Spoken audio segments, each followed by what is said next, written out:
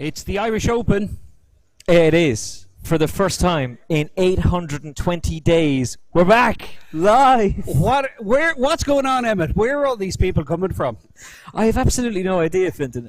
First of all, I should say Emmett Kennedy back for the first time since 2015. Delighted to be joined by not only an icon of Irish poker, but an icon of European poker. Just look at his Hendon mob, 1.6 million. Emmett, Where's all that cash being hidden? Fintan Gavin, my partner in crime, for the entire event.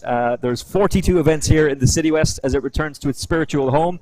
The Party Poker Irish Open is back. Event 1 taking place tonight, the main event. So day 1A is later on tonight. There's 14 championship events in total, 42 events to complete, and you reckon it's going to be more, but right now it's $1 million guaranteed for the main event for the Irish Poker Open. I'm willing to take a bet on the under and over on the 2 million mark, and I'm going on the over. What do you think?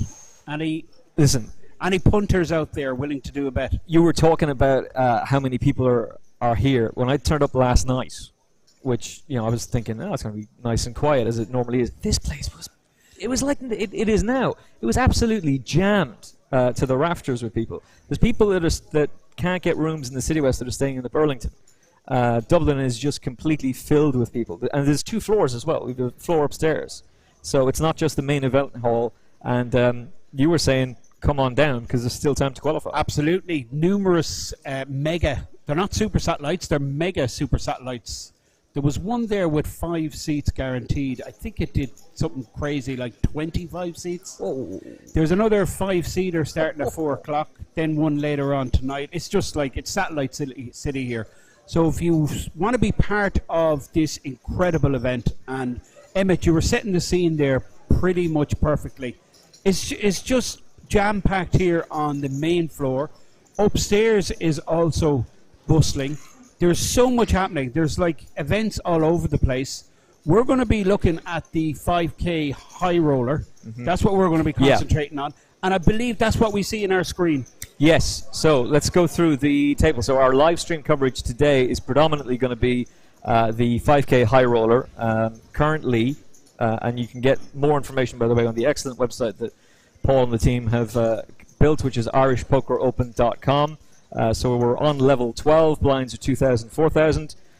With the ante at 4,000. The average chip stack is 125,000. And I believe our chip leader is sitting at this table, and that's John Duthie with 250,000. John, of course, is an absolute legend of the game, founder of the EPT. Mark McDonald's in seat 2. What can you tell us about Mark? Well, Mark is very well known on the Irish scene, but not just the Irish scene, the international scene. He is one of the top money earners on the Irish all-time list. And you can see Mark there on the right-hand side of your screen bearing the coin ribbon. Great lad and really hugely successful tournament player. I believe he's based abroad now in the US, mainly plays live. And, of course, John Duthie. You were mentioning his career accolades there. But John, I mean, for the old school players would know John from a hugely successful player. Yeah. He won the Poker Million back 20 odd years ago. That's right. The Ladbrokes Poker Million to give them their full mention. We have a Dublin reg there. You can see on your screen Geddes. Any of our Irish viewers would be very familiar with Geddes. He's on a pretty hot run at the moment. Well, he's hitting the crossbar. He's final table 2 big events already here. And now he's hopefully going deep again in this 5K. The gentleman wearing the 49ers. This is another... with the O'Donnell cap. First of all, 49ers suck. Dallas Cowboys all the way. Secondly, he came over asking how long is the delay. So we're on a 15-minute delay for ethical and moral reasons. Is it long enough with some of these players nowadays, Emmett? They take so long to play a hand. What? Oh, my God. Don't start me off. Watching what has now been killed by the Irish Open, as you were saying, the WSOP was torture there about 2 years ago. Jesus, a guy standing over a hand for about 10 minutes and he had nothing to play. I know. Do you know what I'm finding from the content I watch? I think the higher the buy-in, it tends to be more of a pace to the play. That's what I'm saying. I'd agree with that. I think that's a very good assessment of it. But why is that though? Well, I guess, okay, look, guys that make the TV, the first time they make a TV table, there's obviously the stress and the nerves and, you know what I mean, they don't want to make a mistake. That's a factor, definitely, and you can't blame them for that, Yeah. They're mates to be watching, and they don't want to get slagged off, Emmett. That's that's one of the factors. The other factor then, I suppose, is they really want to concentrate, and perhaps they believe they need more time to focus more, get in the zone more. And perhaps the more regular players who play the bigger buy-ins, they're used to it, like they know, and they just have a rhythm and a flow about their game. This is going to come to nothing, but Santiago did just land his flush here on the river, but it's going to come to nothing because O'Donnell's got nothing with the Queen Jack, unless O'Donnell decides, oh, he's checked. Oof. Go on, son. Would have been nice if he came up back over the top and fired back at him, but he was too smart for it. So we're on to when we talk about this, and we'll definitely come back to that about the current way that the game is being played and how it's evolved. The next break for the players is going to be in 47 minutes. We'll be 15 minutes behind that.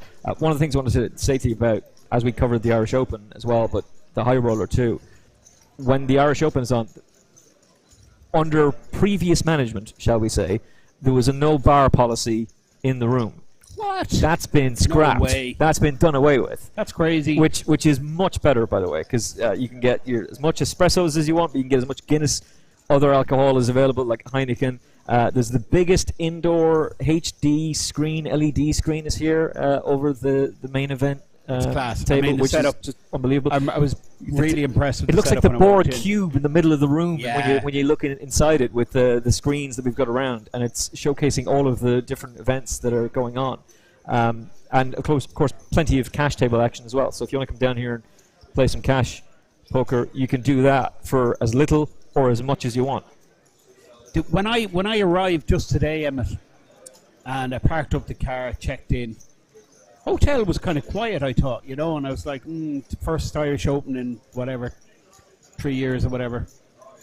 And then I just walked through that archway. Yeah. And then I could see the guys hanging out. How you fitting? How are you lads? How are you Tommy? How are you Mickey? How are you Jonas? How are you Bucko? The crack. Straight away, opened the door. Place absolutely jam-packed. It really brought me back to 12, 15 years ago when, I started playing bigger live events, and the buzz and the excitement. And I think they've captured it perfectly this year. It really is a really electric atmosphere. So anyone in the region, if you want to come down, participate, as Emma pointed out, there's cash games, satellites, tournaments, everything on offer. Meanwhile, we're watching. Yeah, this has just developed into a really interesting situation. So King Jack for Mahan. Bartas has trip tens. So Jack 10 is a friend of mine's favourite hand, and it tends to work out very well for him. And it's music to his ears here, because Man has, he got the maximum he was going to get. He checked, there's a raise, he re-raises, and in the end, you're not messing around with King Jack when there's nothing there to play for. Yeah, Giddis tried to build up the pot as quickly as possible. Giddis, very shrewd tournament player. He's on a good run. I mentioned this earlier. He's running pretty well. He's made a couple of final tables already at this festival. From Lithuania originally, but he's a dub now. He's here 15 odd years. Has the dub accent as well? Well, not quite, Emmett. He rings me sometimes. I go, Giddis, will you just text me, will you? I don't know what you're saying. Really nice guy, top bloke. Come on there, bud. What's it? Right, so we also got Kevin O'Donnell is our American. Yeah, now this guy, 49ers. he's a couple of million in live earnings. Kevin O'Donnell, he's picked up aces here. Let's see how he proceeds. Ooh. Average stack, playing 112. Big blind is 3K. Yeah, his stack is 75,000. O'Donnell is playing, he's playing off average stack, Kevin O'Donnell. He makes it a min raise. Sorry, he's gone up to 106. Apologies. The computer has let me down on this occasion. John Duthie quickly folds to 10-5 now. Gets out of the way with the 10-5. Looks like there's no action. How frustrating is that when you pick up the best hole cards that you possibly can and no one's prepared to play? Well, I'm pretty much suicidal after that happens to me. I just give up. I just say, okay, lads, it's over. It's all over. I know, look, you know what? Someone like this guy here, right? Just the player profile of O'Donnell. He's been around so long, this guy, right? So, and, like, he looks down at aces. The heart rate is the exact same. Yeah. Okay? The mechanisms My are Apple the Watch same. would start going. Yeah, no, I mean, the guy has been around. He's a grinder. He's like, he's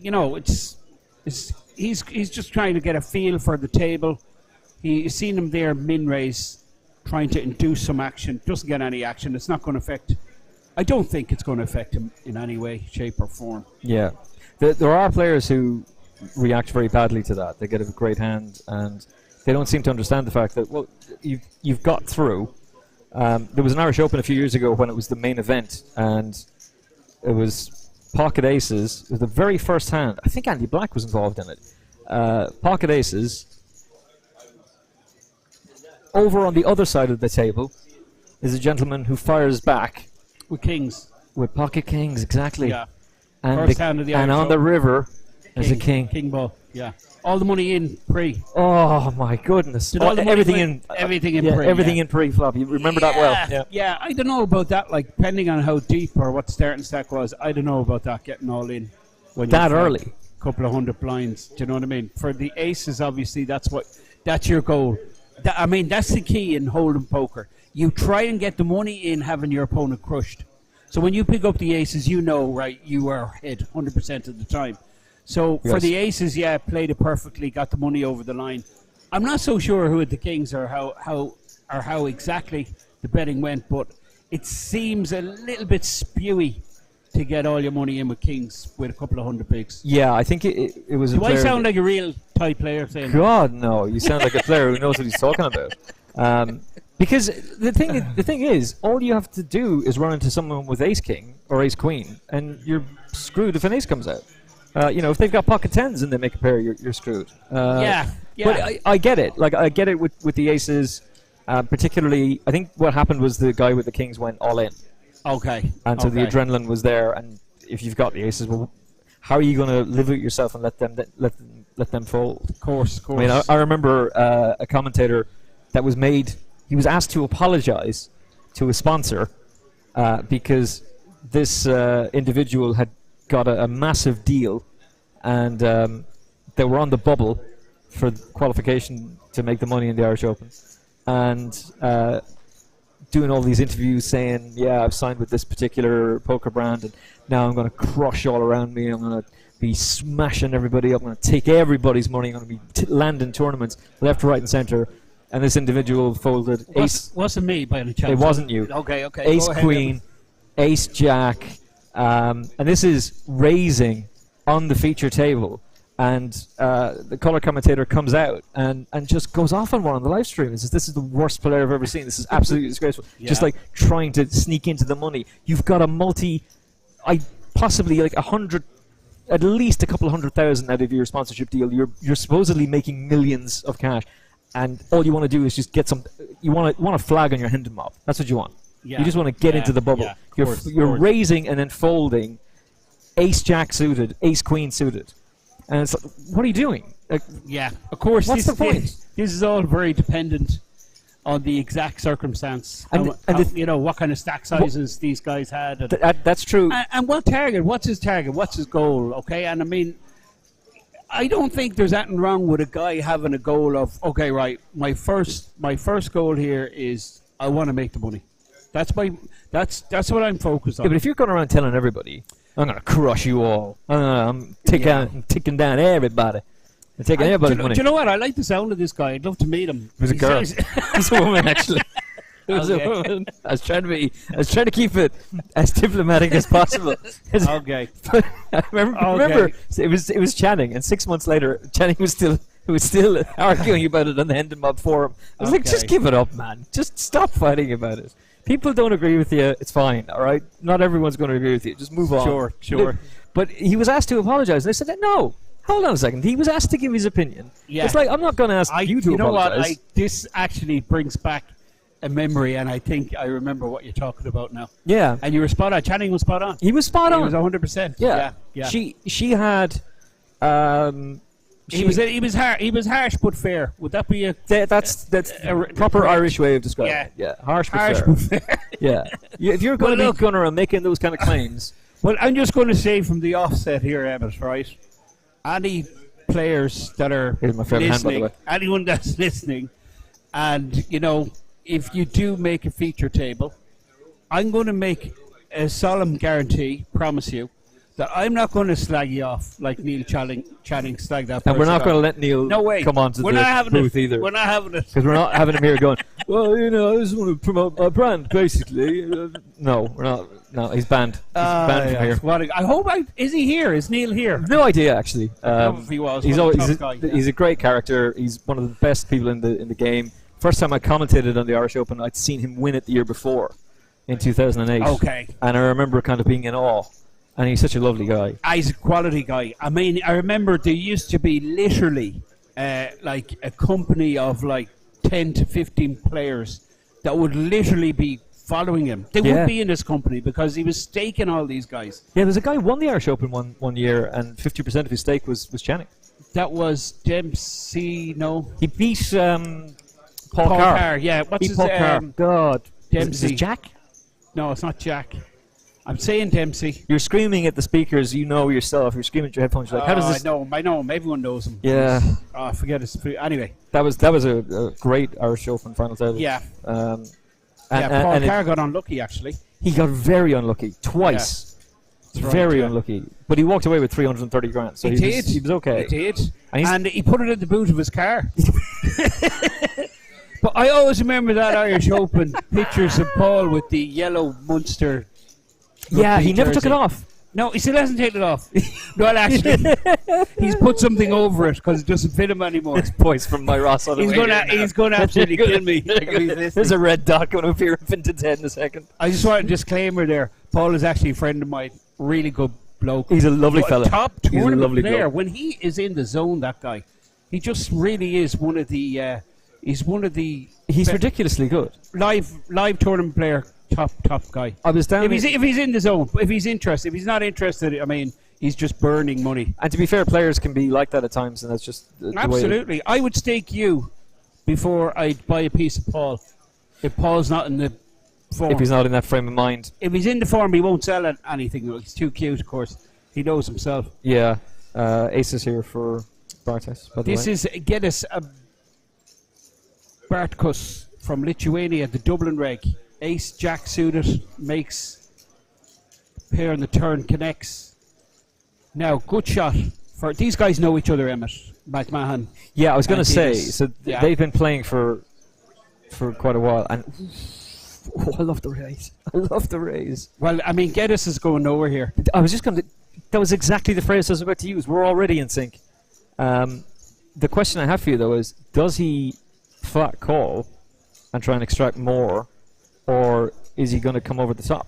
Well, I mean, he's not 100% he's ahead, so he's not like, this is not a slam dunk, it's not that straightforward, okay? But he's going nowhere. He's, I'm just looking at, he's +1, so he opened, McMahon defended. So this kind of board, what McMahon is saying here is, look, I've got the straight. And McMahon is using the knowledge that he has a 7 in his hand, he's a blocker to the straight. Yeah. So he's saying, I'm the one here with the straight. Even if you have an ace, even if you have the aces pre, I've got you beat. This is what McMahon is saying to Geddes, but Geddes, believe me, is a super live reader of the game, and he won't be going anywhere just yet. There's also the possibility that he's thinking, did he go in with like the ace of hearts and the 4 of hearts beforehand, then he's got 2 pair and I'm screwed that way. Yeah, there's loads of 2 pairs combos that Geddes will be concerned about. And the reason that people would play the ace wow. Let it go. Wowzer. Now that is a great call from you, and it's a great call about the knowledge of these 2 individuals against one another. He knew how to get him, and he knew that he had the blocker in his hand. That's a fantastic piece of play from Matt. McMahon he mugs Geddes there. He steals the pot, and that is a real quality move from the player here in the big blind, just using range advantage. That kind of board, he was saying, look, favours the big blind defend. And Giddis, I think he's probably the straight, obviously, but he's probably concerned about a 2-pair combo as well, and just decides he'll pick a better spot. It could have been 3-4 that he's defended with. It could have been the ace-4 of hearts. Absolutely, yeah. In which case he's got top pair. He's got top pair and a kicker, whereas you've only got an ace and a jack, and you've got one out then basically for the river. He just didn't realize that he was actually in front all along. It was the hypothetical, but it's great for us because we get to see. And by the way, this is a massive upgrade as well. Again, not having a pop at the previous administration, but how cool is it that we actually get to see the whole cards? Yeah, it's really good. And do you know what else is really good? This guy McMahon, I haven't actually, even though I know the guy to see, I haven't played with him before that I can recall.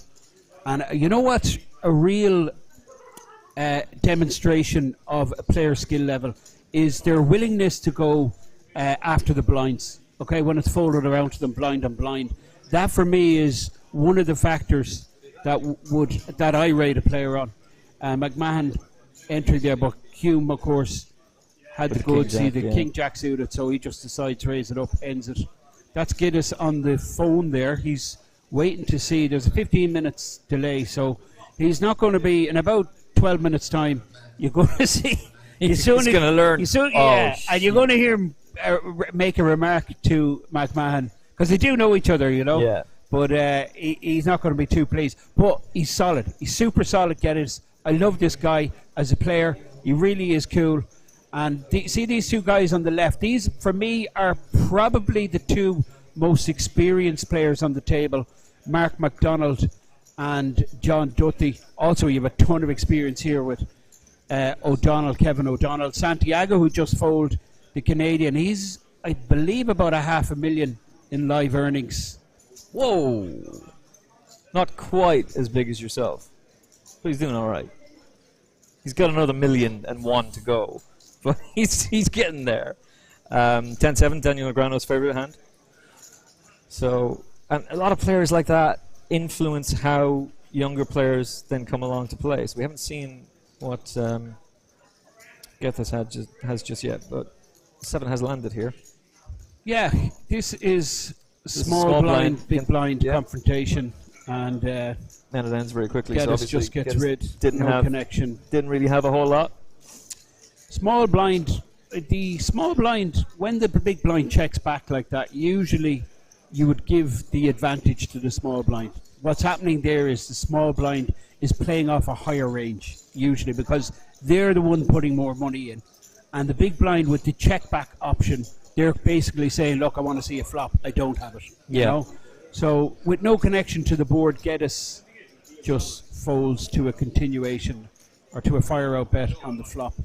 So from whom? One of the things I've kind of been alluding to about the 15-minute delay, and I'll finally say it to you now, is as Gethys can look at his phone, and it's one of the reasons why Kevin O'Donnell was asking is how long is the delay. At the WSOP, we've seen players get up, walk away from the table, go to their friends, and their friends are telling them, he had you, or you had him. And then that starts to be remembered in their minds about what their facial expression was, how the betting patterns that they developed and used. And you're probably right that he is going to make a comment to Gareth. But what I was impressed with was in victory with a bluff, essentially. All it is a blocker. He didn't give anything away. He's smiling afterwards. He's just nice and relaxed, as if I had the nuts. Yeah, correct. I had it.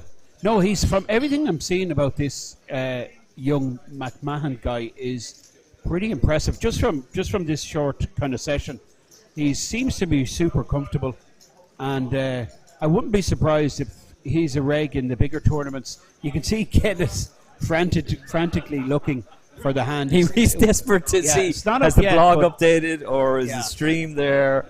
What's going on? Where are we? What's happening? I want to know. But how do you feel about that? That a player, like as a live tournament player yourself, and as a commentator, how do you feel about players being able to learn 15 minutes afterwards, this is what went down? Okay, well, as we'll say, okay, there's two questions here. As a commentator, right, I'm loving it because it adds a new dynamic to the table, okay? So they're getting the information, and that will obviously influence their thought process and how they're going to proceed against that particular player, depending on what the outcome of the hand was. As a player, then, I think it's unfair for a guy, right? Just say a guy arrives into town, okay? He's a newbie. Just say I arrive over in Mississippi or somewhere or whatever, and I'm there with my wife, and I play the tournament. I've no friends on the rail. Do you know what I mean? And then I'm playing a load of regs who have friends on the rail, and they're feeding him all the information back. But I'm like, I don't know. Yeah. You know what I mean? I think I'm not That's really hard. crazy about that. I see it a little bit like, say, with someone by themselves or someone who's part of a kind of a company of other poker players, and they're constantly feeding them all the information. I think there's an advantage there. No, it's completely legal and it's proper, and there's no. Oh, yeah. Do you know what I mean? So I've kind of mixed feelings about it, to be honest. You can't fold the Casino Royale hand. 7-5 suited, come on, man. There's even 7-5 suited clubs as well. What are you doing, man? I'm obviously taking the piss, but... So Gareth with pocket nines, min raise, 3k big blind here. This is a 40-minute clock. Really good structure, 50,000 starting stack, and the nines looks like it's just going to take this down. Yeah. Big blind. It's probably one of these hands that is just too trashy to defend with. Oh. Well, sorry, the big blind. We got has the long ace walk. king. We got the long walk to Houston. Okay, we're going to see action here. Now, how do you 58k. do you see this as a re-raise? Well, he could put the lot in. All in? Yeah, Wow. he does. He's 20 bigs, so he's going to just reshove, and this puts the benefit of doing this is you're going to get He's calling him. Yeah, he's called, but Let's go, baby. sometimes nines would fold in that spot. But McMahon, smart enough to figure out he's in a race. Are you or happy he with could the be score? ahead. It's marginal. I'm all for preserving my chips, so I think about it a bit longer. But McMahon is in the flow here. No, they're out for the ace if a 3 comes. So now he's got the aces. Ace king or King or three for a three. straight. The nines hold for the moment. Still holding. This is a big pot, This is why they call it the long walk to Houston. and it's And survived. the Nines nines hold. survive. Nines have done Santiago it. eliminated, and McMahon that's it. is up to 190k. That was a phenomenal hand. It was kind of one of those situations where there's nothing Santiago can do, only shove and hope for the best. And then it was just going to come down to McMahon whether or not he was going to make the call. And that's why I was asking you, were you happy with the spot? It's obviously it's worked out for him. The reason I'm using that Doyle Brunson phrase, he coined the term the long walk to Houston, and he gave that term. Maybe you want to tell the story yourself, but he gave it that term because of the amount of times he saw people go all in with Ace King, including himself, Yeah, do their nuts and have to just walk on. the long walk. The long walk home. Look, Couldn't even afford a cab. I genuinely don't have any problem with ripping there with the Ace King 20 big blind stack raised into you. We've seen from the short time we've been watching the stream, McMahon is pretty much involved in everything. You see him raising here again with the King Jack. So he's pretty active, okay? And the big blind wakes up with Ace King, sub 20 bigs. I think the all in there is pretty, I think it's standard. Now, I don't think the call with the nines is super standard. I like it. I think it's a great call. Yeah. But, there's a case there for folding the nines. Do you know what I mean? I think a lot of people would have, particularly in a high roller. I think a lot of people would have. But he had the guts, but I also think he had the knowledge to be able to know, look, I can call here because I think he's going to shove with Ace Jack, Ace Queen, Ace King. I think so. I think you're right. He could even shove there with sevens, maybe. Yeah, I don't good think. shout. I think small pairs probably not, but maybe sevens he does it with. King Queen suited he might do it with. So yeah, this guy. For me, he's been the standout player so far, McMahon. He's been impressive. He's connected again here. He's made second pair, which is fine. He's just going to check back, control the pot size. Doesn't want to get check raised. That's the last thing he wants to do.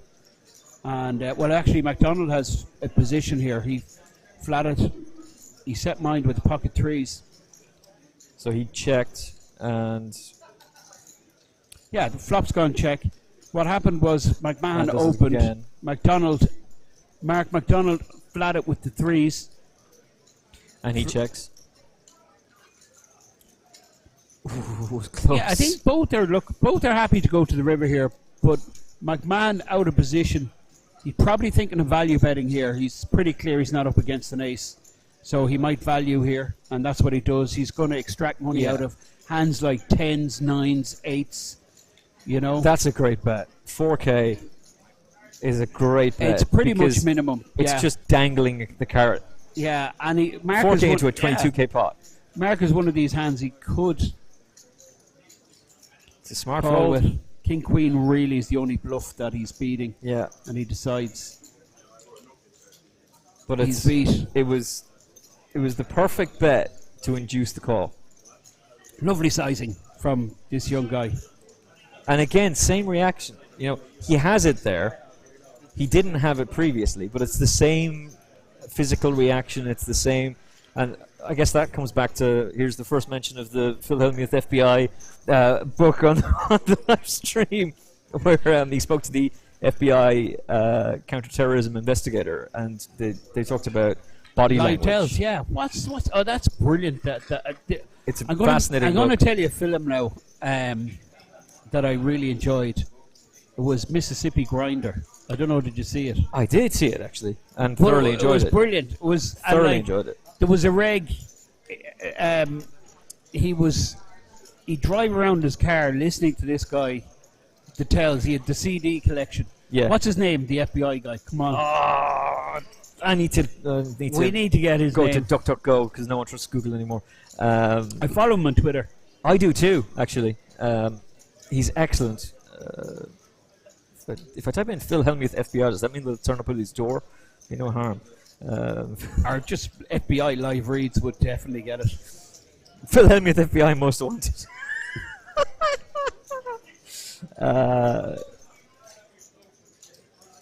Joe Navarro. Joe Navarro. That's exactly who it is. But it was Read surreal. him and reap. That film Mississippi Grinder, the main character in it, he's a tournament grinder. He's on a bit of a downswing, but all he does all day is listen to Joe Navarro. Oh, sorry. Yeah, Joe Navarro and with and Martin Carl. 101 live reads or something like that. It's called the book. Yeah. something like that. Yeah. It's but it is fascinating that you would talk to someone who literally is a lie detector, a human lie detector, in real life, and add that to your skill set. That you would go out of your way to go. Hang on a second. What is this guy doing? Like, what is he doing? Why don't I use the resources that they're using? If they're going to use this in interrogations, well, why am I? Basically, you're interrogating your opponent. So why not try and learn from the best? And that's exactly what he did and wrote a book about it. So he profits from the book sales, but also profits from the tells at the table as well. And look, Phil Hellmuth can be a pretty arrogant douchebag, but damn, he's an incredible tournament player. Like, he just is exceptional. And there's something about that character that he has, that persona. Like, he walked in to the Irish Open here a couple of years ago, and everybody's obsessed with him, and he wanted nothing to do with anyone. He comes over and starts talking to Porrick Parkinson, and it's like if he comes over and starts speaking to you, and you go, "Oh, by the way, this is my commentator, my co-commentator, Emmett." Yeah. Anyway, Fenton. So No interest. Yeah, didn't give a damn. Didn't give a monkeys. And I love the guy. I love the bad boy of poker. And after that, I was like, screw you. Looks like we have a couple of new players on our feature table. Yeah, I was going to ask you about some changes. This is table number 8, right? Yep. So yeah, we've seat. So obviously Santiago got busted, so he has to be replaced. I think what's going to happen is John is going to be moved, but that hasn't happened yet. So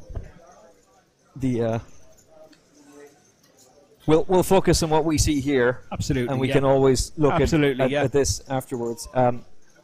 by the way, viewers, we're watching exactly what you're watching. We see what you see. We see. We've no other than the Irish Open website. We've no other information. Now this is really interesting.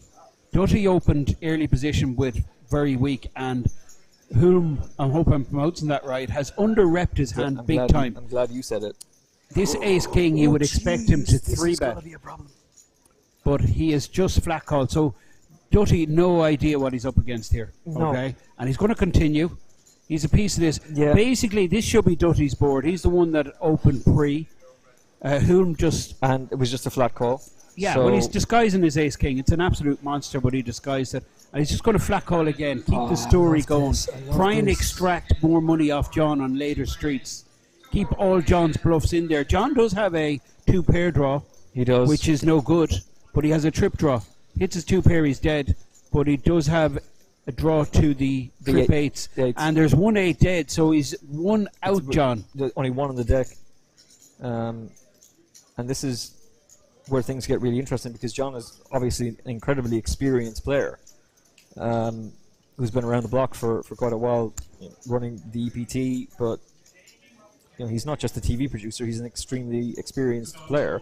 But he is going to come in with a bet. Well, he has problems, John, because basically what he's putting his opponent here now is Queen X type hand, Queen Jack, maybe Ace Queen even, Queen 10. Queen 10 suited, these kind of hands. So that's what he's thinking he's up against. Okay, a lot of the kings would 3-bet pre. Obviously, Ace King you would definitely expect to 3-bet pre. So Johnny's no idea the strength of Hume's hand. Humes has played this perfect. He's getting money, and this is all free money. Dutty is just burning money here at the moment. I love the way this guy's playing it. Is he flat calling again? That's absolutely beautiful. And he checks, he blind checks, right? He blind checks. This is really great play. Now, it could be a bit of an action killer because a queen is more likely to call with the second king coming out there. Yeah. But Dutty might just still go for this. Dutty's saying, I'm the one with ace king. Or I'm the one with aces. That's what Dutty's saying. There's 88,000 in the pot. This is a huge moment in the tournament, believe me. I like this guy, Hume. I can't believe he's played it this way. And Dutty is gone Has for he gone? it. He's Of gone course for he it. has. He's And I pushed. don't blame him. Oh what a hand. my God. What an incredible hand. Trouble on the river. And he's going to get Population snapped John off. Dutty. Well, Hume doesn't need to second guess himself here. Just call, mate. No, don't. He's second guessing himself here, but he shouldn't be really. He's played it perfectly. It can't. Ace King is pretty much the nuts here. Yeah. Okay, he could be up against queens. King Queen. King maybe. Queen, possibly, yeah. But he's blocking King Queen. So queens really is the only hand. Obviously, eights possibility. Now, why is he not calling? He's calling. 100% this money's going in. And he goes, yeah, of course he calls. And I think John, this is massive. I think John's going to feel pretty bad when he sees it took him so long to make that decision. Dutty's busto. No, that's it. He's gone. He's not. He's not. Is he not? No, I'm just trying to figure this out. Are you sure? Oh, he's all in. Maybe he is. I think he is. I think he's done so. I really love the way he played this ace king. Now, obviously, I would have liked if he just snap called on the river because, I mean, he just told his story. He trapped Dutty beautifully. And I almost thought that's what he was doing. I almost thought that the way John was approaching this was just going to make was just going to check back. But instead, yeah, the king was an interesting card on the river there because Dutty for sure is not putting Hulme on a king. He's not putting him on a king. And that goes back to what you said at the start, how he disguised the strength of his hand. I really love the way he played it. He got the maximum rewards. He could have 3-bet there pre-flop, and the ace-8 goes into the muck. End of story. I'm really liking how he played that. And it's been a frustrating table for Dutty because he's really had nothing so far. Like, it's been 10-7, Well, it's the first hand. 4-3, Yeah, it's the first hand we've seen him involved. Is that He is- John still at the table? He is still there. But he's down to fumes. A couple of blinds. He's got, as was described by a man who ended up making the final table one year. What are you messing around with him for? You've got all them chips and he's only got a bowl of rice. I was in stitches. His wife bollocked me for taking the piss out of him on the live stream. If you're listening, Hello. There's Johnny all in. He's less than a Oh blind. God. Yeah, I thought he was left with. I figured he was left with. 2K. I mean, bowler right, and he's running to kings. Jeez. yeah, he's bust out. But what an incredible hand. I mean, John had average stack, and he just every straight he just blasted it off. I don't really blame him. I really don't. He went for it, and in that situation, he expected to be up against the queen, and he was going to try and move his opponent off a queen. But the player, I think his name is Andrew Hulme, and I don't really know him that well. I don't know him at all. I know him to see, but I'm really impressed how he played that hand. It's a pity we don't have the viewer chat anywhere. Are we on Twitch? I think Andrew has, if I'm on the right player, he's got over 1 million in tournament earnings. Oh yeah, he definitely knows what he's about. There's no doubt in my mind that this guy is a very high-level player to come up with this. Now, McMahon's going to run into it here. So my man, 3 bets to 20k, and it's an all-in from Flood. Oh boy! Well, he's going to snap again with the nines, hoping he's in a race scenario. Sometimes he's actually ahead. He could be up against the eights. And John's hoping for a 9 as well, by the way. It's just one of those outers to the straight. So this could be the end. I can't see a way for Johnny to win this. Yeah, he's all in. This could be the end of John. We are looking for a 9 for McMahon to cause another upset, but the Kings very much ahead as things stand.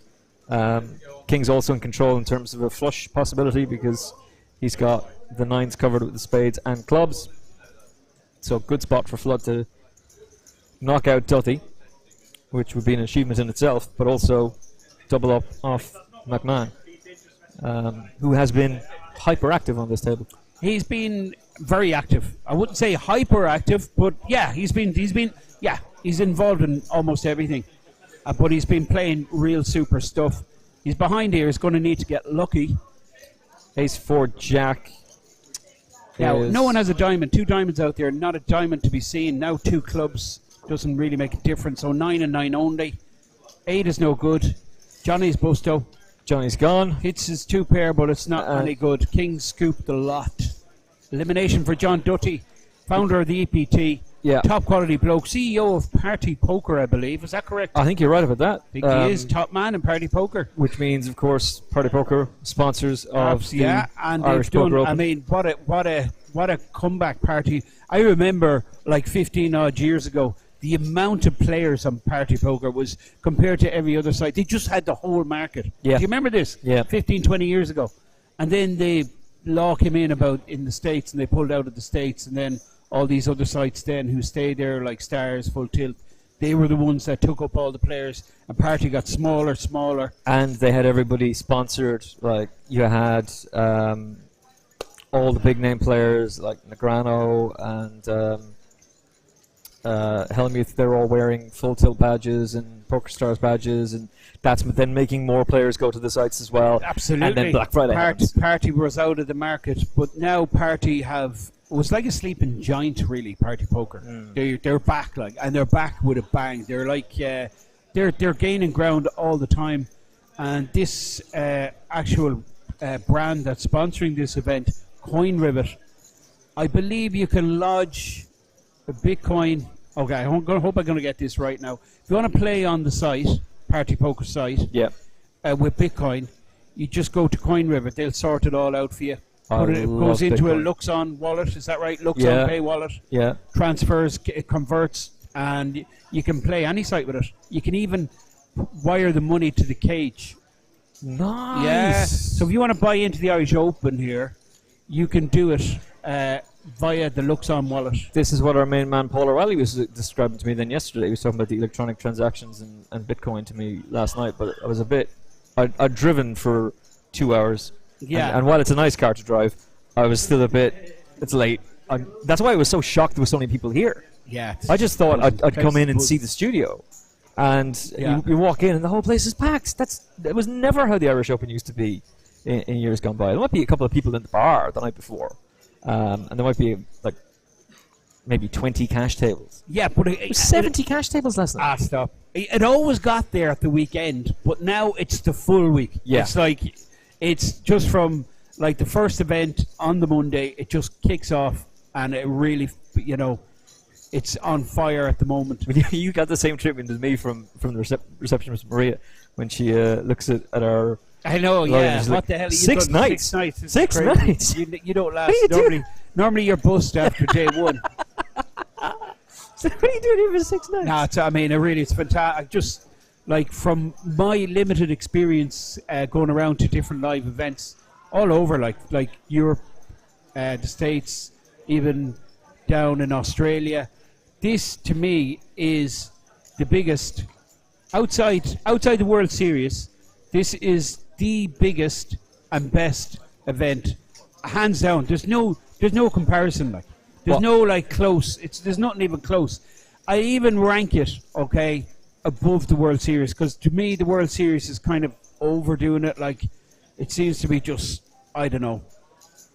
They're just adding too much to the schedule. In fact, when I started playing the World Series first, right, this is what they had around the 35, 40 events in the schedule, which is pretty much perfect. We got 10s on 10s here, by the way.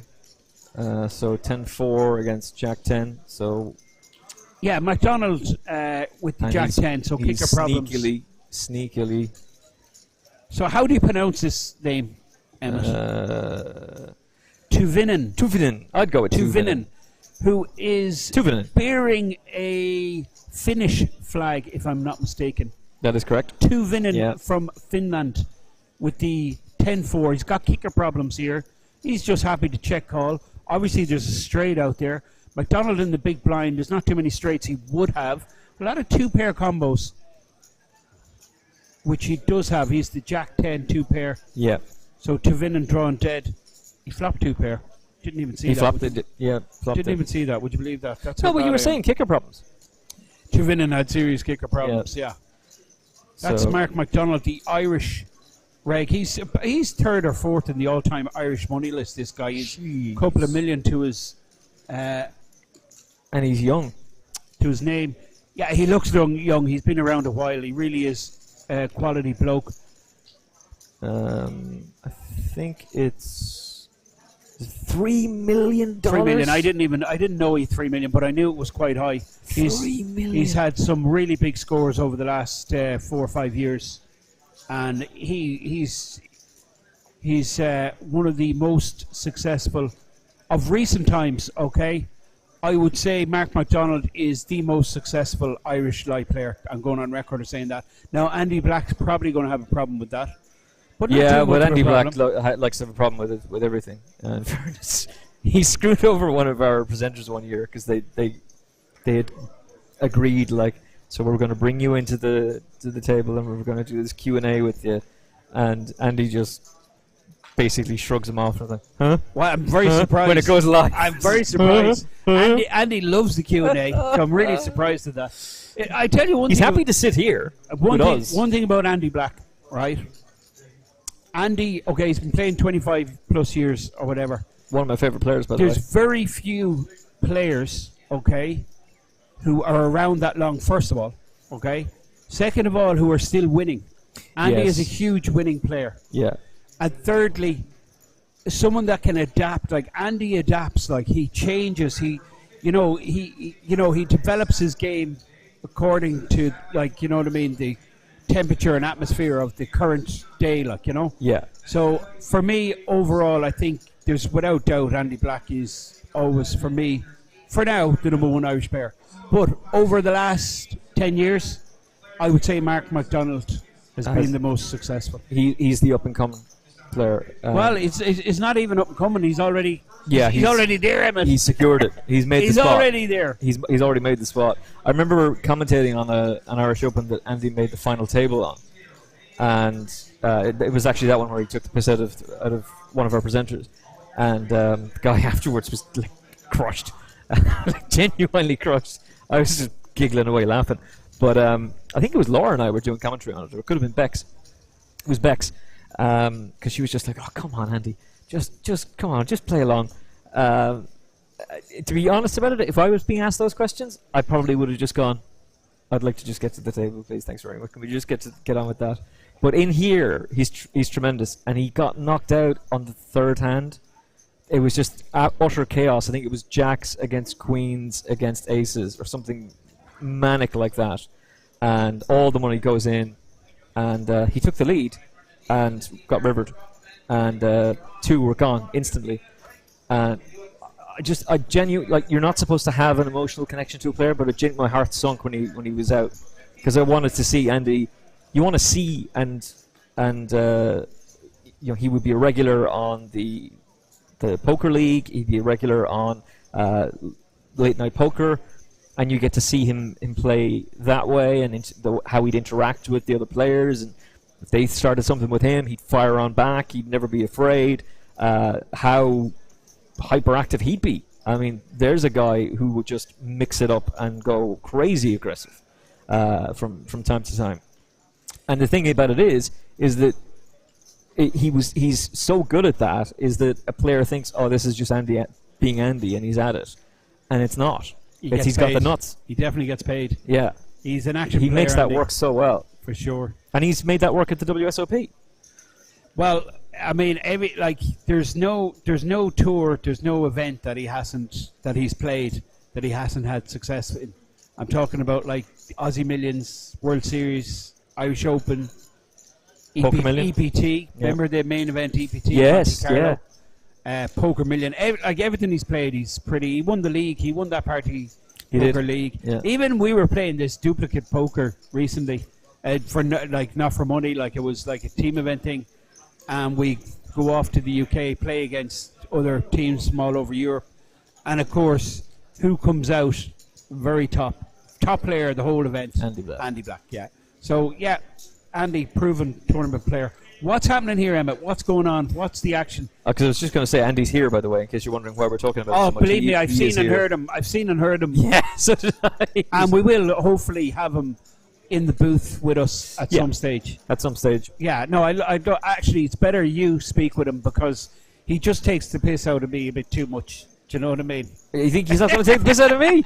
You think he's not going to just roll up with us? I get on really good with him. No, you two have a great dynamic. Perfect. But it's great to see so many players like that. You wouldn't have. Well, obviously with the lockdown, I mean, we haven't. Oh my God. We haven't seen. But even players I haven't seen for years, like, are here. Yeah. I haven't seen in several years. But all kinds of Irish and UK regs. Ooh. O'Donnell's woken up with pocket queens here, by the way. Kevin O'Donnell, 81,000 stack. What's the big blind? 4K? We're on 4K. 4K. So there's a min raise from Flood. We can't see Flood's hand, but both Flood and Kevin O'Donnell playing same stack size. So which is about 20 bigs. Both players on about 20 bigs. Which in real time, by the way, is about to change. We haven't seen as he just shoves. He shoves for the lot, which I don't. I mean, I don't mind this, but it's kind of getting rid of a lot of marginal hands. Flood, might stick about with if he, his 3-bet size was. He might have messed around with 7-5. He might have messed around. Was that what he had? 7-5, yeah. 7-5 suited. Yeah, obviously. I mean, less than 20 bigs. O'Donnell is just saying, right, let's get it in here. He's going to get called by Ace Queen probably. That's what he wants. He wants hands to call him that he's beating. Yeah. But there's not that many if you think about it. Ace Queen is one. Yeah. Jacks, 10s, that's about it. Yeah. There's nothing really else going to call him there. The thing is that unless you're Gareth McMahon and you have the 9, then you snap him up. Gareth's going to kill me when he hears this. But I've been doing nothing but compliment him. Look at himself catching up into the stream, by the way. Yeah, no, I love the way he played this hand. That Ace King hand, it was legendary. It was brilliant. The only slight problem I have is just that he just doubted himself in the. He set up. He just trapped Johnny like a wild animal. He had him. He got him. Played it perfect. And then when he came down to it, when Johnny ripped. He just started doubting himself for a few seconds, but of course he had the strength of character to have the clarity of mind to say, right, I'm ahead here. Yeah. Trip Kings, top kicker, good luck. Call. I know people who would look at that and consider that slow rolling. No. It wasn't, though. Absolutely it's a high roller. Absolutely it's John Duthie who's moving all in. And the way it was played, John was repping. You see, Johnny was repping the aces. He was repping the ace. Johnny was repping the hand that he had, Ace King, Now, this is Gareth again, and I expect a 3-bet, which would be super standard with an ace-king in the small blind to be 3-betting here. And this is the Finnish player. And you are correct, To sir. Vinen.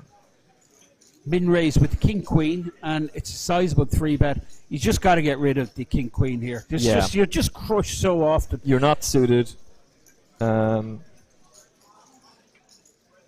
He's got 86,500 left.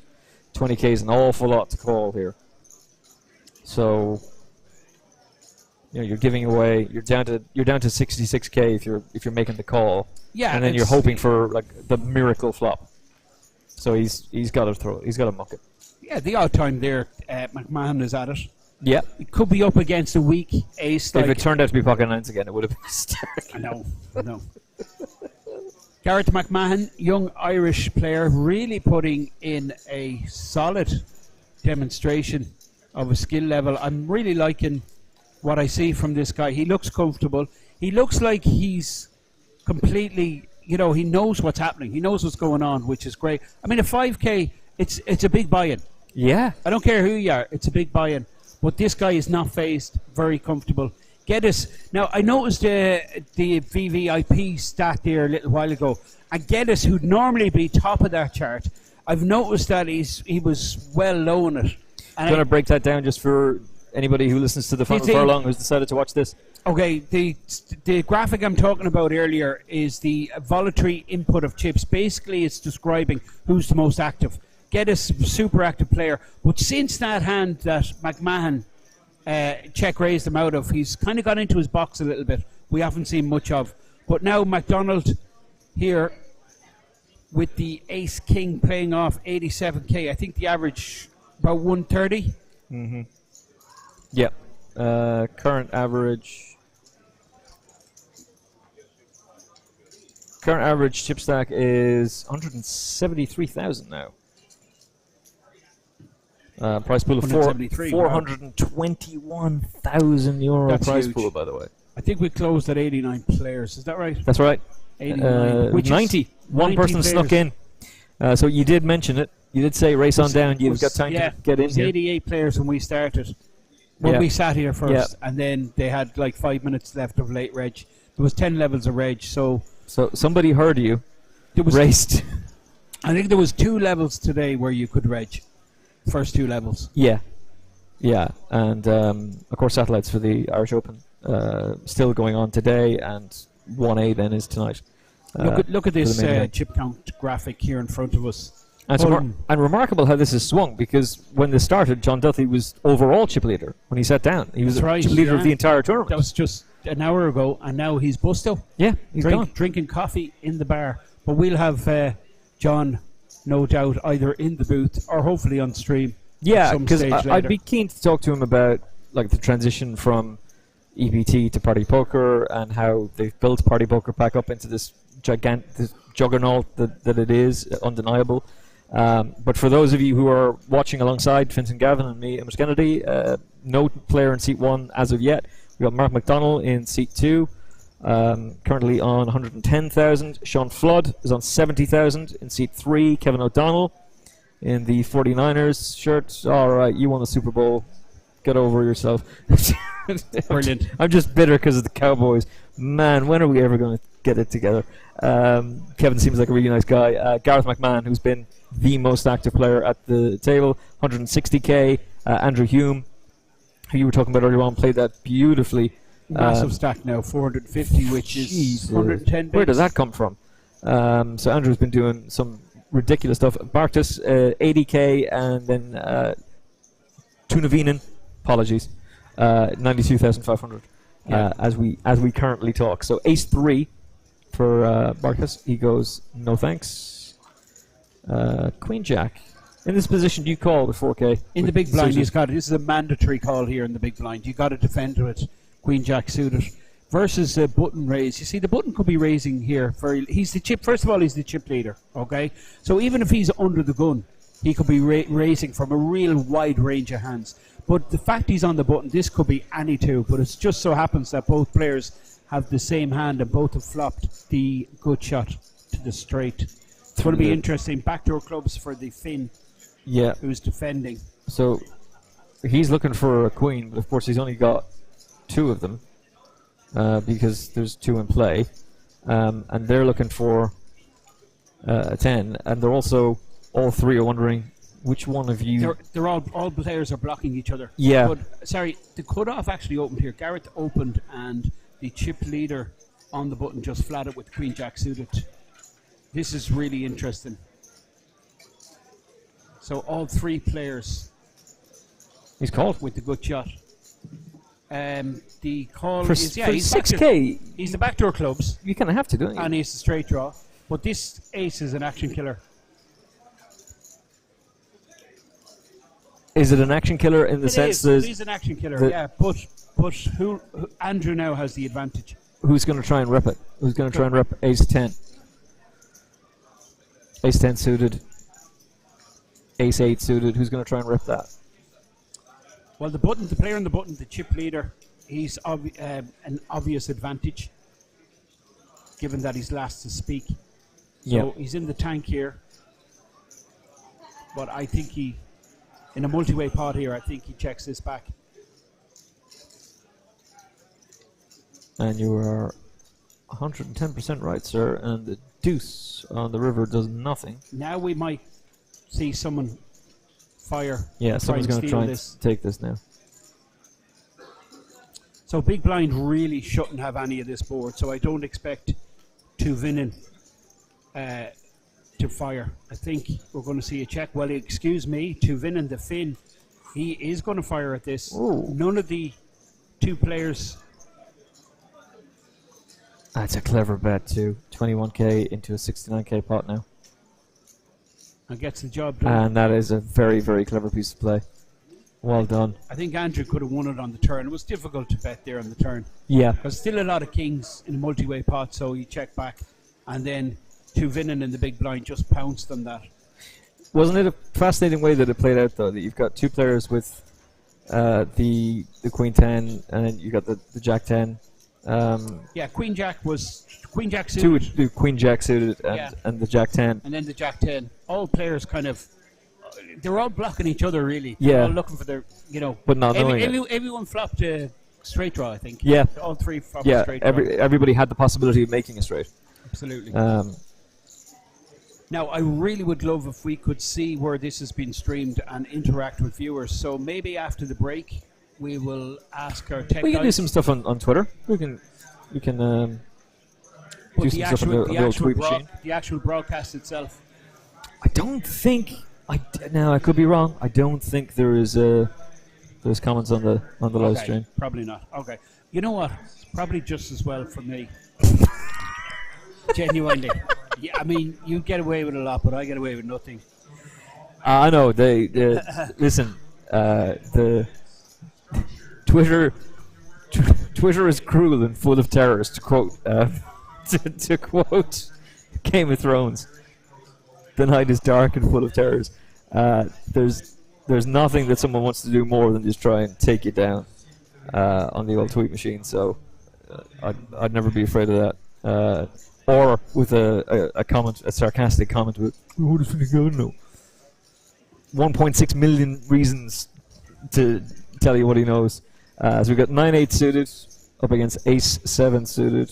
Nobody hits on the board Good shot from Mark with the 9-8. yeah.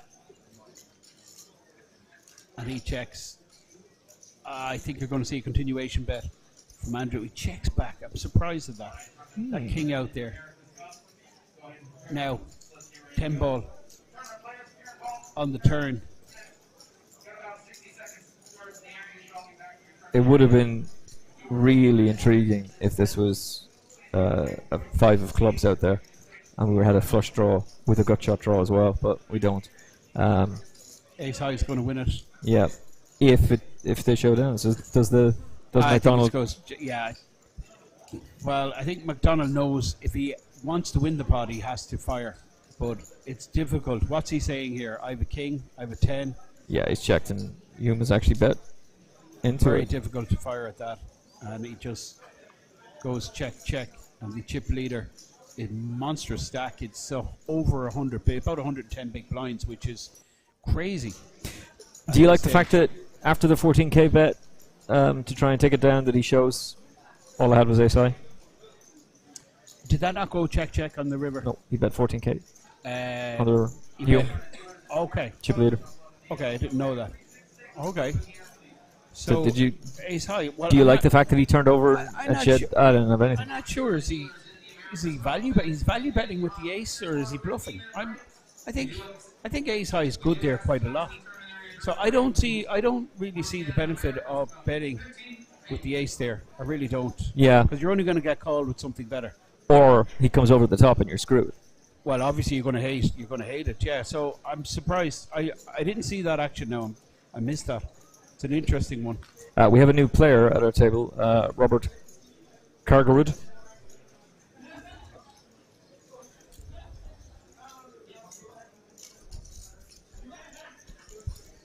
Which is might be a little bit ahead of himself there.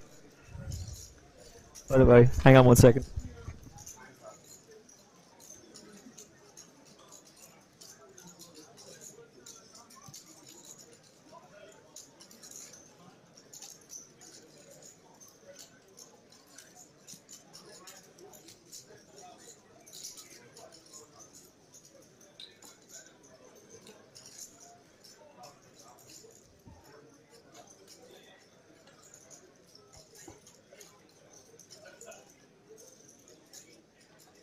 Apologies, I had to have a brief conversation there with the new king of the dealers, who's an absolute gentleman over from Texas.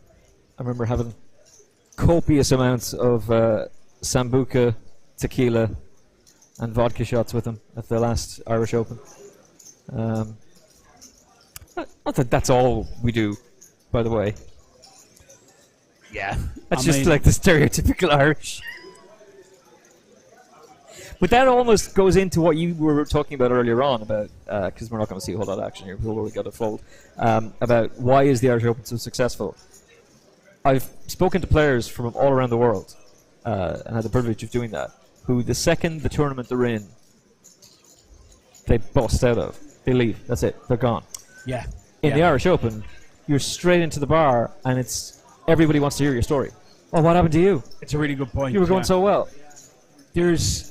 Okay, when I start, I mean, it's different for everyone. Okay, it's down to personal choice, etc., etc. But for me, when I started playing live poker first, I started playing online like maybe 20 years ago, 22 years ago. But I played like as a kid. I played like straight draw and loved it. Always loved. We had a school and poker school when we were young, growing up. We played stud, we played straight draw. Absolutely loved it.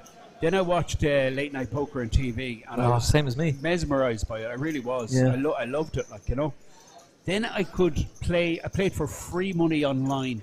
It was pokerroom.com, and it was Hold'em, and it was limit at the time. Which I mean, I can't play. I'd stick a pin in my eye now if I played limit. But at the time, it was absolutely brilliant. I mean, it was just brilliant, And then they launched live real money, and that's how I started playing Hold'em. And then when I started playing live about 20 years ago, the buzz, the atmosphere, I'd really get a feeling of belonging to some kind of community. And then obviously you'd make friends with similar like-minded people, and we used to travel together to different tour stops, and then you'd meet other guys from different countries, and it really was like a poker festival. Really was something to look forward to, something very enjoyable, and win, lose or draw, you really you had a great experience.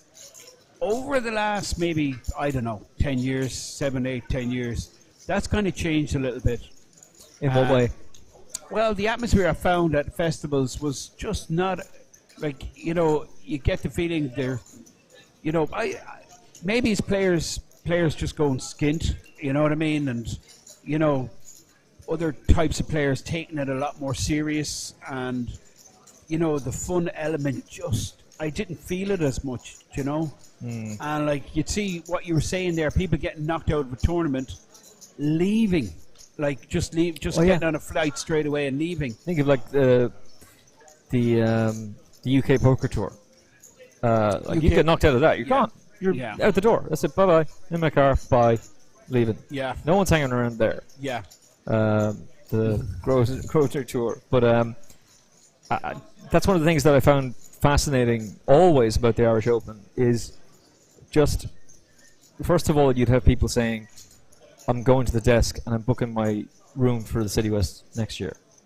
Like I'm coming back. It's rare that happens. Very with other events. Yeah, totally. No, totally in sync with you what you're saying, Emma.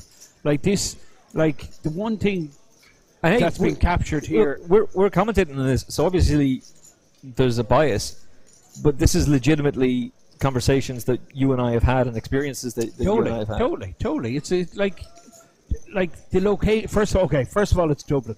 Okay, so it's easy access to get to for a lot of Europeans, UK guys. Yeah, and they're coming more for a holiday rather than say they're going to the WSOP to grind out and try and, results is obviously everyone wants to have a score, but you do get the feel that with visiting players, they're here for the fun along with the poker. Yeah. And that's a great combo for creating atmosphere, and it's people that create atmosphere. Yeah. So these other festivals where people get bussed out and they leave, that takes away from the atmosphere. Whereas a festival like this, you go busto, but you're not going anywhere. You're going to have a session with your mates, or you know what I mean. You're going to play cash or whatever. We'll be having a few pints tonight. So the guys here, I don't know. The guys behind it, I suppose, are responsible. I don't know what it is, but something special has been captured here, and this, for me, is the most iconic standout poker festival in the world, without a doubt. And I can say that hand in heart and mean it. And I genuinely back you up on that. I mean, the late great Liam Flood obviously was a massive contributor to its success and was an incredible supporter. I had the honour of commentating with him. I remember genuinely being overwhelmed when he sat down to commentate with me, because I had spent so much time, like yourself, watching late night poker. Did he give out to you? No. What he would do is, it was actually, funnily enough, as we were talking about Andy Black, so we got King Jack against Ace Jack here, by the way. So the King Jack is just flat called, and we're going to see Andrew, who's kind of playing a little bit passive, Andrew, even though he is the monster stack. Now, he should be, although this board you would think would favour the big blind. Now, this is an action card, Emma. Jack, bingo. We're going to see money. Now we're going to see it. And Gareth, who's just flatted pre with the King Jack. There's a case there for actually 3-betting pre, but because this King Jack, it is blocking quite a lot of premium hands, but he decides just to flat call. All perfectly reasonable. Andrew check back flop. This kind of board would favour the big blind, the 6 deuce 7. But now this Jack is just going to kick things off, and Gareth leads out. Gareth's positive he's ahead here. He's called. He's just sucking him in. So 2 pair, and it's the kicker that plays. Now, Gareth is going to bet again. He's sure he's ahead. He's 100% sure. He's going to bet about 20k. I expect about a 20k bet from Garrett McMahon. This is why Fintan Gavin is so bloody good. 27k. Yeah, you've called that almost spot on. Raised to 56. No, he didn't raise. That's the pot size. So what happened there was Andrew just flat at the 27. Did you not raise? No, he just flat at the 27. And I get it because he's just flat called. Yeah, it's like there's a lot of twos he could have there. Like, do you know what I mean? Yeah. And there's a case for value raising, I don't think. But I mean, you absolutely hate it if you're a Hulme and you value raise there, and then Gareth comes over the top. I mean, you just hate life. You just have to fold your 2 pair. Yeah. You know. So a call there, perfectly reasonable. Pretty reasonable. Gareth on a downswing, nothing he could do there. He played it. I mean, there's nothing he can do. That card, the Jack on the turn, was the worst card that he could see. That was the action card. Absolutely, yeah, absolutely. And as you rightly pointed out, it was the action card, but it was the worst possible action card for Gareth. Well, it's cost him 35k. Yeah, and 35k is big now at this point. Yeah. And also, the body language of Gareth has changed, because I was talking to you earlier on about how his body language was so upbeat and good, and all of a sudden he's looking like a guy who just has the weight of the world on his shoulders. Yeah, he's been involved in quite a lot. He's the most active player, but I do get the feeling that he's good recognition about him. He knows what's going on. I mean, tournament poker. This is not easy, Emmett. Tournament poker it's a brutal game. It really is, and you've got to be like Steele if you want to be successful. You want to make it to the winning line. You got to be like Steele inside. You need a real strong temperament, real, balanced personality, and he's gone all in. I was just about to say, is he going to shove here because he's done it with the nines? Yeah, he's gone down to 106. Big blind is 6, and it's going to work. Yeah, you can't call it the king jack here, surely. From out of the small blind, it looks pretty strong. The only thing I would say is Garrett's been very active, so that's playing on Kevin O'Donnell's mind. He's thinking to himself, well, this kid, he's playing every hand. He could have anything here. So that's why this is close. This is closer than you think. He's also seen the nines twice. He's seen the nines, yeah. So the only thing I hate, I don't like the call here, I'll be honest. I wouldn't either. No, I mean, it's first the all turn. in I would like.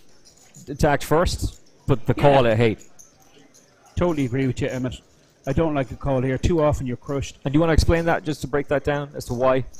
Well, you want to get your money in first because there's always... Okay, well, basically there's two ways to win. You can win by getting your opponent to fold. That's one way to win. And then if your opponent does call, well, you can still hit, even if you're behind. You can. So getting your money in first is always the advantage. He folded. I expected him to fold. I would have hated a call there with King Jack. There's too often there you're crushed. You're up against King Queen, Ace Jack. You could even be up against Ace a premium like Jacks or Queens, etc. But Gareth McMahon, he's really been the standout player, hasn't he, on this table? He has. And you're right about how it's kind of swung. The swing has gone in a downward spiral for him. But he's swinging it right back up again too. As I wave to Fergal Nealon in the background, who's not playing this year but is doing some remarkable work. Should get him over to have a chat with him in a little bit, actually, because he's doing remarkable fundraising for people of Ukraine. Brilliant stuff. That's Rapid Response Ukraine. Anyone wants to get involved, just Google it online, go on Facebook. They're doing, I tell you firsthand, right, these guys are getting to the crux of the matter. They're getting supplies right into the border. They have a direct link to the medical people in Ukraine, and that's what they're doing. It's really good stuff. Fergal Neal, of course, behind that, and Mark Walsh.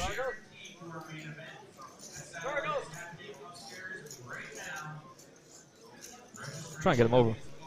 Try and get him over for a quick second. Absolutely, Have a chat with him. Why so that not? he can explain it in his own words. Fergal Nealon. We're actually, so you're back now to your old days of live commentary at the Irish Poker Open. This time, party poker. Let's get your mic set up. Back on the microphone. It's been a while, and it's great to be here with the famous Emmett Kennedy, the voice of the Irish Open. I'm delighted that you're here because that viral clip of us with the commentating on the guy who was slow rolling Donegal was telling Fintan about it earlier on, and Fintan instantly recalled it. He's like, I remember exactly how that hand played out. And you've gone bananas when it. We all going, sweet justice. That was amazing. That has to be one of the standout hands ever from the Irish Open. Yeah, and there's been so many. 100%. And as do you want to talk us through it, Fergal, from the start, right? Because there's some viewers are going, what the hell are they talking about? Talk us through it from set to scene. What's happening? Where are we? What are we doing? Yeah, this is back in the Burlington Hotel. Yeah. And 2015, wasn't it? Was it 2015? I think so. Yeah, but we're in the corner, much like we are here now, and we're like on this half an hour delay of the live hole cards. But we knew something was coming, right? Yeah, because it was a big roar. But we had seen the flop come down, where this guy had flopped, this Austrian lad had flopped a straight, I think it was. Yeah. And Donegal bottom set or top set. Was it a flush he flopped? No. He flopped a flush, actually, you're right. He did. He flopped the It was flush. a flush or straight? What, did you take your tablets today? No, genuinely. No, I'm do you getting mean- worried about No, you. no, have I 'Cause you take- look like you've aged about 20 years since I seen you. Have I taken him I this? only met him last week. Have I taken him this hour? You mean? Anyway, he flopped the joint, right? He flopped the nuts, right? And Donnacha's sitting there with a set middle set top. Said whatever, it didn't matter, right? The money was going in. No, I right? think Donnacha had two. He flopped. He flopped 2 pair. Ah, flopped two. ace deuce or something, Yeah. right? Yeah. yeah, Yeah, yeah. Two yeah, pair. yeah. Donnacha's in the big blind defending with the Yeah. ace. Is that right? That's exactly it. Yeah. That's exactly Sorry, it. guys, I Hold on wasn't a even minute. there. Like, oh, do you want me to tell the story? Why or are did you you gonna? ask me? If Well, I knew thought the you knew story. exactly But what the happened. I mean, The point of the matter is, right? The point of the matter is, we're sitting here. this guy's brain is absolutely frazzled. have you?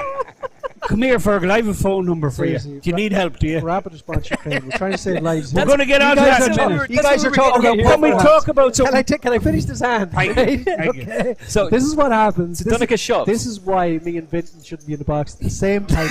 You're the professional. We're the yappers, right? This is going to be a mess. This is what makes the Irish Open so Donnacha great. though. shoves. But what happened is, right, we heard the roar, so we were looking at the flop, but we knew, we can see Donnacha's still at the table, so we knew Well, that Donnacha was going to go win no, the we hand. didn't because We did. Because we didn't. How did you know he's If going to you win that? knew, Because- I didn't. No, that's- because he's I- still at the table. No, but I didn't know. We're I in the get corner you. of the room just Oh, like I here, and get you. Donnacha's still at the the table, but he time was all delay. in with the time delay. So it was. Okay. So we knew he won the hand. Well, can I just say you did absolutely brilliant. Yep. I Yeah. think Because I'll I tell think you who it was. Dermot Blaine could have been commentating with you or someone else. It was someone else. It was no. David it was, Lappin. Was it Rory Brown? David Lappin or someone? No. It was David Lappin. No, it was you- Lappin. It was Lappin. It was Lappin. It was, Yeah. yeah. He was battling COVID right now. And So that was I him. remember the what's the young fella's name? He's top player. Oh my word! He wasn't happy. He was at the table. There was a few players I knew at the table. Yeah. Rory? Anyway, no, I'll think about it in a sec. But go on. Yeah, Sorry, yeah, you're Fergal. right. So Emmett, we started. Oh my God! Lappin and I can't didn't believe- know. I We didn't cannot know. believe he's done this. This is a slow roll. This is despicable. And because we knew we were building up to the suck out, because we knew the suck out was the re-suck out was going to happen. This is interesting. We were building Honestly, up and building Lappin up. and I didn't know because Right. we were in the booth, but you had been down there, Yeah. and then you came along. So Yeah, you yeah. you knew Donnacha was still around We- after But, the but roar. you guys didn't.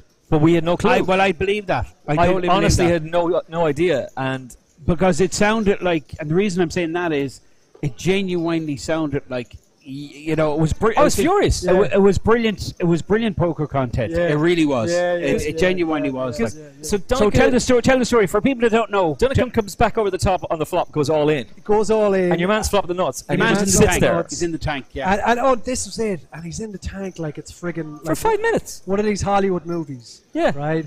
And then he peels and he shows it and he shows the nuts and we're going, oh my God, this is despicable. And it's to do it to But he the dawn. tanked for like 3 or 4 minutes. Yeah. And Donnacha got angry, and he never gets angry. Yeah. And the whole. I don't think Donnacha did get angry. He was I like, don't oh, think come he on. did. I don't think he was got like, angry. he was though. like, From what I seen, blowing his Emmett, head No, like no, that. no. He was angry inside, but he's the Don, right? But we were angry because we were saying, listen, Yeah. you can do it to anybody on that table, but don't do it to Donnacha. No. Right? Not Donnacha. Do, you Do know not what I mean? do this it is to- the kind to of narrative the Don. we were Don't going, do it to don't the- be doing this, you know. And this is a Kevin referee. Killeen. Kevin Killeen was Yeah. at that. That's who it was. Kevin Killeen. And Kevin, because I remember straight away you could see Kevin, you know, giving your man a hard time saying you don't do that. But the guy, will you explain for him? Because Yeah, so what happened was, like, I'll hold my hand up. It was controversial after. I gave the guy a horrible time. you did. I was You really. did. I We all did. got stuck in. No, You it was. Can I just say, Fergal, you kind of do that quite a lot. No, but I kind of went all Basil Faulty on him, like, do you know what I mean? This, Yeah. this German thing going on. Nein, I was like, Aus Deutschland, all this sort of crack, right? But anyways, what nobody else did, I went out to the lobby and got the follow-up story, like a good journal, right? And I said, listen, what's the story? Why did your friend do this? And his buddy who was with him said, I've been up in the bedroom for the last hour explaining to him, this is something you don't do in poker. He didn't had understand. no Yeah. idea of the etiquette. And the reason he did it, he explained, was his family were home watching on telly and he wanted to put on a show for them, like it was. Would they a- got some show? Right? Feel sorry for him. And then, in fairness, we explained it to him, and I Yeah. said, "Listen, he says, how can I?" And he says, "I said, listen, why don't you go back up to the stage? It'd be really classy." to apologise. Shake, Just- shake his hand. Okay, what's going on here? So is we got crazy. pocket nines from The young McDonald, Norwegian guy flopped up here, and I don't blame him. He puts Yeah. his money in, but because McDonald's been so active, but McDonald obviously McDonald has is- the goods here, but he is- does have outs. Obviously, an 8 or a 2-pair draw king. Yeah. Now, club is a great card because that kills some of Kaggert's outs. Kaggert Does. came second, by the way. He was runner-up here in the main event, Norwegian main event, I think. But it's a huge pot. McDonald doubles through Kaggert. Kaggert had 167,000, so he's going to be down to about 70k, and McDonald is going to be playing close to 200k. That is a serious. 200k. Hold on. You start this tournament with what these days? 50,000. I think 200k is pretty much. Wow. It's close. No, it's close to average. 200k. That was a big. Yeah, it's close to average. It's like I think it's average. 200k is average now. And bear in mind that's 15 minutes ahead of us. Half an Oh, hour sorry. ahead. Yeah. We're looking at the high roller. That's the main event. I was looking at the main event. This is a professional operation, Fergal. For God's sakes, man. All right. You're not Okay, playing yeah. this year. You're doing something very, very different. This is why I wanted to bring you I've over. not played the last 5 years, Emmett. That's yeah. But you're here, and you're here doing something incredible. We got to talk about it in the lobby. Yeah. Look, there's a lot of stuff going on in the world. We're on the Yeah. brink of World War III, but what's happening in Ukraine is absolutely shocking. Yeah. And I can sit there and talk about it on Talk Radio and what can be done, make a donation. But you've actually actively gone out there and done something. So tell us about Rapid Response Ukraine. Yeah, so I have no humanitarian background. A startup company, poker before that, and it was a couple of developers I work with are from Kharkiv, on the eastern side of Ukraine. Which has been carpet bombed. Absolutely destroyed. And he's 25 years of age, has no recollection of Cold War or anything like that.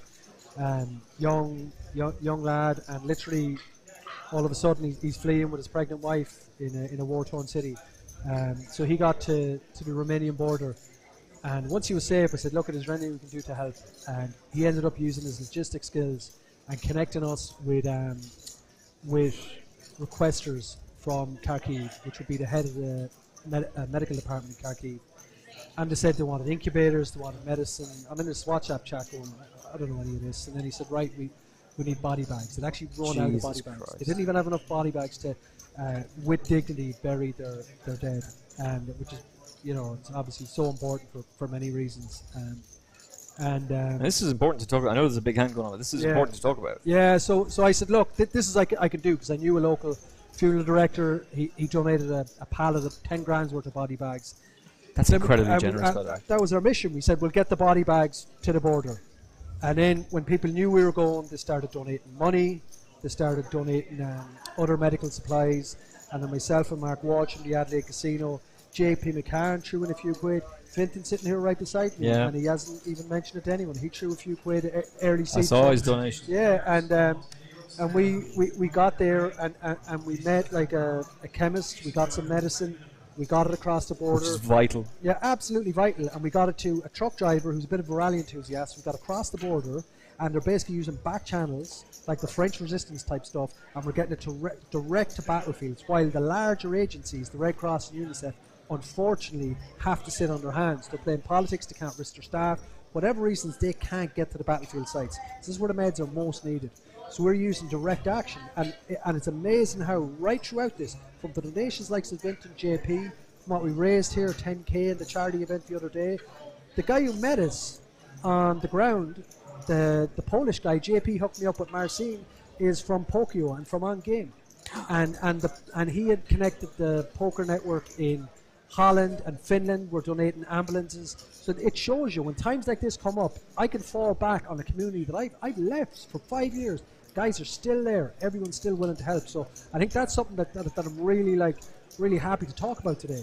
That poker players can have a bad name, but when the chips are down, and if you need something, it's the first guys who put the hand in their pocket. What can I do for you?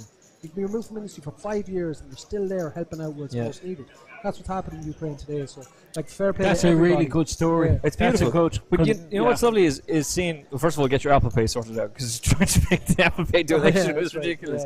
Yeah. So I thankfully had cash on me and made the donation that way. But you can use Apple Pay. You can donate in cold hard cash, which everyone loves. Yeah. But one of the things that's been done is like there's serious hardcore players, even in the high roller, in the main event. they've donated a percentage. Yeah. So it's what have we called it? Do good and run good. So we give you the good karma if you give us a percentage of your winnings in the main event. So I've got one of what's your, the best one of your way tips. to get? Just say I'm a punter, right? Yeah. And I'm going to be playing a couple of events. I don't really know that many people here. I don't know you. Don't know Emmett.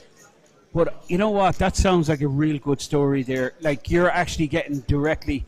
The money is 100% going to the actual needs straight away. Yeah. So that's kind of something. Yeah. So we have. It's important to say we have no. This T-shirt I have on me is out of our own pockets. We take nothing. No flights. No meals. It's no wage. Yeah, you were so telling me that before. everything goes to these medicines, right? And these medicines get to where they're needed, right? No admin costs, right?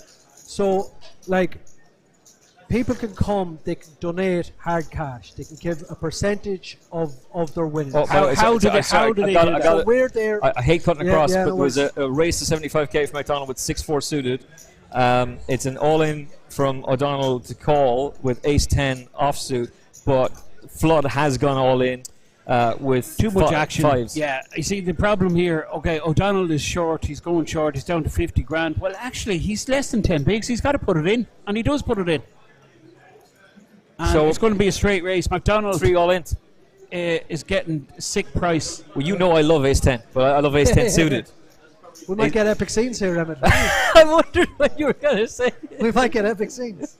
What happened here was McDonald put the two of them all in. He looked at the two short stacks in the button and he put them all in. Of course, he wasn't looking for any action. No. But he's live. Yeah, he is, yeah. 6 or spades, straight possibility, although Flood is blocking that. Ace-10 goes ahead. There's the ace, But straight look, away. Look at this, 2-pair draw, trip draw for McDonald with the backdoor straight possibility. Yep. 2. Straight draw. And look at the flush draw for Flush the draw fives. for the 5. 4 strips, he knocks them. Knocks the two of them out. Epic scenes! Yeah. Epic scenes! Not just one but 2 gone. Oh my god. Decent pot. That deserved an epic scenes. Bring That them had up. to be done with Fergal Neal. Only Fergal Neal could be here for that one. I literally, the roar was heard by Mark when we were in the booth, and he just gave us a wee wry smile in the corner. Oh my god. It's a sickener, but it's a situation that just Yeah, played but out because of the I think, blinds. I think, okay, what you're seeing here, right, you're seeing a pro in play. He moved in, and you think, right, that's crazy, raising to 60k with 6 high. But that's his biggest exposure. He looked at the two stacks, and both of them were sub 10 bigs. So what he did was he put both of them all in. Now, obviously, he was just looking to scoop the blinds and We're antes. approaching a bubble. But the guy in this, I'm not so sure about the 5s. I don't know. I guess he had a pair. You see, you hate calling with these small pairs, don't you? You want to get your money in first, like. So I'm not so sure. I don't know. It probably Then is a at the same call. time, Mark is pushing there 2s, 3s, 4s. Yeah, Don't be yeah, crushing, like, yeah. But that's it. small ace. And then the ace-10, there's a credible case for everything there. Yeah. Do you know what I mean? There really is. Like- If the fives do fold, the ace-10 is an absolute snap, like. But you see what their problem, Kevin there got knocked out, and the other lad is, but their problem is only like at the last break, Mark came over and he donated to www.rapidresponseukraine.com. He put in his hard cash. Okay. Right? Okay. And now he's got the do good Here we and go. run good.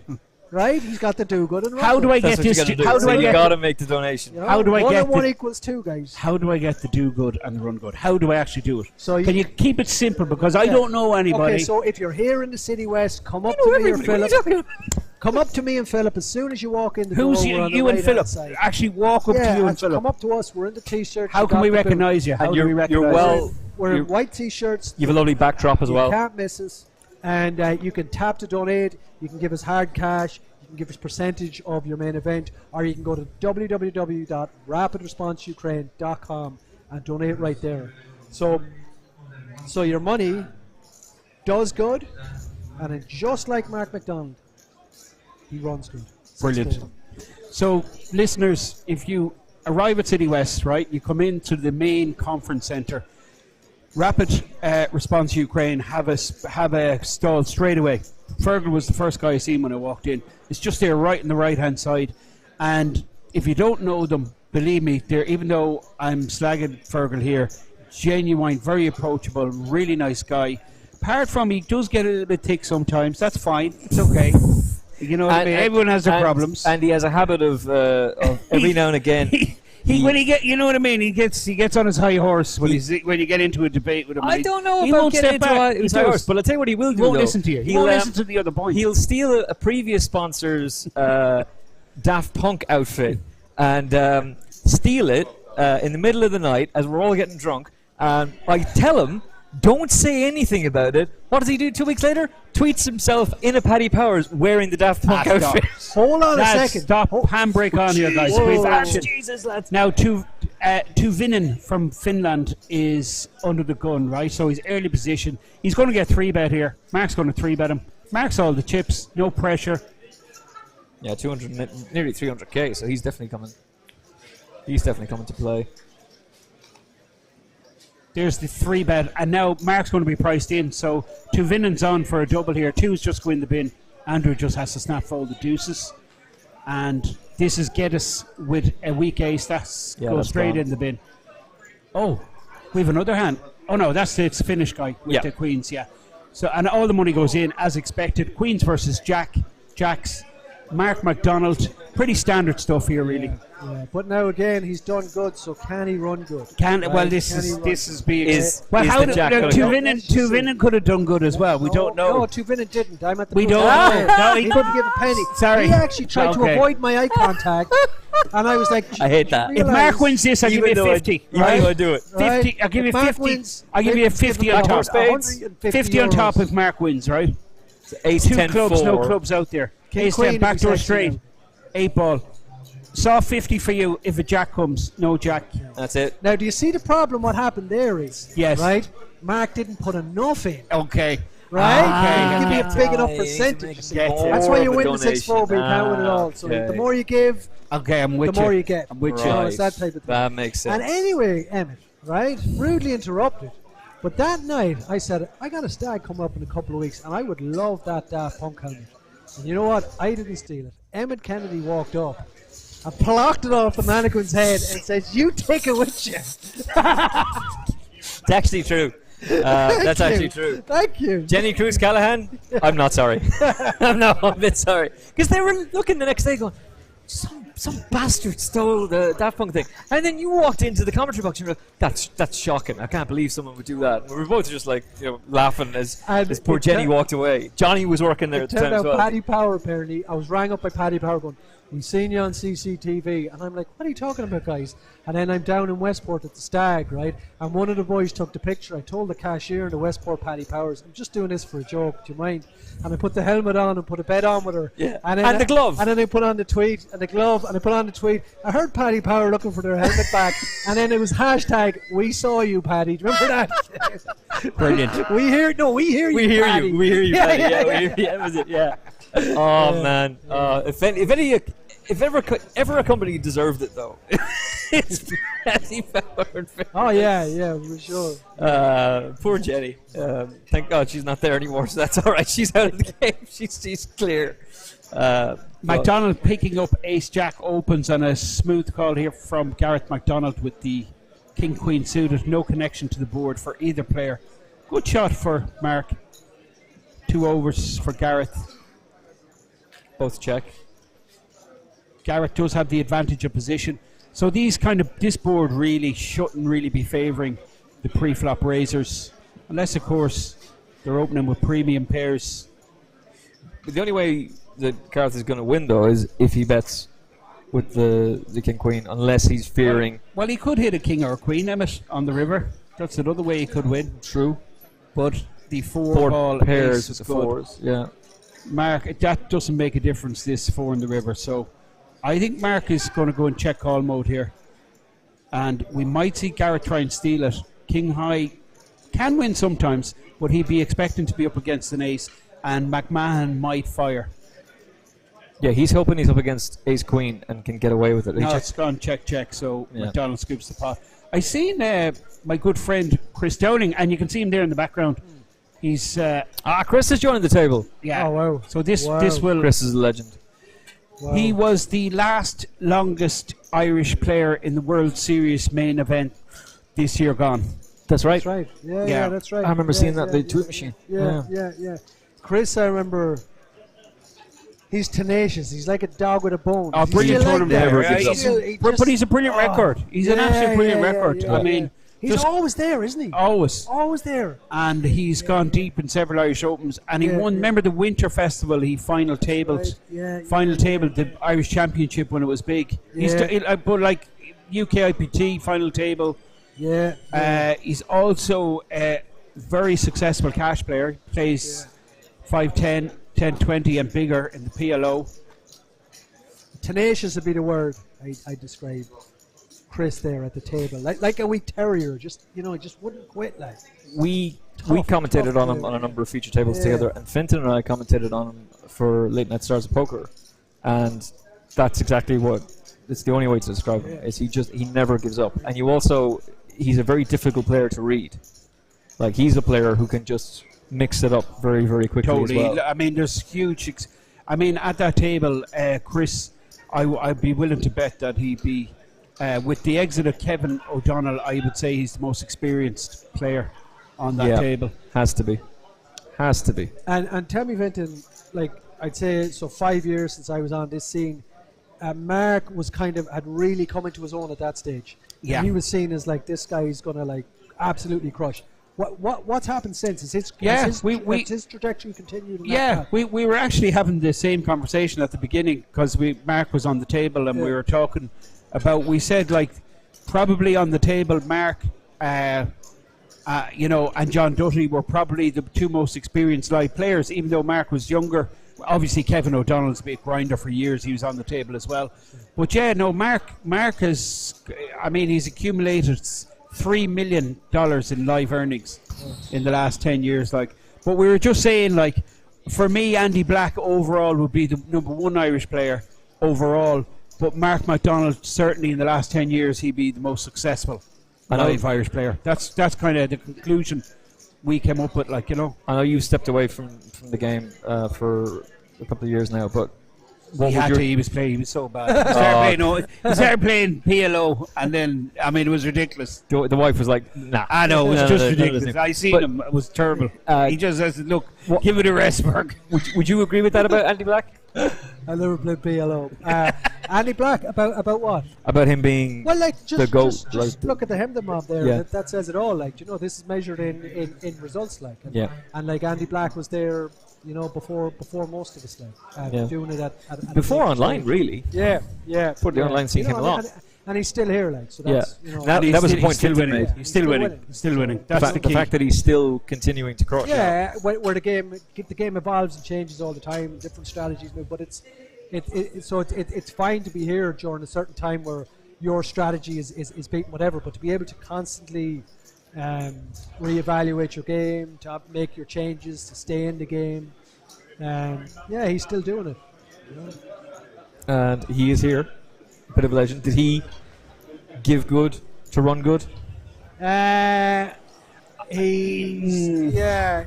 I think he's going to come back to me on that Can one. you just give us a list gonna of come people back to to me. out, can you? Yeah. Just give us a list. I'll tell you what, right? Give me a positive and a negative list, okay? Look, it's like... Do you want us to target certain players? do you? Yeah. Well, we're not It's cheering gonna on be this like bastard Santa Claus. anyway. They didn't. Everyone with a rapid response sticker is one of the good guys, right? I need They're to go gonna back win. up to the room and But get I mine. ripped mine off. I ripped mine off.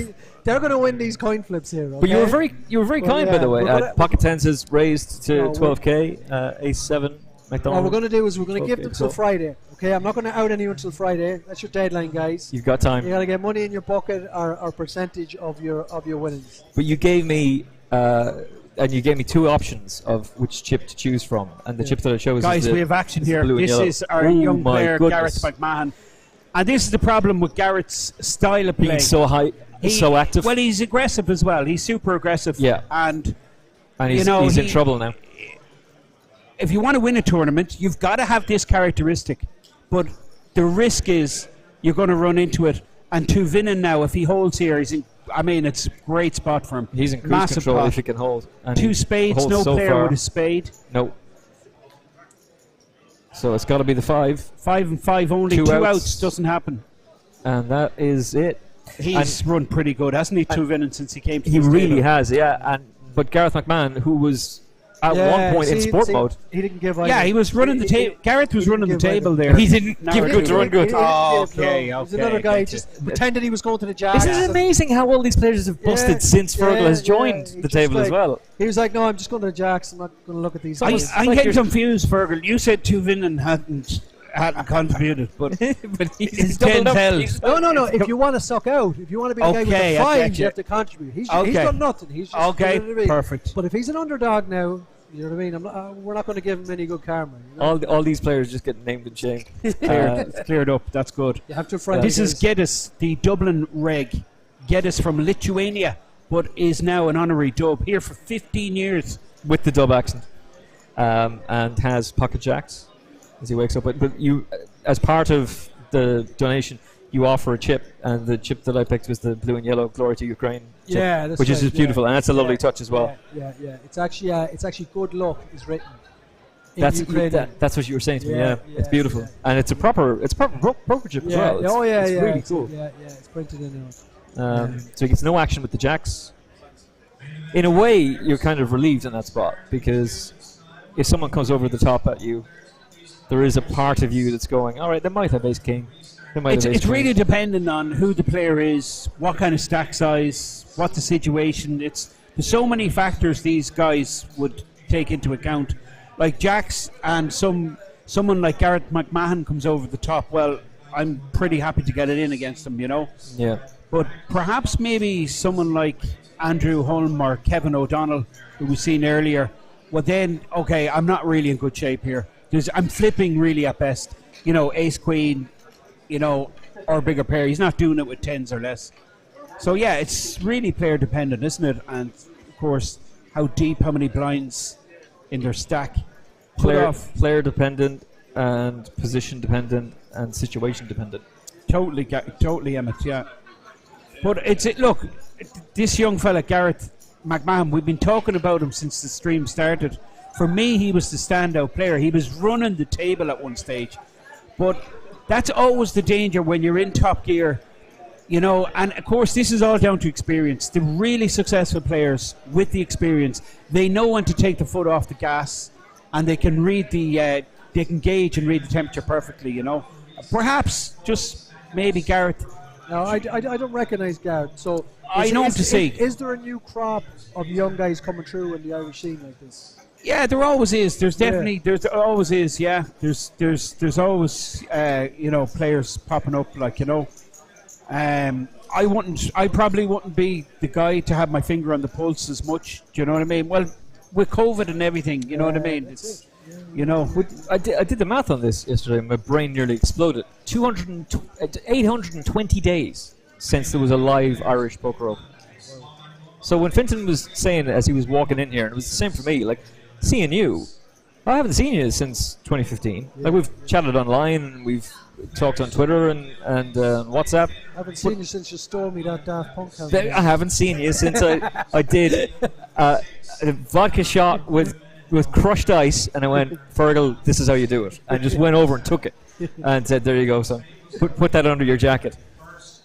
Just don't tweet about it. Once you do, 2 bloody weeks later, in a Paddy Power tweets about the bloody thing. And if you do, I'm going to come on a live stream 7 years later and say you stole it anyway. Brilliant. Actually, they can't talk because one of the execs was told, you're cut off. There's no more alcohol for you. And he went in behind the bar, grabbed a bottle of whiskey, and ran off to his room, and was caught on CCTV. So I walked down to the breakfast table the next day, and we're all having the crack, and another executive walks in, absolutely furious, and made him go apologize because it was so embarrassing. It was at the Burlow, a senior executive reaching over the bar counter, grabbing a bottle of whiskey. And tell us, what was his name? It was Johnny. It was Johnny, and it was Jenny who bought him out of it. Super standard. And I was there for it. Oh yeah, Johnny didn't give a damn. I think we passed the statute of limitations on that one. Yeah, he's okay. He's all right now. We're coming to the end of this blind level, and we're going to be going on a quick break. Just as we see Andrew Holm, the chip leader, on the table. make Hit the ace on the river. Yeah, make 2 pair, hitting his ace. But just a final word to Fergal, if you want to connect with Fergal or with Rapid, I'm going to tweet about it actually. great Emmett, Rapid Response Ukraine, go on Facebook. There's a great interview there. You'll find out all about it. It was Fergal on RTE. What show was it? Claire Byrne show. It's a great interview. You'll see it online and you'll get a real feel of what's going on. And it's up to you then. We're not going to be mentioning it again. Well, we will, of course, mention it again, but look... Anytime anyone sucks out in the live stream, it's because they put money in the bucket. All right, let's get this straight. They put Give the money good in the bucket. to run good. Do good to run good. But the important thing to say is that it's Rapid Response Yeah, Ukraine. look Yeah, guys, sounds and like okay. I say, these rally drivers pick up the meds and they risk their lives getting them 40 hours to Kharkiv, to the other side of the country. So what we're doing, the more money you put in, the more valuable those loads are, the more lives we can save. Full Yeah. stop. It's as simple as that. And you're doing an incredible thing, man. An incredible thing. Fergal, you're an absolute gentleman. You really are, genuinely. And here And- for the week as well. Yeah. And you guys. How long are you here for? Despite what they say about you. How long are you here for? We're going to have you on again, by the way. Have We're you going here all week? to be chatting to You're you here again. all week? Well, I gotta come Shit, back. are you joking me? I Have got you not work to be doing? Is there not a truck leaving tomorrow or something? No. trucks leaving every day. I gotta come back when they're in the money to collect my Oh, cash. see? yeah. See? Brilliant. So we'll Before find they're out. walking out the We'll door. find out on the final day how much money you made. Exactly, yeah. We'll find out that, and we'll push Rapid Response Ukraine as well. Absolutely. It's an amazing thing Thanks you're a doing. million, guys. We got a break. Thanks to the public. We have a chip leader here who's on over 560k, He's well, you know what chip leader when he buys all the small chips, so we're going to do And he's- a race. and he's still sitting there as well, Sitting there. minding those chips. So yeah, we're going to grab some coffees and talk some more crack with Fergal about Daft Punk gear, tell some more stories, and we'll be back with more coverage of the High Roller at the Party Poker Irish Poker Open.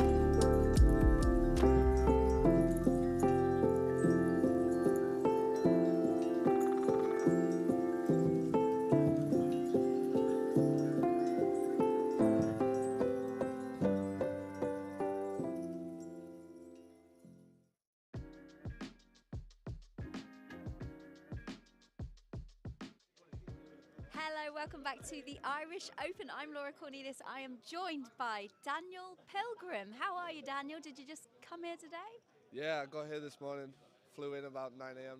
from Stansted. We're a long night in London. Terrible. But so I'm glad to be here. It's actually my first time here, so Is it? Oh, wow. You are in for a treat. We have lots of fun here at the Irish Open, as I'm sure you've seen. I've heard about it. I've heard all about it. Are you going to be playing many events? Tell us what you've got planned. So my current plan is I'm currently in the 8-game run break. I'm going to play a few main events highlights and then buy in anyway if I don't win a seat, and then the 1K PLO to finish it off. And what's your specialty normally? Full card PLO now. Oh, wow.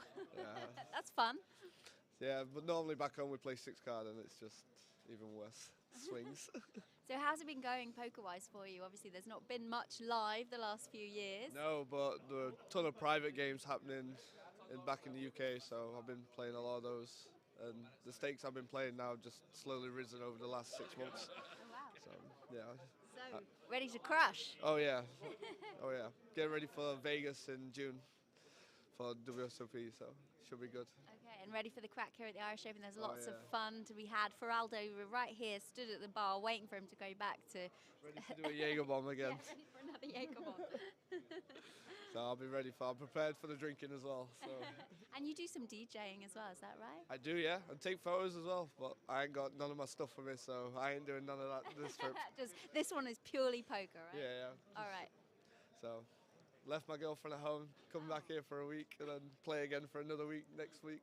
So, Party's on. Thank you Yeah. so much for chatting with us. no Good luck problem anytime. in all the events that you play. I appreciate that. Pleasure to see you.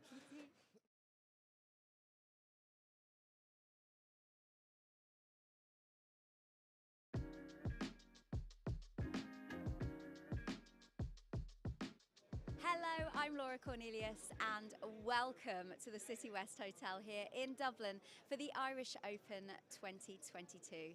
It's been a long 3 years, but we are so excited to be back here, and that important €1 million guaranteed event starts in just 2 days' time.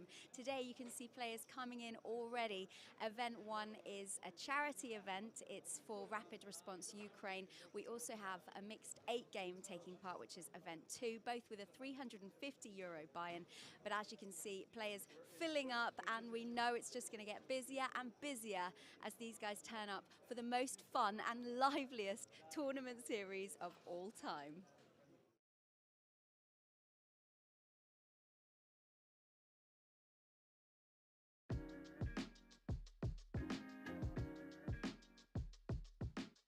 Hello, welcome back to our coverage here of the Irish Open in Dublin. I'm here with the winner of Event 1, which was the Six Max €350 buy-in, Leo Lombardosi. Yes. Congratulations. Thank you so much. Well done. You won €13,750. How good did that feel?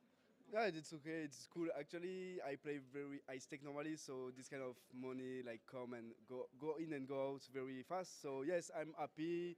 It don't change my life at all. It don't change like nothing. But I'm just very happy because I take a trophy at home because now I live in Dublin. So wow. this is very nice. And yes, I don't thinking to play this tournament. Actually, I very come late to I reach the last level.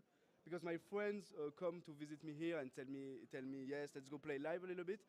I don't play poker live until World Series of Poker in next November. So I say, why not? And yeah, the tournament was pretty cool because it's max and we have a lot of action. And yes, after that, everything got to be cool. And I finished in heads up versus other French guy, and the heads up was pretty long, but it's my specialty, so I win in the end, and it was pretty cool. And I got to put this in my home in the fireplace, you know. The mantelpiece. Yes, exactly. So yes. Star Pride. So you live in Dublin. Tell us, how much do you enjoy being here in Dublin? How fun is it? Yeah, it's really nice here. I already come here for other events, but yes, like Irish Open is a very nice event, and I can't wait for the main event because it's going to be very fun, I think. I like City West Hotel. It's very, very nice place. Maybe one of the best places I never play in poker, actually. And yes, I think like we don't like you know, everybody think about Vegas or place like this for poker, but in Europe we have very, very nice place too. Maybe better for sure. From like here for me is better than the Rio in Las Vegas. Oh, so wow. Indeed, yes. I think so too. And this was a charity event. We raised over €9,000 for Rapid Response Ukraine. That must feel good as well. Yeah, this is very cool. I'm very happy for that, and because this situation is very bad, and yes, we hope it's going to be quit very fast. Next event for you here at the Irish Open? The main event tomorrow and the HighRoller, and that's it. I'm going to play cash game more, I think. And yes, that's it. But yes, I'm gonna to come every day because yes, I'm at home, and yes, it's my event because yes, I live here, so yeah.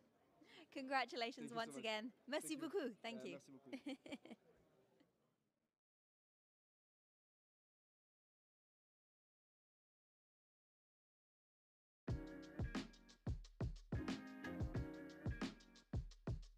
Ladies and gentlemen, good evening to you all. And on behalf of JP McCann and Paul O'Reilly, I'd like to formally welcome you to the Irish Open 2022. In the last 24 hours, we've had 2 championship games won by 2 players. And I'd like, first of all, to invite the first championship winner of the event up on stage to receive his prize. He won €14,000 in the Six Max charity event run yesterday with 186 runners.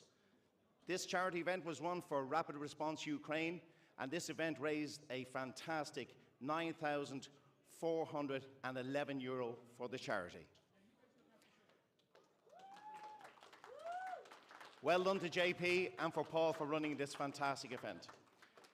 Ladies and gentlemen, the winner of the Six Max charity event, please welcome Leo Lombardosi.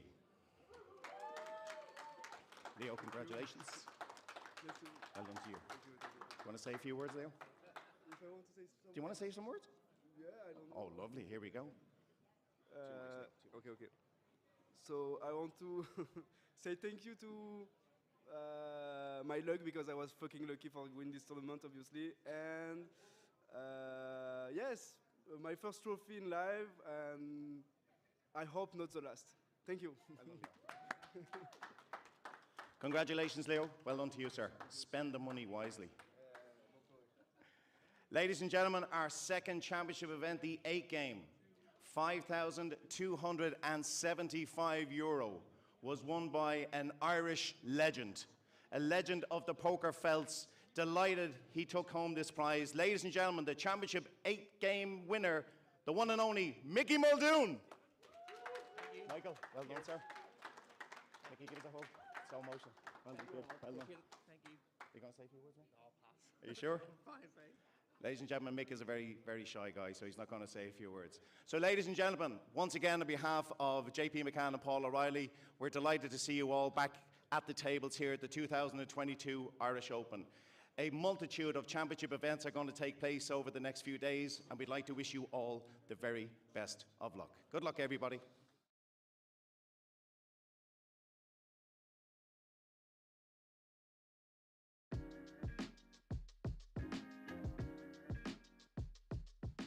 Hello, welcome back to our coverage here of the Irish Open. I'm Laura Cornelius, joined by Ian Simpson, former Irish Open champion in 2013. It's a long while ago. 9 years now.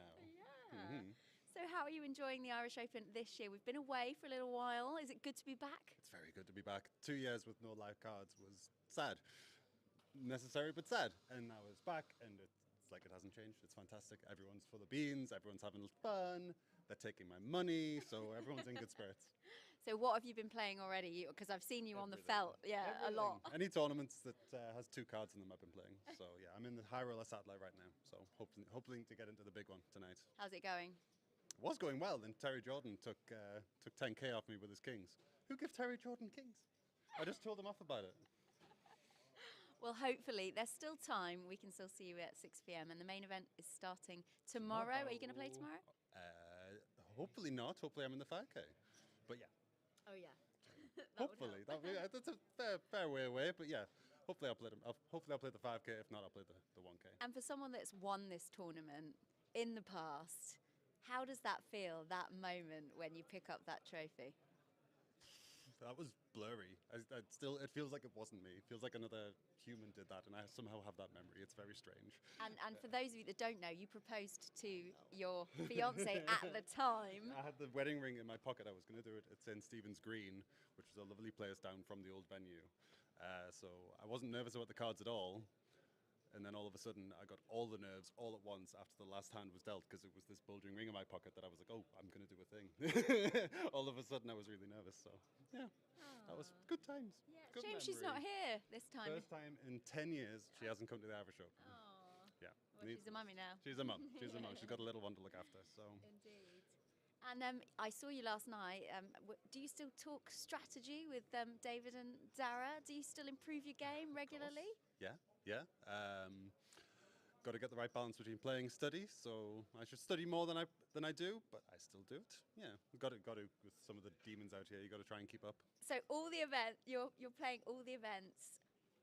Do you think Hold'em's still your strongest game? Oh, 100%. I don't play the other games. I keep meaning to learn PLO and high-low, and then I keep regging Hold'em tables because it's what I know and that's where I can make money.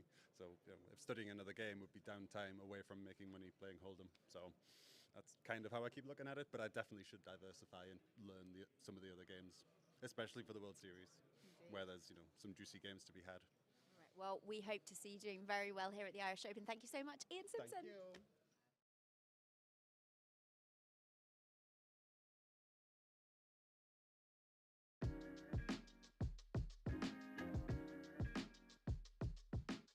Hello, welcome back to the Irish Open here at the City West Hotel. I'm with Gogan, who has been here all week. Yes, I've been here a very long time, but I'm leaving tomorrow.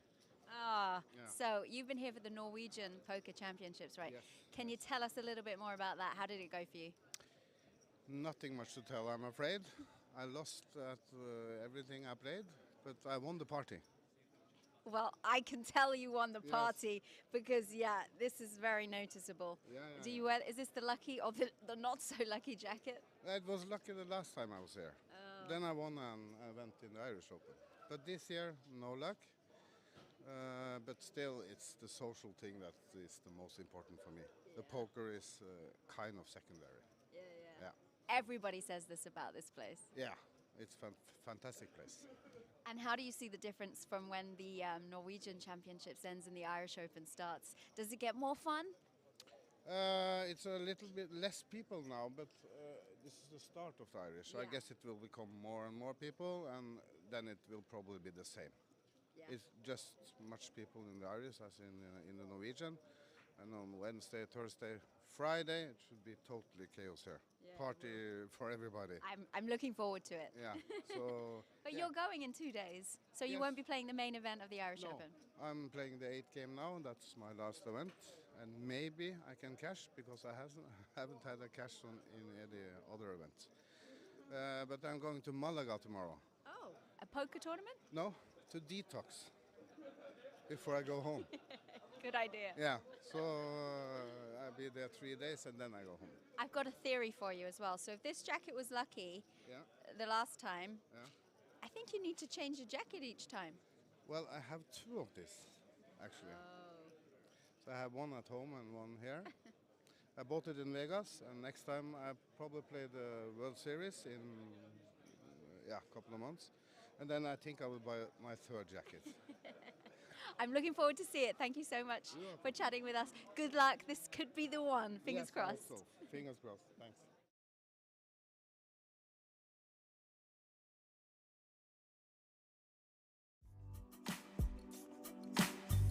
The Irish Open is now in full swing as 4 champions were crowned on the starting day, and day 2's action was fast and furious as we saw the 5k HighRoller, the Heads Up and the Hendon Mob Championship all get underway. Bellarmino de Souza officially leads the 41 survivors into day 2 of the 5k HighRoller, although registration remains open until the end of level 10. Notable names still in the field include former Irish Open champion Ian Simpson, who scooped a satellite seat, Mark McDonnell and John Duthie. The winner will be crowned very shortly.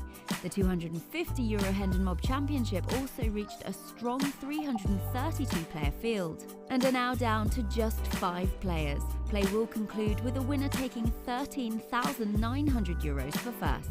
The €350 Heads Up Championship event also got well underway, which will continue to day 2. 64 players have been whittled down to 8, with some very familiar names in the field from day 1's 6 Max Championship being sent to the rail, including David Lappin, Dara Davey and winner Leo Lombardosi. With satellites still going on throughout the next few days, there's plenty of time to get involved in the main event, which kicks off shortly, and the poker room looks set to get busier and busier as we heat up for all the action of the Irish Open here in Dublin.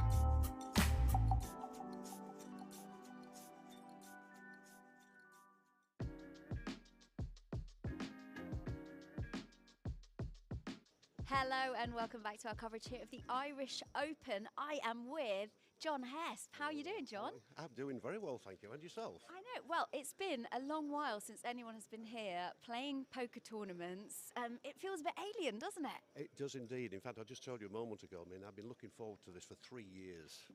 I met JP over in Malta back in October 19, and he suggested I might like to come and join him in April 2020. Well, you all know what happened in March 2020, and the world went crazy, and it's taken sort of 3 years to get here almost, and I'm here now for the main event on starting Wednesday. We are here. We're excited.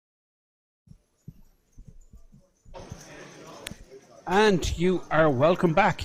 It's the Irish Open. It's City West. And that is Mark MacDonald, Chris Dowling, who you see folding the 8-7. These are the 2 big stacks on the table. And well, actually, this is the chip leader, Andrew Holm, who's opening here with pocket 8s, makes it 16k. Blinds 4,000, 8,000. This is the 5k Coin Rivet HighRoller event. Incredible turnout. 90 players, can you believe that, for the 5k buy-in? Really is sensational. 450k in the prize pool, and we're getting nearer to that payout We've just 17 left. We'll have a redraw when there is a bust out. So we'll have final 2 tables redrawn. So 8 and 8, 2 tables, and then we will play on until 13, where the money is.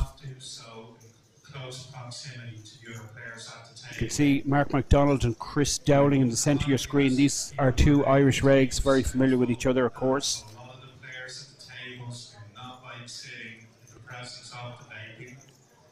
So 4K, 8K with 8K big blind ante. Step away from the table, and please do not blow the vape in close proximity to your players at your table. So 16K open with ace deuce. This is the chip leader.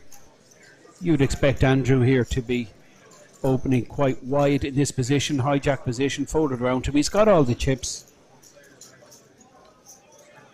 And takes that one down.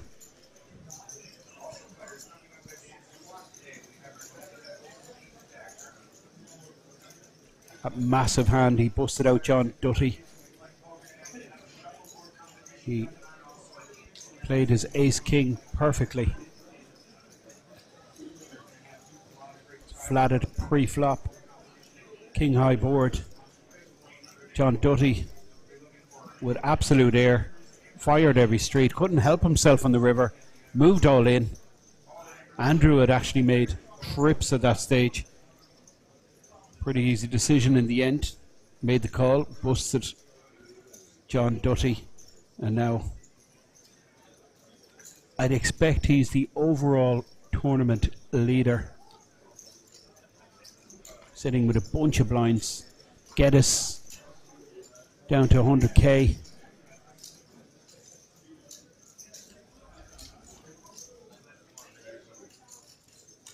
And this is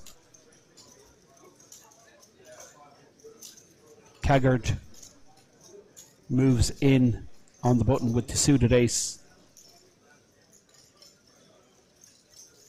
Takes it down. So we're going to see things kind of stiffen up a little bit, given that we're getting closer to the payout.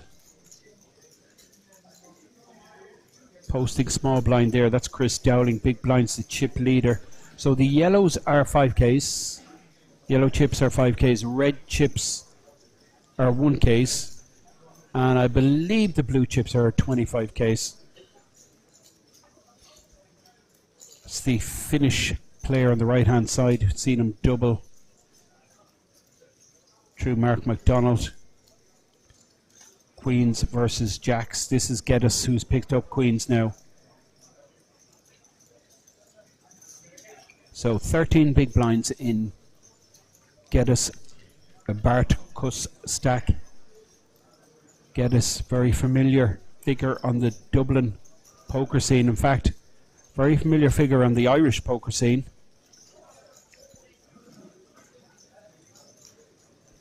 Pocket Queens under the gun. And he just lets rip for 13 bigs, and I don't mind this. You see, given that he's going to be posting big blind ante, players might think that he could be doing this a little bit wider. And this is the big stack in the big blind position who's asking for a count. Now this is close. This is close.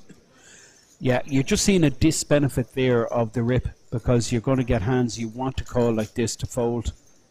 That's the problem with it. You're not getting the maximum for a premium hand. But then you're going to get the likes of ace queen to snap you off. So Geddes now posting big blind ante. Both equivalent, both valued at 8,000. This is the coin rivet high roller. Basically, coin rivet is a way of you buying into poker tournaments with Bitcoin. And it's a real simple, smooth, super slick way of doing it. Goes into the Luxon pay wallet. Luxon now, of course, the most popular choice of a digital wallet for players. you want to buy into tournaments, live tournaments, anywhere in the world, Lux on Pay, accepted by most. Mark McDonald, I mean, that was crazy hand, the 6-4, moved in the big blind, 2 shorties, actually called small blind, snapped with the 5s, and then the ace-10 called. Knocked both of them out. Hit trip 4s, and Andrew is just putting in the big value chips. These are 25k. He's putting Geddes all in. Geddes doesn't have a decision. 9-3 off, goes straight into the dustbin. Geddes bearing the Lithuanian flag, but he is an honorary dub. And we have the Finnish player to the right of the screen. That is Jani Tuvinen. So 17 players. Total redraw after the next bust out. Redraw. And the reason for this redraw is that it just mixes things up. Players get a brand new opportunity of a new table. I mean, you could be stuck with 2 tables in play. You could be stuck on a table with all the chips, and then the outer table have way less big blinds. Or even there could be, like, you know, real high level pros on one table, and all the recs could be, all the recreational players could be on the other table. So this is a way of mixing it up, these redraws. Just brings more randomness, just balances out the look. Now, Dowling in the cutoff, which is perfectly reasonable, but he could find a problem here. Andrew Holm could 3-bet here. Andrew with all the chips. Well, it looks like Andrew just flat called. Well, there's the flat call with the ace-5 suited. But Geddes, now Geddes would know Chris Dowling very well. These guys would have played a lot together. Geddes has a decision. This could be a 3-betting hand, given that Holm has just flat called, right? So Geddes is reading from that there's not a premium in Andrew's hand here. And if he does move in, he puts a lot of pressure on Chris. Well, we know Chris is going to be folding. Interesting spot here. Geddes with ace-10, and you got to take these opportunities when they present themselves. And given the stack size of Geddes, I mean, he's running out of time. His stack is getting lower. Blinds are going up. Time marches on. Well, it was an all-in or fold. He decided against shoving there. Tuvinen in the big blind. He's an easy call here. He's getting a super price. 9k to call. Pot size now 63k. So Queen Jack versus King Jack versus Ace-5 suited. And Jack on the flop will be problematic for Tuvinen. Chris is the pre-flop raiser. He's flop top pair. I think this is a comfortable, he has that club. I think it's a comfortable continuation here from Chris. Jack high board. Backdoor straight, backdoor clubs. Ace-5 will get out of the way, but the big blind will certainly be continuing for at least one more straight. I think it's just a standard check call here from Tuvinen. Sometimes he's up against the bigger jack, over pair. Doesn't want to inflate the pot. Interesting card. This now gives Tuvinen the gut shot to go along with top pair. So he's going to check again. Chris checks back with that couple of straights on the board.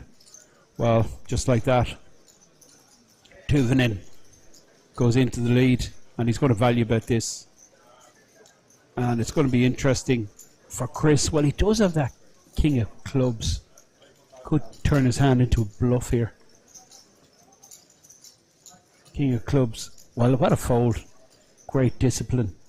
Great recognition from Chris Dowling. Understanding clearly where he's at there.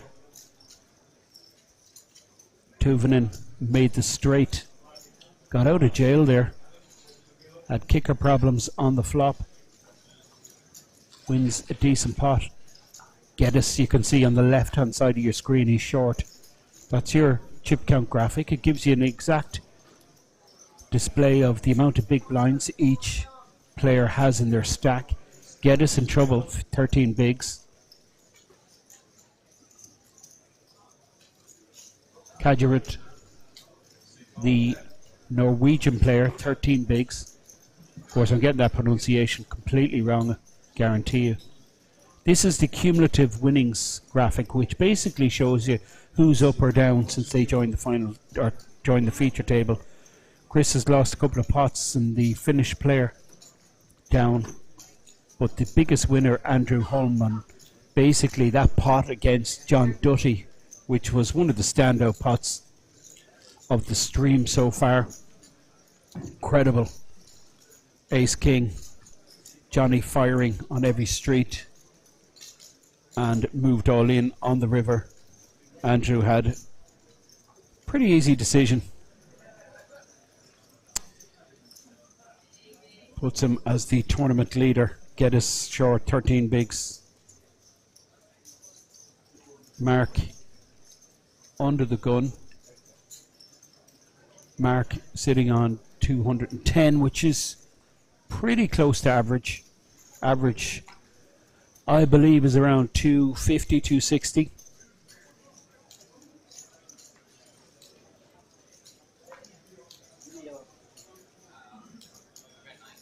About 27, 28 bigs is the average stack, 40-minute clock. This tournament will be played to a conclusion.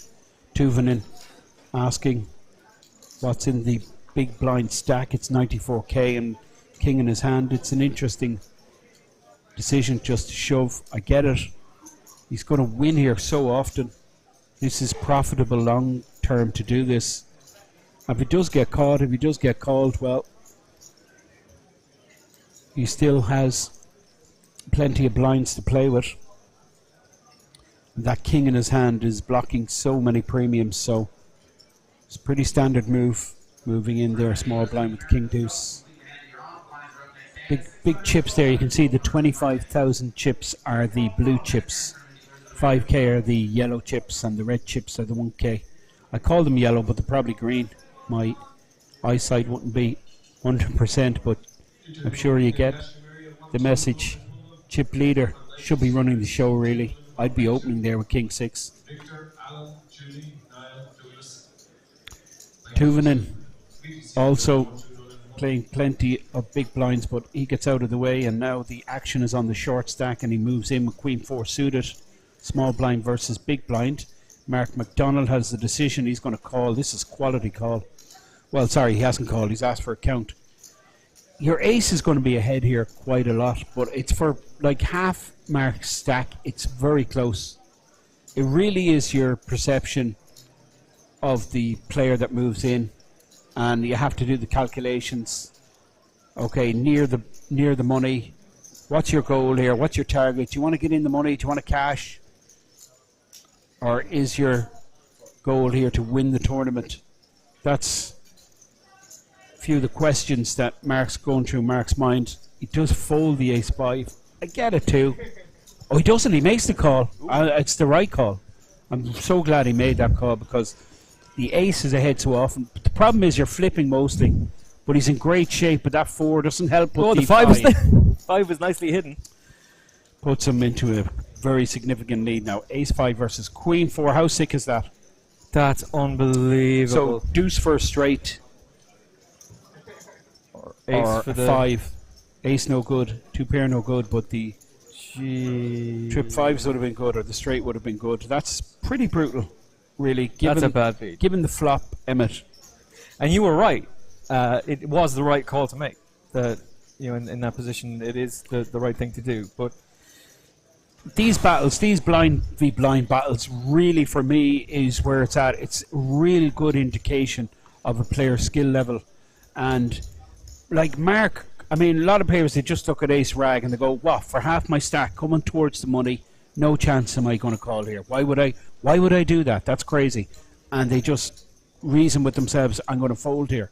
But if you just delve in, you think about it a bit more, okay? The small blind there is shoving. He's the short stack at the table. It's folded right around him. It's an aggressive table. He's getting very few opportunities, the small blind. So when it's folded around him, he's going to shove there so wide. So Mark deducts correctly, ace is ahead here quite a lot. So if he's ahead, why not make the call? Make the call. That's how you win a tournament. Yeah. Get your money in ahead.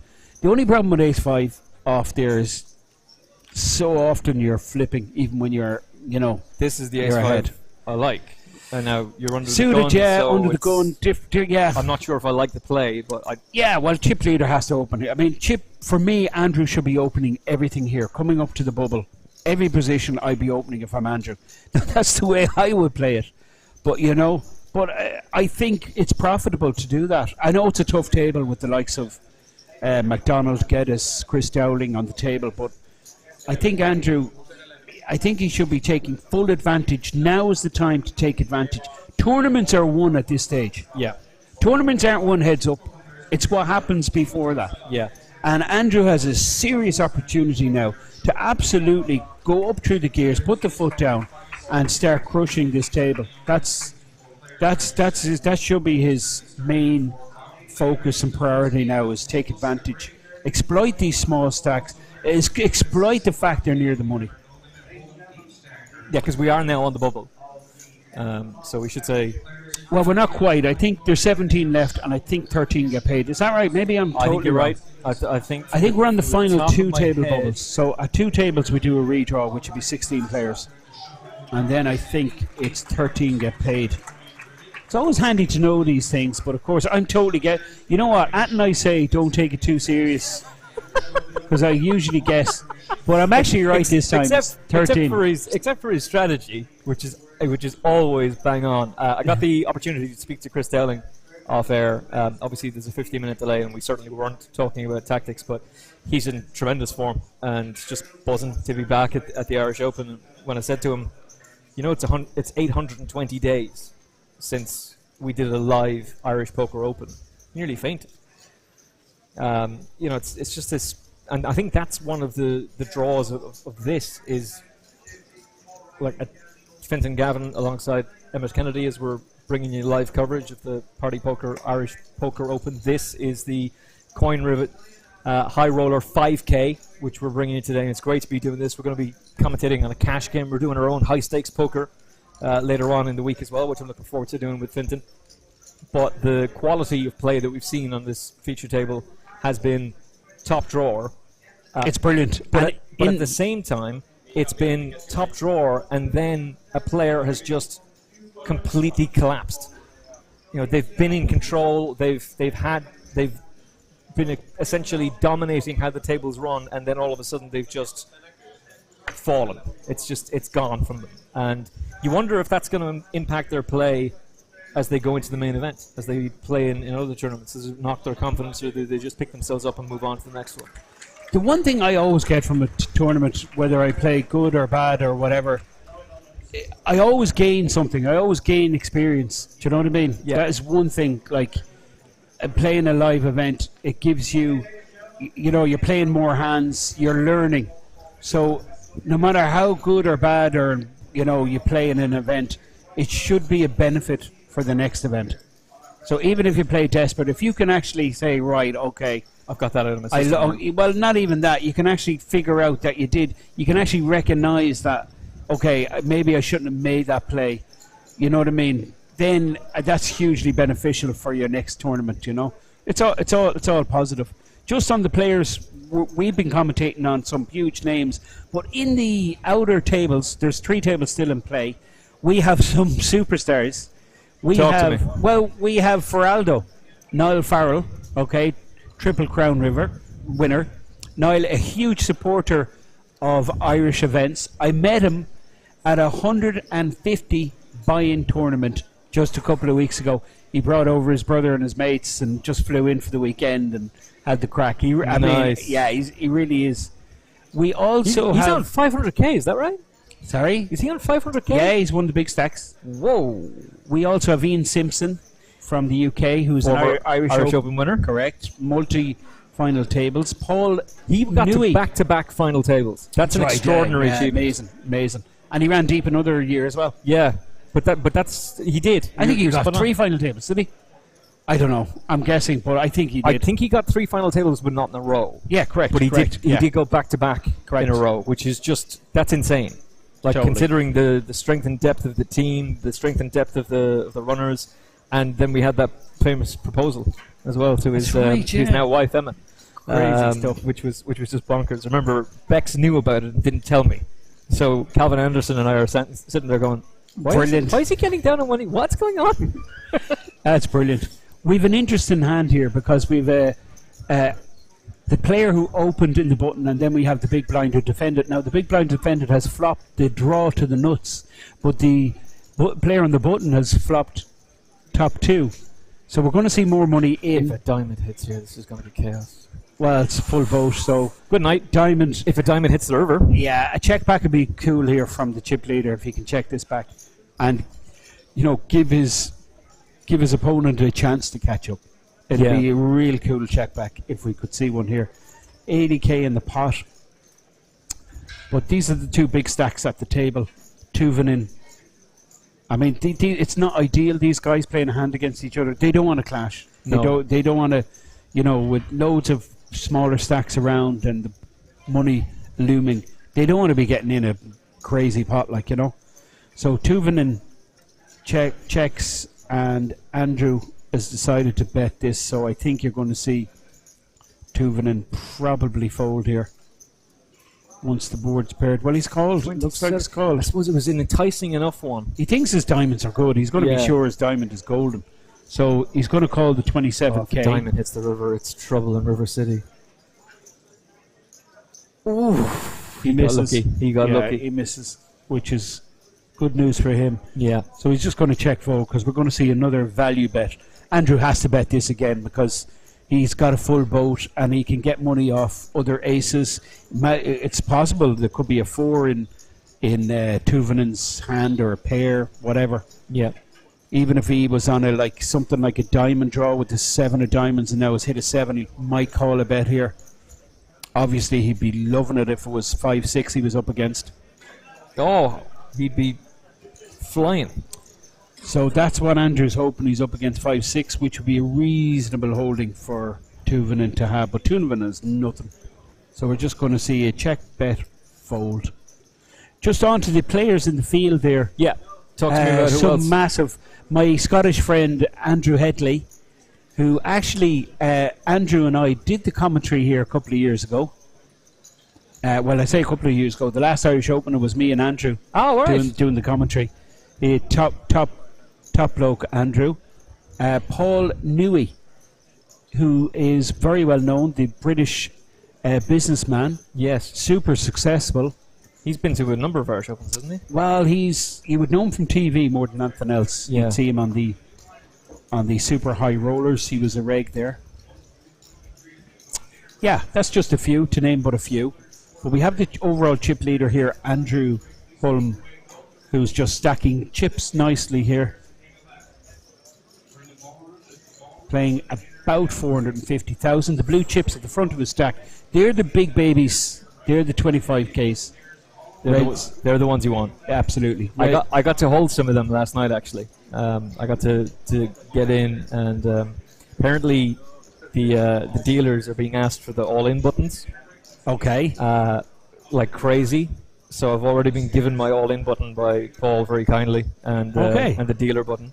And I got the deck of cards as well. So I'm delighted. I've got my souvenirs. I don't need to ask Paul at the end of the week. He just was like, "Here, take them now. Don't be bothering me later on. Just take them now." So you have the cards, you have the button. Yep. When are we having this heads-up challenge? What kind of walking around money did you bring with you this weekend? Oh, do you want me to tell the story?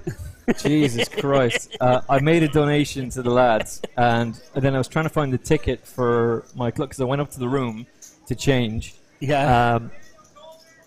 The clothes weren't up there. That's fine. They don't have to rush them up, so I head on down to get the clothes.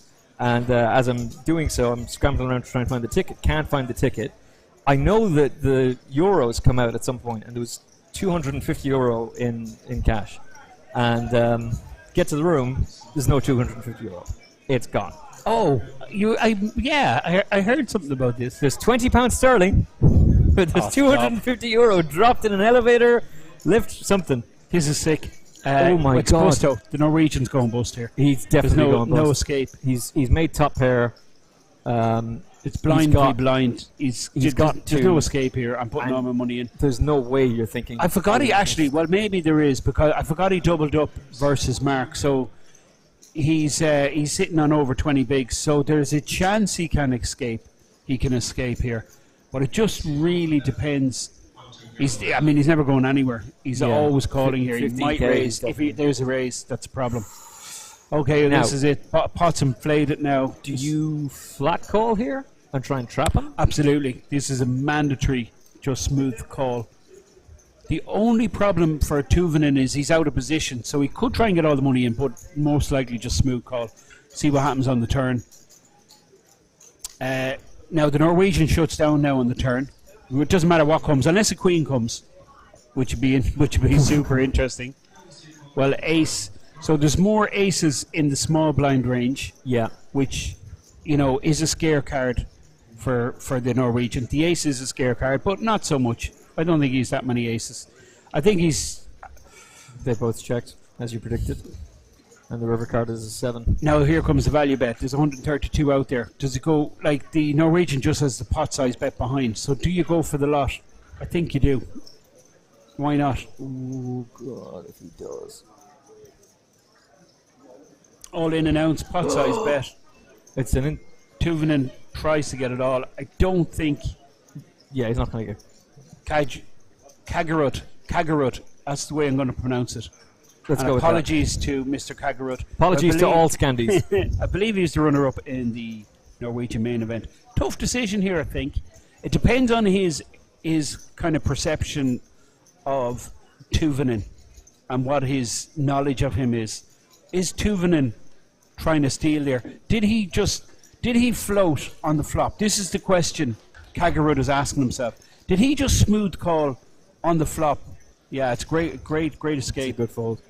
Because Tuvanen It looks an easy fold, but the point that you're making is... And elaborate on that for us. Well, okay, Tuvanen is in the big blind there, so he could have twos in his range, okay? Yep. So when the two twos come out on the board and he checks, and the Norwegian who flopped 2 pairs firing at the board with 2 pair, he expects to be ahead, almost always. And then we have the Finn Tuvanen smooth call, okay? Because he could be just floating there, because twos are in his range. Do you know what I mean? Yeah. It's an interesting hand, but you've got to tip your hat to the Norwegian. He got away from it. I think the ace might have helped him as well. In a situation that could have been disastrous, that was the best he could have hoped for. Yeah. Well, actually, I got that totally wrong. He was in the small blind. Yeah. So ignore everything I said. Absolutely ignore everything I said. Okay, Andrew Holm with King Queen playing 677k in the hijack position, and he makes it 16k. Andrew's the chippy. He's got to be. He's the table boss. He's got to be running the show here. Yeah, I was going to say, at what point does he start to just push everybody around? And this Right looks now, as though... absolutely. Yeah. Now it's like got to be doing it. King Queen. Well, it's very standard open here, and you can see Mark McDonald deciding not to defend with the 8-5 off. He lost a chunk of chips in that blind v blind confrontation. Yeah, he doesn't want to be messing around too much. The screens, by the way, when you walk into the City West, and you're it's more than incredible. welcome to come here. Absolutely incredible. It really blows you away. They've done it so. There's nothing worse than going to a tournament, right? And you buy in, you queue up, you reg, you buy in, you get your seat number, you sit down, you go. How many players? What blind level? How long left in the blind level? When's the next break? You have none of this information readily available. And you're looking around for a clock, and you can see a clock 100 meters away. 17 miles away. It's ridiculous. These guys have got it spot on. Yeah. They have given the players comfort, which is just one of the essential baseline factors you need to do for a successful event. The tables, by the way, are Class. unbelievable. Because you Class. might think the other feature table looks really cool, and particularly with the digital 16K raise here with the 10s from Tunavon. But the tables outside are effectively the same quality. They're the exact same quality as the feature table. It's remarkable. The entire setup, the aesthetic of the City West, and how the room has been structured upstairs. How there's just goes to show you the demand. The fact that there's the upstairs as well, and more players are in action there. That never happened at an Irish Open that I commentated on ever before. And I've never commentated on a tournament where there is so much access to so much information for everybody. Which so is whether, brilliant, yeah. Whether you're a fan, whether you want to come down and play, whether you want to see some of the genuine superstars of poker in action, you need to come down to the City West during Easter. All right, nothing else is going on. Pop on down to the City West. This is the place to be, and you're more than welcome to come down here. And also outside, there's now food trucks. Got my 4 espressos and a latte here. Thank you very much. So that's there as well. Eddie Rockets, or Empty Pockets, as it's known in several areas. So you can get your fast food, and of course you can just dine here at the City West as well. Everything has been thought out brilliantly, and there's the puck game. Have you seen the puck game outside? What is it? There's it's like air hockey, but they're doing it with for money, and they're doing it with a different style of puck. And I love air hockey, so Paul has challenged us, the two of us, to a game later on. So that's something we'll do once the vodka starts flying a little bit later on. Just seeing Chris rip there in the small blind with the Queen Jack. So you're hearing announcements in the background as these are winners from yesterday's events. Yeah. Getting awarded their trophy. Trophies. 14 championship events, is that right? Out of 42 tournaments? 42 tournaments, 14 championships. Cool. Get your trophy. That's insane. Yeah, I won an event at an Irish Open some years back. I never got a trophy. I was very disappointed. Wait now, how did you not get a trophy? It was a small event. So I won the PLO small event, never got a trophy. Who was the sponsor at the time? I can't say. Was it PP? Can't say. No, it wasn't PP, no. Okay. Can't say. That's bad form. So if anyone wants to buy a win- trophy for me, I just put PLO side event, Irish Open. Send it here to City West. I can bring it home, show my kids.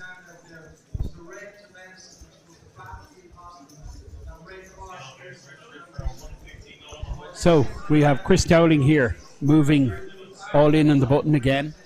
I like this play, but Andrew has to call here.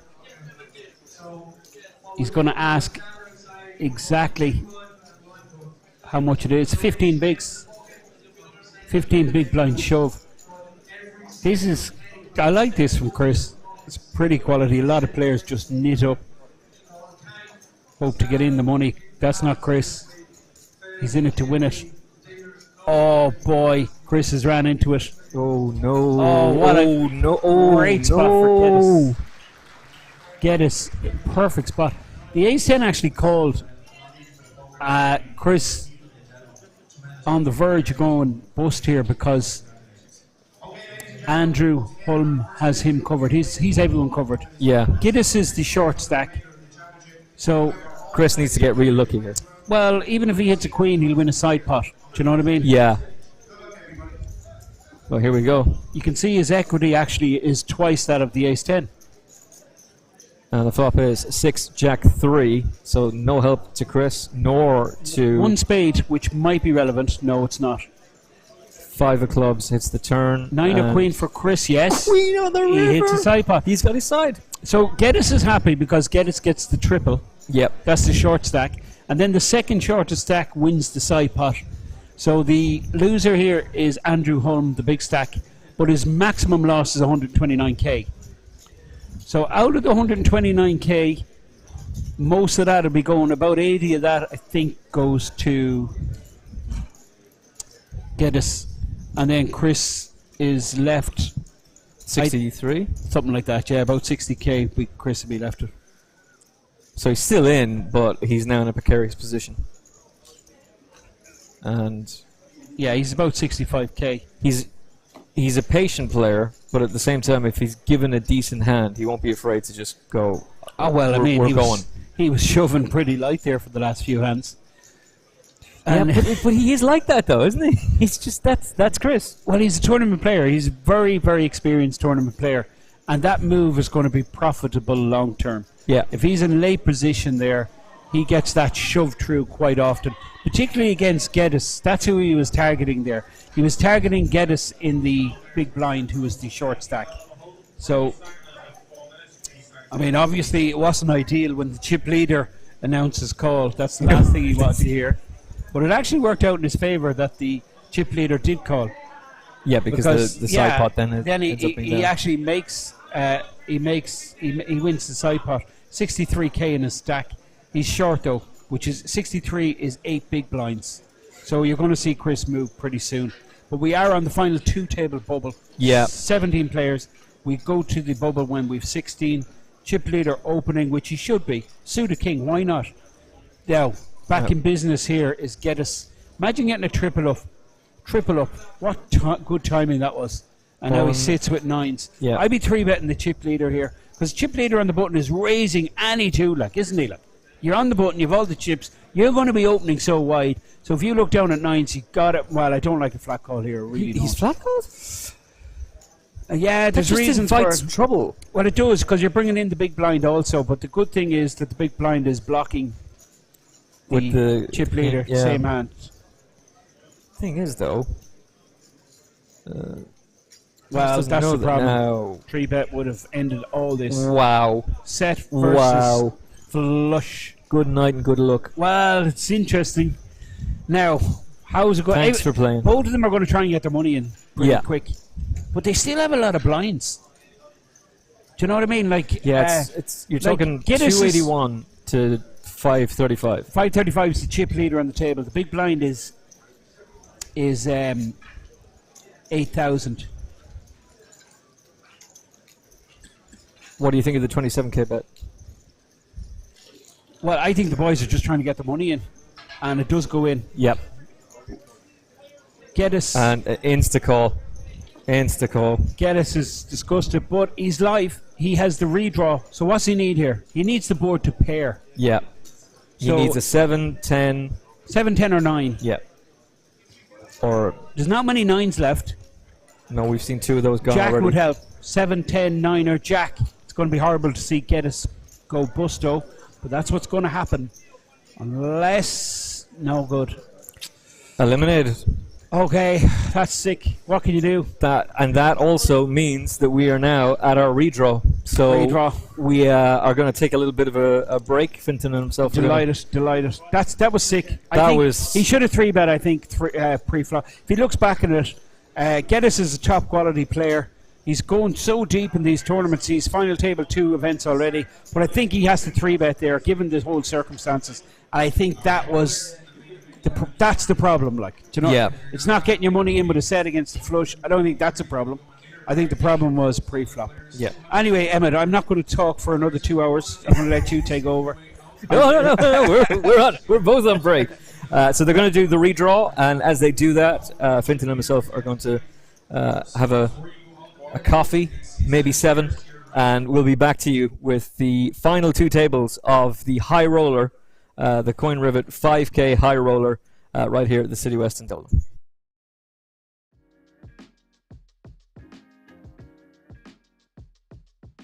Hello and welcome back to our coverage here of the Irish Open. I am with John Hest. How are you doing, John? I'm doing very well, thank you. And yourself? I know. Well, it's been a long while since anyone has been here playing poker tournaments. It feels a bit alien, doesn't it? It does indeed. In fact, I just told you a moment ago, I've been looking forward to this for 3 years.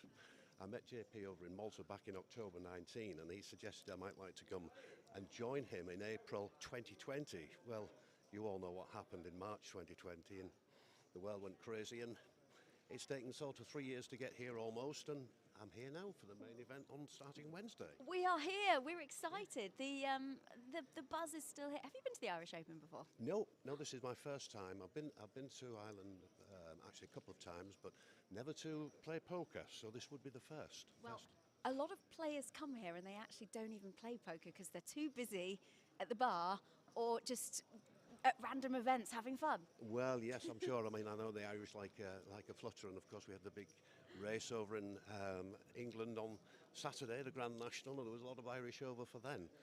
And of course, it's been a talking point for a few people. I didn't have a flutter this year, but I did watch the race. It was very interesting. But I'm quite looking forward to this, especially meeting all you guys as well, because it seems so long since I've met you. So I think we saw each other last in Malta, wasn't it? So how's your poker? Have you been playing a lot online? What's been going on? A little. I've been playing a little bit of small tournaments online, but overall, I think it's just been home games, recreational players, and sort of playing with my friends at home and just keeping in practice. But it's all. It doesn't matter how much practice you get. It's all about what happens on the day, isn't it? Really, and I'm looking forward to getting off to a good start on Wednesday, hopefully, on day 1A. Are you playing something today? I'm playing a tournament, yes. It starts, in about 5 minutes. So the charity one?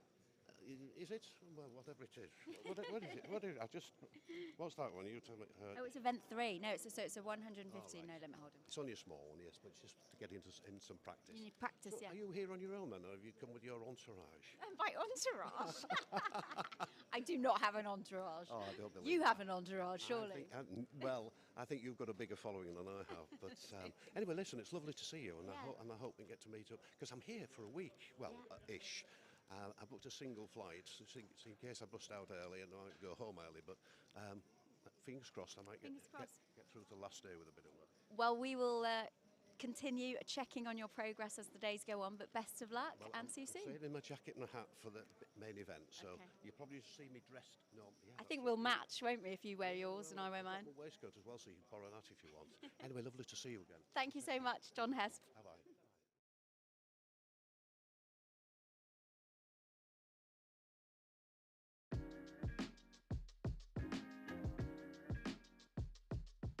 Welcome back to our coverage here of the Irish Open. I'm here with the winner of Event 2, Michael Muldoon, who took away over €5,000. It was the 8-game mix. How did you find the tournament? Oh, very good. It was very refreshing. Most people play very quickly at the mixed game, so it's a nice change up from Hold'em.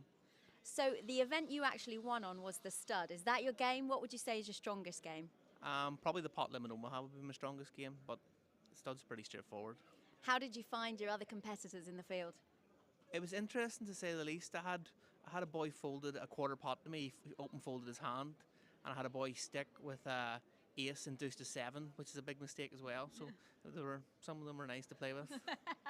That's a nice way of putting it. Anyway, you're the one lifting the trophy. That must feel good. Event 2, the start of the series here. Yeah, lovely. Nice to get a tournament win under your belt, and I can hopefully push on over the next couple of events. You're going to play the high roller, the main? Probably play the high roller in the main, yeah. Well, congratulations once again, Event 2's winner. Thank you very much. Thank Appreciate you. it. Thank you.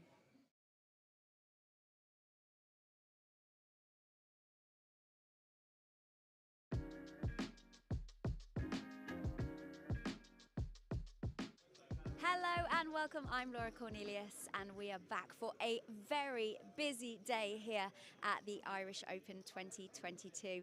There is still time to get involved in the main event through a satellite for just €115. There's one going on behind me right now. There'll be another at 4 p.m. and again tomorrow at 12 p.m. and at 4 p.m. although main event day 1A has officially begun at midday today. We also have the conclusion of the high roller, which will crown a champion, and the conclusion of the heads up event, which started yesterday. We come back with 8 players today to a winner, and the America's Cup has also begun today. So exciting times. Also, the live stream and the commentary will begin today with our favorite commentators. Of course, Mr. Emmett Kennedy will be there, as well as Fintan Gavin. So stay tuned, and if you want to catch some blog updates, you can head over to irishpokeropen.com and follow our YouTube channel.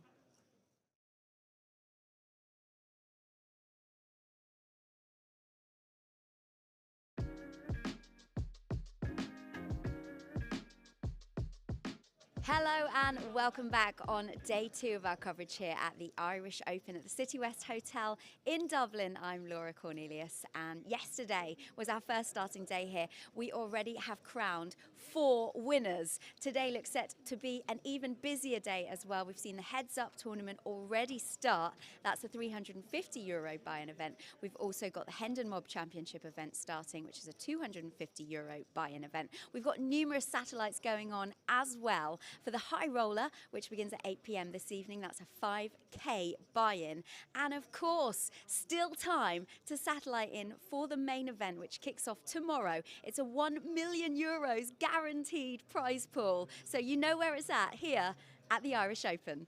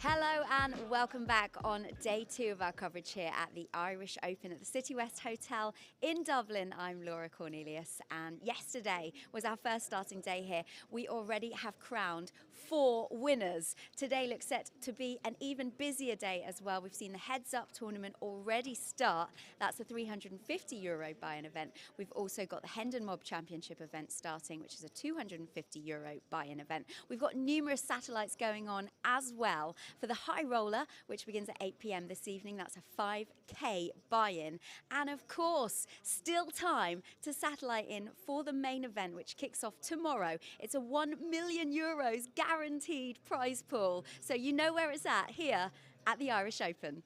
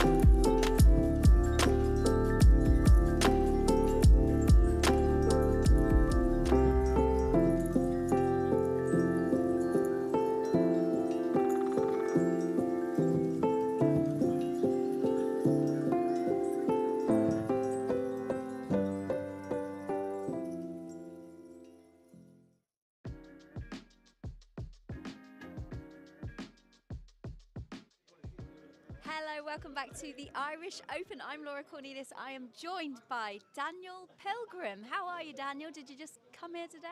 Yeah, I got here this morning. Flew in about 9 a.m. from Stansted.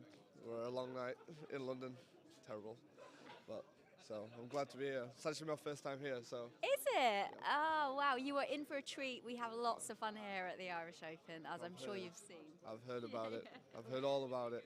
Are you going to be playing many events? Tell us what you've got planned. So my current plan is I'm currently in the 8-game run break. I'm going to play a few main event satellites and then buy in anyway if I don't win a seat, and then the 1K PLO to finish it off. And what's your specialty normally? Full card PLO now. Oh, wow. Yeah. That's fun. Yeah, but normally back home we play 6 card and it's just even worse. Swings. So how's it been going poker-wise for you? Obviously there's not been much live the last few years. No, but there are a ton of private games happening back in the UK, so I've been playing a lot of those. and the stakes I've been playing now just slowly risen over the last 6 months. Oh, wow. So yeah. So, ready to crush? Oh yeah, oh yeah. Getting ready for Vegas in June for WSOP, so should be good. Okay, and ready for the crack here at the Irish Open. There's lots yeah. of fun to be had. For Aldo, we're right here, stood at the bar, waiting for him to go back to... Ready to do a Jaeger bomb again. Yeah, ready for another Jaeger bomb. So I'll be ready I'm prepared for the drinking as well. So. And you do some DJing as well, is that right? I do, yeah, and take photos as well, but I ain't got none of my stuff for me, so I ain't doing none of that this trip. This one is purely poker, right? Yeah, yeah. All right. So, left my girlfriend at home, come back here for a week, and then play again for another week next week. So party's on. Thank you so much for chatting with us. No Good luck problem, anytime. in all the events that you play. I appreciate that. Pleasure to see you.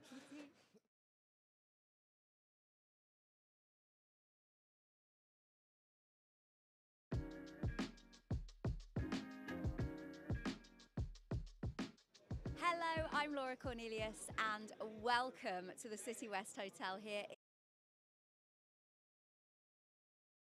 For a 115 on the hole, we're going to be starting in about 4 minutes. Please start. I do like the name Laura Cornelius, who's with us all week. Emmett Kennedy alongside Fintan Gavin, who will be back after a quick change, literally changing into a superhero costume.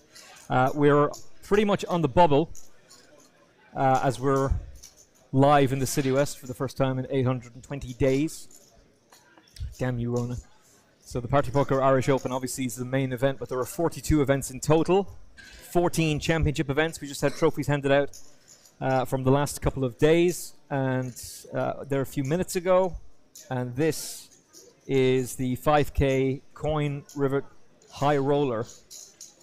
Well, we've got my favorite hand with Xanthopoulos. Sorry to all the Greek listeners and viewers, with my favorite hand, Ace 10. Ace 10 suited. I'm not that crazy. And Ace 4 off, which is ahead. As he pairs and decides to bet. So 21k into an 83k pot. And it really was a very simple decision for Xanthopoulos, who joins our new feature table. So we're doing things a little bit differently this year as Party Poker Takeover, as sponsor of the Irish Poker Open. So many tournaments that it's not just on one floor, it's on two in the City West. You are more than welcome to drop down here. Cash tables aplenty. Still satellites to play in the main event and qualify for the main event. Or you can just buy into the main event. 1A, day 1A begins tonight. But our focus of attention is on the 5K HighRoller, sponsored by Coin Rivet. So essentially what they're doing is making it very easy for you to use cryptocurrency if you want to put your money in at the gate. So you can go straight down and use your crypto wallet to buy chips here or to enter into a tournament. That's insanely good. So that's what Coin Rivet are doing, sponsoring a number of the players as well. And John Duthie we saw at our feature table earlier on. He was going good guns for a while, but John is well known from not only his exploits as a television producer, but particularly in tournament poker, forming the European Poker Tour. And unfortunately, he got busted out. We have an all-in from Dan Golder with pocket vibes. He's probably going to get this one through, Golder, by the looks of things. Let's see what the... Oh, he's not. Oh, dearie me. He's going to need some help. Under the gun, shoved it all in, 180. And it's an easy all-in call for the Kings. And the Kings haven't covered as well for any kind of flush potential, as both players have hearts and diamonds.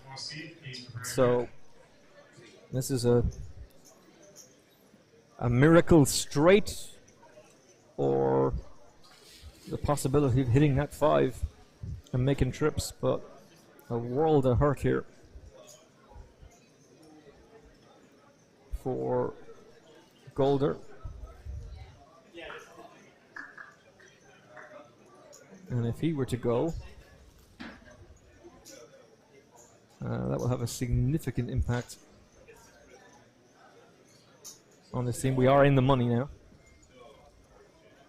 So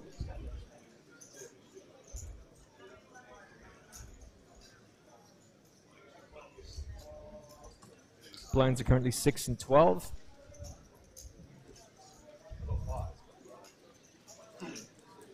Well, your hand's dead if you're out your seat.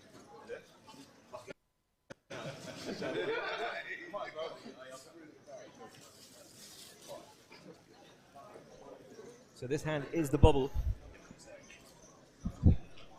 So we're about to find out if the remaining players, Ian Simpson among them, who we were talking about earlier on with Finton and his incredible exploits at the Irish Poker Open, but not only winning the Irish Open and then getting to a final table again a year later, but also his exploits in the UK, US, online.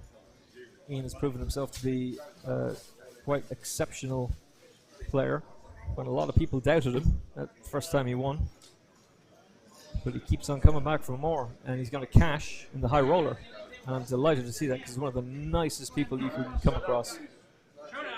So this is the bubble, and this is showdown. Kings against 5s. One time, dealer, one time. I love the Golder yell. One time, dealer. How many times has that been said by the same player over and over again? Here we go. 6, Queen, 7. No help so far. Kings still in control. That does give straight possibilities. Now a 9, 5, 4 could help, but it does not come. It's a 10. The Kings hold. Anatopoulos eliminates Golder, and that is the bubble burst. We're in the money. And you can hear our head dealer, who's from Texas, and an absolute gentleman as well, congratulating the players that they are now in the money.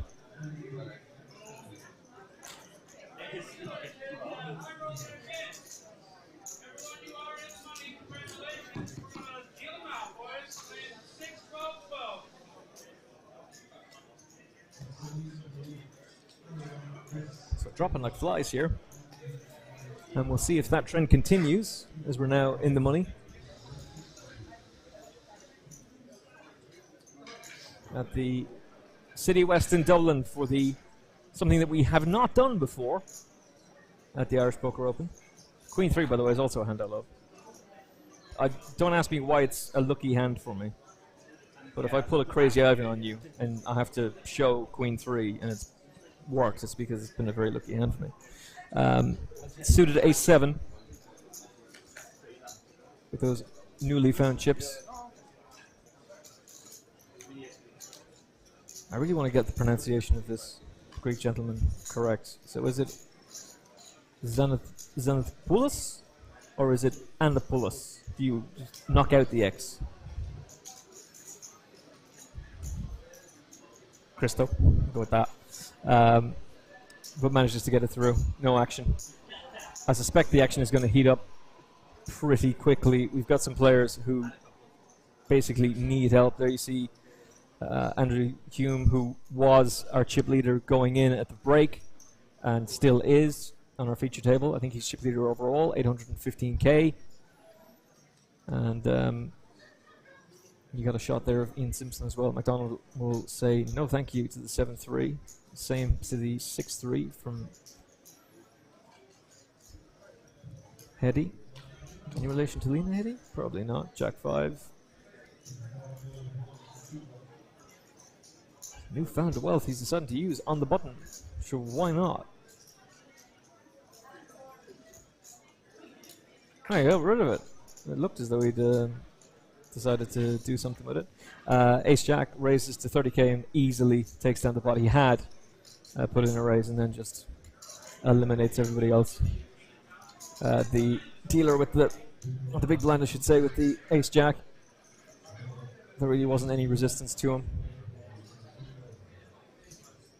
So a player we were keeping a close eye on earlier in the tournament as well, when Finton and Fergal Nealon and I were commentating on him. Fergal, by the way, having stepped away from the world of poker, to be here raising money for Ukraine, I'd drop on down to the City West. By all means, we want to see you. We want to meet you, have a drink with you. Come on down, say hello. You don't have to wear a face mask, by the way, in case you're wondering. So, your choice. Do if you want to. Ian Simpson moves all in with King Jack. And we'll meet 0 resistance from the big blind. So, Ian Simpson on 143k right now. And Ian wearing that face mask. He took it off for a nice photo earlier on. So the average stack is 409,000. And we're a good bit away from the next break. But again, Ian Simpson having great luck at the Irish Poker Open. Under the gun folds the 10-3, 9-6 is in the bin, Ian Simpson's out of the way. Something to contemplate though with pocket sevens for Peefley. Now, on the button it makes sense to, and he has shoved. I wasn't quite expecting him to shove, but I suppose he doesn't really have much more of a choice. Deuces in the big blind. And Healy is floating on fumes on 94k. Now, this is a position where he'd like to be in the reverse. He'd like to be on the button and just be able to shove, because that gives you 2 chances of winning. You have the chance to take it down, take down the blinds, and move on. But calling with the deuces, is that what you really want to do?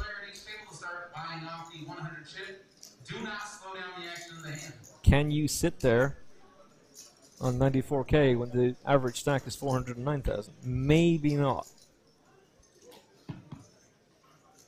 He's all in for 106k. So here we go.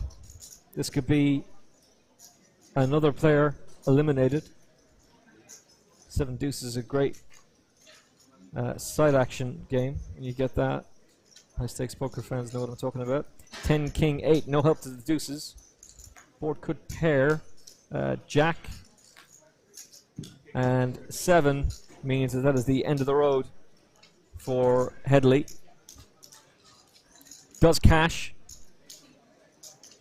and was floating on fumes, to be fair. But like I said, he would have preferred to have been in the other position. That being said, if he's bumping into Peefley with the pocket sevens, he's getting called anyway. And just when your chip stack goes down that way, there's not really a whole lot that you can do. So Alex Peefley takes out another player, and there you see the current chip count on our table. Ian Simpson on 143,000, 46k. The lowest, so some action going to have to be done here very soon. Ian has just moved all in with ace-queen off. Ace of spades.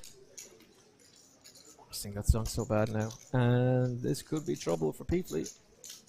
It's 143k, so he'd still be in the game. But it's ace-jack.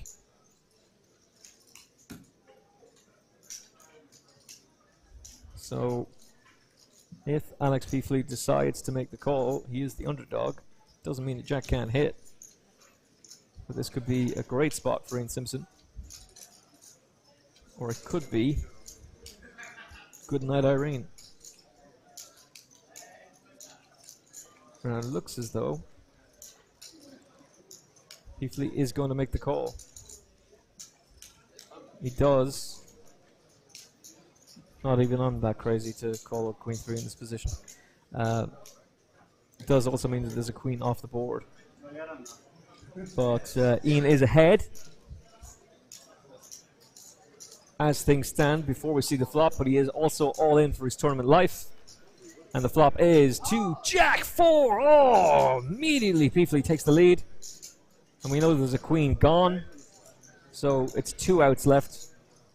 9 of no help to Ian Simpson. Neither is the 4 as the board pairs, but that is no good to Ian Simpson. He will cash, but he is the latest player to drop. And as I said before, they are starting to drop like flies. So 310k pot makes its way over to Alex Beefley, who is stacking up chips very, very quickly. I do like the visor, too. Reminds me of the old school World Series of Poker events. And thankfully no one's wearing sunglasses. I do remember watching an Irish Open feature table and we had to tell the player to take them off. Not because it was stupid, because, you know, Phil Hellmuth does it the whole time, but because they were literally reflective sunglasses. The opposition could see the cards. That happened. I presume he thought they were stylish. 10-3. Gets out of the way. 6k is the blind. And Zana Bullis with queen 5. Flat calls. And the big blind will just check. So we'll see a flop, which is Jack Queen 7. So the queen hits. There is a gut shot to the straight for the 9-8.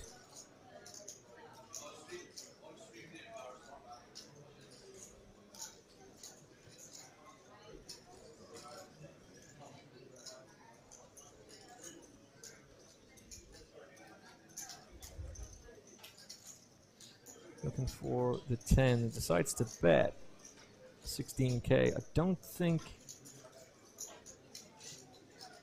that Christos is going to go anywhere though, and does call the 16k. King is of no help to the 9-8.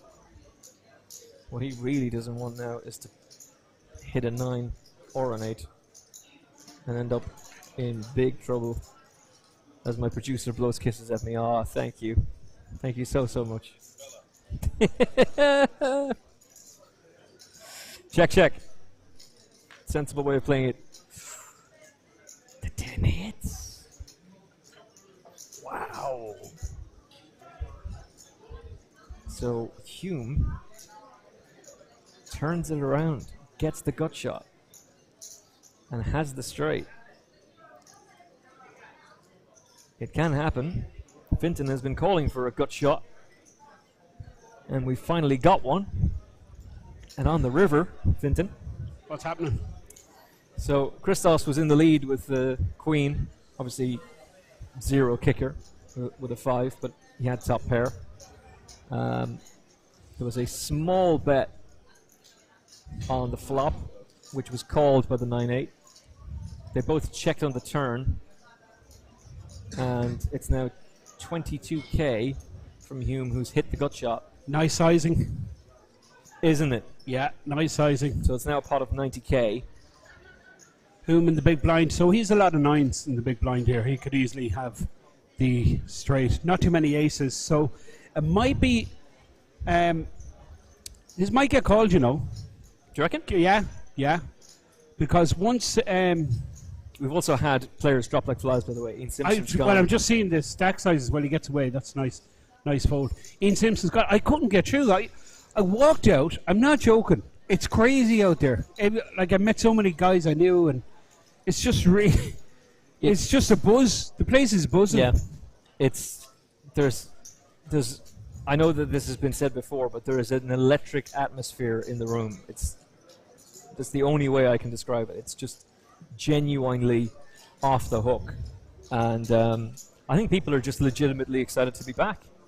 I think, it's 2 years of no Irish Opens. Obviously, there was the online version, but it's not the same. And the fact that people can come back and play again, they want to be here. And they're here in their droves. Whether they're playing satellites, playing the main event, buying into the main event themselves, playing the cash games, or just popping down to have a look. And I was talking about that walk-in, how it's all changed now that you've got the fast food, you've got the coffees, donate to Ukraine. Yes. Shout out to our boy, Fergal again. It's like a Glastonbury festival out there. That's a brilliant analogy. It's an absolutely... Where's Mick Jagger when you need him? All right, 10 deuce. Suited, and... Oh, for a second there I thought it was 2 He's running pretty pure, Andrew. 861,000, which is a ginormous stack. And overtakes with the top pair now. Now the Jack 7 isn't exactly in the strongest of positions. Well, he's the good shot and he's the backdoor hearts as well. A lot of cards can help him on the turn. True. He goes ahead obviously with a Jack. I mean, he gets the backdoor heart, but the board pairs in the process. So it's now 2 pair for Hume.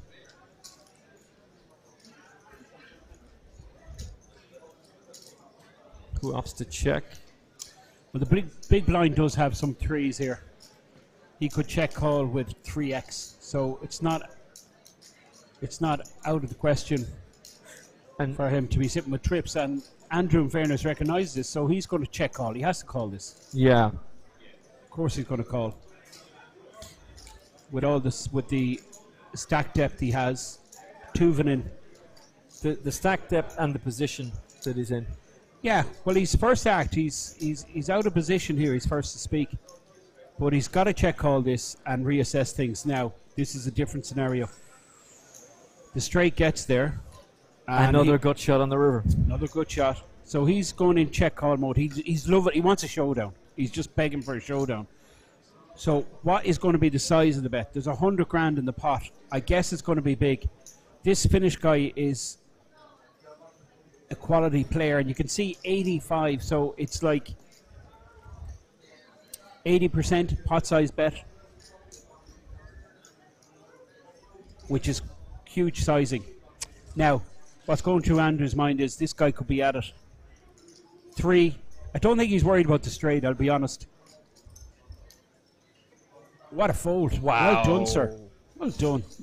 Nice fold. Just for those who are wondering, we are on a 15-minute delay, so they don't have any clue as to what we're seeing, what's going on. They are completely acting on their own instinct. And, that was one hell of an instinct. Nice fold. I noticed Mark McDonald's stack was super short. He just had about 4 big blinds. 47,000 or something, was it? Yeah, he's now a player who basically is in trouble. Well, he's under the gun, so he has to move here. I think he goes with this because the reason is he's posting 12k next. Well, he folds. That's weird. Okay. 46. He's posting 24k next hand, so he's kind of half a He's stack going to is be in pot blind, committed next and he time. was suited. So it was an interesting decision to fold there. It must be on the money. Is it on the money bubble? We passed. We're in the money. Oh, we're in the money. In the okay, money. interesting. Yeah. Ian cashed. Ian managed to cash, and it was actually one of the players that we were talking about, who we were raving about, who'd been doing so well earlier on. It was the one who busted on the bubble. It was pretty brutal to see, to be honest. All right, so Ace-8 suited against Ace-King off. Well, that's I mean, he's absolutely smashed it.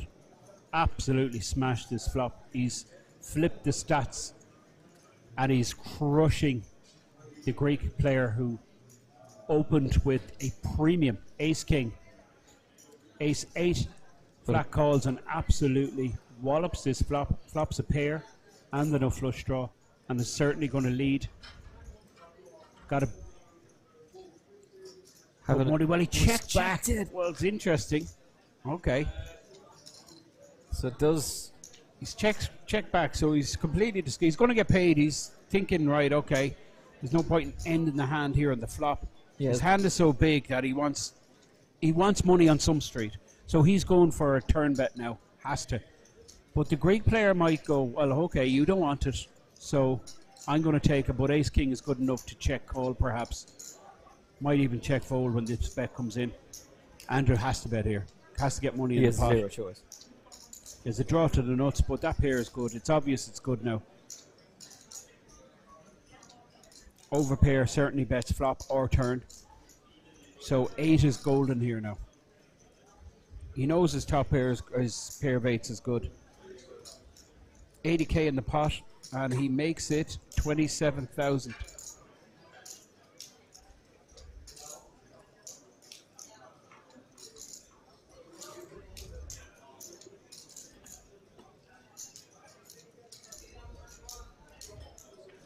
This is Christos from Greece. Do give us the pronunciation of his second name, please.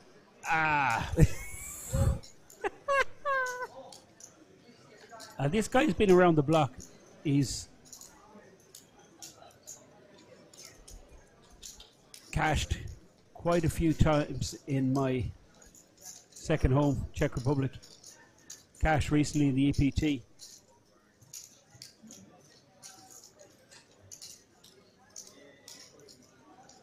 Couple of World Series cash, about $250,000 in live earnings.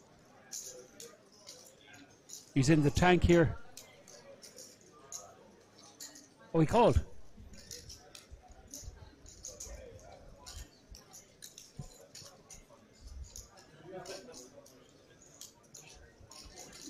He's going to bet. Well, he's not. He's check raised. And, okay, what's going on here, right? Okay. He's worried his ace high isn't good enough. So he's trying to bully him off it. His ace high is not good enough. He wants to, so in case he's up against like ace 8, ace 7, ace 9, maybe the jack gets there, jack 10, or sorry, yeah, jack queen maybe, something like that, that he's trying to move him off that hand with this check raise. This would be a phenomenal call. I know that he's the big stack and it's 72k into a 206k pot, but it's still bottom pair. It's bottom pair top kicker, but it's an amazing call if he pulls it off. He's not going to call, no. No, he has to fold there. Terrific bet. Terrific Got bet. him off the hand, exactly. And he will read about it in the blog or see it on the live stream. Nice bet. In a little nice bit. bet. But that was a really, really shrewd piece of betting. And it was also an understanding of the fact that he knew, I'm not going to get this unless I do this. Yeah, ace high, he's probably thinking could be good.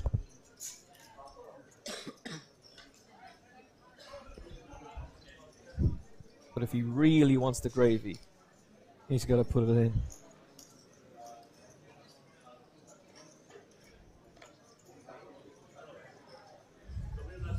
So King 10 suited. No reason for Hume not to be involved.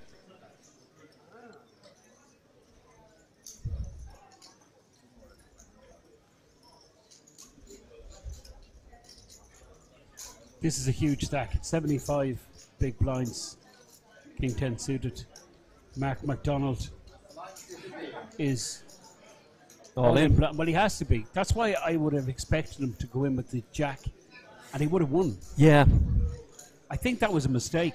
Now, it's not for me to be pointing out errors in Mark's games, but I'm surprised he didn't move He's in. hit the 9. He's taking the lead. Straight draw. Straight. There is a good 2 shot. overs and a straight draw. He gets there. Doubles. Well done. Sometimes you just need that bit of luck. And well, he just had to. He's compelled to call there. But that is the reason I expected him to move in under the gun. He'd like 46k, and he's posting 12 and 12, 24k. So half a stack is forced in blind. Yeah. Do you know what I mean? So, I mean, his shoving range with the, like, under the gun before he posts the next hand, it's so wide. I'm surprised Jack 2 suited isn't in that range. But this guy knows, trust me, this guy knows the hands. And he's still alive, still there, gets his double. Not quite a double, though, because he had to post the big blind. He had to post the big blind, yeah. So that obviously posts. But he doesn't. The ante comes out, and then he doubles the rest of his stack. You know. Yeah. But you're 100% right, though, that he was pot committed. And look, if he'd acted earlier, maybe he doesn't do it in that position. But yeah, 6 of one, half dozen the other. Exactly. He's got it through there, and we'll see where he goes now. Beefley has decided to raise to 26 with ace-5 suited. His surname is Anthropoulos. Nicely done, sir. Did Siri do that for you? Christos Anthropoulos. So you from Greece. You take out the X. Playing 50 bigs. Andrew is playing 60 bigs. 68 big. And this gentleman here, top of the... Andrew. It's 2 Andrews. Isn't there... Or is it? No, is this it, Andrew is second in the centre of our screen. Is it Alex, actually? Could be Alex, yeah. That's a Finnish player. Alex Yanni Beefley. Yes. Tovanin. Indeed. So this is Alex. So Alex is the chip leader on the table. He's sort of come from nowhere. He has built himself up over time to get to the position that he's now in. So it's 5s for McDonald, and he has moved. Shoves all in with pocket 5s. Christos isn't going to do anything with the 3 deuce. This is close. 7, this is close. 6 suited. This is very close. He calls. Wow. Calls. To me, it makes sense. Well, he's actually in great shape. He wouldn't expect to be in this good shape. No. He's ahead, 56%. That's unbelievable. You'd never expect this. So the 1 5s. diamond and the backdoor straight. Now he goes ahead. Now it goes ahead with the 7. And it could be over for Mark McDonald. And it probably is. It's just a 1 out. Doesn't And happen it for him. is. End of hand. Turn changed everything. And that was essentially... I mean, he's played a great game, McDonald. He's been tremendous throughout, aside from 1 or 2 questionable decisions. But I would say 1 questionable decision, and he could be right, but I don't think he is. I genuinely don't think. Yeah, I agree with you. I think he's got to move there with the Jack 2, but maybe someone has a better argument to say why not to do. I mean, if you're going to be forced in blind in your next hand, and you have suited cards, and the reason you should move, I think, is because that shove you might get it through. Yeah. It's possible. Even if you get called, which you probably will from the blinds, okay, the big blind especially, you probably will get called. There's a chance you could be ahead, okay? And then even if you're not ahead, there's a chance you could hit. Yeah. Do you know what I mean? So that's why I think. But look, I'm not going to start criticising or critiquing, should I say, Mark McDonald's play. He's one of the most impressive live players in Ireland. You are entitled to do it, though. I mean, Well, I appreciate you saying that. Thank you so much, Emma. Part of the I really appreciate that. Thank you. You have my permission Thank you, to sir. critique and say whatever you want. Thank you very much. What I would say is, though, he was tremendous throughout the tournament. He's Like, I top really ring. enjoyed We know watching that. him. We said it earlier in the stream. In the last 10 years, for us, he's the #1 Irish player. Yeah. There you have it. Yeah, it's him and Andy Black. For sure. I'd say, Andy, if you go over a longer period, 20-year period, there's no contest. It's Sir Andrew And then Black. third would be Prince Gavin, also known as Finton. Definitely not. I think you Of have a Galway. host, you have a load of players. Even Chris Dowling could be up there. Clicky could be up there. You always have you've Darrow Carney. You've a host of top quality Actually, I was live chatting to players. Dara last night. Obviously, they do a great podcast with David, and that's how I learned David's got the Rona. So he's slowly recovering from that. I didn't know that. Yeah, he picks it up, and it's been a slow recovery for Dr. Lappin. Okay, I hope he gets better. Yeah, hopefully. But Dara's in good form, as he always is. Yeah, I speak to him regular, and he's a great bloke, really good quality character, one very well known. Obviously, his books have even stretched his name even further afield. Yeah. I mean, everybody knows his ICM strategy book has been just renowned as being the authentic book when it comes to ICM. I think what's happening here, we're waiting for the out. There's 4 players here, right? And there's 6 on the outer table. Yeah. So we're just waiting for the hand to finish on the outer table. Then the tournament director will move over the player, and look who it is. There we go. Mr. Feraldo. This is your friend. This is who you were chatting to earlier on. This is off mic. Niall Farrell, Triple Crown winner. So talk to me about Niall. Well, Niall has about 3 million in live tournament earnings. He is the number 1 Scottish all-time player. I think I could be wrong in saying that, but I would say he is. Let's go with it. I can't think of another Scottish player with that kind of success. Is he a Celtic fan? A big Celtic fan. Well, he's definitely the number 1. Absolutely big Celtic fan. Definitely the number 1. He rang me there about 2 weeks ago. There was a small event in County Cork, and he rings me and he goes, it's a 1-day small event, and he goes, look, the missus has given me a couple of days off. I'm going to come over.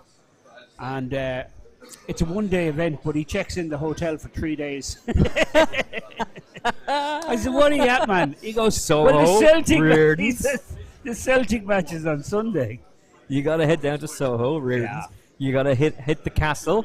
Oh, yeah. I'm not talking about the castle in Glanmire, which is a lovely place. I'm talking about the castle in the city. Yeah. You know what I love? My favourite bars are old man bars. Yes. And this one is like it's been stuck in time since the 1970s, with like a slight upgrade during COVID, and they've moved from literally a box television to a flat screen TV. Brilliant. I love it. But there's That a sounds snug, good. and like the snug is so small you can lock the door. Love it. The Coronas go in there, the Munster rugby team go in there whenever they're in Cork. It's the place. Everyone wants to go in. I love it. Michael, shout out to Michael who runs it. It's just absolute legendary place. Cork has got a terrific nightlife, and the casino game there has improved immensely. The Cork Regs were running the show when I started playing poker first. Still a bunch of top quality players from Munster. So when I was last in the city, most of my time I was spent in Ballincollig, where I have an apartment, and in Kilkenny, where I'm from.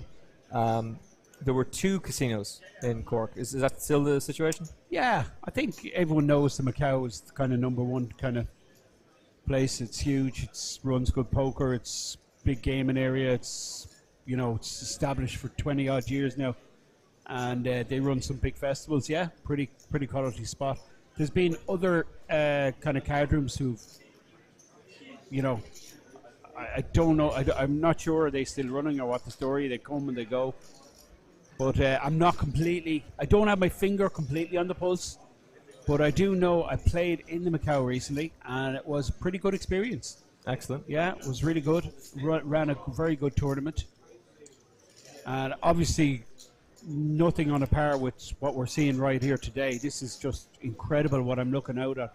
I'm looking at the conference centre in the City West. We're like actually situated in the poker room. We're kind of open plan kind of thing in the corner. Not beside the TV table, but maybe, I don't know, 30, 40 feet from the TV table. About that. But we can see, we have a really good view because we're on a bit of a height, so we can see the whole conference centre.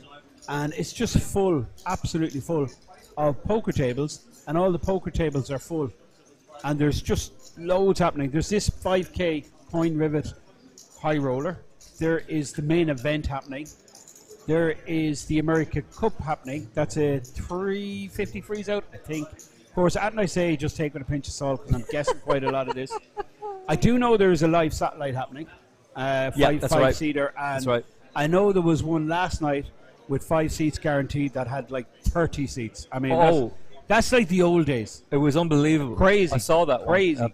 crazy. Paul and JP brought me over to it, and it was, you're right, it was like the old days. It was like the, God rest him, the Liam Flood days. It was like, blood, this is incredible. Look, the amount of people who are here. The Bank Casino, that was the one I was thinking The of. bank, I do know the bank. Gavin Stevens. Gavin is a good guy.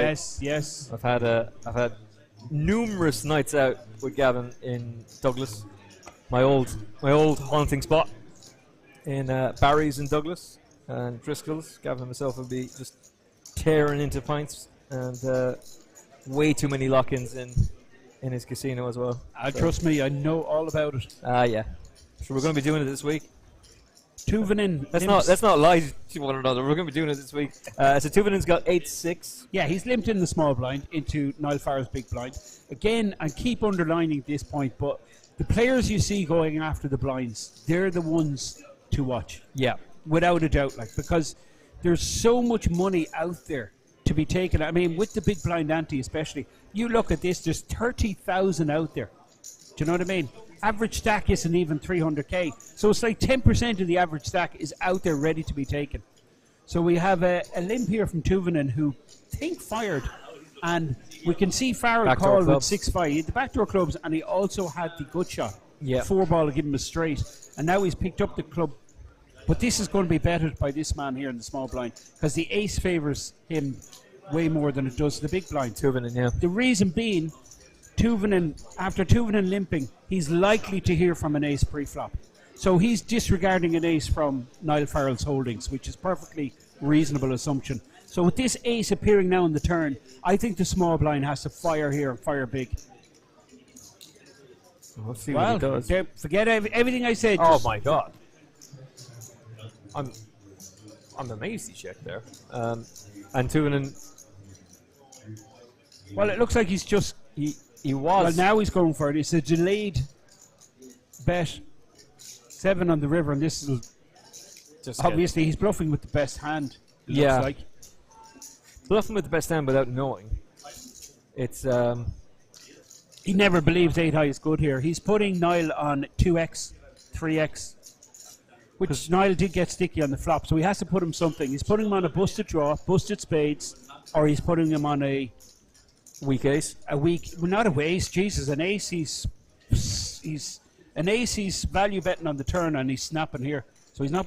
Tuvanen's not putting Niall on an ace, but he's putting him on a 2x or a 3x, and he thinks he's bluffed him there, but Farrell was kind of thinking of making a move. He was thinking of maybe repping that 7 that came out, but decided against it. That player on the right-hand side of your screen, that is Feraldo, Niall Farrell, who's, I believe, the most successful, I think, of all time, the most successful players.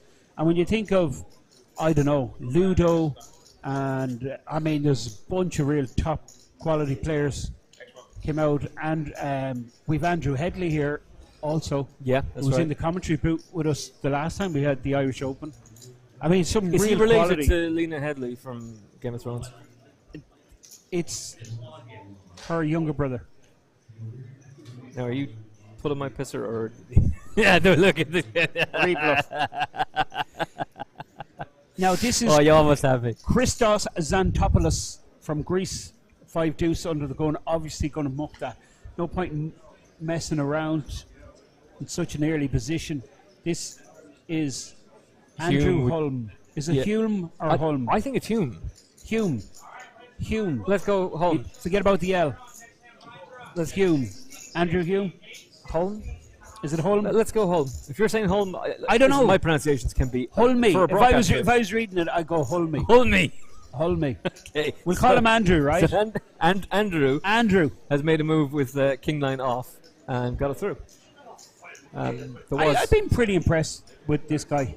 Yeah, we've seen him for most of the day. And Yes. he's been very, very solid. He's been quiet at times, but when he's there was one occasion where he ended up being bluffed out of it by McMahon, and he surely then saw that afterwards and was able to react. I remember you were saying he'll say it to him later on. But how he's handled himself throughout the day has been very, very impressive. And to build up the chip stack that he has, like 53 big blinds, 851,000. Yeah, I mean, at this level, 5k buy-in, you would expect quality, and I think that's what we've got here. We've got such a lot of quality. Yeah. I'm just sorry there's not more Irish guys. We had a load of Irish guys. We'd Chris Dowling, Geddes bust, Chris Dowling bust. We had that young Gareth McMahon who seemed to be really fresh. Really good, yeah. He seemed to be tricky. I really liked a lot from what I seen of that guy. He's gone bust. Mark MacDonald, one of the top live earners on the Irish chart, he's bust up. So yeah, pity we don't have a few more Irish players in the mix. But look, that's the way it poker, is, folks. Instead, we've got like Christos Xantopoulos here, who, I mean, he just oozes quality. This guy. Yeah. I really like that check raise, moving Andrew off the best hand. He's ace queen here in the big blind, so I expect a 3-bet. What happened here, under the gun open from the big stack. So this under the gun is not really like an under the gun. It's like a button open because he's the chip leader. What do you make of the flat call from the dealer? From Niall Farrell, yeah. Well, he's suited, he's connected. It's a handful of potential, so he's hoping to see a flop. The problem with the flop call is he mightn't be able to see a flop because you're opening the door for a 3-bet. Now, it just so happens that Xantopoulos has the goods, and that's going to be end of hand. Andrew's going to fold. No problem. Open. There's no problem opening light when you're chip leader, but you just got to get out of town when they play back at you. Yeah. And Andrew does exactly that. Yeah, now, Feraldo has a decision. He's going to do the mathematics. Jesus, this 3-bet, that's wrong. It's not 130. It is. There's no way it is. That's 130. Wow. Okay, it is, yeah. Oh, it is 130, yeah. Okay, pardon me. 130 makes sense. I was going, wait, what? Yeah, no, that's right. No, that's spot on. And Feraldo gets out of the way. Decides not to continue with the Jack-10 suited, a handful of potential, but you're never really in good shape against the 3-bet. You want to be the one 3-betting the Jack-10 suited, not the one who has to call with it. Well, in this case, Feraldo decided just to flat call. That's true. That is true. And the reason I think position is key there, isn't it? Like, yeah. If he's in the big, act. If he's the last act, if he's the big blinds, then absolutely. And he's suited. He's connected. He doesn't mind the big blind coming in for a flat call, which you'd expect. But on this occasion, of course, the big blind woke up with a hand. 3-bet, end of story, end of hand. I mean, 10 left. Players absolutely love the suited connectors. That's why Andrew called with the 7-6 suited earlier on, I would imagine, against the pocket fives, because he probably went, okay, I'm going to be behind, but there's potential. Totally. But look, the thing about the suited connectors, right? You got to get a flop cheap. You can't be like paying exorbitant price to see a flop with suited connectors because you're going to go skint. Yeah. That's the bottom line. You're going to go bust. You are going to win. On the odd occasion, you're going to win a huge pot. You know what I mean? You're going to hit your straight or your flush. But if you continually pay a big price with suited connectors, you're just going to be a loser long term. And that's, you can see the experience and skill level of Feraldo there. Okay, he flatted the open from the chip leader. Chip leader is going to be opening like pretty much anything, right? He has position on him. He's Jack-10 suited, so he decides to flat. But once the pot is inflated and it's 3-bet, he quickly realizes, okay, time to get out of here. And that is the difference. You'll find a player like me, for instance, I'd probably be calling off there. Do you know what I mean? With the Jack-10 suited, which is the wrong play. Well, but I know plenty of players who would. Absolutely. Plenty of players have an emotional attachment to that hand. Absolutely. They go crazy. It. They go, all in call, let's go. Jack-10 suited versus the aces. I've won so many times with this hand. My favourite hand. My favourite hand. Let's do this. I'm like that with ace-10 suited. I'm like that with a lot of hands. I was saying, actually, before you got here, Queen 3. Stop now. For some reason, go away, stop. For some reason, if I get Queen 3, you're screwed. Stop. You are dunzo. Why? I don't know. But Queen 3 just tends to work out very well for me. It's insane, but it does. Now, on the button, 16k to call. Blinds are up. Big blind 16. And folded around to Xantopoulos, who, for me, is coming across as quite comfortable here. But, well, he won't be comfortable now because he's going to get a 3-bet slammed in his face. I expect the small blind to 3-bet here. Versus a button open, you have the chips, you got to be 3-betting, I think, ace-jack. Unless he's looking at it from the perspective of there's not a... Does he just call? It's a flat call. I don't like this because he's out of position. I don't either. He is out of position. And he's also pricing in this guy. Yeah. Look at this. 8-6 comes in because just he's getting a super price. Yeah. So I much prefer a 3-bet. He also doesn't know where he stands now. Either. Yeah, of course. Yeah. The idea of these 3-bets is to find out exactly what's going on. And now he goes behind. He's just dead now. He's finished with the hand. 3 spades, no ace, no jack. Now, Xantopoulos King is 7. He's flopped 2 pair. He's flopped 2 pair. But Tuvanen has a little piece of it. He's a pair and a flush draw with the backdoor straight. So he might continue on one street. He won't be too excited about his flush draw, obviously, given that it's just 6 high. But he might think, hey, my 8 could be ahead here. So when it goes check, check, he might call a bet once Andrew folds, which Andrew will fold, believe me. And here's the continuation bet from the Greek player Christos Xantopoulos. Snap fold I'm from... loving the pronunciation, by the way. Snap fold from Andrew. And this is interesting. He's going to call? Yeah, he gets sticky. Well, look, he's got... Okay, even if he is behind to a king, he thinks, right, I have a spade draw, I have a 2-pair draw, I have a trip draw, I have a backdoor straight possibility. And there it comes, up and down, open-ended. So now he's certainly going to stick about. Yeah. Depending on the size, of course. I mean, if Xantopoulos goes super big, which I don't expect he will, because he could be up against a straight now. He could be up against a made flush, and he doesn't want to get check raised. Yeah. So it might be a case of Xantopoulos checking this back. It's an interesting decision he's going to have to make. I think he knows if he's check raised here, it's a case of... Well, it's a 6 spot. I mean, it's horrible with you're 2 pair. You're either pot committed with 201k already in there, or he's trying to figure out. Okay, would a straight bet here, and he obviously thinks it would. So he's going to continue again and protect his 2 pair. That's what he's doing. That's interesting. Like the size of the bet. The bet size was too big for Tuvanen, who picked up extra equity with the open ender, but has decided it's just too expensive and folds out. And good decision there from Christos Xantopoulos. Yeah, and a lovely bet size as well. That is now going to take us into another break. Brilliant. How long is this break? This break. I can't go anywhere because if I leave, I'm going to be dragged. I'm going to be, I don't know. Oliver tells us we've got about 7 minutes Brilliant. of a break. Okay. But it's 7 minutes for us to consume. Is this an official coffee. break or is this the final table break? This is an official break before the final table. Before we so we're at the final table. So here's our payouts. We're down to 9. Look at that, 111,000. Guaranteed 11k and 111,000. Nearly 112 to the winner.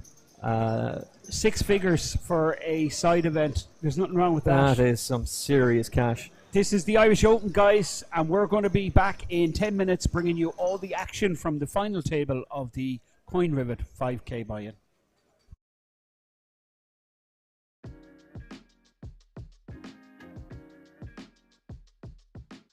Hello, I'm Laura Cornelius and welcome to the City West Hotel here in Dublin for the Irish Open 2022.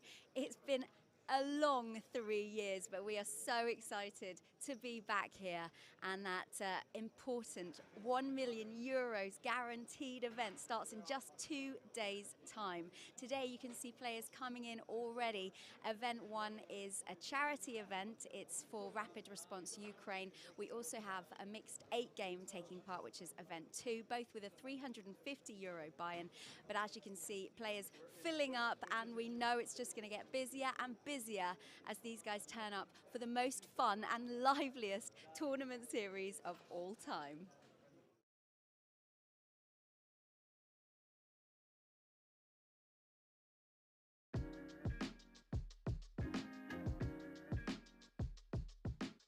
Hello Welcome back to our coverage here of the Irish Open in Dublin. I'm here with the winner of Event 1, which was the Six Max €350 by Leo Lombardosi. Yes. Congratulations. Thank you so much. Well done. You won €13,750.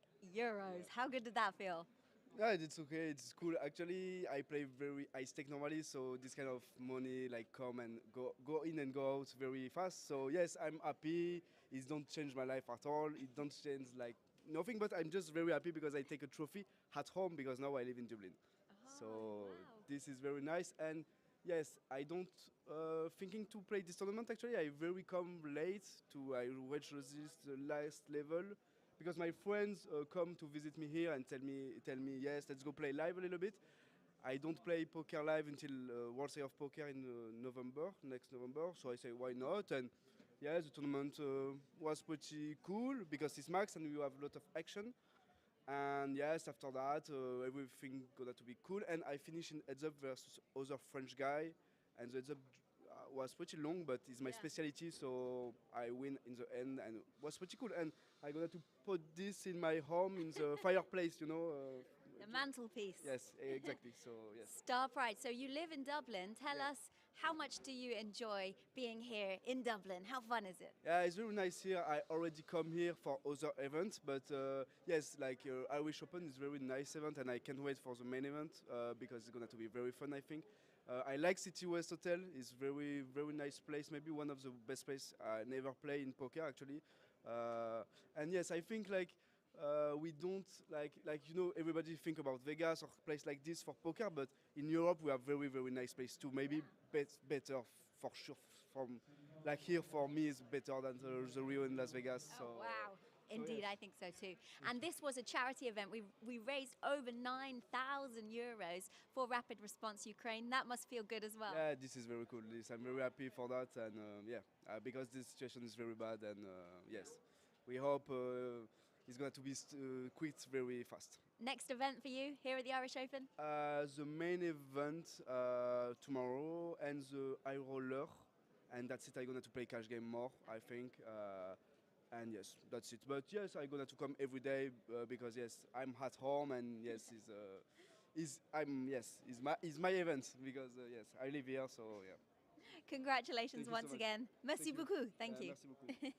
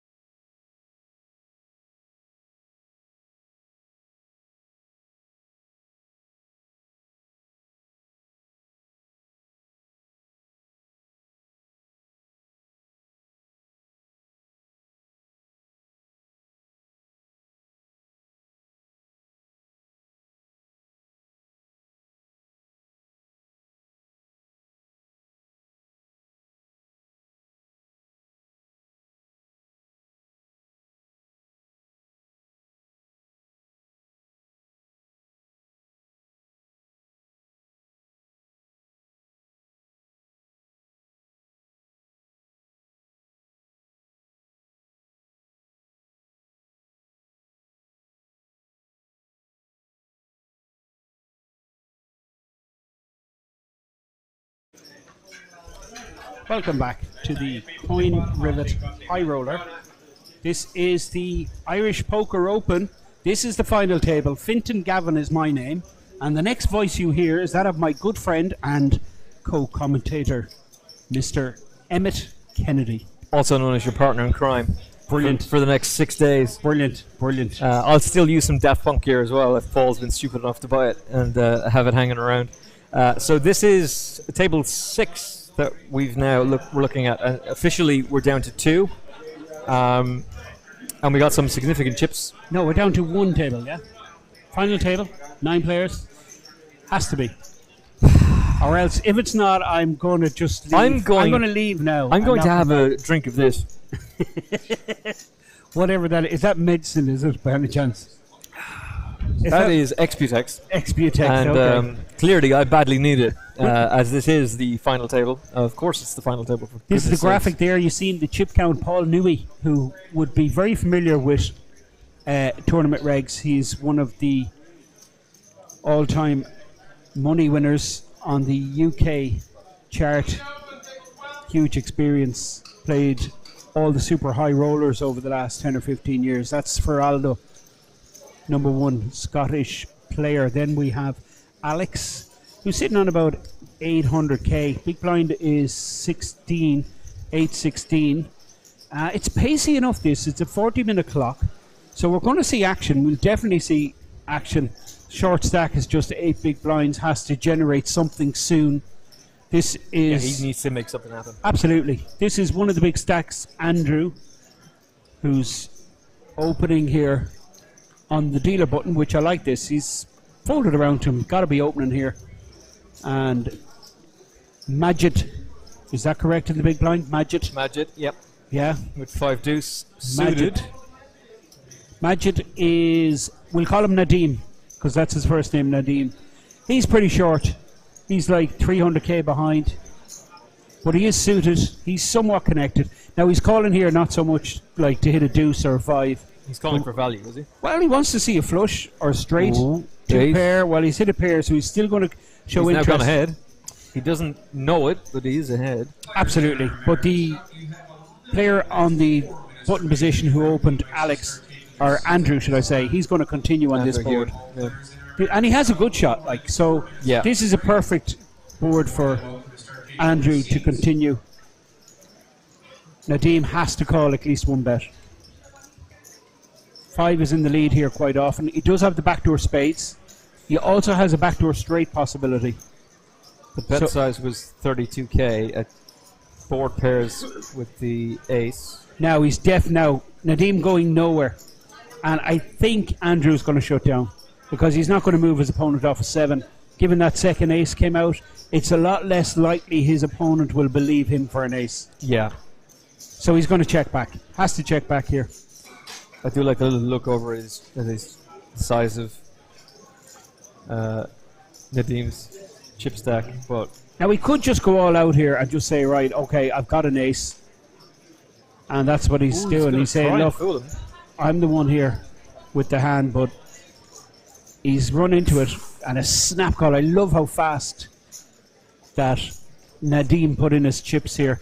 But he does have such a fast call, it actually makes you think he's sitting on an ace. Yeah, I think it's more likely a 7. I think a 7 he's thinking.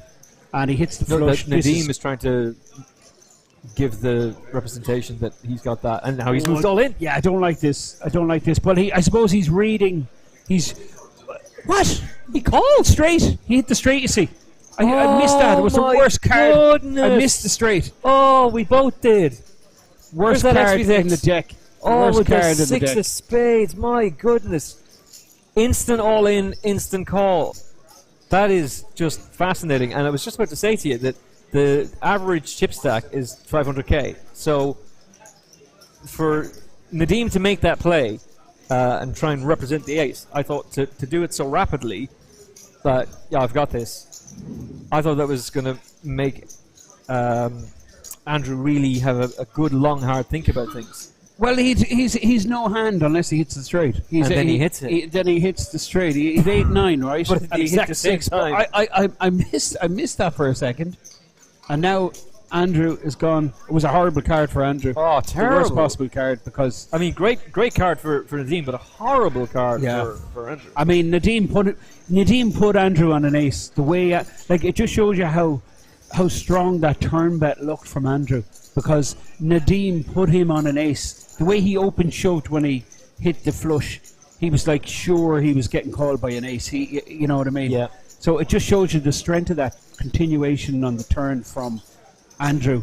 But unfortunately, I mean, Nadeem had too much of it. He had a pair and a flush draw. He had too much of it not to call, and he made the call. He hit his flush. Unfortunately, Andrew. And the swings hit and it roundabouts. straight. Before this, it was around about 350 that Nadeem had. He's now on 662,000. And Andrew has gone from a position of almost 700 down to 430. So, tournament poker, in an instant, blink of an eye, it can all change. What is the average stack? Average stack is 500,000. Okay, because we've 90 players, all getting 50,000. So therefore, with 9 left, that means 500,000. That's... Jesus, Emmett, you are brilliant at mathematics. How did you figure that out so quick? Listen, look, what can I say? You've done this It's before, just- right? I've done, I've done a few commentary jobs. Okay, I believe it. I have a horse racing podcast. I The only believe you. thing that I was any way interested in school was probability. Once I started Probability. teaching probability, I went, wait, what? I Hang like on, this. Let's have a look at this. Right, lads, get the dice. Let's meet out the back. Meanwhile, Alex with the Suda connectors. I love this hand. It looks Don't really fold ace pretty. ten suited. You can't do that. So he Oh. makes, but look, Nadine here is going to 3-bet. Yeah. Has to 3-bet, but he doesn't. That's just 36k. He's Yeah, flat it's calling flat with call. the ace queen suited, Which in the small blind position, which I really don't like because it could have allowed the king 7 in. absolutely, yeah. Who knows what could have happened there. And maybe he'll live to regret folding that. But it's ace queen suited against 10-9 suited. That's Niall Farrell. He's not in the hand, but it's Alex with the cap and glasses in the centre of your screen. Yeah. He is in the hand, and he is one of the big stacks on the table. He's raised and he's flopped. No, he's flopped nothing. Absolutely, both players have missed this. Completely. Ace queen in the lead. Ace queen checks. Now this is why I don't like ace queen just flatting, because he's given the advantage, the betting lead to Alex. Alex is in control of the pot. Yeah. And when you completely miss with the ace queen, it's so difficult to continue now out of position. But I guess he goes for 1 street. He check calls 1 street, see what And now develops, we have, and bingo. we have the turn. So you've got 2 pair. Alex has checked back here. He's finished. Ace hits. Bigger 2 pair for Nadeem. Now, if the last hand is nothing to go by, he'll lead out here.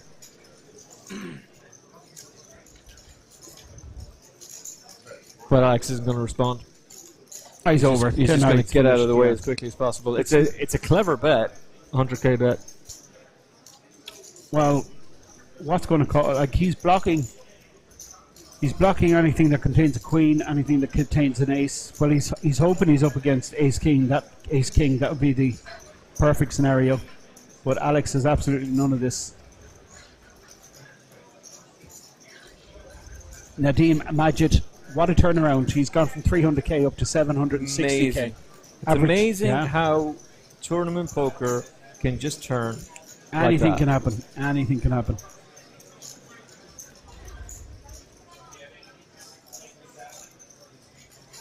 By the way, and I mean this with no disrespect, but doesn't Alex look a little bit like John Malkovich in Rounders? Yes, Let's absolutely. deal some cards. Yes. It's the hat. It's the little hat. The hat, yeah. Let's play some cards. He also looks like someone else in Rounders. Oh. At the very end. Well, Oh, maybe not. oh, Eric oh. Seidel, I was going to say. Just a little bit of a look and feel about him. No, I wouldn't go No, with that. no. I'll go with Totally Malkovich. wrong. I'll go with Malkovich, you're right. Okay, Queen 9 for Alex who folds, and this is Paul Newey, the short stack. He's only 8 big blinds, so he's got to put the chips in soon. King Queen qualifies. It's all in.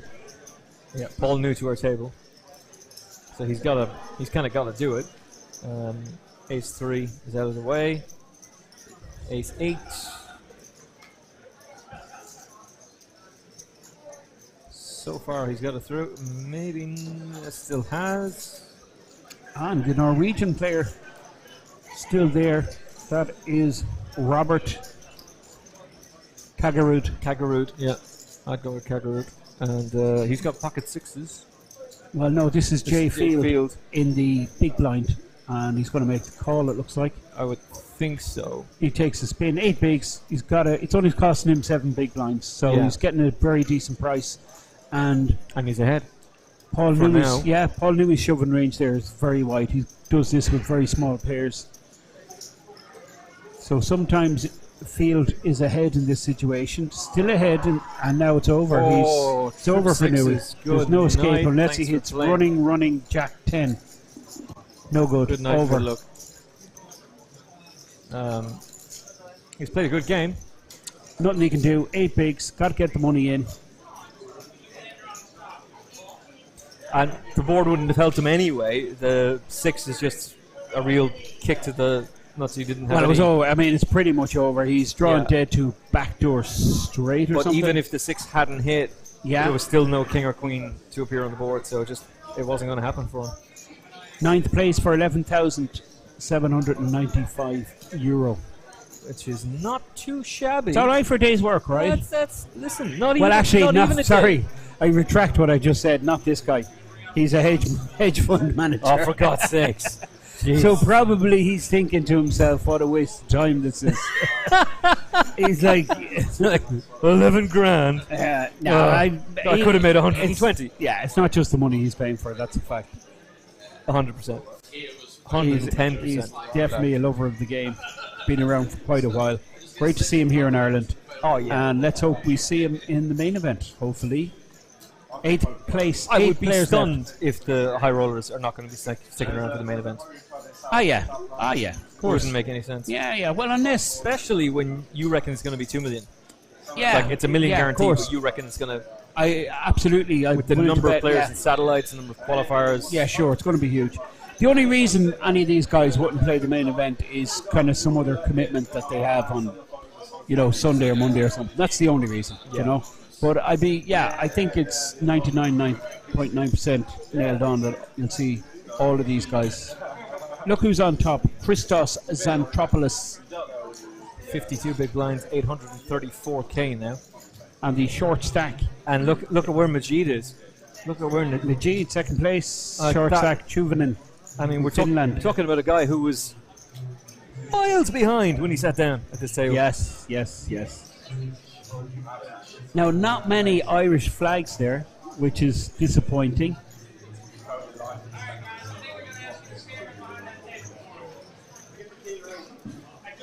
Because we had loads of potential players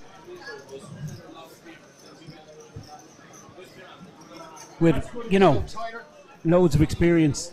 This is the official final table. 8-handed.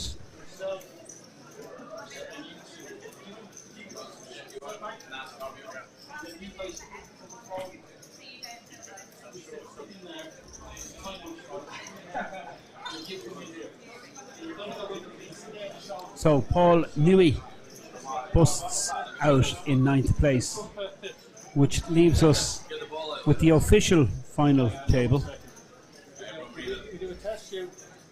And the only Irish flag is that of Alex, who I believe is from the States, but based here now in Ireland. Only cash I can see on the Hendon Mob is the 2K high roller in London last week. So Alex has form. Alex on the very left-hand side of your screen.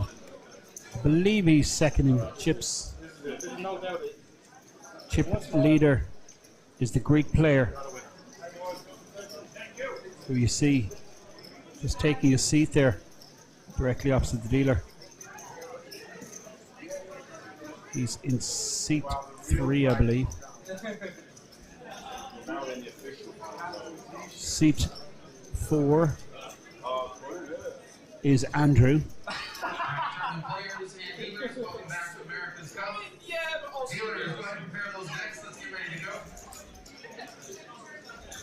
You're already sponsored. So who you got some? Driving Formula 1.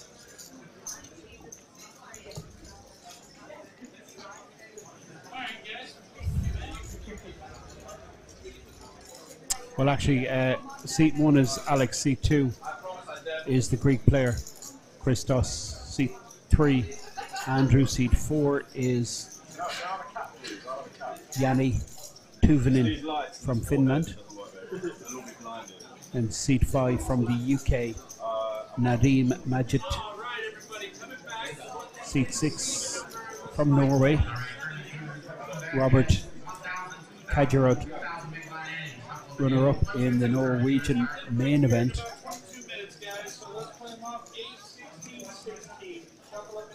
And you heard the direction from the TD saying shuffle up and deal and blinds 8, 16, 16.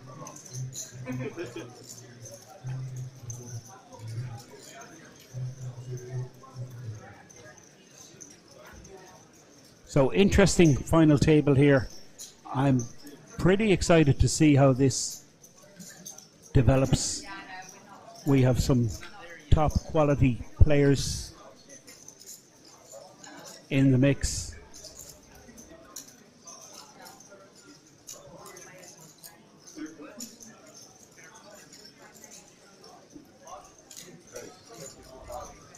This is Robert, Queen 9 suited, on the button. Minimum raise. And now in the small blind with a suited king is Joe Field from the UK.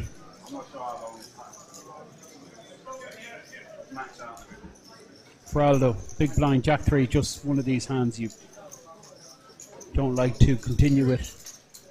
Just too trashy, too weak, no connection, very little potential. Niall Farrell snap folds, Jack 3 off. We're watching the coin rivet HighRoller. You can see in the back graphic there behind the players, buy, sell, send crypto for free. So if you want any Bitcoin transactions, you want to buy into a tournament, I believe CoinRivet uses the Luxon wallet. You can send money to the cage, or you can buy in directly to the event. Makes it super easy. Instead of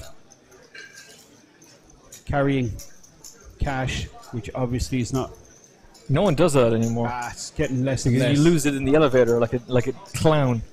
We were in London recently for 4 or 5 days for a visit.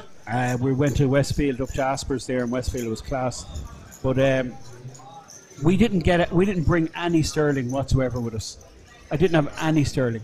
Now I have to confess that I did take some sterling out, but that was in the casino when they wouldn't accept my card. Do you know? They, for some reason. Oh yeah, they the wouldn't rules have take- changed over I there. don't know, It's it only was- debit cards now. It's whatever. you They can't just- use. She'd only give me 200 on my card. Whatever. So I had to use the ATM then. But we didn't use for anything, and this is with a family, right? And we went to shows. We went to a show. Went to Legoland. We went to Harry Potter World. Legoland. Yeah, Mate, I love Lego. it was class. I'm addicted to Class. Lego. I built the Batman Lego tumbler recently. as Niall Farrell moves all in with 430. I'm currently building the Lego Spider-Man Daily Bugle Tower. Class. Well, you When have to go Rona there. hit, right, my mind just went, ah! And Lego saved it. It really saved it. It got me out of, thank God I was still able to work, and very grateful for that. One of my best friends got married during Rona, and it was a time when Ireland had opened up. Yes. It was actually August last year. Yeah. But you're restricted to 50 people. And Jer's now wife, Paula, quite rightly said, because I don't know what your take is on this, but my view on weddings are, and I'm an only child, so maybe I'm slightly biased on this, but if you wouldn't invite somebody to your birthday party, why would you invite them to your wedding? Good point. Good point. So I'd said this to them, and Paula said, why don't we just do what Emmett said and just invite 50 people? Because they both have massive huge families. And I get a phone call from Ger saying, will you come down to my house the night before the wedding? And like, you've a nice car, will you drive me down to the church? Nice. And greatest honor of my life doing that. Like, for my best friend to be able to do that. But also, it was just great that no couples. You know, if you're not, unless you're married, no couples. Like, if you just, and one of our friends, Kira, has just started going out with some guy who's got a brewery. I don't want to be hearing about this, right? And I don't want to know the guy, right? There's no plus ones. Listen, no plus ones, right? If you're not in a long-term relationship, no. Good luck. Like, unless you're married, forget about it. And it was the best crack.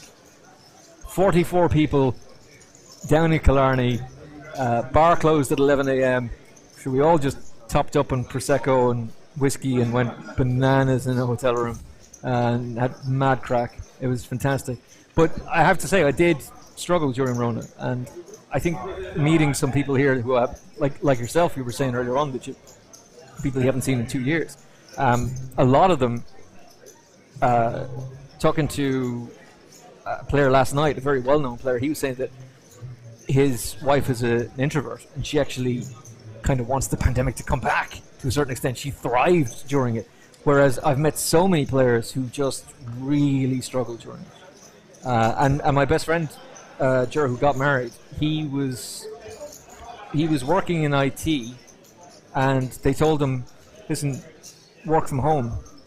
And now that it's all opened up again, they've rung him and said, stay at home. Stay at home. Yeah, like the productivity is just as good. Yeah. And the very same thing from my good friend Cathal, who's probably watching this right now, by the way, Cathal Kelly. I said to him, for as long as you're in that job, Cathal, and this would have been summer last year, before the wedding, we'll say July, I'd say for as long as you're in that job, you will work from home. And he said, Emmett, that's not a theory, that's a fact. They sold the office building. Well, that's brilliant. Because they're like, the productivity's gone through the roof with people working from home. It's great. And it saves, like, you're saving money, right? Yeah. And you it's less hours it's taking you, because you don't have your travel time. Oh. And, like, your breaks are real breaks. You can do whatever you want on your break. If you want to catch up on the latest series of whatever. Ozark. What is it? Furiosa? Furiosa? What the hell is Furiosa? It's about Polish football jokes. It's great. Really? Yeah. I'm watching, as we deep dive into television right now, I'm currently watching Raised by Wolves Season 2, which is absolutely outstanding. It's look it up. It's a prequel to Alien. And Ridley Scott's the executive producer. He directs the first ever episode of Season 1, but it is an exec producer throughout the entire show. So Pocket Sevens against Ace Jack. Ace Jack opened, and the Sevens just flat called in the big blind. And Niall has made a continuation bet. He's going to shut down now. That's the end of the backdoor flush draw. He does have his backdoor gut shot. A 5. Well, yeah, he has a good. He's produced a good shot now. A 5 is good. Ace is good. Jack is good. But I think he's just going to check back here. There's the check back. Sevens are in the lead, and he'll hope to hit. He misses, and he can't. There's nothing for Aldo can do here. Absolutely nothing. Isn't it amazing though how it changes? Like Hume, basically chip leader when we sat down. I know, it's crazy. Yeah, I'm surprised he didn't go for a small value bet there, even a blocker type bet. Yeah, Farrell has to just snap check back. There's nothing he can do on that board. No, 7 wins the pot. He wasn't getting paid, but I thought he would put in, like, just to save him being put in a real tough spot, having to call a really big bet from Niall Farrell, that he'd just come out with a small blocking type of bet, you know what I mean, to get to showdown. But he check. It's okay. Wins the pot and it gets him up to average stack. Yep. He's just below average stack because we have a bust out, right? So if you divide that 500k between the 8 players, that's the average stack. So you add, am I right? Yes, you are. You are right. So it'd be about 565. That'd be. Is that crazy what I'm saying? No, that makes sense to me. That makes sense to Niall me. Farrell 27 bigs. Not that we're biased, by the way, but at least there is one Irish flag flying there. Yeah, but he's actually American. He's Irish. Oh, is he Irish, is he? No, I'm just saying. I know, I'm sure he's American, but I could be wrong. Aren't all Americans Irish? Probably, and I hope I haven't offended Alex by calling him an American. There's no reason he should be offended. I love America. Yeah. Let's make America great again. Oh my God. Two of the worst candidates in the history of the world. Don't start. In both elections. Have you ever Googled the Clinton kill list? No, I have not, and I don't intend to. It's a rabbit hole you don't want to go down. It's probably the first thing I'm going to do tonight when I get back. Into the hotel room. Into the hotel room. Clinton kill list. The amount of people who have died, who was on that list, has dirt on the Clintons, is quite frightening. Nice fold here from Feraldo. Small pair. Very, yeah. Nothing really he can do. Yeah, what does... Oh, you get small blind, King 10. Yeah, he's got to be folding King 10 in the small blind there. Unless he could get a bit funky and 3-bet with it. That King in his hand is blocking quite a lot of premium hands. But, I mean, it's just way too risky. This is the big blind, and this guy has been super impressive. Johnny Tuvinen from Finland. Can't see his hand, but it's a pretty good flop for Joe Field. No overcards to the jacks. Obviously, he's going to be concerned about the 8. Yeah. But the fact there's 2 of them out there, I mean, the chances, the probability, unlikely that Johnny Tuvinen has one in his hand. So he's just going to come out. It's a clear continuation bet here. And look at this. Look at this. Now, this guy is tricky. He could be floating here with anything. Tuvinen. And the problem is that we're literally in the dark because, as you know, the cards have chips on them, so that's how we find out. Yeah, but for some reason it's not coming up on the screen, and I don't know why. He's defended in the big blind, so you're right, it can be anything. He could be calling here with like 7-10.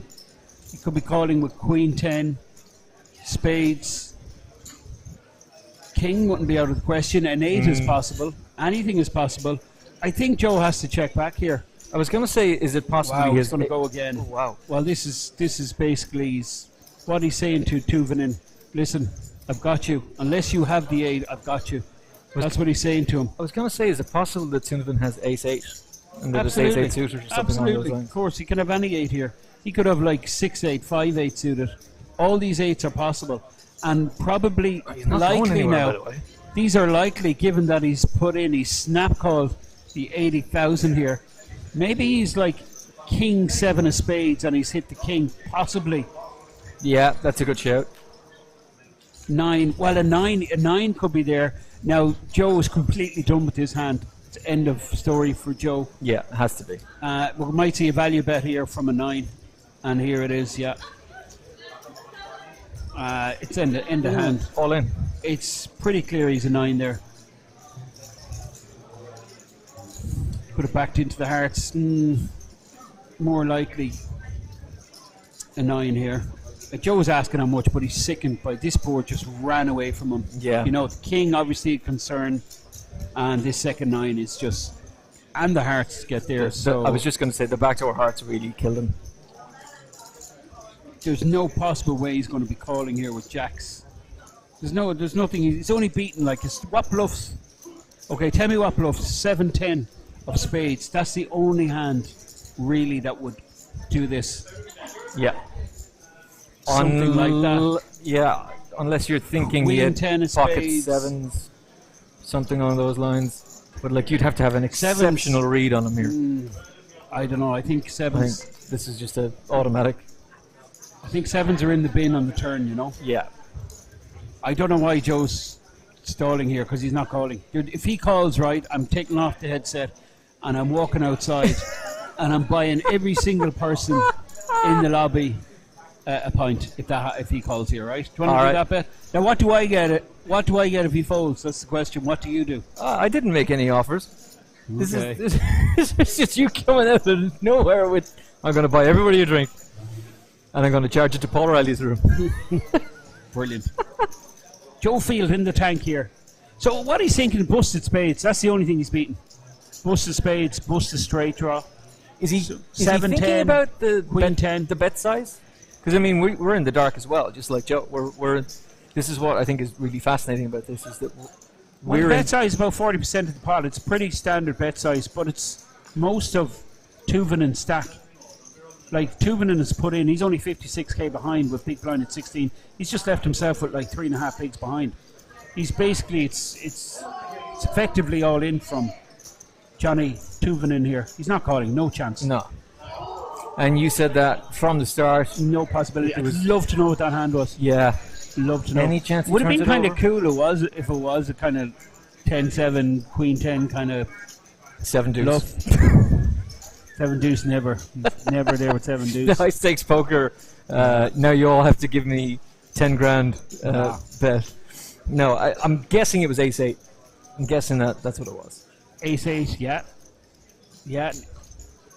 Absolutely. It's the only hand that really stands out and makes sense to me with the betting patterns that he went for. But hey, who the hell knows? Apologies, folks, as to why it didn't come up on the screen. We don't know. It's the first technical glitch we've had all day. Big hit for Joe. Yeah. Niall Farrell sitting on about 27 bigs with 432 in the stack, and he picks up queens. And this will do. Well, patience This has been will rewarded. Help. He's going to make it 32, which is the minimum. Alex should be folding the Jack 9 suited. And this is Christos, the Greek player, folds. This is Andrew. He's pretty active, Andrew. Yeah. He likes, especially on the button, he likes to continue. He's going to continue here. He's actually looking for a count. So they're both pretty... Very even. Same stack size. Pretty much the same stack. So Andrew, 400 to 500. Yeah, I think all options are perfectly viable here. I think folding is not out of the question. Don't think he will. I think calling is the most likely. 3-betting is also an option, but he just decides to put in the flat call. 32. Which is... Oh, and look at this. Tuvinen Crazy, isn't it? now has 24k to flat call with King Queen suited. Oh. The Small blind. Does he walk away from the 3-bet? With King Queen? Well, that's incredible how he folded there, yeah. That's an incredible fold. This guy is very high level. I get it, he's out of position, and he's... A lot of times he's crushed, like we can see here now. He was crushed by the queens. But look at this, Majid with the ace 5 suited. He did call. I wondered, would he? Of course, getting a massive price. Has to call. Suited ace. Oh. This is action. Now that's...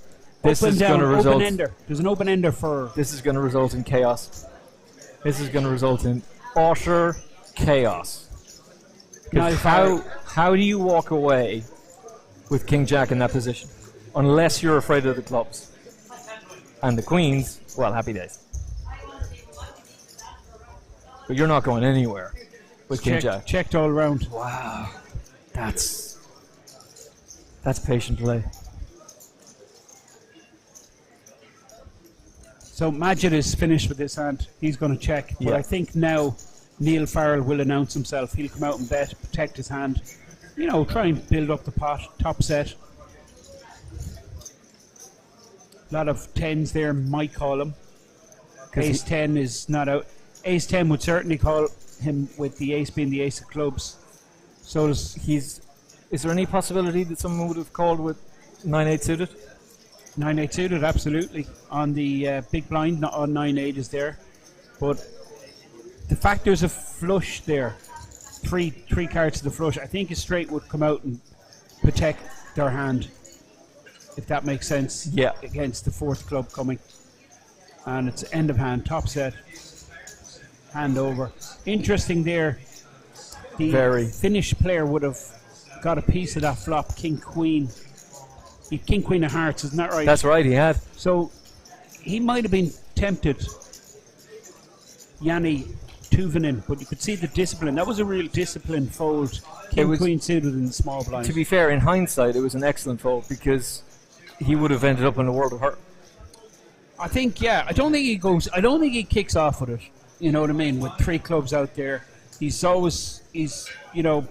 probable he could be up against the overpair, aces, kings, or the ace queen. That's a chance. Better kicker, yeah. So he's not gonna go broke, but it would have cost him a bet at least, I think. Christos Xantopoulos, the Greek player, with King Jack in the hijack position. You've been hugely impressed by him. He's class.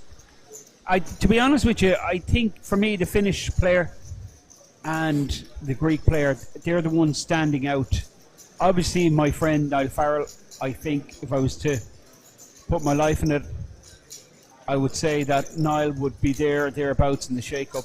He doesn't have that many chips though, Niall, that's the problem. But yeah, he's huge. He's probably more experienced than any other player on this table. I'd definitely say he has. And he's done it multiple times at multiple levels. And this is a pretty high level. Believe me, okay, right, you're going to think, well, it's like 100 grand for first. I know a guy that maybe won 250 grand for first, or I know someone who won 500 grand. This is a lot of money. This is huge, 6-figure. And it's high levels. It's a 5k buy-in. It's Yeah. a 5k buy-in, so it just really puts out a lot of, you know what I mean, a lot of tire kickers. 5k, stump it up and play, or just, you know, go to the satellite there in the corner. Yeah, go over there. Go over to the 1-2 cash game and mind your business. Xantopoulos top of Christos, I'm going with Christos. nearly 900k. Feely, to be fair, 700k. Niall Farrell is average now on 520. Yeah, with the blinds at 8 and 16. 8-16. We lost one player on this final table, which was Paul Newey, who was in trouble. He was when short. He He sat had down. eight bigs, Yeah. but he got it in a flip, didn't he? He was did, called to be by the fair, yeah. sixes. He shipped with King Queen. King Queen. Called by sixes in the big blind. Super standard. 6 on the flop. End of story. Bye Good bye. night, good luck. Thanks for playing. Back to your day job as a trader. Very successful. Najeed's woken up with jacks. Now he's run pretty pure, Nadeem, and he 3-bets, which is Queen 7 suited. Super standard. It looks like Niall opened loose here and he just gets away straight away. Yeah. And it's you know what, like, what I've noticed is particularly in this event and other high buy-in events, how players just, when they realize where they're at, they just get out. They realize they're behind and they fold. Whereas in the smaller buy-ins, they, sure, I might catch up, you know what I mean? And they call very light 3-bets. Whereas the calling range at this level has to be a lot higher to call 3-bets. Yeah. That's what I've noticed. So, as you make that point, actually, let me ask you a question about. I was watching a little bit of the coverage of the World Series of Poker, which you were saying beforehand is screwed now, finished because of the Irish Poker Open. The Irish Open's taken over. It's crushing it. It's completely It's destroying already it. taken over. 1 second. So we have Andrew making it 32k with the ace-8 suited, and Feraldo's in the big blind here asking exactly what he's up against. He's going to be continuing, no doubt. 9-10 suited. He's going to just put in the additional 16k to see a flop, and we're going to go to the flop, and it's a big one for Niall. Top pair and the flush draw, and Andrew is hit. He's connected with the 8, giving him second pair. Nut kicker. We're going to see more money in this pot, that's for sure, but a check back from Andrew. Queen will slow things down. Feraldo has the pair and the flush draw, and he also has that good shot now. Jack for a straight, so a lot going on here. Niall checks again, and another check back, and there's the straight for Niall Farrell. which is music to your ears. Well, he smashed the flop. He hit top pair in the flush draw, but he didn't get a penny out of Andrew. Andrew checked back flop, and then the queen was a bit of a scare card, and now the jack is just end of story. Niall is just hoping that he can get some kind of money out of Andrew. Andrew will check this back. 8, Yeah. he thinks an 8 might be good. He's showdown value. But Niall Farrell shows the 10. And 40k goes into the pot for Niall. But the question I was going to ask you, and fair play, by the way, for not saying what was going on there on air, because a lesser person could easily have thrown me under the bus. But when you see Doyle Brunson playing at the main event, I've read Super System 2. We talked about the Phil Hellmuth book about Tells, the FBI agent. Joe Navarro's book of Tells. It's a fantastic. I read the Mike Cairo book of Tells once. Just a quick story while I tell you this. Yeah. And I loved it, right? And I recommended it to a friend of mine, okay? So your man reads it, Nicky, right? He reads the book anyway. Is that Nicky Byrne? No, Nicky. Let me think of a second name. He's from Limerick. Nicky the Diamond, we used to call him. His name will come to me now in a minute. Nicky the Diamond. But it was really funny. He says, yeah, he read it, and then he went home after, and then he played the tournament, then he went home after the tournament and just banged his head off a wall. It was just funny the way he put it. Like, in other words, like, you know, trying to put into practice what he read was just absolutely ridiculous. Like, he just, you know, he just couldn't do it. And I think probably the old school were putting too much emphasis on live tells. No, don't get me wrong. There's a huge advantage for the live player. Yeah. Because it's hard to define as well and put into words, like, you know. But I have a question for you. Yeah, excuse me, sorry. But I always go off on one. You just have to shut me up. No. Yeah? But I'm going to hold it, and I'm going to ask you after the 40-minute break, because you and I are going for dinner. Me. 40 minutes. Players are going for dinner. I'm going for sleep. And we're going for dinner. You're going for a nap? Let's do it. Right, so Fintan 40 minutes. and myself, Emmett Kennedy, we're going to head off and get ourselves a bite to eat here in the City West, and we will be back with you in 40 minutes to give you the final table and find out who wins the big main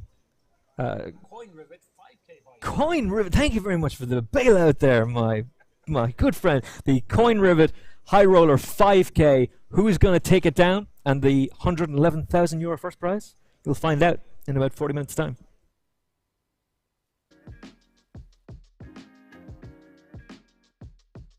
Ladies and gentlemen, good evening to you all. And on behalf of JP McCann and Paul O'Reilly, I'd like to formally welcome you to the Irish Open 2022. In the last 24 hours, we've had 2 championship games won by 2 players. And I'd like, first of all, to invite the first championship winner of the event up on stage to receive his prize. He won €14,000 in the 6 Max charity event run yesterday with 186 runners. This charity event was run for Rapid Response Ukraine, and this event raised a fantastic €9,411 for the charity. Well done to JP and for Paul for running this fantastic event. Ladies and gentlemen, the winner of this 6 Max charity event, please welcome Leo Lombardozzi. Leo, congratulations. Well done to you. Do you want to say a few words, Leo? Do you want to say some words? Yeah, I don't know. Oh, lovely. Here we go. Okay. So I want to say thank you to my luck, because I was fucking lucky for winning this tournament, obviously. And yes, my first trophy in live, and I hope not the last. Thank you. Congratulations, Leo. Well done to you, sir. Spend the money wisely. Ladies and gentlemen, our second championship event, the 8 game, €5,275 was won by an Irish legend, a legend of the poker felts. Delighted he took home this prize. Ladies and gentlemen, the championship 8-game winner, the one and only Mickey Muldoon. Michael, well done, sir. Mickey, give us a hug. Slow motion. Well done, good. Well done. Thank you. Are you going to say a few words, mate? I'll pass. Are you sure? Fine, fine. Ladies and gentlemen, Mick is a very, very shy guy, so he's not going to say a few words. So, ladies and gentlemen, once again, on behalf of JP McCann and Paul O'Reilly, we're delighted to see you all back at the tables here at the 2022 Irish Open. A multitude of championship events are going to take place over the next few days, and we'd like to wish you all the very best of luck. Good luck, everybody.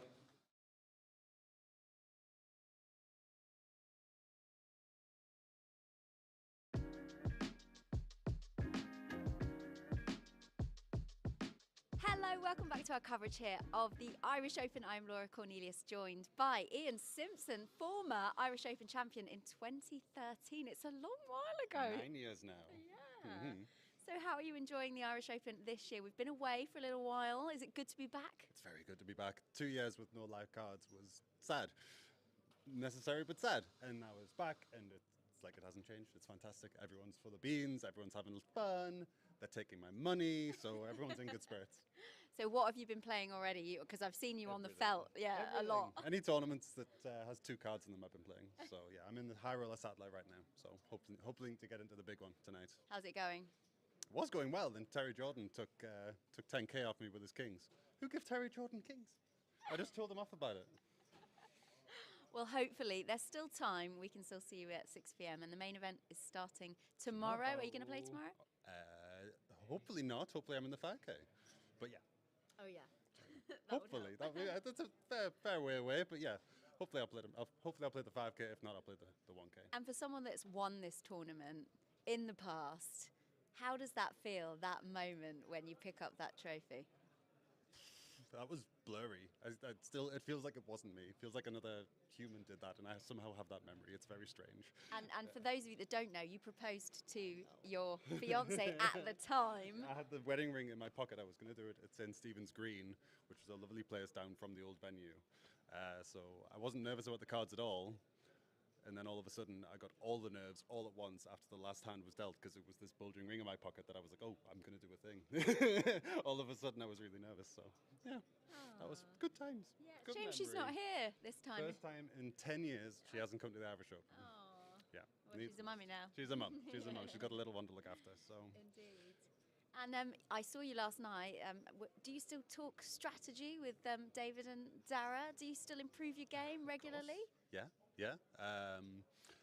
Got to get the right balance between playing and study. So I should study more than I do, but I still do it. Yeah, got to with some of the demons out here. You got to try and keep up. So all the events, you're playing all the events. Do you think Hold'em's still your strongest game? Oh, 100%. I don't play the other games. I keep meaning to learn PLO and high-low, and then I keep regging Hold'em tables because it's what I know and that's where I can make money.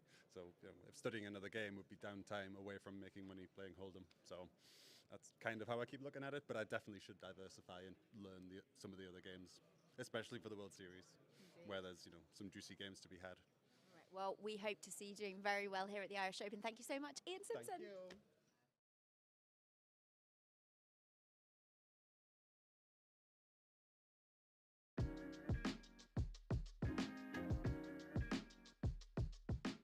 Hello, welcome back to the Irish Open here at the City West Hotel. I'm with Gogan, who has been here all week. Yes, I've been here a very long time, but I'm leaving tomorrow. Ah, Yeah. So you've been here for the Norwegian Poker Championships, right? Yes. Can you tell us a little bit more about that? How did it go for you? Nothing much to tell, I'm afraid. I lost at everything I played, but I won the party. Well, I can tell you won the Yes. party because, this is very noticeable. Yeah, Do you wear? Is this the lucky or the not so lucky jacket? It was lucky the last time I was here. Oh. Then I won an event in the Irish Open.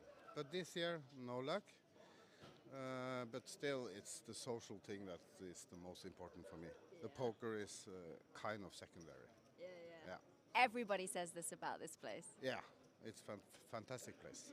And how do you see the difference from when the Norwegian Championships ends and the Irish Open starts? Does it get more fun? It's a little bit less people now, but this is the start of the Irish. So I guess it will become more and more people, and then it will probably be the same. Yeah. It's just much people in the Irish as in the Norwegian. And on Wednesday, Thursday, Friday it should be totally chaos here. Yeah, Party for everybody. I'm looking forward to it. Yeah. So. But yeah. you're going in 2 days, so you Yes. won't be playing the main event of the Irish No, Open. I'm playing the 8th game now, and that's my last event. And maybe I can cash because I haven't had a cash in any other events. But I'm going to Malaga tomorrow. Oh, a poker tournament? No, to detox before I go home. Good idea. Yeah, so I'll be there 3 days and then I go home. I've got a theory for you as well. So if this jacket was lucky Yeah. the last time, Yeah. I think you need to change the jacket each time. Well, I have 2 of this, actually. Oh. So I have one at home and one here. I bought it in Vegas, and next time I probably play the World Series in a couple of months. And then I think I will buy my 3rd jacket. I'm looking forward to see it. Thank you so much for chatting with us. Good luck. This could be the one. Fingers Yes, I hope crossed. so. Fingers crossed. Thanks.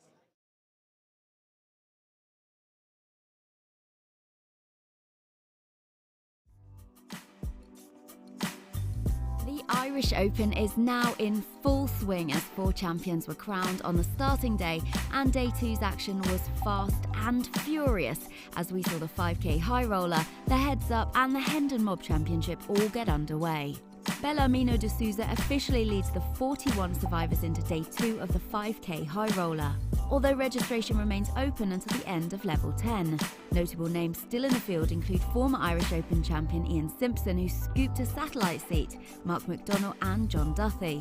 The winner will be crowned very shortly. The €250 Hendon Mob Championship also reached a strong 332-player field and are now down to just 5 players. Play will conclude with the winner taking €13,900 for first. The €350 Heads Up Championship event also got well underway, which will continue to day 2. 64 players have been whittled down to 8, with some very familiar names in the field from day 1's 6 Max Championship being sent to the rail, including David Lappin, Dara Davey and winner Leo Lombardosi. With satellites still going on throughout the next few days, there's plenty of time to get involved in the main event, which kicks off shortly, and the poker room looks set to get busier and busier as we heat up for all the action of the Irish Open here in Dublin.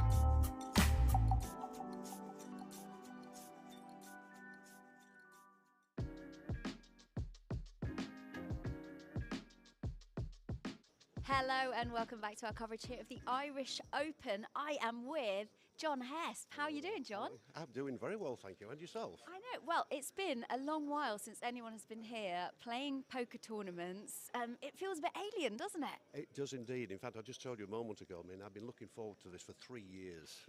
I met JP over in Malta back in October 19, and he suggested I might like to come and join him in April 2020. Well, you all know what happened in March 2020, and the world went crazy, and it's taken sort of 3 years to get here almost, and I'm here now for the main event on starting Wednesday. We are here. We're excited. The buzz is still here. Have you been to the Irish Open before? No, this is my first time. I've been to Ireland actually a couple of times, but never to play poker. So this would be the first. Well, a lot of players come here and they actually don't even play poker because they're too busy at the bar or just at random events having fun. Well, yes, I'm sure. I know the Irish like a flutter, and of course we had the big race over in England on Saturday, the Grand National, and there was a lot of Irish over for then. And of course, it's been a talking point for a few people. I didn't have a flutter this year, but I did watch the race. It was very interesting. But I'm quite looking forward to this, especially meeting all you guys as well, because it seems so long since I've met you. So I think we saw each other last in Malta, wasn't it? So how's your poker? Have you been playing a lot online? What's been going on? A little. I've been playing a little bit of small tournaments online, but overall, I think it's just been home games, recreational players, and sort of playing with my friends at home and just keeping in practice. But it's all. It doesn't matter how much practice you get. It's all about what happens on the day, isn't it? Really, and I'm looking forward to getting off to a good start on Wednesday, hopefully, on day 1A. Are you playing something today? I'm playing a tournament, yes. It starts, in about 5 minutes. So the charity one? Is it? Well, whatever it is. What is it? What's that one? You tell me. Oh, it's event 3. No, it's a 150 right. no limit hold'em. It's only a small one, yes, but it's just to get into in some practice. You need practice, So yeah. Are you here on your own then, or have you come with your entourage? My entourage? I do not have an entourage. Oh, I don't believe You that. have an entourage, surely. I think you've got a bigger following than I have. But anyway, listen, it's lovely to see you, and Yeah. I hope we get to meet up because I'm here for a week. Well, ish. I booked a single flight, so in case I bust out early and I might go home early. But fingers crossed, I might get through to the last day with a bit of luck. Well, we will continue checking on your progress as the days go on, but best of luck and see you soon. I'm saving my jacket and a hat for the main event, so Okay. you'll probably see me dressed. No, yeah, I think we'll match, won't we, if you wear yours and I wear mine. I've got my waistcoat as well, so you can borrow that if you want. Anyway, lovely to see you again. Thank you so much, John Hesp. Bye-bye.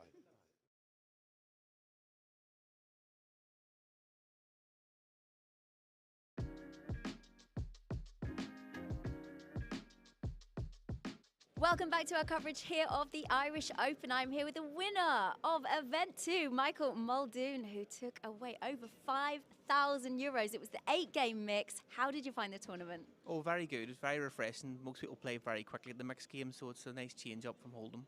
So the event you actually won on was the stud. Is that your game? What would you say is your strongest game? Probably the pot limit Omaha would be my strongest game, but the stud's pretty straightforward. How did you find your other competitors in the field?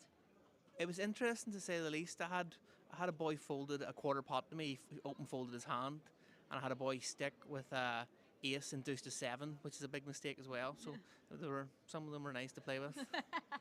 That's a nice way of putting it. Anyway, you're the one lifting the trophy. That must feel good. Event 2, the start of the series here. Yeah, lovely. Nice to get a tournament win under your belt and hopefully push on over the next couple of events. You're going to play the high roller, the main? Probably play the high roller in the main, yeah. Well, congratulations once again, Event 2's winner. Thank you very much. Thank Appreciate you. it. Thank you.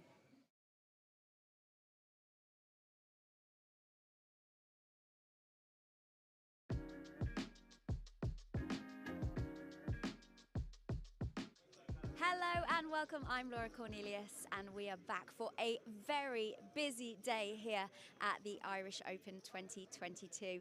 There is still time to get involved in the main event through a satellite for just €115. There's one going on behind me right now. There'll be another at 4 p.m. and again tomorrow at 12 p.m.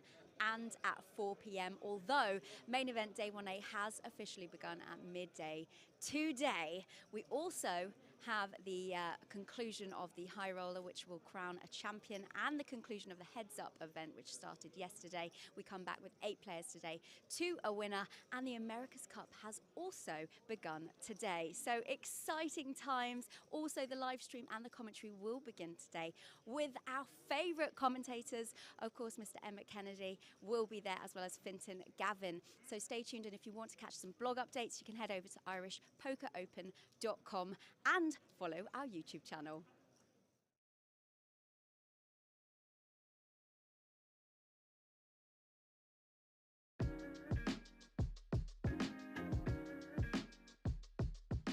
Hello and welcome back on day 2 of our coverage here at the Irish Open at the City West Hotel in Dublin. I'm Laura Cornelius, and yesterday was our first starting day here. We already have crowned 4 winners. Today looks set to be an even busier day as well. We've seen the Heads Up tournament already start. That's a €350 buy-in event. We've also got the Hendon Mob Championship event starting, which is a €250 buy-in event. We've got numerous satellites going on as well. For the high roller, which begins at 8 p.m. this evening, that's a 5K buy-in.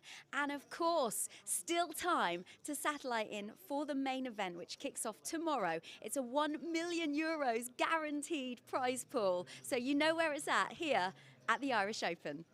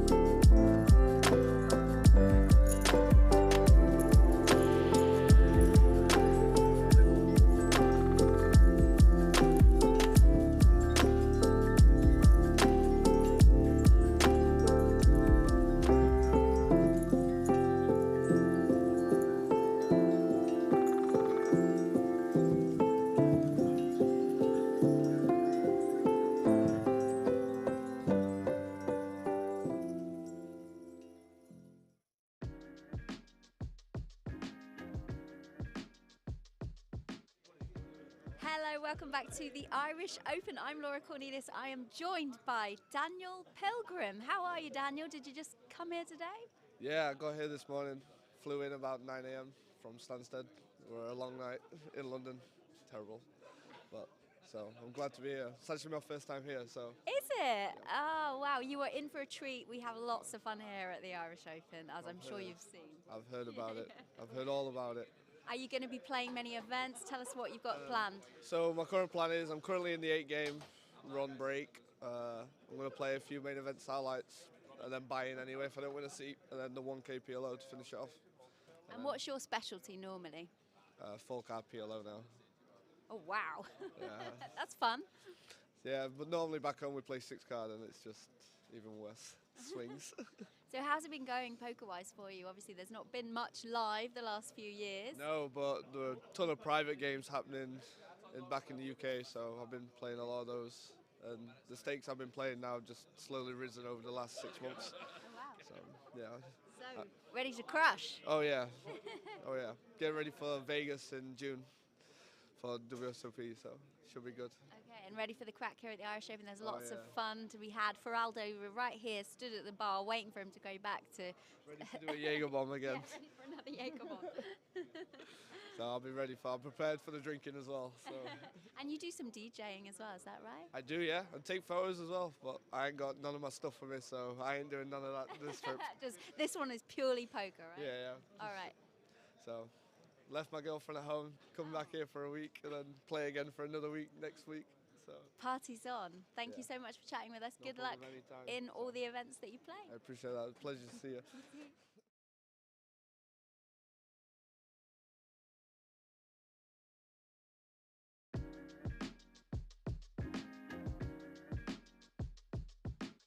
Hello, I'm Laura Cornelius and welcome to the City West Hotel here in Dublin for the Irish Open 2022. It's been a long 3 years, but we are so excited to be back here, and that important €1 million guaranteed event starts in just 2 days' time. Today you can see players coming in already. Event 1 is a charity event. It's for Rapid Response Ukraine. We also have a mixed 8-game taking part, which is event 2, both with a €350 buy-in. But as you can see, players filling up, and we know it's just going to get busier and busier as these guys turn up for the most fun and liveliest tournament series of all time.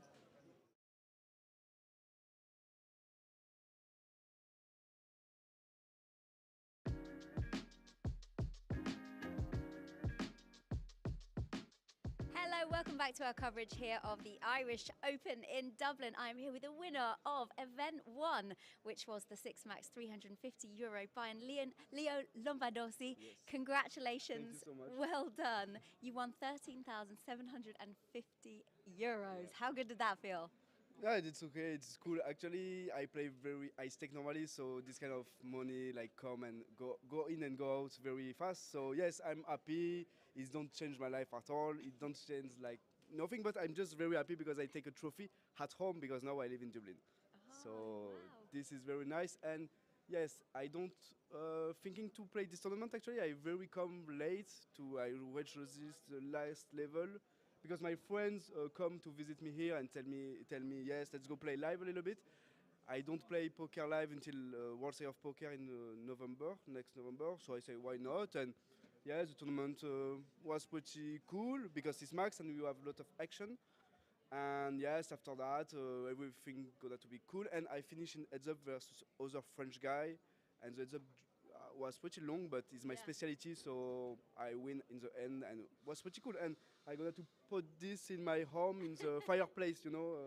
The mantelpiece. Yes, exactly. So yes. Star Pride. So you live in Dublin. Tell us, how much do you enjoy being here in Dublin? How fun is it? Yeah, it's very nice here. I already come here for other events, but yes, like Irish Open is a very nice event, and I can't wait for the main event because it's going to be very fun, I think. I like City West Hotel. It's very nice place. Maybe one of the best places I never play in poker actually. And yes, I think like we don't like you know, everybody think about Vegas or place like this for poker, but in Europe we have very nice place too. Maybe better for sure from like here for me is better than the Rio in Las Vegas. So Wow. Indeed, yes. I think so too. And this was a charity event. We raised over 9,000 euros for Rapid Response Ukraine. That must feel good as well. Yeah, this is very cool. I'm very happy for that, and because this situation is very bad, and yes, we hope it's going to be quit very fast. Next event for you here at the Irish Open? The main event tomorrow and the HighRoller, and that's it. I'm going to play cash game more, I think. And yes, that's it. But yes, I'm going to come every day because yes, I'm at home, and yes, it's my event because yes, I live here, so yeah. Congratulations Thank you once so much. again. Merci beaucoup. Thank you. Merci beaucoup.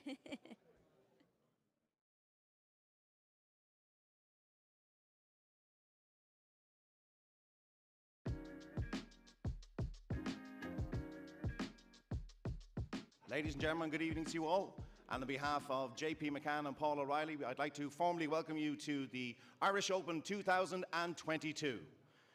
In the last 24 hours, we've had 2 championship games won by 2 players.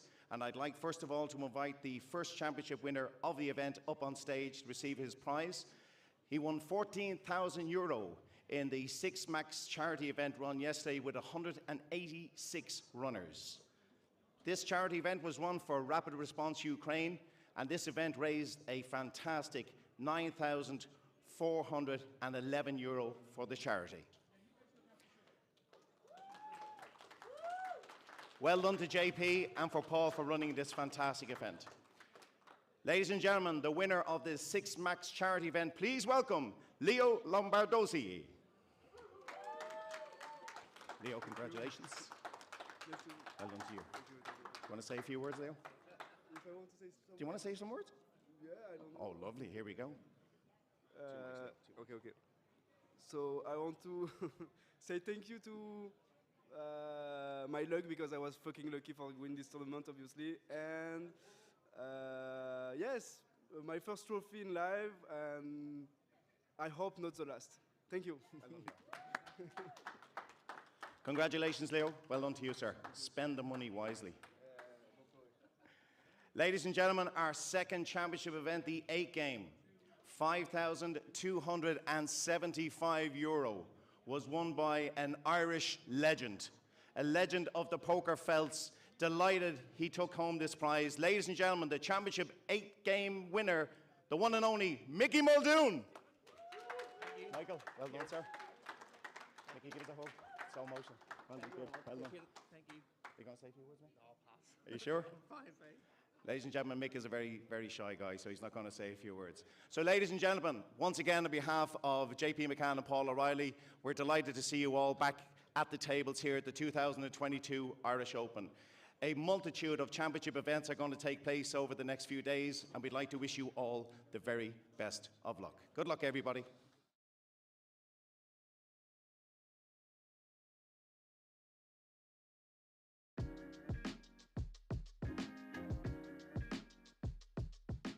Hello, welcome back to our coverage here of the Irish Open. I'm Laura Cornelius, joined by Ian Simpson, former Irish Open champion in 2013. It's a long while ago. 9 years now. Yeah.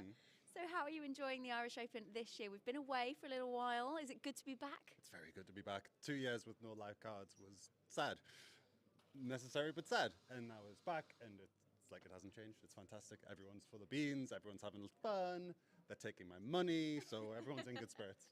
So what have you been playing already? Because I've seen you on the felt, a lot. Any tournaments that has 2 cards in them I've been playing. So yeah, I'm in the HighRoller satellite right now. So hoping to get into the big one tonight. How's it going? It was going well, then Terry Jordan took 10k off me with his kings. Who gives Terry Jordan kings? I just told him off about it. Well, hopefully, there's still time. We can still see you at 6 p.m. and the main event is starting tomorrow. Are you going to play tomorrow? Hopefully not. Hopefully I'm in the 5k. But yeah. Oh, yeah. Hopefully. That's a fair way away, but yeah. Hopefully I'll play the 5k. If not, I'll play the 1k. And for someone that's won this tournament in the past, how does that feel, that moment when you pick up that trophy? That was blurry. It feels like it wasn't me. It feels like another human did that, and I somehow have that memory. It's very strange. And for those of you that don't know, you proposed to your fiance at the time. I had the wedding ring in my pocket. I was going to do it at St. Stephen's Green, which is a lovely place down from the old venue. So I wasn't nervous about the cards at all. And then all of a sudden, I got all the nerves all at once after the last hand was dealt, because it was this bulging ring in my pocket that I was like, oh, I'm going to do a thing. All of a sudden, I was really nervous. So, yeah, that was good times. Yeah, Good shame she's memory. not here this time. First time in 10 years she hasn't come to the Irish Open. Yeah. Well, she's a mummy now. She's a mum. She's a mum. She's got a little one to look after. So. Indeed. And I saw you last night. Do you still talk strategy with David and Dara? Do you still improve your game regularly? Yeah. Got to get the right balance between playing and study. So I should study more than I do, but I still do it. Yeah, got to with some of the demons out here. You got to try and keep up. So all the events, you're playing all the events. Do you think Hold'em's still your strongest game? Oh, 100%. I don't play the other games. I keep meaning to learn PLO and high-low, and then I keep regging Hold'em tables because it's what I know and that's where I can make money. So if studying another game would be downtime away from making money playing Hold'em. So that's kind of how I keep looking at it, but I definitely should diversify and learn some of the other games, especially for the World Series, where there's some juicy games to be had. All right, well, we hope to see you doing very well here at the Irish Open. Thank you so much, Ian Simpson. Thank you.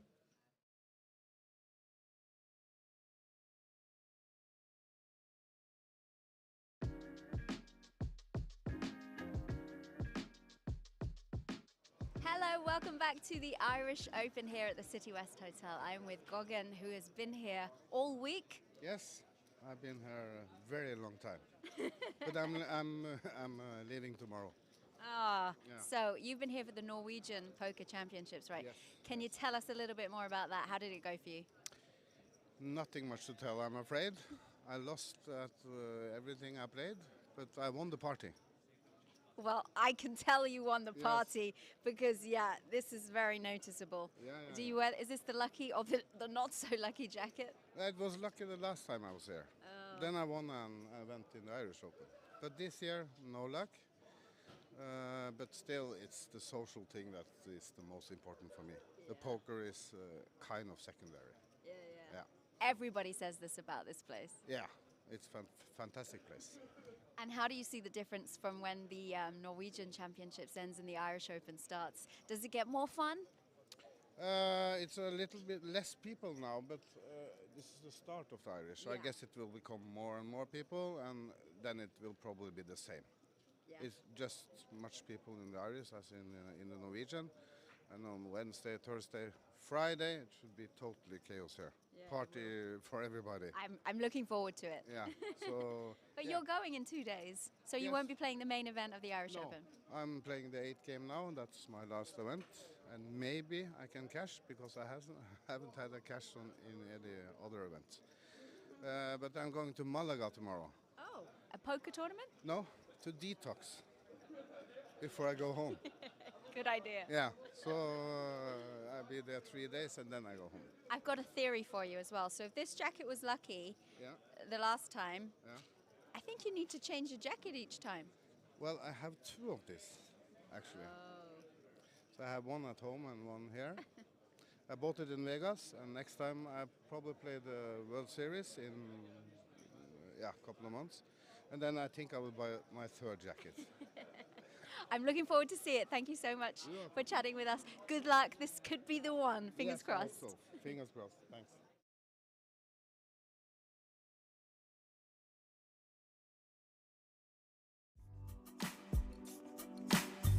The Irish Open is now in full swing as 4 champions were crowned on the starting day, and day 2's action was fast and furious as we saw the 5k HighRoller, the Heads Up and the Hendon Mob Championship all get underway.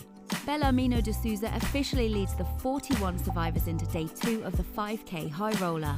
although registration remains open until the end of level 10.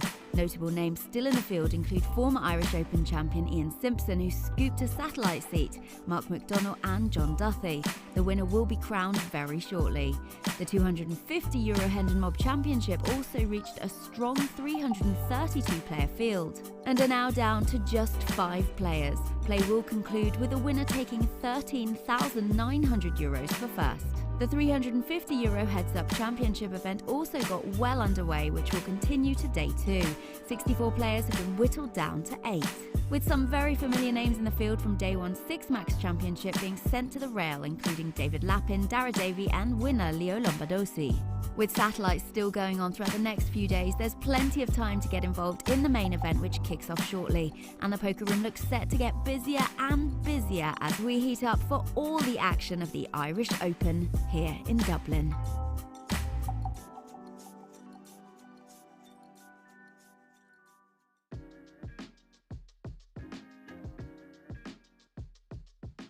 Hello and welcome back to our coverage here of the Irish Open. I am with John Hesp. How are you doing, John? I'm doing very well, thank you. And yourself? I know. Well, it's been a long while since anyone has been here playing poker tournaments.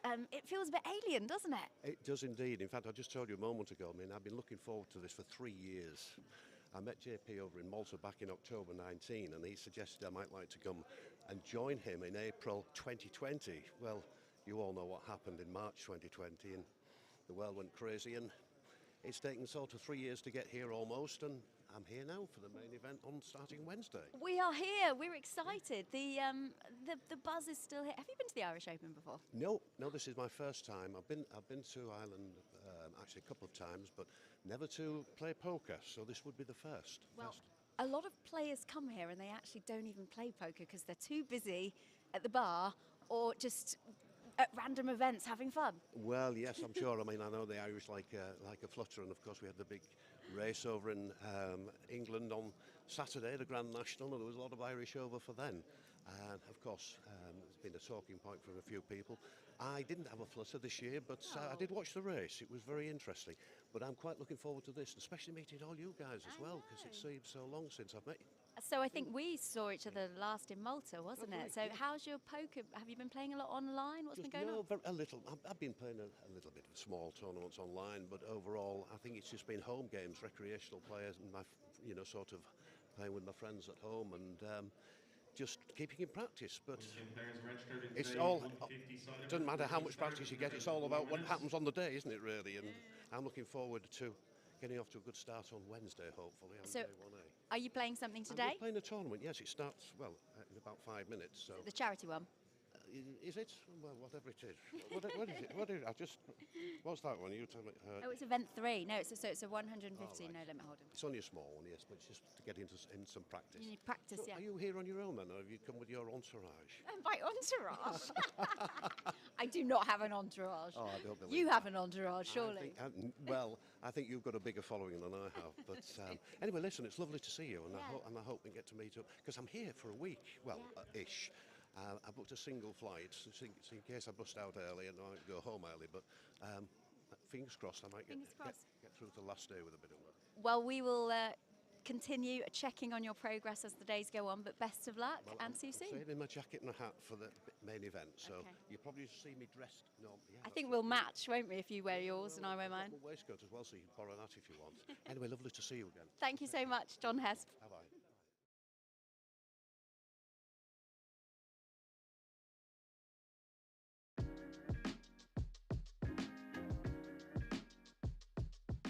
Welcome back to our coverage here of the Irish Open. I'm here with the winner of Event 2, Michael Muldoon, who took away over €5,000. It was the 8-game mix. How did you find the tournament? Oh, very good. It's very refreshing. Most people play very quickly at the mixed game, so it's a nice change up from Hold'em.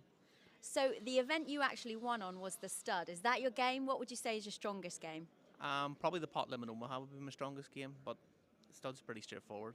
How did you find your other competitors in the field? It was interesting to say the least. I had a boy folded a quarter pot to me, open folded his hand, and I had a boy stick with ace and deuce to 7, which is a big mistake as well. So some of them were nice to play with. That's a nice way of putting it. Anyway, you're the one lifting the trophy. That must feel good. Event 2, the start of the series here. Yeah, lovely. Nice to get a tournament win under your belt and hopefully push on over the next couple of events. You're going to play the high roller, the main? Probably play the high roller in the main, yeah. All right. Well, congratulations once again. Event 2's winner. Thank you very much. Thank Appreciate you. it. Thank you.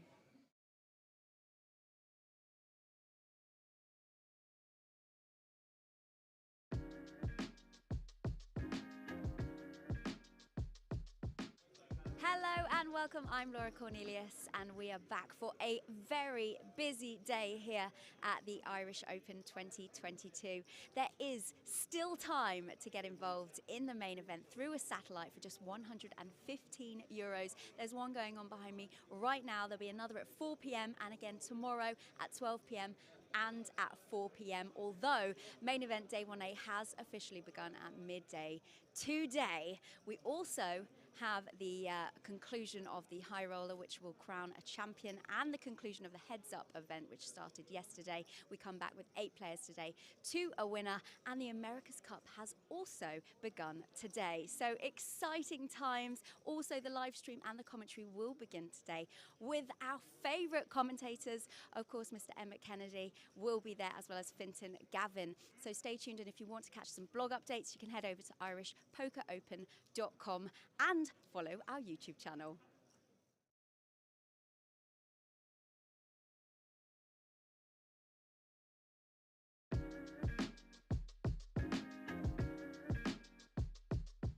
Hello and welcome back on day 2 of our coverage here at the Irish Open at the City West Hotel in Dublin. I'm Laura Cornelius, and yesterday was our first starting day here. We already have crowned 4 winners. Today looks set to be an even busier day as well. We've seen the Heads Up tournament already start. That's a €350 buy-in event. We've also got the Hendon Mob Championship event starting, which is a €250 buy-in event. We've got numerous satellites going on as well. For the high roller, which begins at 8 p.m. this evening, that's a 5K buy-in. And of course, still time to satellite in for the main event, which kicks off tomorrow. It's a €1 million guaranteed prize pool. So you know where it's at, here at the Irish Open.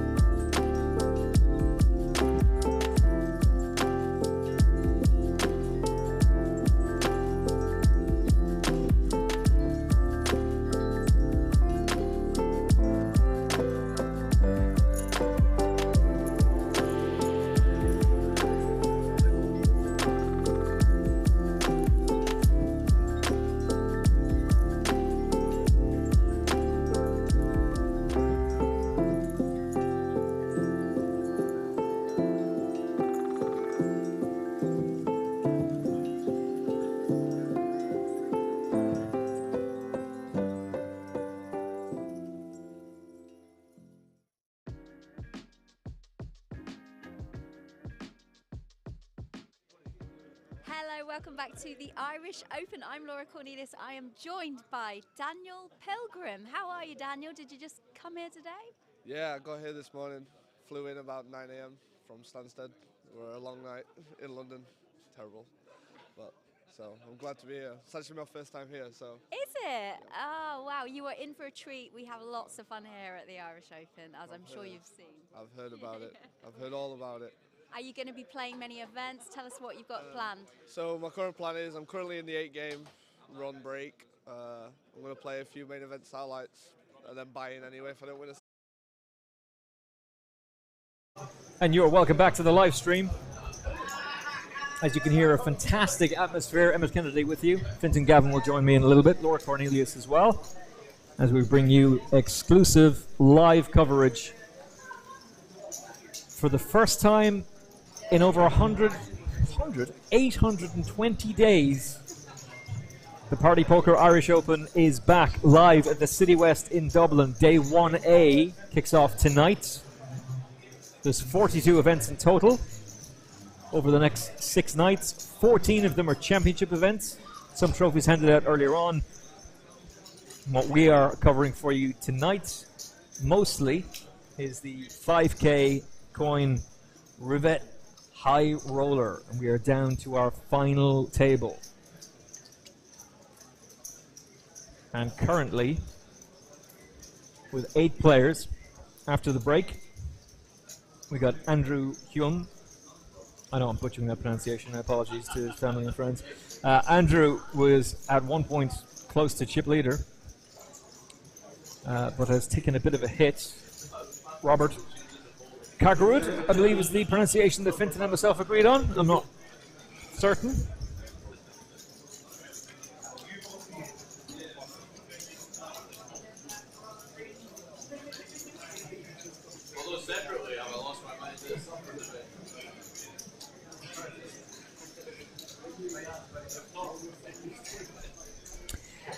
Alex Peffley, whose wife is not happy at all at the pronunciations that we've been doing. But, you know, listen, Fintan and I, you know, we give you informed analysis and have a lot of crack.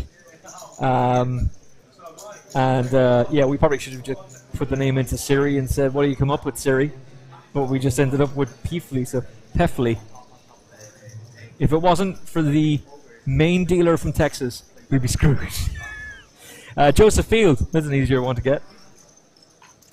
Yanni Tunovan, Niall Farrell, flying the flag for Ireland. Nadim Majad, who is, this guy has just been on fire since he sat down at our, first of all, feature table, but now final table. He sat down with around about 300k. He's currently second in chips, and in seat 4 is Christos, who has been ice cool and I think is by far Fintan's favourite player, and he was pointing that out when he was average stack, which is now around about 562,000. And he is now your chip leader. So Fintan called that out early on and was absolutely spot on. Hope you're enjoying the coverage. It's great to be back. It's fantastic. I'm sure you can hear it in the background, the atmosphere of the City West. Bar inside, the Liverpool game is on. Spoilers, Liverpool lead 4-1. On aggregate, that is. Place erupted for that. Fintan and I went for dinner, as we said just before the break. We did not get it. We were told, oh, that'll take 10 minutes. It did not. So I've come in. Fintan's going to have a bite to eat, then I'm going to go back out. He's going to have a bite to eat, and we'll swap back in. But hopefully you've been enjoying the coverage so far, and I do encourage you to take a good look at our friend Fergal Nealon and the fantastic work that he's doing in raising funds for Ukraine. It's a pretty horrific story, but Rapid Response UA for Ukraine is a remarkable cause, and it's great seeing the Midnight Cowboy Fergal Nealon back in action, especially as he stepped away from the world of poker, and he's been getting a massive amount of support, particularly from Paul O'Reilly and the organisers of the Irish Poker Open, brought to you by Party Poker, and this one brought to you by Coin Rivet. So if you want, you can buy chips here with crypto. That's what Coin Rivet is. So you can send crypto for free. You can head over to the chip desk and use your cryptocurrency to buy chips, to play cash, to enter one of the tournaments. All of those options are available to you, and it's just another example of Paul and the team, JP, at the Irish Poker Open, just taking it to another level. And aside from the fact that our dinner didn't arrive on time, the City West have been absolutely amazing. Great staff, but the atmosphere here is electric. It really is. Let's see if we're going to see some electrifying play. So under the gun, King 10 suited. Noel Farrell, of the UK that is, raises to 40k. Now, Christos with King Jack suited. If you've got 900k, you may as well play. And he has decided to flat call. Fold it all the way around.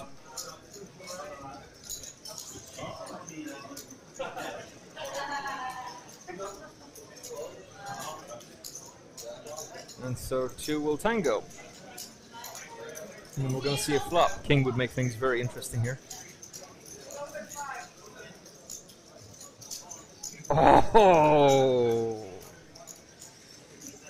So, both have top pair with a reasonable kicker.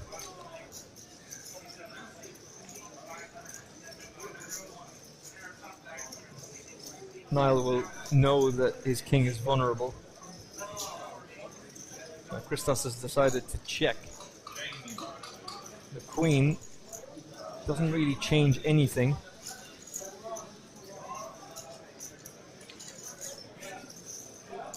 And the fact that they both checked basically is them trying to get a feel for each other's position. Niall has decided to check again,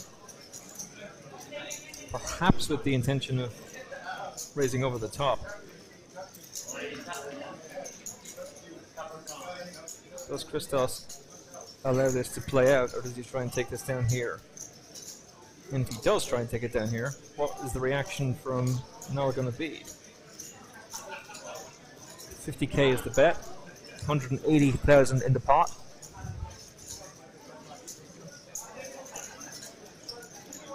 Now we need a jack and 9, or the board to pair with a deuce. You don't know this, but the main man behind the Irish Open is just pulled on up beside me, Paul O'Reilly. He's put the whole thing in motion. And he is called. Well, I did say if a king hit the flop, this would make things very interesting. And that basically means it's a chop. So, as long... It'll be interesting to see how they play this. They both clearly know that they've got a king. Unless you're looking at a scenario where one was playing with an ace-9 suited, and so was playing with second pair. But the check and the flop, and the bet on the turn, and the call. Farrell checking the river. Board pairing means that if he calls, they're going to chop it. It's 120k into what is now a 470,000 pot, and he kind of has to call that. Just inviting it. Does so, and the dealer will chop it up. So the queen and the board pairing with the deuces meant that the kickers became irrelevant, and both gentlemen will share the pot. Played out intriguingly, and again, just an example of how good Niall Farrell is. And for Fintan to say he's the best poker player ever from Scotland is a very bold statement that nobody has corrected us on yet. And Christos has just been ice cool. He has been phenomenal throughout this. And when he sat down, he was average stack. He was below average stack, actually. And immediately Fintan could see something in him. He could just see, this is a guy who, if things go his way, has the skills to pay the bills, and that is certainly how it's playing out so far. 8-4 is going to end up in the muck. 5-3 should be ending up in the muck. Blinds are now 10 and 20. 6-3 is out of the way. In the hijack position.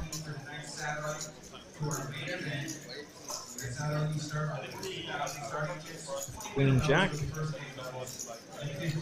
As it raises to 40k, so it doubles the big blind.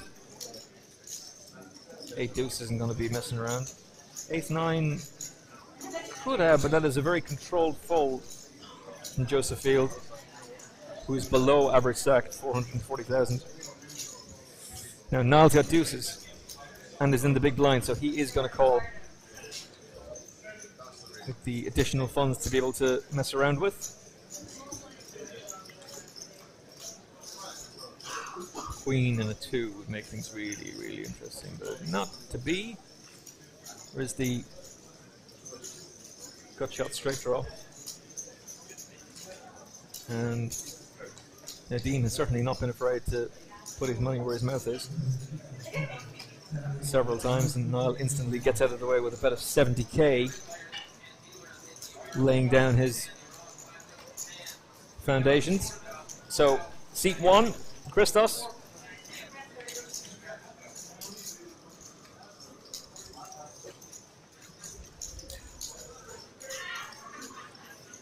As Nadine adds to his current stack.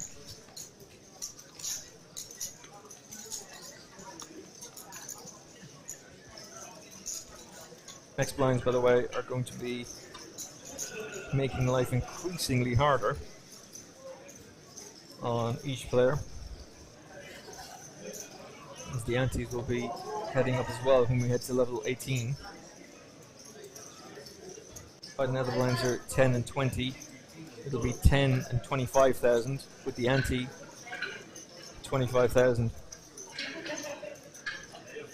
So 360k in ace queen, an early position. What do you do if you're in Andrew Hume's position? He decides to mid-raise to 40. Donovan gets out of the way with ace 8. 5-4 is gone, 6-3 is gone.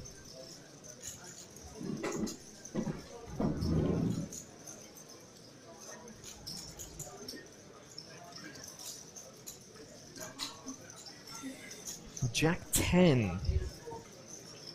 Just a 20k and called by Beefley, and oh, what a flop for Alex Beefley. What a flop. That's insane. Top pair, top kicker for Hume, and the nuts for Alex Beefley.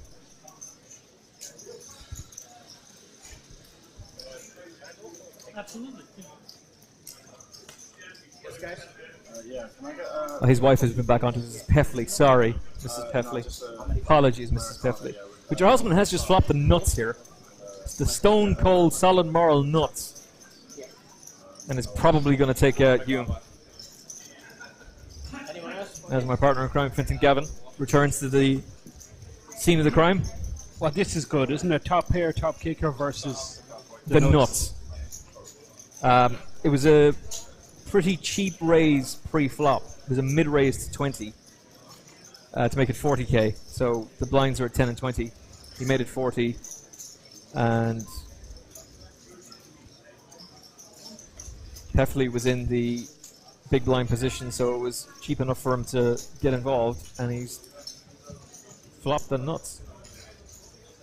Peffley, by the way, his wife has been onto us and is not happy. Especially with you, Fintan. Why? Talk to me. Tell me about it. Oh, she has been giving out. Okay. She is not impressed with you. Okay. She's insulted by how you've commented on. She said, "How Alex's name? How dare you compare him to John Malkovich in Rounders? Let's play some cards." And 150 snap called. Big pot, $500,000 pot. Wow. And look how short Andrew is. He's down to 140. And Andrew was one of the chip leaders at one point. Yeah. And it's just gone horribly wrong. It's not nice. He's always putting money in there with top pair, top kicker. And the big blind defend, pretty standard. Jack 10 flopping the world, and you can see Andrew thinking, how could I get away from that? Pretty difficult. He couldn't. But was the mid raise a mistake? Like, does Peefley just call anyway with Jack 10 in the big blind? Okay, there's a case for sizing up a bit, but how big do you want to go? Like, okay, in that situation, it's a bit of a setup hand because, you know, the notes versus top, there's money going in. Now, he could have got away on the river, could have got away, but I didn't really actually see every street of action, so. But, I mean, I don't think it made a difference. If he sizes up really big, maybe the Jack 10 pre-folds. But why would you size up so big as to only get hands that are better than you to call? Yeah, that's what I was thinking. But you're the colour commentator, so I want you to say it. Under the gun, he's going to move in all in here with the ace-jack. That's 7 bigs, is that right? Yeah. Pretty standard. Under the gun, ace-jack. Looks like he's getting action. No. Joe fold. And Feraldo. Great to see him still there. Peefley. By the way, your main man just had a nice chopped pot. Okay. With Christos, who is now chip leader. Christos. Okay. So I was saying, Christos Xantopoulos. Is that the person you're talking about? yeah. Okay. So I was saying earlier on how you identified him very early on in the game as somebody to keep a very close eye on. Okay, I'm going to go on the record here. I'm going to say Xantopoulos, Feraldo, and I'm going to go with Yanni the Finn for the last 3. Wow. Okay. I'm giving you a tri-cast. Now, I'm going to offend loads of people by saying that, and I'm sorry. Apologise. Now, what's happening here? 7 big blind rip and the small blind just flat. So what's happening is Christos is getting an absolute wonderful price. Yeah. But he decides. But he walks away. Now, it's a smart move. Unless loads of diamonds come out. Now, there is the ace of diamonds in.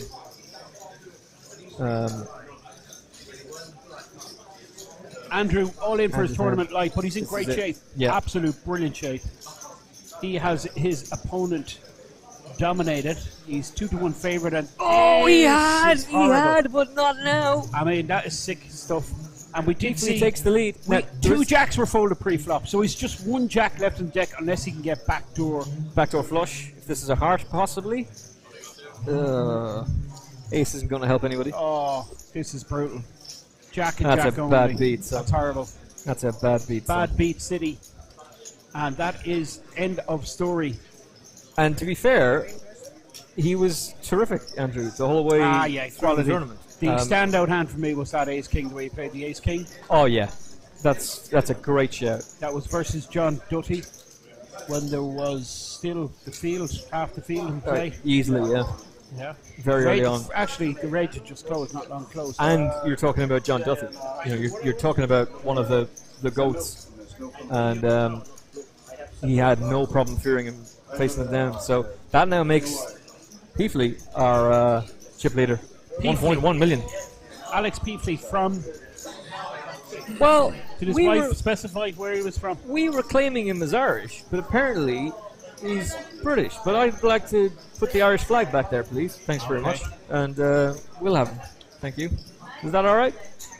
Is that okay? Can we have him? Alex Peefley. Yep. And we are now 7. Hello to Alex's wife, by the way. Thank you very much for tuning in. 7 players remain after the...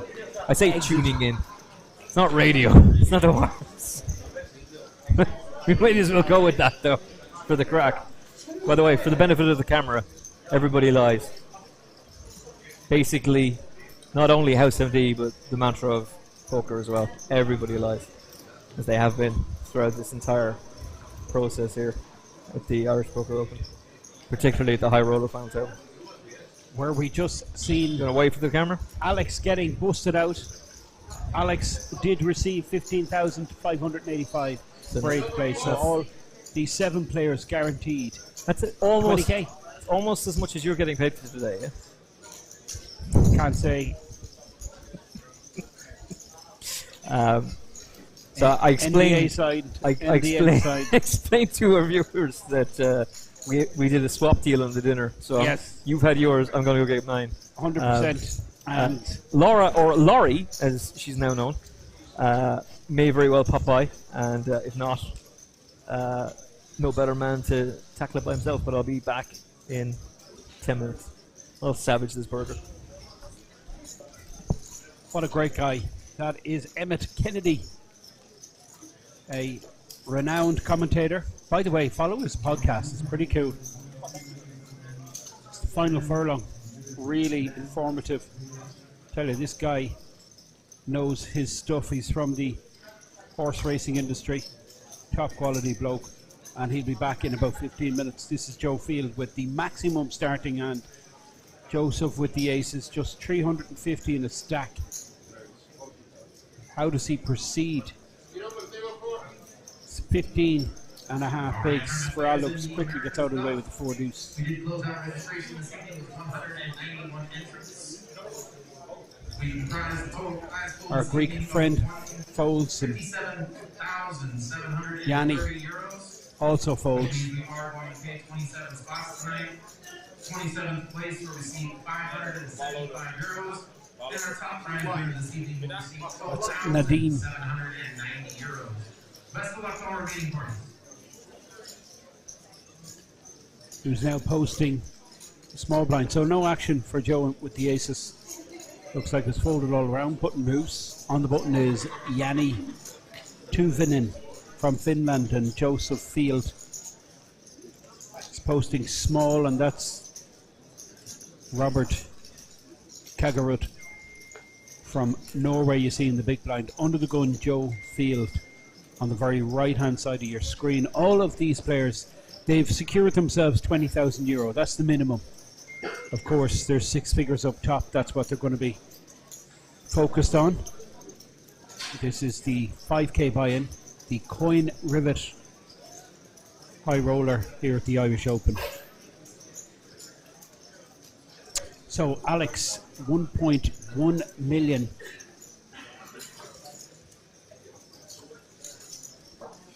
Which is good for the chip lead. Alex makes it 45k in the hijack position with the King 10 suited, and this is Christos Xantopoulos. This guy is full of tricks, believe me. Very capable, very comfortable here. And in the tank, in the cut-off, he's thinking of 3-betting with this ace-5 suited versus an open from the chip leader. Not going to be calling, that's for sure. I expect him to 3-bet with this hand. And the reason is he's going to get some hands that are ahead of him to fold. A lot of hands he's flipping against, like this King 10 suited, to fold also.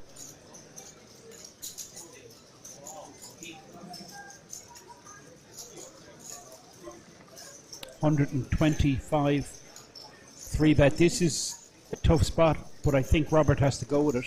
It's an opportunity. Kajerud, the Norwegian, he's short. 15 big blinds. That's what he's got behind. Problem is the action. There's been a lot of interest. Hijack open from the chip leader. Okay, you can live with that, but then this 3-bet, this is of particular concern to Kajerud.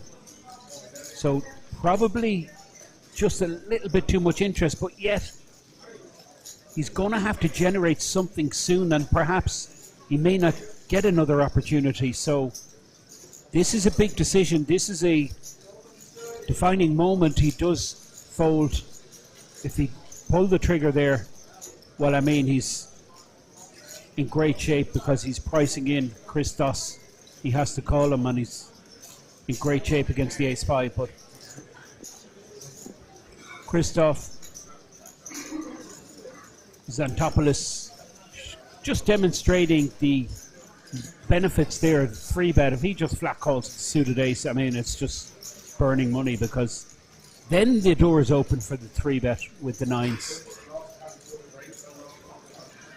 That is Ferraldo, Niall Farrell, the Scottish Tournament crusher, been doing pretty good for the last 10 years or so. And a good fan of Irish poker. Delighted to have him over in the screen on the right hand side. You see Alex Peffley. I hope I'm pronouncing that correctly. Alex, chip leader, opened light there with King 10, got 3-bet, had to fold. Farrell's just keeping out of the way, and Alex folds. This is Christos. Lets it go. Yanni folds. Action moves to Nadim Majid from the United Kingdom. Ace 9 on the button. These are 5k chips. Looks like 40k min raise with the ace 9 on the button. Snap hold in the small blind from the Norwegian. You missed an opportunity, you feel, that last hand with the 9s, but quite a difficult spot. Really was hard to pull the trigger there. This is Joe Field in the big blind. He's getting a great price, just 20k to call, but his hand strength just so weak that he feels that he has to just let this one go. Nadim Majid takes down the pot, gets a stack up to 800k. Average stack, I believe, around the 600 mark, 650. There you see the chip count graphic, gives you an exact count of what's going on. You see Paul Newey busting out 9 for 11, 795, and then we saw Andrew. Well, he was unlucky. Ace Jack versus Ace 10 in the end. 15.5k will make him feel a little bit better. 3 buy-ins. Short stack, 17 bigs for Robert. And then Joe Field, 18 bigs. Bit of a gap then up to the thin Yanni for Aldo. And then up top, we have Christos, Alex Perfley, who you see in the center of your screen with the Kangol cap, glasses, beard, folding under the gun. Raldo, you see in the left, he's posting big blind. Yannick folds. This is Nadim. He looks interested. These are 5k chips. Looks to be just 2 values in play, the 5k and the 25k. Blues are 25k. They're the big value chips. And here we go. We're going to see Robert for sure continue now. Cut off open. Minimum raise from Nadim Majid. And now Robert announces all in for 17 big blinds. Snap fold from Niall Farrell in the big blind position, and I think Nadim just lets this go. He's just going to preserve a stack. Not like there's no real, I don't think it's a serious consideration. Half a stack, A7. This 3-bet is pretty strong. 17 big blind 3-bet rip all in from Robert. Your A7 is not performing too well as expected. Nadim Majid folds, and Robert gets a little bit of breathing space. Gets his stack up to 22 bigs. That's okay. That will help. Average is around the 30 big blind mark. So what we're watching is the coin rivet No Limit Hold'em HighRoller. This was €5,000 to play. What a turnout. It really was spectacular. This is a genuine high roller. You see high rollers advertised throughout festivals, and they can be as low as like €500. Standard kind of being, 1,000, 2,000, whatever, 3,000 sometimes. This is 5k.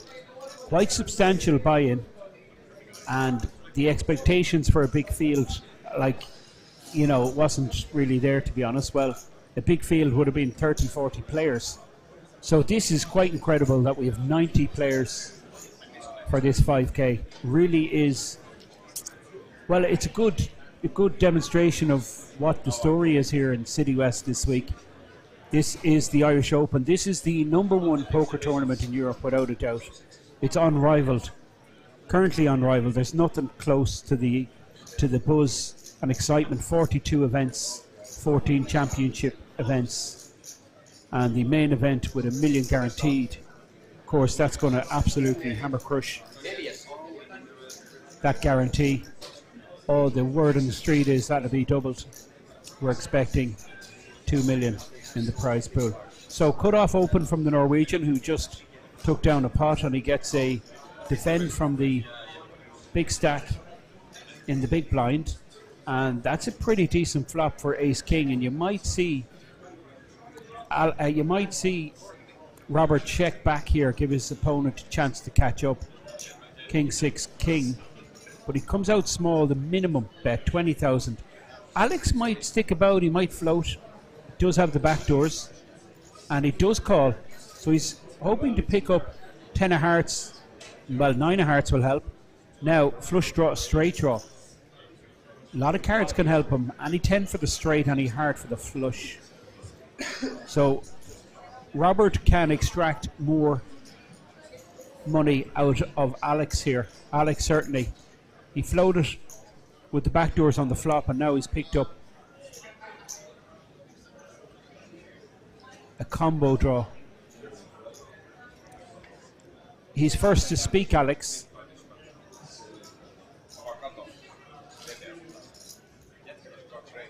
And it looks like he's led out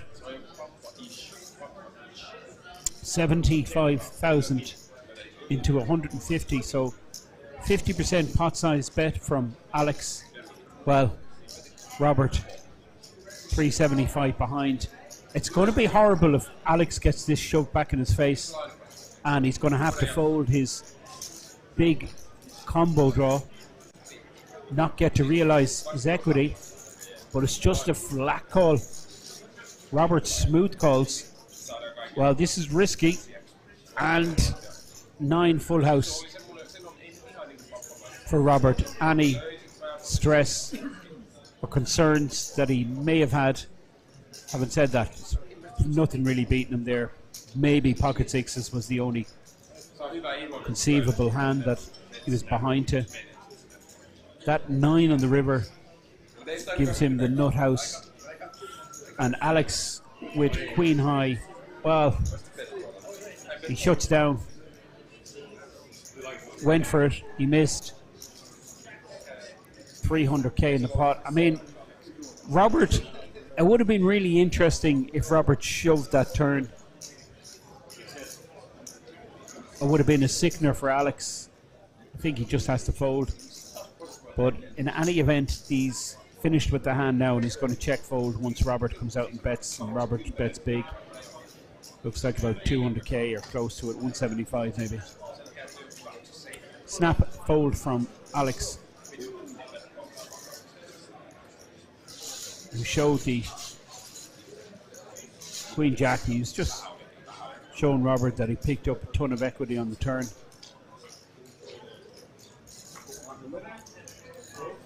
That is Christos Anthropoulos from Greece, chip leader, playing about $1 million. There are 25k chips in the column, the front of a stack, the blue column. The yellows are 5k. We have 7 players left in this Coin Rivet 5k high roller. We have a super satellite tonight, 20 seats guaranteed. I mean, the super sats are crazy. There was one yesterday, and I think it was 5 seats guaranteed. I could be wrong, could have been 10 seats. It produced 30 seats. It was just off the charts. Also running is the main event itself, which got a huge turnout. The main event had 400 entries today for day 1A, first flight, one of 4 flights. And I think we're well on course to hit 2,000 players, given that there's 400 in day 1A, which is not usually the busiest flight. In fact, it's never the busiest flight. So well on course to smash records here in City West Dublin. Any viewers who are not familiar with the atmosphere and the buzz during the Irish Open, well, I'm sorry if I can't convey it to you exactly what the situation is here, but the room is buzzing. This is just one of 2 floors full of poker tables, each table full. We also have a TV table, which you're watching now, of course. And we're going to be streaming all week. We're going to be bringing you some quality content. We have a high roller cash game. I think it's Friday, with some massive names. I believe 50-100 is what they're talking about at the moment. 50-100, no limit. There's a couple of players looking for Omaha. Who knows what kind of game it'll be, but it'll be big, believe me. So stay tuned for more details. I expect that to be on Friday. And then we have the main event. We probably start broadcasting the main event on Saturday. Sunday then, again. And then final day, Monday. What a structure this Irish Open is. It really is very good structure. 1 hour clock throughout. So 7 players here. This is Joe Field, who's going to open here with the ace-10, and he makes it 50k. Big blind now, 25k. So it's 10. Went from 10-20 to 10-25. Will give you an indication of how well structured this coin rivet high roller is. 50k. Min raise with the ace-10, and it's folded right around to the big blind, who's playing 3/4 million. He's a suited queen. I expect him to defend here. He is suited for the minimum, so it's costing him 25, and you can see there's 110, so he's getting like more than 4-1 on his money. And his queen can be good here quite often. His 4 can be good. Spades also. Makes bottom pair. Goes in the lead. And I think we're going to see check call. This ace of hearts for Field is interesting, given there's 2 hearts out there. A lot of cards on the turn that could improve his hand. All kinds of cards that can give him a straight draw. Heart will give him a flush draw. I think it's a comfortable continuation here from Joe, and it's be interesting given the price. I think Nadim Majid will continue. He's made a pair, 2-pair draw, trip draw, and he does have a queen, which gives him the potential for a straight. There's the good shot, and Joe Field has a good shot himself. So Field looking to hit a queen, and Nadim Majid looking to hit a 10 to make a straight. Joe Field, check back. Interesting. That's interesting. Heart comes on the river. Now, Joe has the ace of hearts in his hand, which means that Nadim Majid can't have the nuts here. He just can't, because he's blocking that, holding the ace. So will Joe use that information to fire? He might do that. Oh boy, what the heck? That's crazy. How did he go all in there? Wow. Well,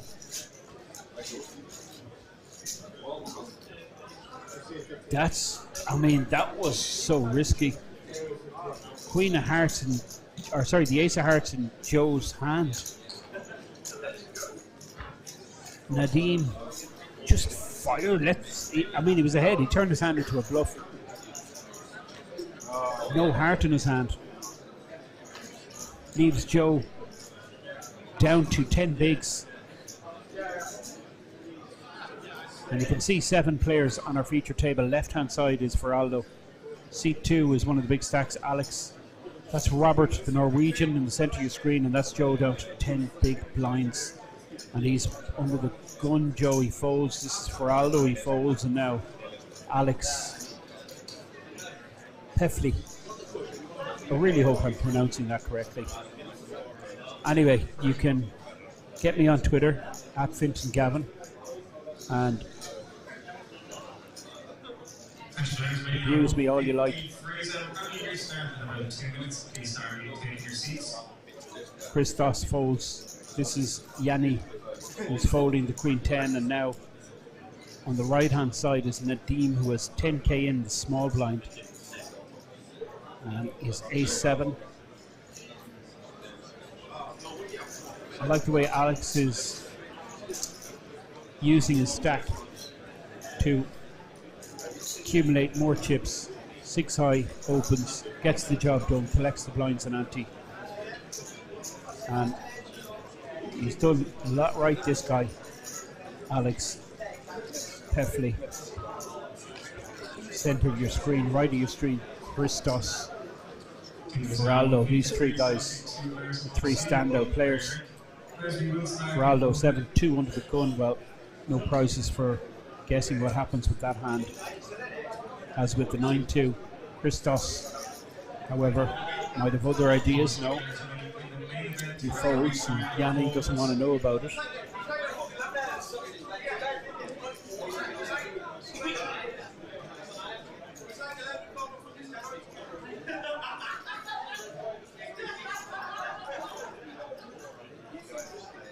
Robert Kajarud, the Norwegian, super impressed with this guy. Great temperament. Folded around to him in the small blind. He's putting this big blind all in.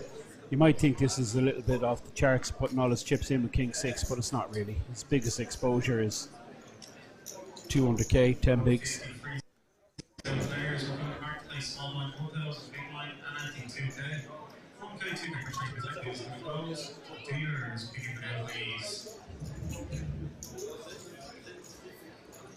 So just a summary of what's happening here at City West.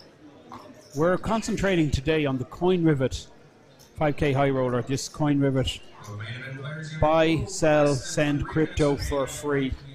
You want to use crypto to buy into an event, play cash, no problem. Coin Rivet can assist.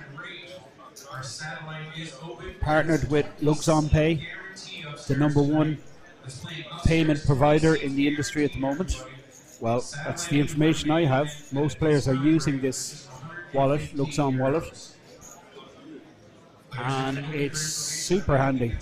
So if you're traveling, like for instance, you're going to the World Series or going to an EPT, going to any of these big events, check out the website, all the information is there for you. so instead of carrying cash, you just use the online wallet and they'll sort everything out for you. And just as I tell you about the super partners of this event, my partner has arrived. Stumbling in. How are you, sir? Better now after that bite to eat. Good, what a good. play from Naveed. What Yes. a gutsy, ballsy play. But it was kind of off the charts. I mean, he'd no heart in his hand. But Nope. the funny thing was, his opponent had the ace of hearts. Yeah. So his opponent knows he doesn't have the nuts. Yeah. Was risky. I was fully in agreement with you. I was like, it's. Are you watching? Yeah. Where are you watching it? I was watching it in the bar. How did you watch it in the bar, sir? I What kind of got- kind of technology do you have? I got out the that I old don't? the iPhone. You got out the iPhone. I got the wow. iPhone And what 12 or whatever it is. What platform did you watch it on? YouTube. You went on to YouTube. Yeah. Incredible. Your tube of you, Okay. and said I'll Okay. I'll watch my partner in crime in action. We should really open that YouTube and see, is there engagement from viewers, or is that ridiculous to even suggest there would be? Oh dear. I wonder. In other words, We normally broadcast on Twitch, so yeah, Twitch is pretty big for definitely for poker. for viewers to engage, like, you know. But sorry, I'm stealing your drink, Emma. No, that's yours. Oh, it's mine, is it? Yeah, I brought that in for you. Okay, cool. Main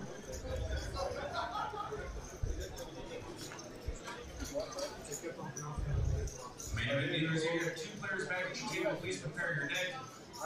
Main event players, you have less than 30 seconds remaining on your break. Please start taking your seats.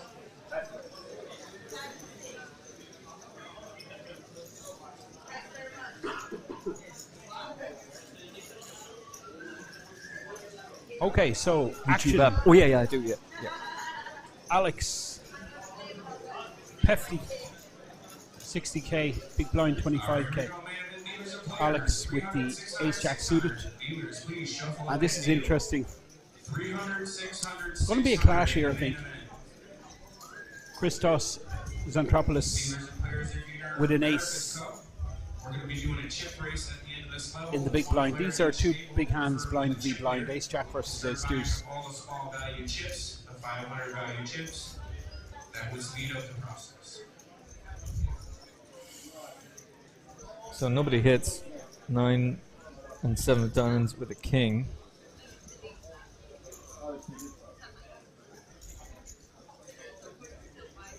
Chiefly, that's 55k.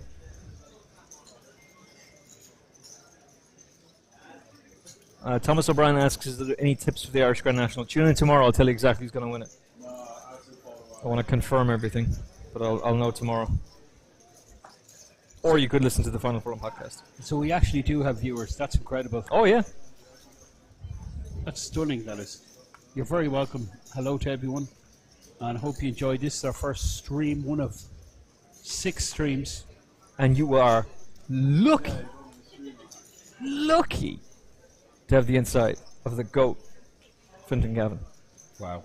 So be very grateful for that. You're being really generous, Emmett. I'm getting suspicious. No. Seriously, one of my favourite people to work with. That's so nice of you to say that. Genuine, Thank mate. you. Thank Genuine. you, sir. Seriously. You're a gentleman. You hear that, guys? Sound guy. That's genuine. That's in the heart. No messing. Sound man. Knows his stuff. I'd have played the 9-8 there. Ace King, though, would have run into the Ace King.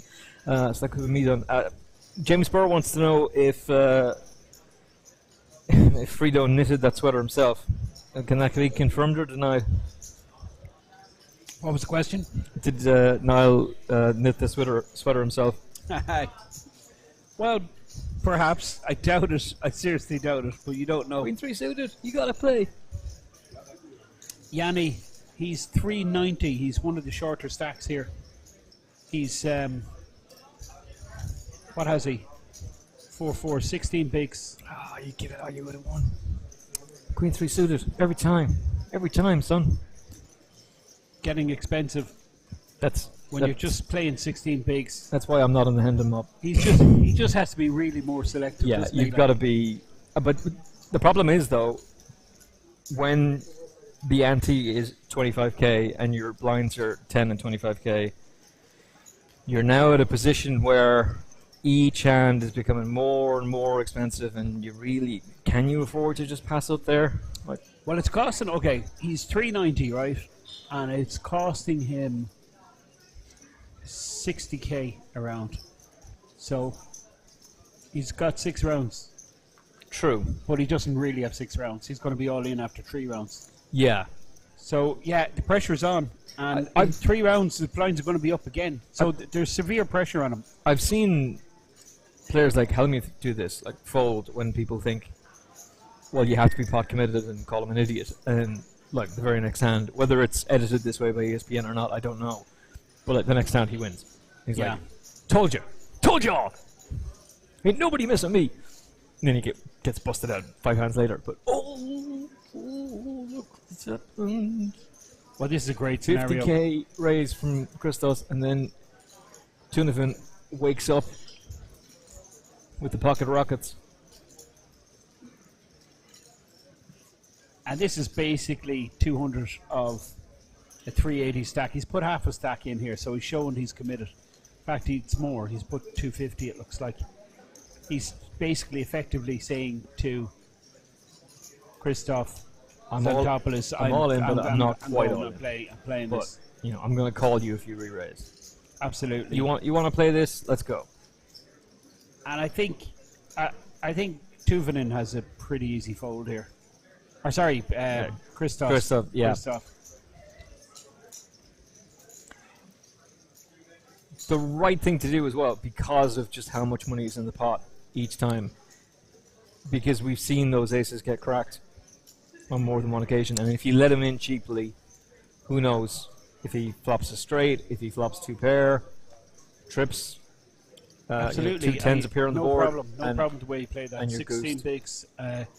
He opens. There's enough money out there. There's about 5-6 blinds, so he's increasing his stack by like 25-30%, which is, I mean, that's good business, right? Yeah. Without a sweat, no sweat, guaranteed money.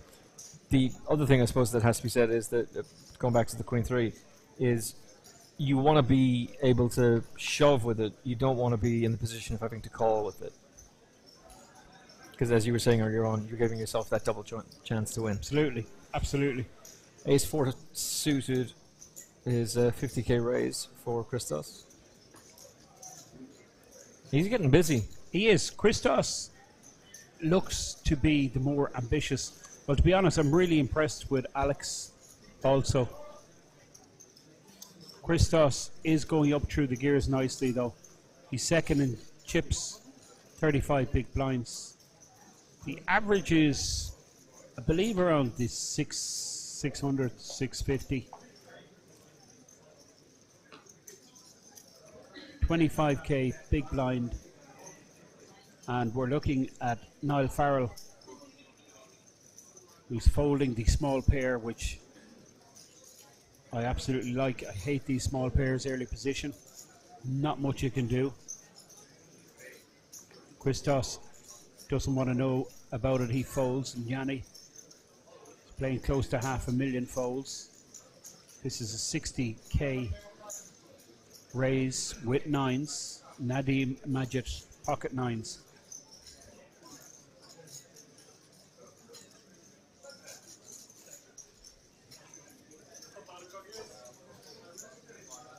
And action with the very short stacked Joe Field. He just has about 5.5 big blinds behind in his stack. I mean, he's going to have to make a stand pretty soon. This might be the time. He's a lot invested. He is like 50k of like less than 200k. And he decides to go with it. He pulls the trigger with the Queen 7 suited. I actually don't blame him because of the amount of money he's got in the pot already.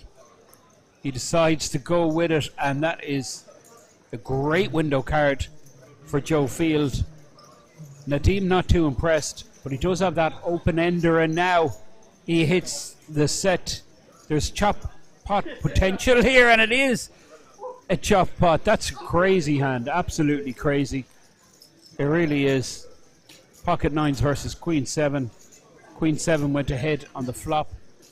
The 9 connects, makes a set for Nadim Majid, and then both players chop the pot. Crazy scenario. But Joe Field will be happy that he didn't surrender.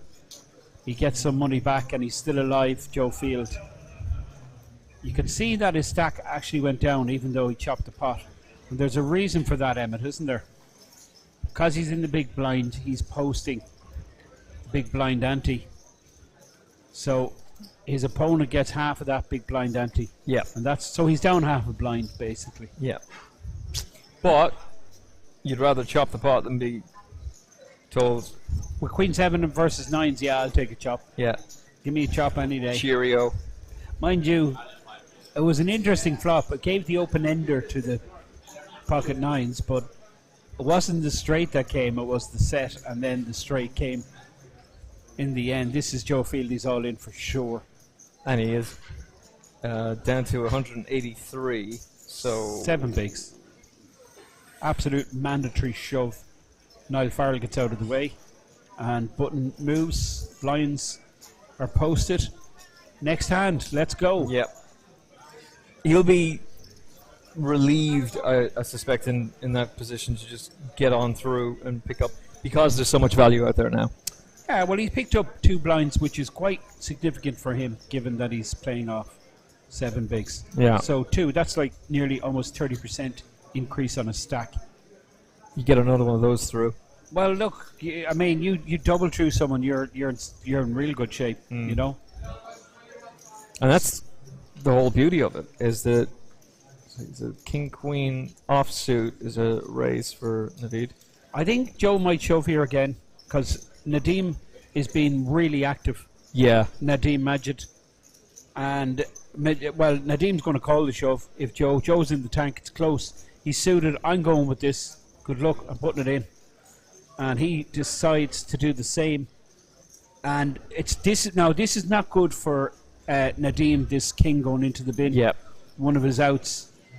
Nadeem is going to call this. He has to. No choice. Zero choice to call. Well, with 813. It's compulsory call here with King Queen. Okay, sometimes you're absolutely crushed. You're up against aces, kings, or queens, or ace queen, ace king. Yeah, but sometimes you are actually a everhead king jack suited might do it, but you're flipping so often. Don't tell me he folds here. Long term, this is not a fold. Gotta call this. It's like it's 343 in the pot. Okay, well actually, he went up to 233, yeah, so 183. But maybe it's not. Do you know what? I'm going to ask one of the mathematicians in the chat to run the numbers in this. It's perhaps a little closer than I thought. I think it is a call. Oh! Yeah. Now that's either an incredible read and a great controlled fold, or it's I never had any belief in this hand in the first place. I was just trying to get it through. Yeah, that's the problem when you. I mean, that's the problem when you open light. But King Queen, I think you gotta stand to a 3-bet all in from. You know what I mean? From 183 it was costing him. So it was like 7 bigs more. 7. Yeah. You got to call there. You just have to. I don't know. I'm really surprised he didn't call. If you don't call there, what's going to happen long term is you're going to be exploited because these small pairs are going to be getting you to fold. Like these hands you're flipping against. You know what I mean? You should be taking a flip against, but like you're folding to. You know what I mean? So you're going to get exploited. But I tell you one thing, Robert won't be folding to a 3-bet with the ace-king. No. I think Robert will be very happy to get some action here, actually. Christos doesn't oblige. In terms of Nadeem, he did eyeball Joe, which was particularly interesting.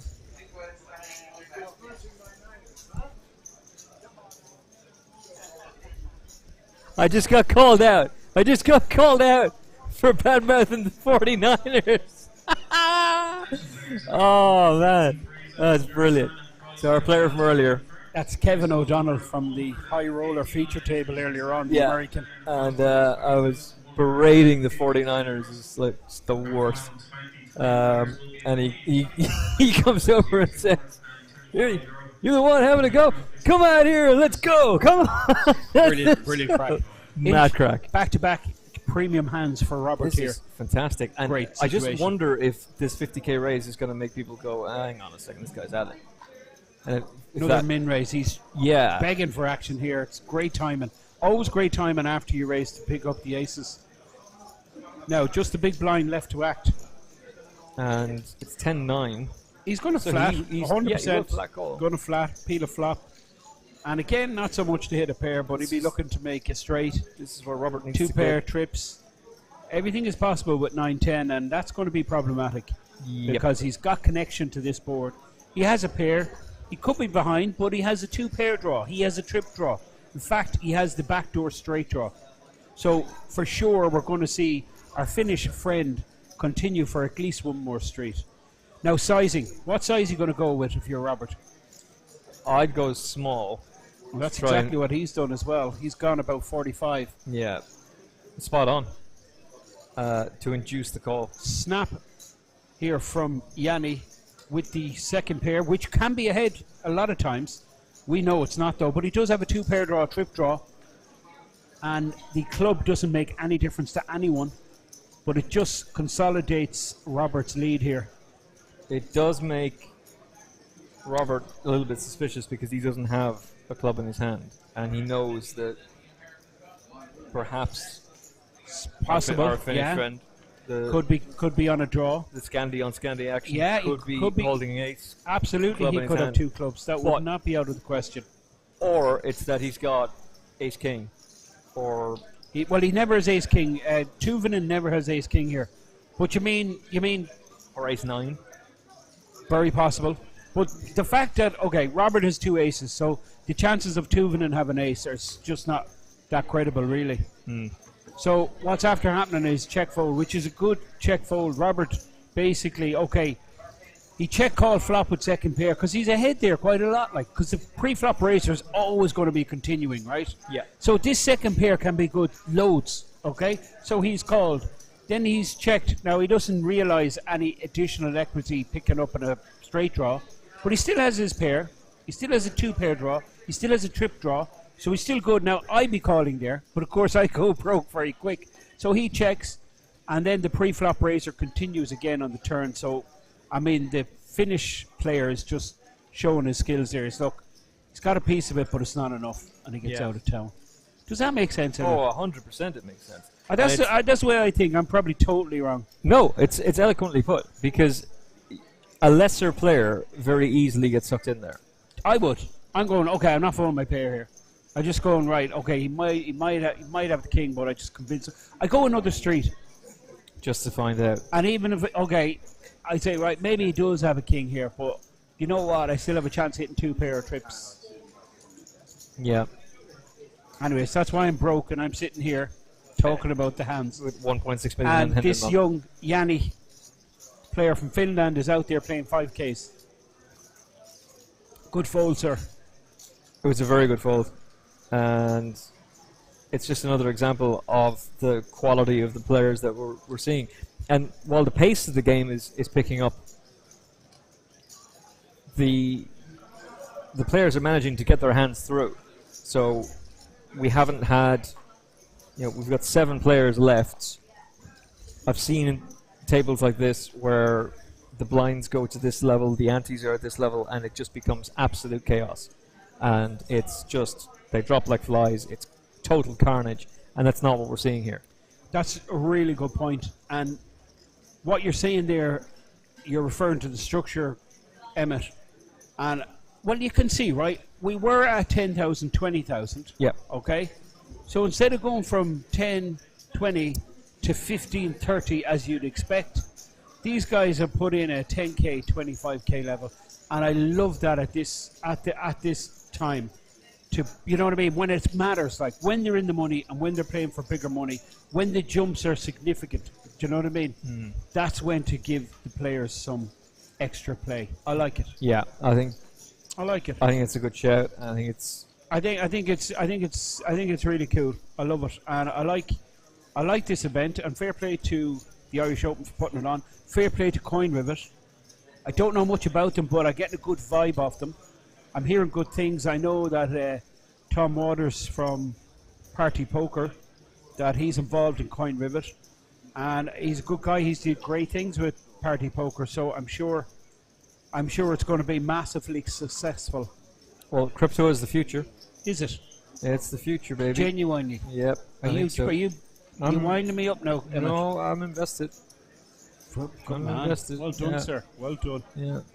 Well done. No, the thing is, the one thing I will say about crypto is that it's been up and down like a yo-yo.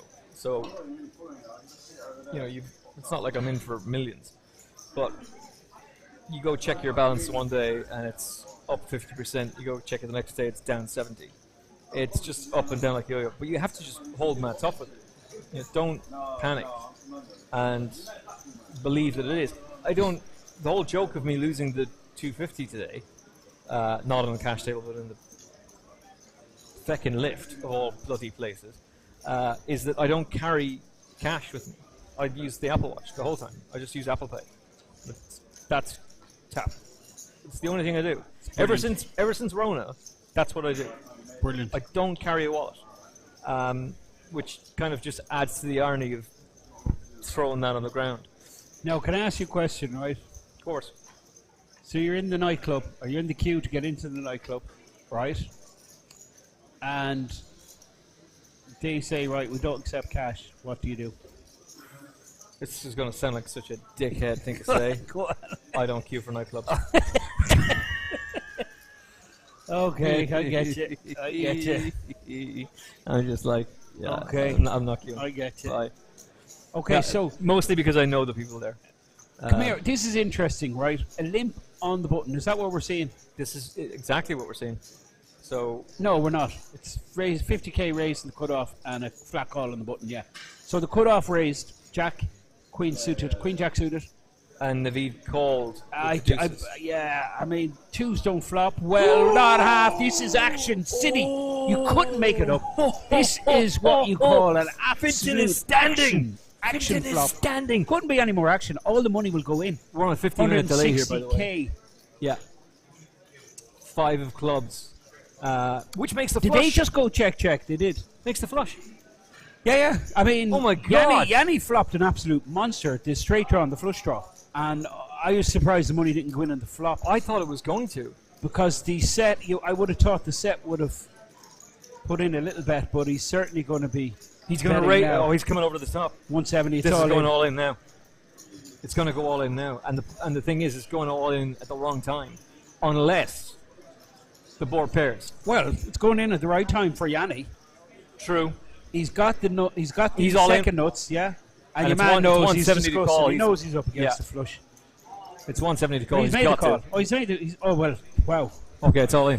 So We need the board to pair. if the board pairs, Boom. oh, Six. it's paired! Oh, full house! And Tunovan, who played so well for so long, is out.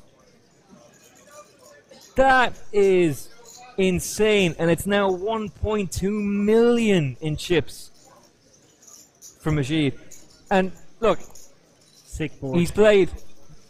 I'm actually looking at the poor man now on the 15-minute delay in real Yeah, time pretty and just sick. going, that is Pretty sickening. sick. Because you played brilliantly. You played brilliantly the That whole way was through. really sick. Do you know what we're going to do? We're gonna bring him over. We're going to try and get Yanni in the booth and just to give a little commentary with us, just because that was pretty sick stuff. That was. It was, yes. Hey, Yanni, how are you? I'm fine. You look pretty okay. I mean, Yeah. Well, I'm at Ireland playing poker, so how sad can you really Okay. be? Well, that's a good Yeah. sign. And the Irish Open is back, which is great. But Yeah. did you qualify for this or buy in? No, I bought in actually You bought twice. in, yeah. Actually twice. You bought in, 2 bullets. Yeah. But you got a few buy-ins back, right? Yeah, sure. Yeah. Okay, well done. Gonna well play done. main event tomorrow and Main event, man. good stuff. Where Excellent. exactly are you from? We're next to Helsinki. next to Espoo Helsinki. called. Now, I'm going to pronounce your name and give me marks out of 10. Okay. Okay, you ready?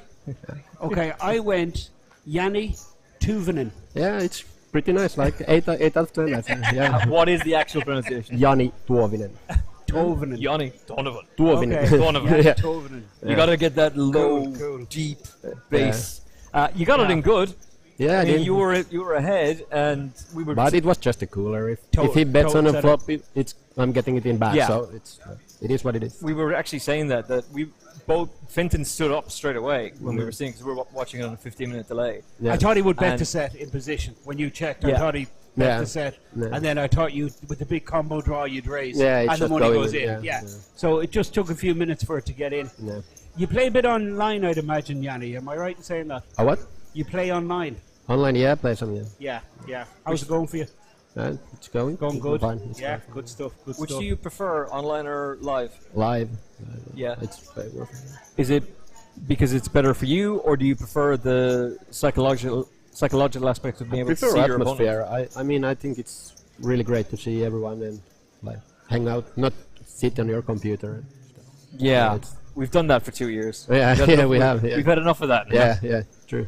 Which kind of goes to the point of, like, you've made the journey over from Finland, and the fact that you've done that, and then you see the massive amount of people that are here, like the head dealers from Texas. Great. Like, how impressed have you been with the setup so far and just the It's amount of people awesome. here? Yeah, it's awesome. I came here last week when they had this Norwegian championship, and it was good already. And this seems to be even huge, even more huge, and like very good. Two Very floors good. as well. Yeah, I know. The fact that they're playing upstairs as well is Yeah. baffling to us. Yeah. Out of your opponents, who do you think is most likely to take it down? I was going to ask you that. Who do you fancy? I think the Greek guy was playing pretty well. This is who Finton's think so, pretty yeah. much called from the second he saw him. Yeah, and also when Neil Furley's in the table, Neil, you can't count him out. Yeah, absolutely. Yeah, he's kind of. They're two of the three we picked Yeah. for the final three. And guess who the other player was? We're speaking to him. He's fun, yeah. Yeah. But you know, that's Trifecta tournament is poker. busto. Tournament poker. Yeah. Listen, Yanni, it was such a pleasure to watch you, and I really appreciate you stepping in the booth. And hopefully, we're going to see you again on the feature table of the Irish Open. Yeah, let's hope so. that, like, I think I'm going to grab a beer now. Oh, I think you deserve a beer. Yeah. I think you deserve a beer and a few shots. Yeah. Quite frankly. Yes. But keep the head clear for tomorrow because you deserve it. And best of luck. We hopefully you get a deep run. Yeah, thanks. Take care, Yanni. God bless, mate. What a gentleman. That was absolute. I'm going to say it again. pleasure. That was Yanni Tovinen. Tovinen. What a nice guy. Absolute gentleman. There was actually there was some Finnish festival, or there was the Patrick Antonius festival that was last week. I don't know where it was, Estonia or something. It was somewhere near Finland. But the fact that he's here in Dublin, playing here rather than there, I think that kind of speaks volumes about the quality of the Irish Open. Do we sound like total assholes the way we keep highlighting how good this festival is? If you're not here, then you need us to relay it to you. Okay, And fair enough. we're not going to say, this is shite. But Okay, fair we don't enough. have to. Like, Okay, just fair enough. Tell you what, go Yeah. quiet for 5 seconds, right?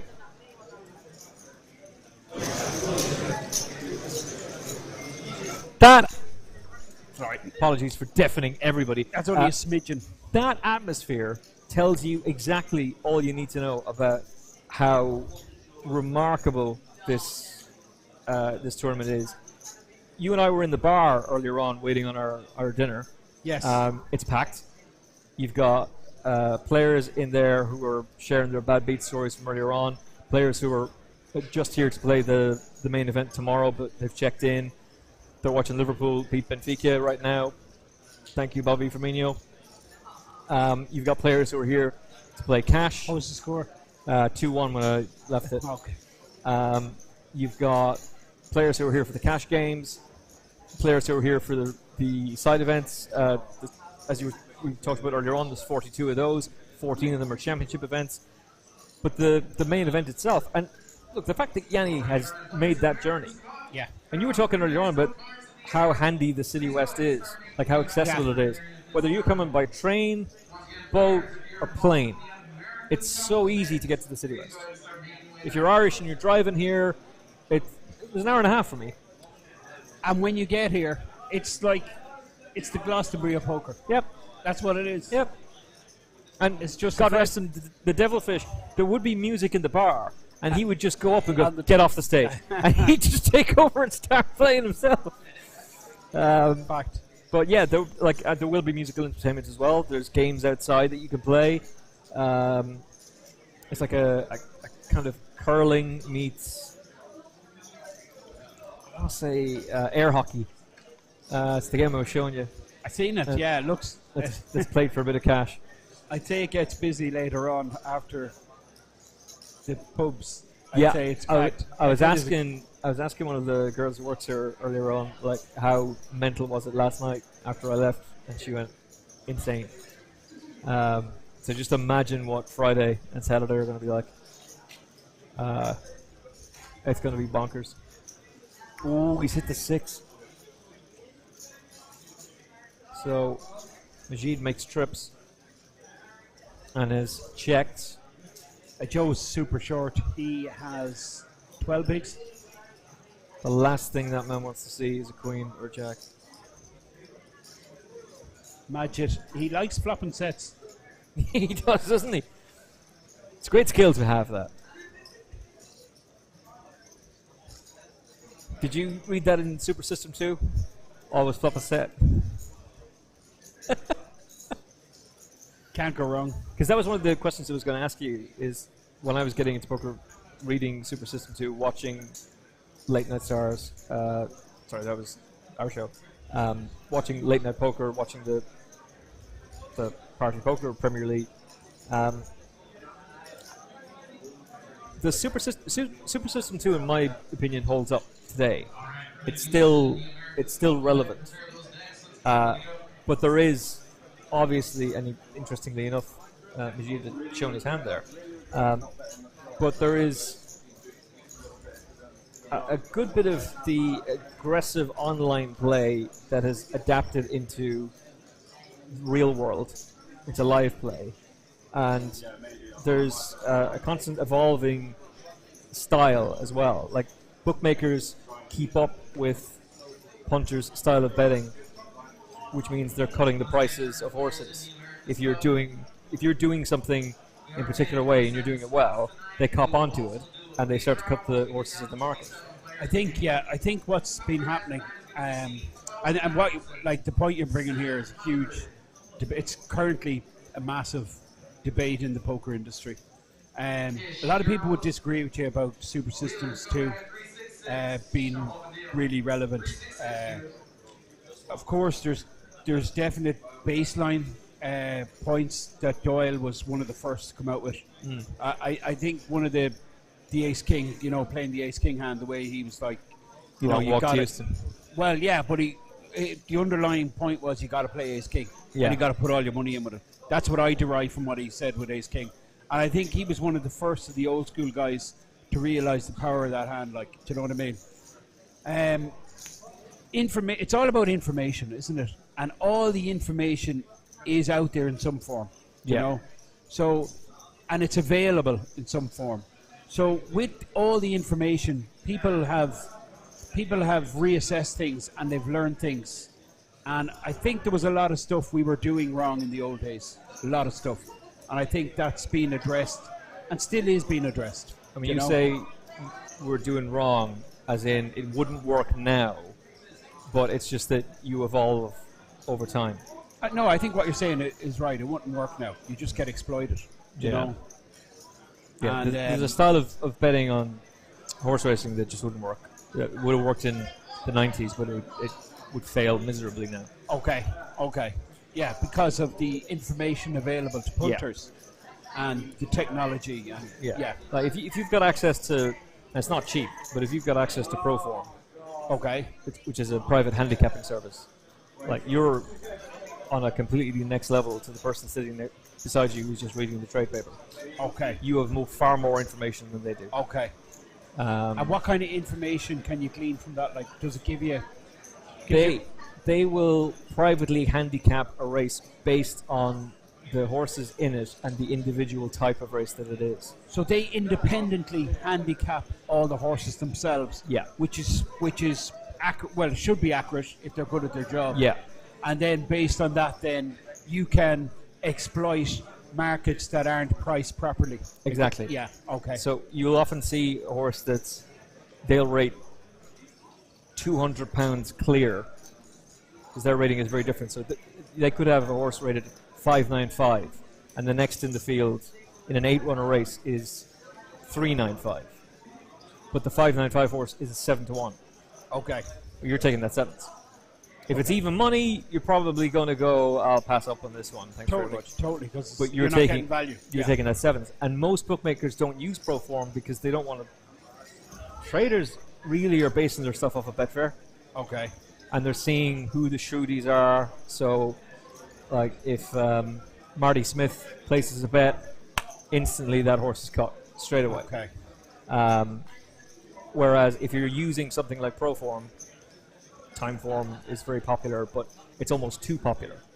The fact that they do it based on the individual race and each horse and whether or not they think they'll be suited to the conditions. There's a lot of things. Sometimes they're horribly wrong. Sometimes they're just unbelievably right. And I've learned an awful lot in a very short space of time. That's actually evolved my betting in the last year. by using Okay. Proform. And I know that my playing poker improved dramatically reading Super System 2, I should say.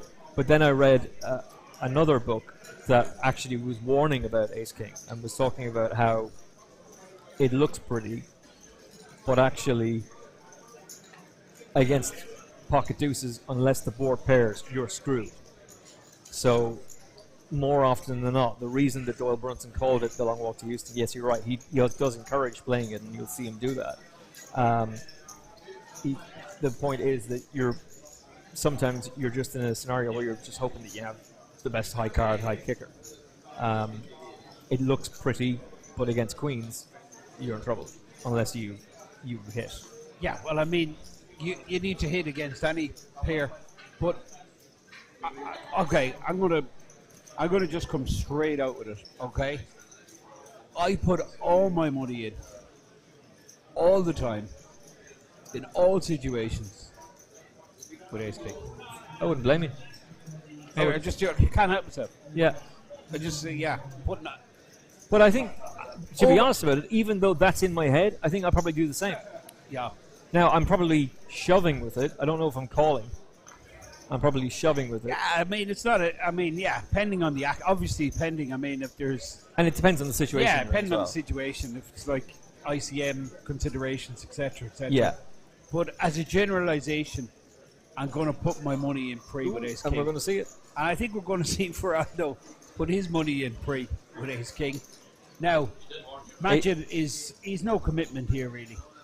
Well, I can't believe how short Ferraldo's got. He's just... he's less than 10. He's nine big blinds. And he kind of has to call, doesn't he? With 1.5 million? 7 big, 6.5 big blinds to call. It's very close. But you take out a player if you're right. It's very close. Well, he's never in real good shape. There's nothing he's ever in brilliant shape against. Nothing like. Yeah, that's true. But even if he's flipping or best he can hope for is that he's up against King Queen. King Queen, yeah, King Jack, pocket fives maybe. But I mean, it's so unlikely. Okay, that he's going to let it go. That's control play. Yeah. He's almost always behind there, but the price is huge. He's getting like a really big price on his money. Yeah. And then he has an opportunity to knock out a very solid reg.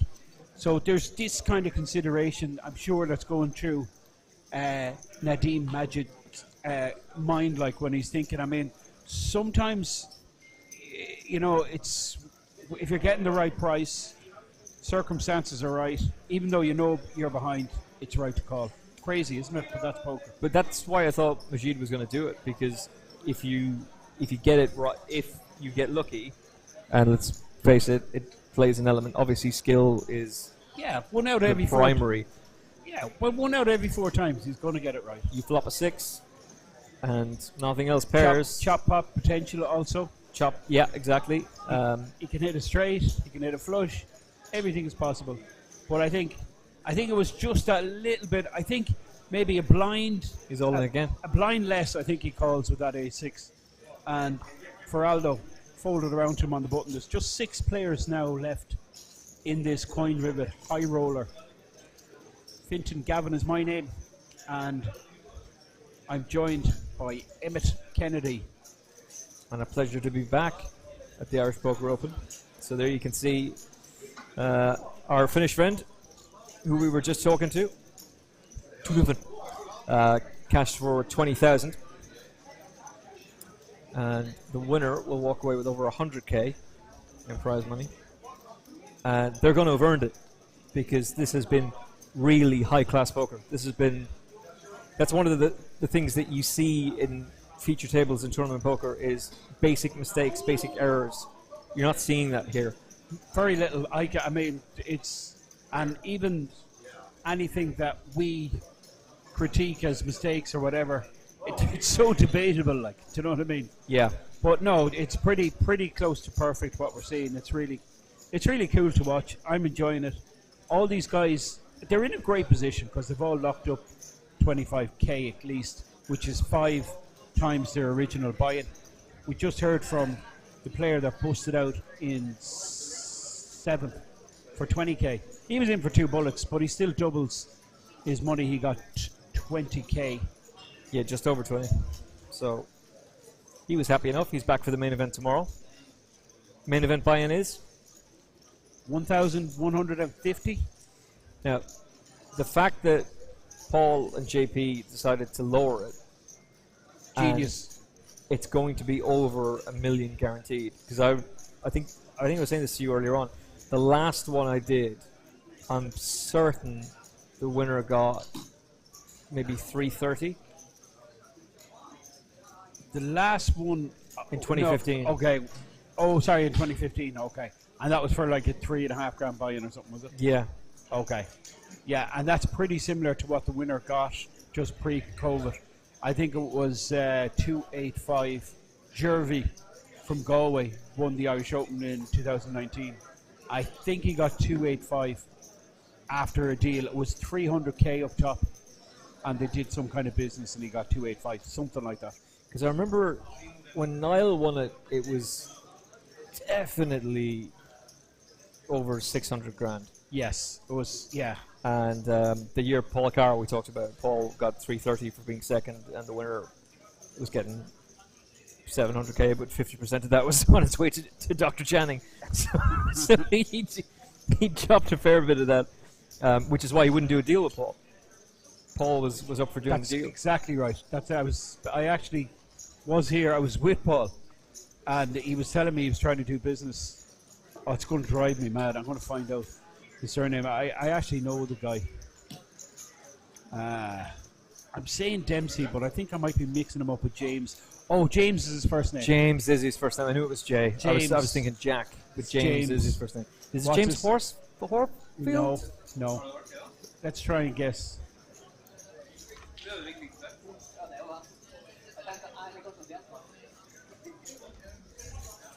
I was going to guess it, but you know what? I'm just going to look it up. James, what's his second name? I know you're shouting at your headphones, and I know you're shouting at your speakers, and you're like, "How do you two idiots not know who won? Look, who let you two Yeah, he was a commentate reg on on this?" the scene. I haven't seen him in a few years, but Neither have I, actually.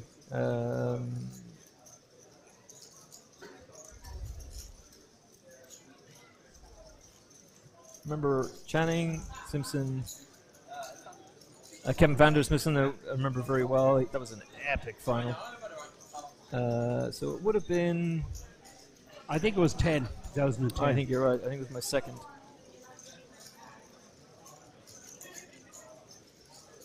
James Mitchell. James Mitchell. What is wrong with me? How did I not remember that second name? The women from Paddy Power were just falling over themselves over Tony Cascarino and Teddy Sheringham. And one of the lovely fellas, but one of the hilarious things was one of them, who will remain nameless, said to me, "Which one is Teddy?" Just like, which one's Teddy Sheringham? Okay, I have a question for you. Go. Okay. I watched Teddy Sheringham, Tony Cascarino play on the same team. Oh, this is going to be one of these random... In like 1990.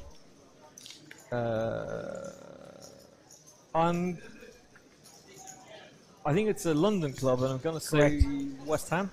No, but you're not too far off. Millwall? Millwall. Oh, I knew you said Millwall first, damn it! Oh, do you know what? My Uncle Tony, God rest him, was a huge Millwall fan. I used to go down to Coblow Lane. He did too, 88, yeah. 89, yeah. Yeah, he did as well. He said he got proper naughty. But, damn it, I almost said that first. I'll take it, though, a second. Flush takes it down for Joe Field. With the Jack. Well, I say this. He's checked it, but it's not like Keithley, I hope I'm getting that right, is is going to do a whole lot here. Oh, he is. Oh, what a terrible mistake. I don't know. Field has to call though. He's not. You see, he's not exposing himself too much. It's just like 5 bigs. Yeah. Do you know what I mean? So he thinks he can get him to fold a pair, definitely. I don't think he's ever getting him to fold a flush, and he's not getting him to fold a jack-high flush. The money's going in here, 100%. It has to. Yes, in your mind you're thinking, does he have the queen? Does he have the king? Does he have the ace? But He's you're playing. this Yeah, that's what deep he's in repping. the tournament. Yeah. How do you walk away? It's a nice move from Alex, who should have. Well, he certainly has more aces and kings in his range than the big blind defend. But Joe has to call. Jack-high flushes. It's going to be head here more often than it's not. And with just 5 bigs, it's a great opportunity. But it screams of a big flush, doesn't it? It screams of... This guy's been brilliant. I really like this guy. Desperately want you to call. Peefley? Yeah. Oh, yeah. Oh, Top he's been quality, flawless. yeah. He really has been flawless. But this, to me, screams, I've got nothing, please go away, or I've got the stone cold nuts and I want you to call. Yeah, he has to call. I mean, it's probably because Joe's stack is so shallow that you would expect Peefley not to bluff at this. Because he's going to get called light, you would think, from a shallow stack, you know. The other point is calls. that He makes it. he Yeah, has, it's a he good had call. to. Yeah. Expected him to call. Took him a while. He's got a call there with a jack-high flush. To be fair to Joe, looking back on it, there was a 65k raise pre-flop. Yeah, and in the back of his mind, he may very well have been thinking, "Oh, does he have high cards? Yeah, Does he totally. have a king of spades in his hand? Does he have the ace of spades in his hand? The ace of spades, the ace of spades." Sorry, I couldn't remember this. That's the Motorhead is getting played tonight in the room. That's for sure. a huge pot. Brings him up to close to 20 bigs. That's massive. Like he was sitting with 5. He folds there. He's 5 big blinds, right? If he folds there He's and 5 he sees bigs. this afterwards, Yeah. he's going straight to the bar and just doing all the shots. Just like keep it coming, son. Good call. Took a bit of strength. Yeah. But I think he's always got to make that call. But I think is it fair to say that the pre-flop raise is what made him go, oh no? Of course, yeah. Absolutely. You're totally right. It was an early enough raise. And Peefley is still in good position. Like, he's still third. He's got 24 big It was blinds. under the gun plus 1 raise, so it's an early raise, but from one of the big stacks. So call it now. I'm going to stick to my original. I'm going to go with the Greek player. Christos, yes. And I have to roof my friend, Niall Faraldo. Not that we'd be ever biased. No. Oh. Well, I mean, the thing is, Niall is, it's not like he needs the 100k. Do you know what I mean? Yeah. But he's a quality bloke. Dire Straits said he's doing all right. I'm sorry, I'll stop saying. No, but you know what? He's a great supporter of Irish poker. So yeah, well, I think I'd love him to win a big event here at the Irish Open. I really would. That comment you made about him coming down to Cork and just supporting, what was it, a 200 quid buy-in, 150 buy-in? Like, that's brilliant. That's Totally. just great. That's a proper poker player. He loves the game. That's your chip leader in center of your screen. His name is Nadim Midjid. I'm gonna say Nadim Majed. Mijed. Excuse my pronunciation. I'm gonna go with that. I probably butchered it. I'm far more likely to have butchered it. You're definitely ahead of me in pronunciations. Well, no, you've got the Greek pronunciation. I got Christos and Tropolis. Yeah, and we both butchered Peefley's name for quite some time. Yes. As Oliver looks. Don't tell me I butchered it again, did I? Peffley. Oh my God, Mrs. Peffley is just writing a strongly worded letter. Peffley. To the City West. not gonna If she's make not that here, by the way. Anyway, the thing about it is, right, Alex Peffley Is playing like a He's man on extraordinary, fire. Yeah. If I was Okay. My TriCast is Pefley. Christos, Pefley, and Of course, I'm going to name and, it. and By the time this is over, I'll have named everyone. and rightly so, because like the Norwegian guy is quality. Robert, he's really... But he's Yeah. proved himself, runner-up in the Norwegian main event.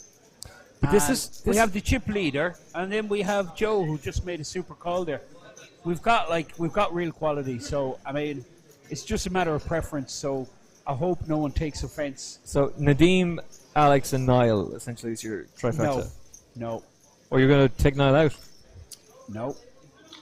You're going to go Christos, Alex, Niall. Alex. Oh wow! I'd 3 on the left. I'll go with the 3 on the left. You take the 3 on the right. Yeah, I'll take Christos, Nadim, and actually I'll take Christos, Nadim, and Alex. Sorry, everybody else. Well, I'll tell you what. What about me take the 3 on the left, you take the 3 on the right, and we put a few quid in it? Done. How much? Say it. Say 20 quid. Done deal. Done deal. So you've 3 punters on the right, including the chip leader, and I've 3 punters on the left. Yep. Okay. Yep. And whoever wins, even if there's a deal, whoever gets the most money, that's the winner. Yeah? Yeah. Fair Yeah, enough. let's go with that. Yeah. Let's go with Fair that. enough. Fair enough. I think that's a reasonable. Absolutely. It's a good bet. Good bet. I'm happy. I'm happy if you want to increase the stakes as well. I'm comfortable. Now I'm starting to How get much- worried. What does he know? How much Bitcoin did you say you had? Yeah, but that's the thing with with Bitcoin is, first of all, it's great that we can use it here at the Irish Broker Open, but secondly, it genuinely does go up and down like the oil. Like it fluctuates so much. That Every hour of every day job. pretty much, yeah. It becomes very unstable, and there's kind of this theory that with Russia cut off from the international finance systems, that they're going to go mad the on it, Bitcoin yeah. market. But they actually went to the Chinese, and they asked for help there, and for now they're getting it, but they're probably eventually just going to have to go into the cryptocurrency market because there's going to be pressure put on them. Alex looks really interested here. By the way, I love the yellow and blue Yeah. colours, by the way. Let me just say that as we say glory to Ukraine. So Alex is shoving all in here. And your boy Farrell is all in. The ace-10. My favourite hand. Ace-jack. Okay. Problems. Big problems for Aldo. So massive problems. He really needs to get lucky here. He's all in. Alex Pefley. Pefley is all in with ace-jack. And Farrell all in with ace-10. 6, 7, 5. 2 hearts. It's over. Jack, good night and good luck, son. Cheers, says Niall. Which is a classy move. He gets 25k, which is okay for a day or two's work. Yeah, there's nothing wrong with that. Nothing wrong with that at all. Did he buy in or qualify? I'd imagine he bought in, but I wouldn't know his ins and outs. He does play online, but I'd imagine he bought in. I mean, he did the best that he could in the situation that he was in. He managed to get through with a few all-ins and increase his stack. But with the position that he was in, where you're down to 460 with blinds now 15-30 and the anti-30k, you don't have a choice. Yeah, the blind, there was a lot of pressure on him there. Looked down at ace-10, he went with it. Now we have Alex again. Well, we're still looking at the graphics from the last hand, so just bear with us and we'll sort things out. Give us a couple of moments, and we have one of the best tech teams in the world. Do you know that? I mean, I actually was chatting to the guys. It's incredible as we were how having good dinner. they are. Yeah, The setup is just super. This is one of the best teams I've ever worked with. It's Oliver like- is actually sitting to our left, our producer, and Oliver is from Estonia, absolutely first class. And It's like something from the space age. It's real futuristic kind of Oh, stuff, isn't it? Like, but also incredible. they're And do you know what else I like about them? If you want a coffee or a tea or anything, they do that for you as well. Oliver's like, nah, I don't think so. Okay. Although a coffee would be nice. No, shout out to the production. Like, you come in, you see, right, you see what has been produced here is quite outstanding. Like the graphics, the screens, the TV table. Like there's a lot of work goes into this production. Like there really is, and you just got to tip your hat. The organisers, in fairness, you know that they dug a bit deeper this year. You can see it. Like I also have to say, this is one of the reasons I decided to come in last night. I was staying in the Burlington, not because I'd mixed them up, but because, I had a date. So nice. I was how did that go, Emma? Very well. Yes. So I was in the Burlow, and always a good spot. Traffic was an absolute nightmare this afternoon trying to get over here to the City West. But I'm glad that I came in last night because, first of all, I was blown away by how many people were here. I didn't expect that at all. I wasn't not that I was expecting a small crowd for the event. I just didn't think that there would be so many here last night. Never mind tonight. And Paul and JP are the two main men behind this. Paul has been working his ass off for the last 4 months. And if you think about the amount of work he did, because you and I were doing this gig last year. We were both signed on, and we were both going to be working together last year. Yeah. And COVID put an end to it, like it did most things. And the patience that they've had to have to be able to come back and rebuild it, and then do so in the manner and in the way that they have, is truly extraordinary. It makes you just go, wow. Like, you guys, as you said, you guys have really, you've pumped it all in here. Like they've ratcheted up the ante big time. Now, it's an interesting one here. You might think, wow, what a loose call, but it's not really, because it's just, like, it's so attractive, the price that Alex is getting, 30k, and there's almost 200k in there, like, you know. So he's getting like 6.5 to 1 in his money. We're looking at 7-5 versus kings versus threes. Alex is not so much looking to hit a 5 or 7. He's trying to make a straight here, 2 pair, trips. All these kind of hands go ahead. We have a slight problem with the graphics, but it's been sorted. Oh, this is a problem. This is a big problem. Oh, dear. Okay. Now, it's a problem for Alex as well, because Alex is interested, because he's connected. He's made top pair. Yeah. Kings, you see, you're multi-way here. So, our Greek friend, right, we're going to see how good he actually is here, okay?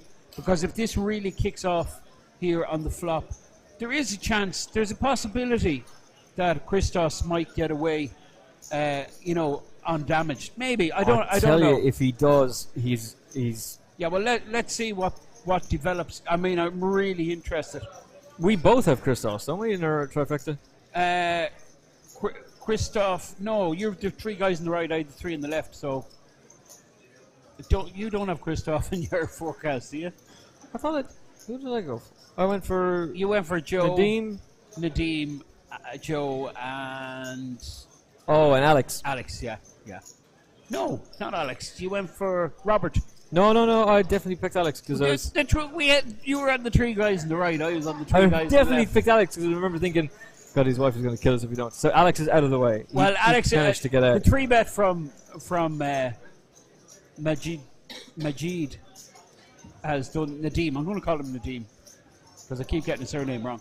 So this 3-bet has just cleared Alex out, which is great because he could have lost a couple of bets here. So he's gone, right? Action is back. This is a big problem.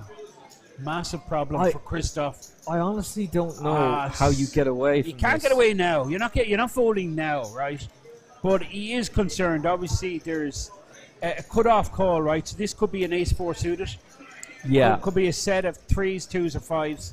So these are hands that are going through Christoph's mind at the moment. Well, he's decided to flat call. Of course he's going to call. He's never getting away on the flop. Now, he might get away in the turn, pending what pops up on the bet sizing. Jack is, well, it's a great card for Nadeem. It really doesn't have much connection to the flop. So he's quite happy. His set. I wonder, does this make Christos happy as well? Is he now thinking, you've got ace-5.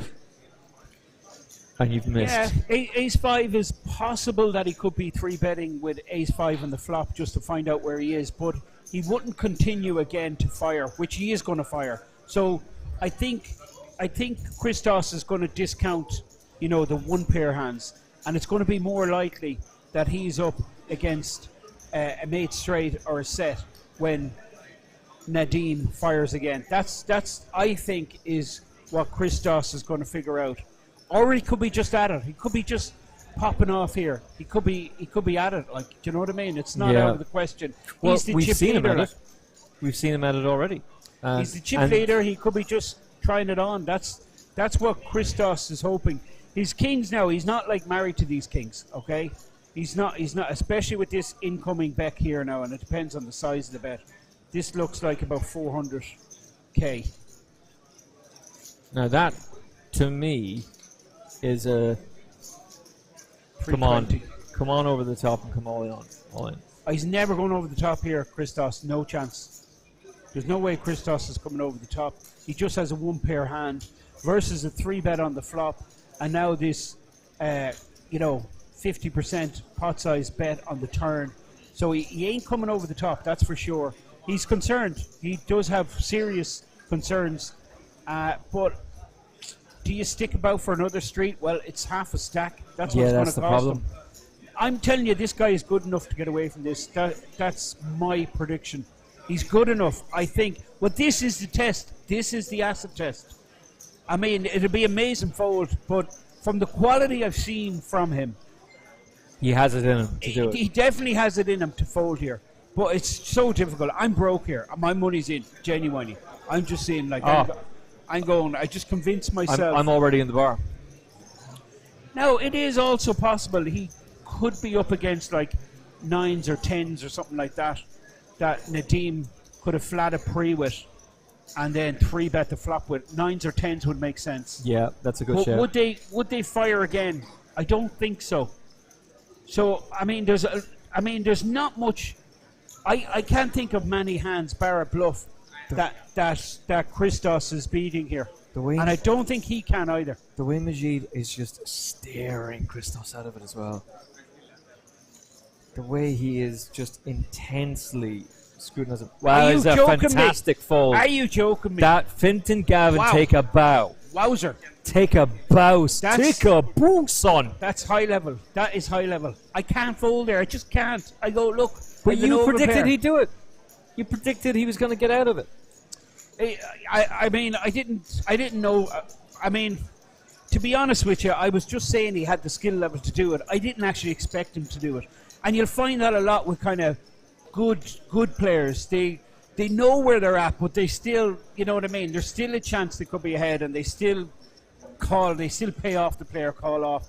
But this just shows me that this guy is high level. Yeah. He's on a different planet.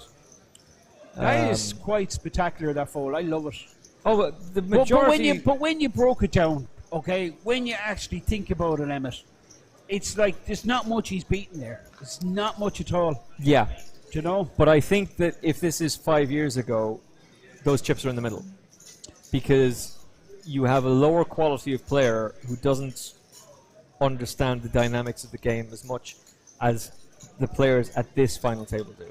And what you were ending up with was players at the final table who, even in a high roller, maybe they qualified in a satellite, have just got very, very lucky getting there. I remember doing a winter festival one year, and like Noel Hayes came on the stream and started roaring Fs into the microphone about this guy who'd taken out one of his friends, and then taken out another one, always getting in behind, and then just sucking out, and like getting it on the river.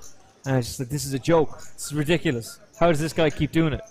And he roared at one point. There was a stage just behind, and he roared loud enough that we're actually saying to him, brilliant fold. But there was and it's a 15-minute delay, so he now knows he's actually watching it himself, Christos. But Noel roared so loudly that your man could hear. That's not like Noel. Hayes would never do something. No, Hayes, controversial? No. 5-4 suited against... Now, Nadeem is getting sticky here. Pefley was at it, the free bet.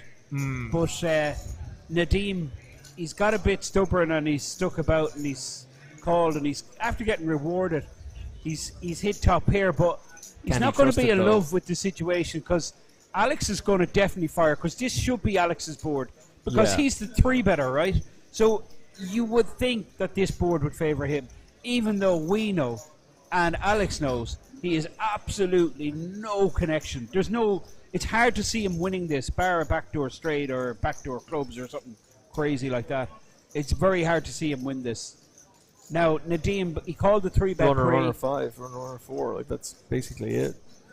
So Nadeem's going to have to call here. He's not liking the situation. No, because it's a very wet board. He could be up against King Queen. He could be up against a set of 10, set of jacks. And it's not out of the question for him to be up against top set. It's not like impossible, like, you know. Yeah, so he's flopped ace jack. Yeah, he doesn't like it. If there was a heart out there, he would 100% snap call because he does have that extra equity of maybe backing into a flush. But he's not liking this. He's made top pair, but he doesn't like the situation. So that's why he's in the tank. I do expect him to call. The reason I expect him to call is his stack size. He's 1.7 million. Wow, he does fold. He folds. This guy's fantastic. Well, he just folds. Oh, Alex is fantastic. Both. Yeah. They actually both are. Yeah. It's a great bet from Alex because he knows he can't win it without placing that bet. Yeah, yeah. And it's a great fold because realistically, what are you beating? A bluff. That's it. Yeah. And if you're calling that bluff against how well Alex has been playing, pocket kings. Shout. Great shout. But yeah, I mean that's the problem. Okay, You've know no what? kicker. I've no problem with his fold there on the flop. I think it's the pre-flop. I think that's the problem there. If you're going to get really stubborn with ace deuce, you know what I mean. And then you hit your ace, you don't know where you are. Do you know what I mean? He's hoping that he's hitting an ace with two hearts in behind. Or he's still flush, or flush, that it comes down 3, 4, 5. Couple of deuces, and but I think the sizing, I think the bet sizing from Alex I think it was really clever because that's what convinced. I think that's what convinced Nadeem to fold. That he just read the bet sizing that as a real value bet. That's what it screamed of to him. So Robert takes the lead with Queen as the board pairs with 9s on the flop. There is the backdoor flush draw with a heart there for Alex, but all he has is ace high. If you're in Robert's spot, you betting?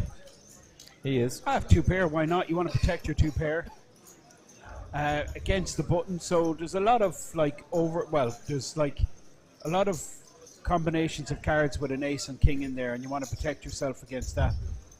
On further streets, going behind to an ace or king. So he comes out with he just wants to end this now. He's happy. Two pair, take down the pot. He's short stacked, 70k.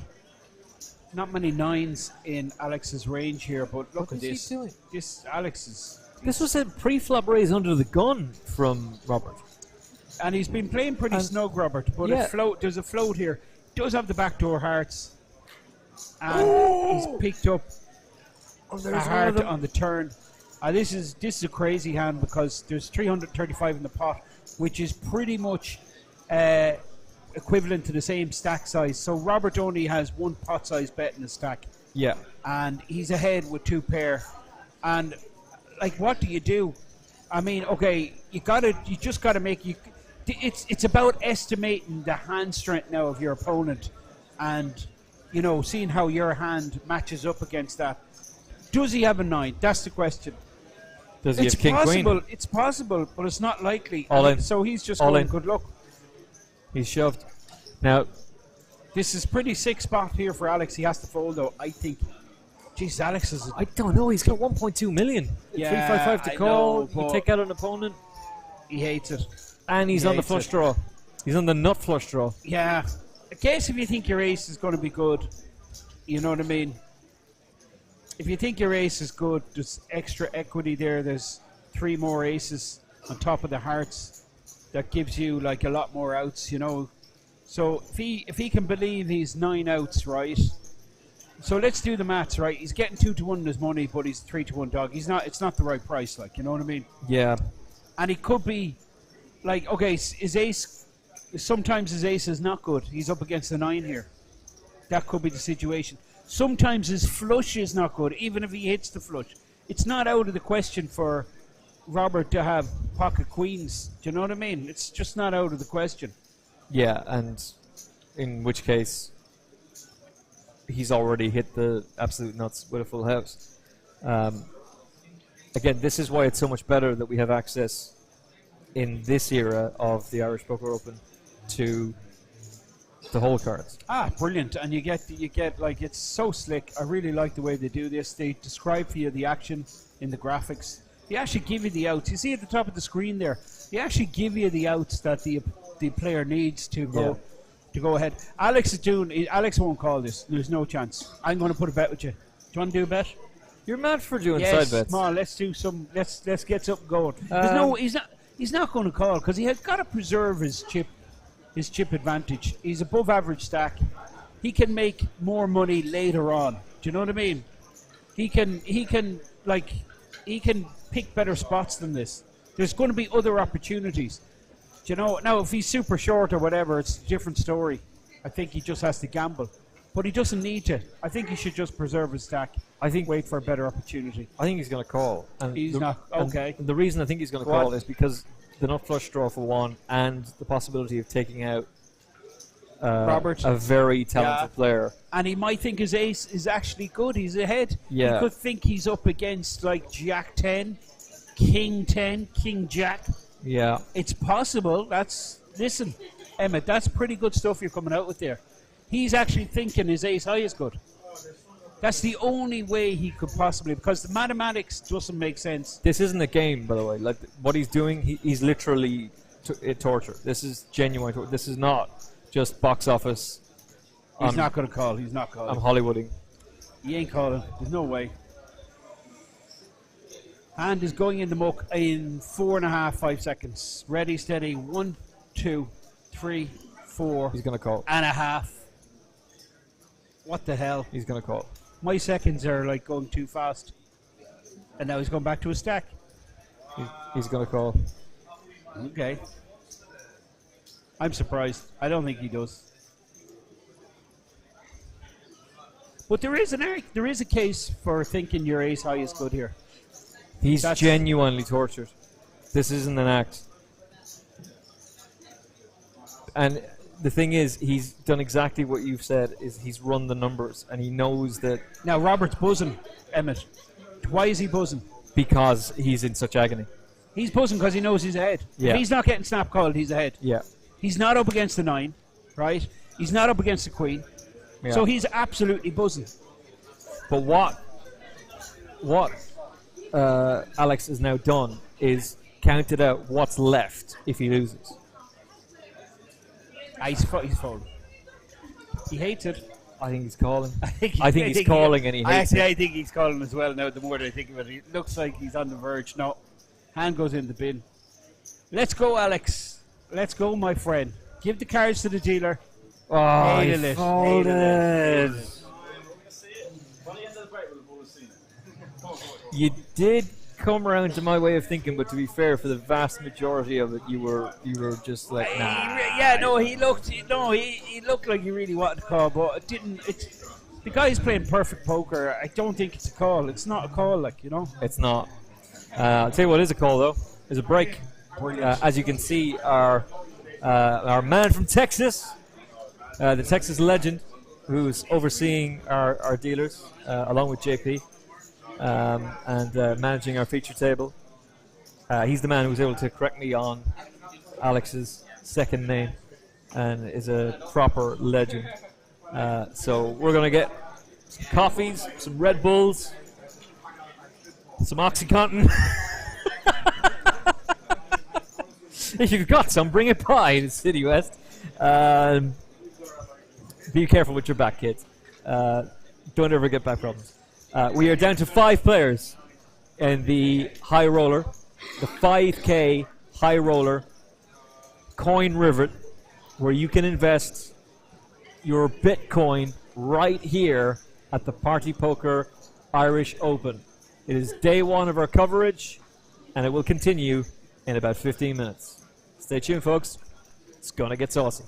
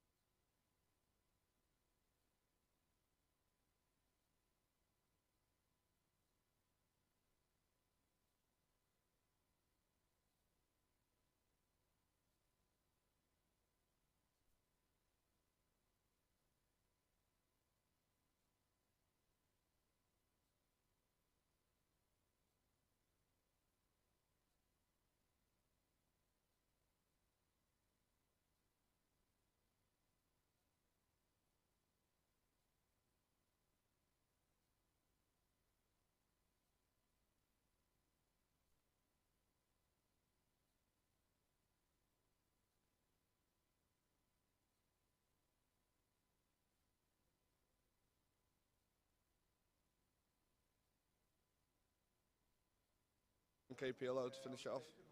And what's your specialty normally? Full card PLO now. Oh, wow. Yeah. That's fun. Yeah, but normally back home we play 6 card and it's just even worse. Swings. So how's it been going poker-wise for you? Obviously, there's not been much live the last few years. No, but there are a ton of private games happening back in the UK, so I've been playing a lot of those. And the stakes I've been playing now have just slowly risen over the last 6 months. Oh, wow. So, yeah. So, ready to crush? Oh, yeah. Oh, yeah. Getting ready for Vegas in June for WSOP, so should be good. Okay, and ready for the crack here at the Irish Open. There's lots yeah. of fun to be had. Feraldo right here, stood at the bar, waiting for him to go back to... Ready to do a Jaeger bomb again. Yeah, ready for another Jaeger bomb. So I'll be ready I'm prepared for the drinking as well. So. And you do some DJing as well, is that right? I do, yeah, and take photos as well, but I ain't got none of my stuff with me, so I ain't doing none of that this trip. Just, this one is purely poker, right? Yeah, yeah. All right. So, left my girlfriend at home, come back here for a week, and then play again for another week next week. So party's on. Thank you so much for chatting with us. No Good luck problem, anytime. in all the events that you play. I appreciate that. Pleasure to see you.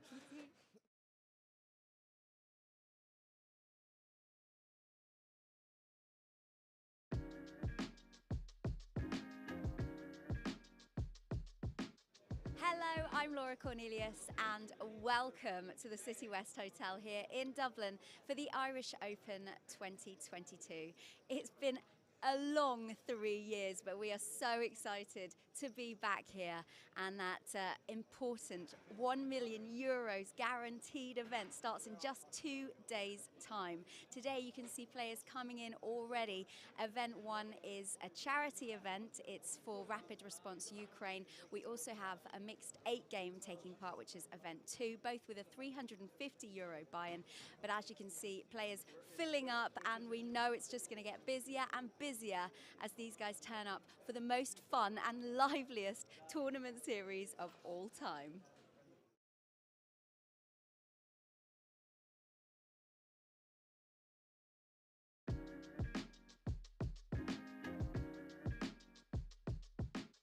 Hello, welcome back to our coverage here of the Irish Open in Dublin. I'm here with the winner of Event 1, which was the 6 max €350 buy-in, Leo Lombardosi. Yes. Congratulations. Thank you so much. Well done. You won €13,750.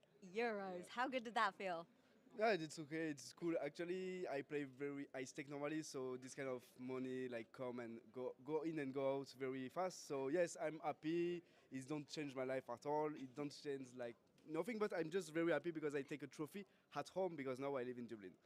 So this is very nice. And yes, I don't thinking to play this tournament. Actually, I very come late to I reach this the last level because my friends come to visit me here and tell me yes, let's go play live a little bit. I don't play poker live until World Series of Poker in next November. So I say why not? And yeah, the tournament was pretty cool because it's max and we have a lot of action. And yes, after that, everything gonna to be cool. And I finished in heads up versus other French guy, and the heads up was pretty long, but it's my specialty, so I win in the end, and it was pretty cool. And I gonna to put this in my home in the fireplace, you know. The mantelpiece. Yes, exactly. So yes. Star Pride. So you live in Dublin. Tell us, how much do you enjoy being here in Dublin? How fun is it? Yeah, it's really nice here. I already come here for other events, but yes, like Irish Open is a very nice event, and I can't wait for the main event because it's going to be very fun, I think. I like City West Hotel. It's very nice place. Maybe one of the best places I never play in poker, actually. And yes, I think like we don't like you know everybody think about Vegas or place like this for poker, but in Europe we have very nice place too. Maybe better for sure. From like here for me is better than the Rio in Las Vegas. Oh, so wow. so Indeed, yes. I think so too. And this was a charity event. We raised over 9,000 euros for Rapid Response Ukraine. That must feel good as well. Yeah, this is very cool. I'm very happy for that, and because this situation is very bad, and yes, we hope it's going to be quit very fast. Next event for you here at the Irish Open? The main event tomorrow and the HighRoller, and that's it. I'm going to play cash game more, I think. And yes, that's it. But yes, I'm going to come every day because yes, I'm at home, and yes, is my event because yes, I live here, so yeah. Congratulations once again. Merci beaucoup. Thank you. Merci beaucoup.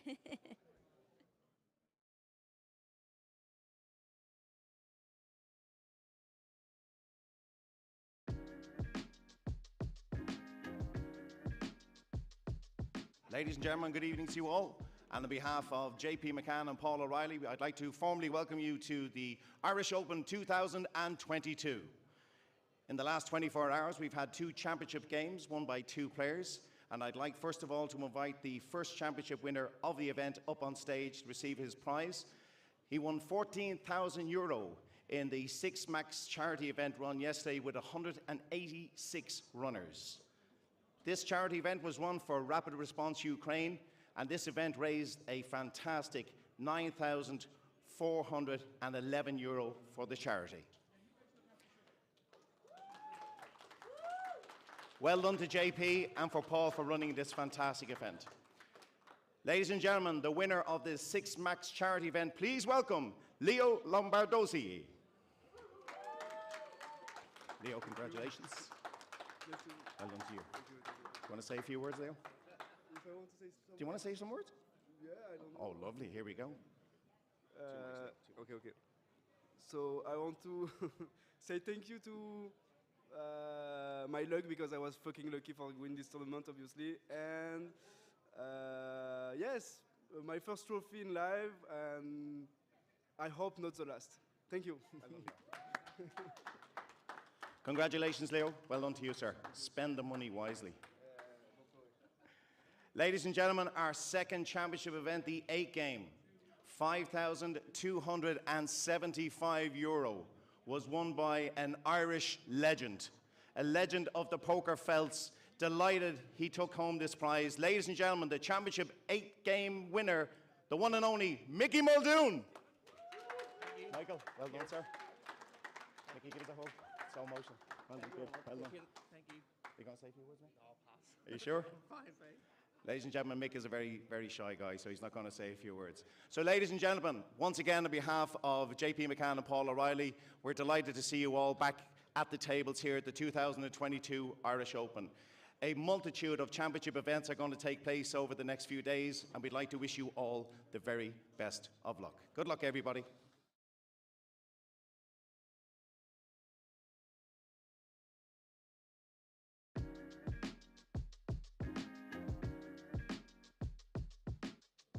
welcome back to our coverage here of the Irish Open. I'm Laura Cornelius, joined by Ian Simpson, former Irish Open champion in 2013. It's a long while ago. 9 years now. Yeah. So how are you enjoying the Irish Open this year? We've been away for a little while. Is it good to be back? It's very good to be back. 2 years with no live cards was sad. Necessary, but sad. And now it's back, and it's like it hasn't changed. It's fantastic. Everyone's full of beans. Everyone's having fun.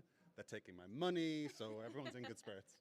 So what have you been playing already? Because I've seen you on the felt, a lot. Any tournaments that has 2 cards in them I've been playing. So yeah, I'm in the HighRoller satellite right now, so hoping to get into the big one tonight. How's it going? It was going well, then Terry Jordan took 10k off me with his kings. Who give Terry Jordan kings?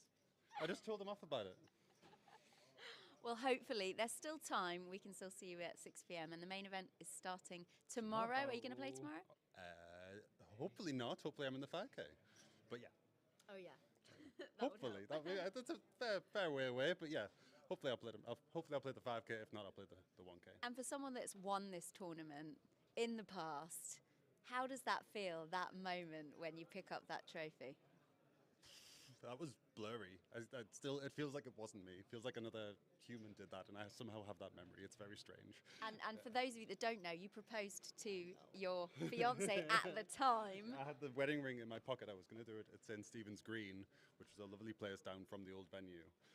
So I wasn't nervous about the cards at all. And then all of a sudden, I got all the nerves all at once after the last hand was dealt, because it was this bulging ring in my pocket that I was like, oh, I'm going to do a thing. All of a sudden, I was really nervous. So, yeah, that was good times. Yeah, good shame she's not here this time. First time in 10 years she hasn't come to the Irish Open. Oh. Yeah. Well, she's a mummy now. She's a mum. She's a mum. She's got a little one to look after. So. Indeed. And I saw you last night. Do you still talk strategy with David and Dara? Do you still improve your game regularly? Yeah. Got to get the right balance between playing and study. So I should study more than I do, but I still do it. Yeah, got to with some of the demons out here. You got to try and keep up. So all the events, you're playing all the events. Do you think Hold'em's still your strongest game? Oh, 100%. I don't play the other games. I keep meaning to learn PLO and high-low, and then I keep regging Hold'em tables because it's what I know and that's where I can make money. So if studying another game would be downtime away from making money playing Hold'em. So that's kind of how I keep looking at it, but I definitely should diversify and learn some of the other games, especially for the World Series, where there's some juicy games to be had. All right, well, we hope to see you doing very well here at the Irish Open. Thank you so much, Ian Simpson. Thank you.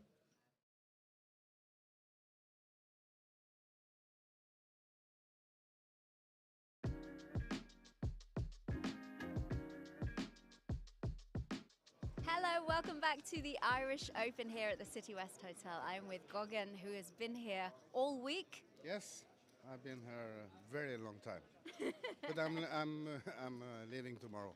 Ah, Yeah. So you've been here for the Norwegian Poker Championships, right? Yes. Can you tell us a little bit more about that? How did it go for you? Nothing much to tell, I'm afraid.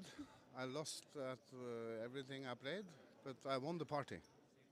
Well, I can tell you won the Yes. party because, this is very noticeable. Yeah. Do you wear? Is this the lucky or the not so lucky jacket? It was lucky the last time I was here. Oh. Then I won an event in the Irish Open.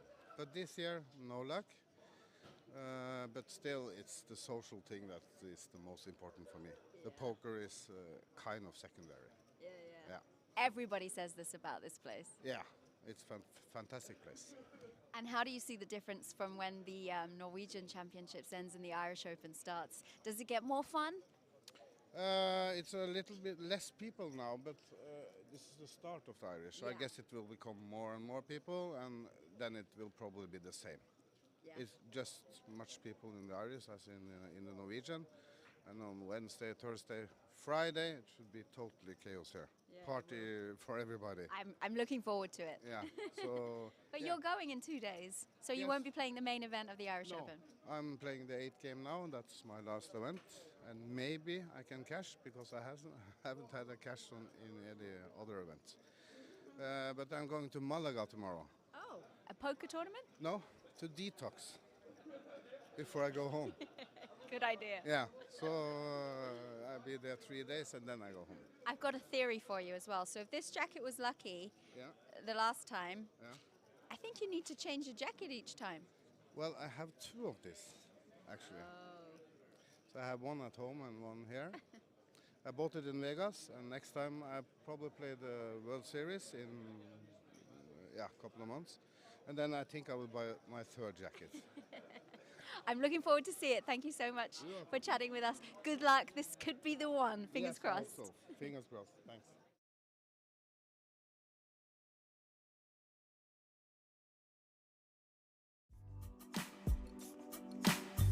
The Irish Open is now in full swing as 4 champions were crowned on the starting day, and day 2's action was fast and furious as we saw the 5k high roller, the heads up and the Hendon Mob Championship all get underway. Bellarmino de Souza officially leads the 41 survivors into day 2 of the 5k high roller, although registration remains open until the end of level 10. Notable names still in the field include former Irish Open champion Ian Simpson, who scooped a satellite seat, Mark McDonough and John Duthie. The winner will be crowned very shortly. The €250 Hendon Mob Championship also reached a strong 332-player field and are now down to just 5 players. Play will conclude with the winner taking €13,900 for first. The €350 heads-up championship event also got well underway, which will continue to day 2. 64 players have been whittled down to 8, with some very familiar names in the field from day 1's 6max championship being sent to the rail, including David Lappin, Dara Davey and winner Leo Lombardosi. With satellites still going on throughout the next few days, there's plenty of time to get involved in the main event, which kicks off shortly, and the poker room looks set to get busier and busier as we heat up for all the action of the Irish Open here in Dublin. Welcome back to Coin Rivet HighRoller here in the City West. This is the Irish Open, and the person you're watching here is Alex Peffley, who is in the cutoff here with the King Jack. Just 5 players remain here. All of these guys have locked up considerable money for themselves. They're all guaranteed 32,000, but it's 6 figures up top. And what a quality field we've had all day. Big stack is Nadim, I believe. Nadim Maji. And right now we're looking at Robert defending the big blind with the 8-6 of spades. He's completely missed this. Does have a good shot to a bad straight, but it's second pair, backdoor clubs, and a good shot to the big straight for Peffley.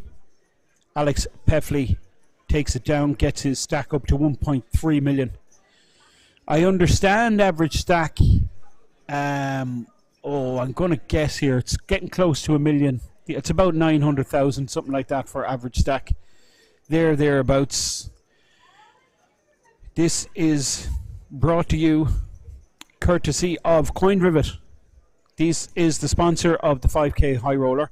What is Coin Rivet? Well, I'll tell you what it is. If you want to buy, sell, move Bitcoin, or buy into any event, you can use Rivet Coin via the Luxon Pay app, which is the player's choice now for buying into events, moving money around from territory to territory. We've just seen a clip there of the graphic showing us the chip counts. This is one of the players with the chips, Alex. It's Alex basically and Nadim. Now this guy has been top quality. Christos. Robert, I believe, is getting short. 540. Big blind's 40. Okay, so that means he's about 13.5 big blinds. In the small blind here, he just limps in. And this is Joe Field, who's the shortest stack on the table, 8-4.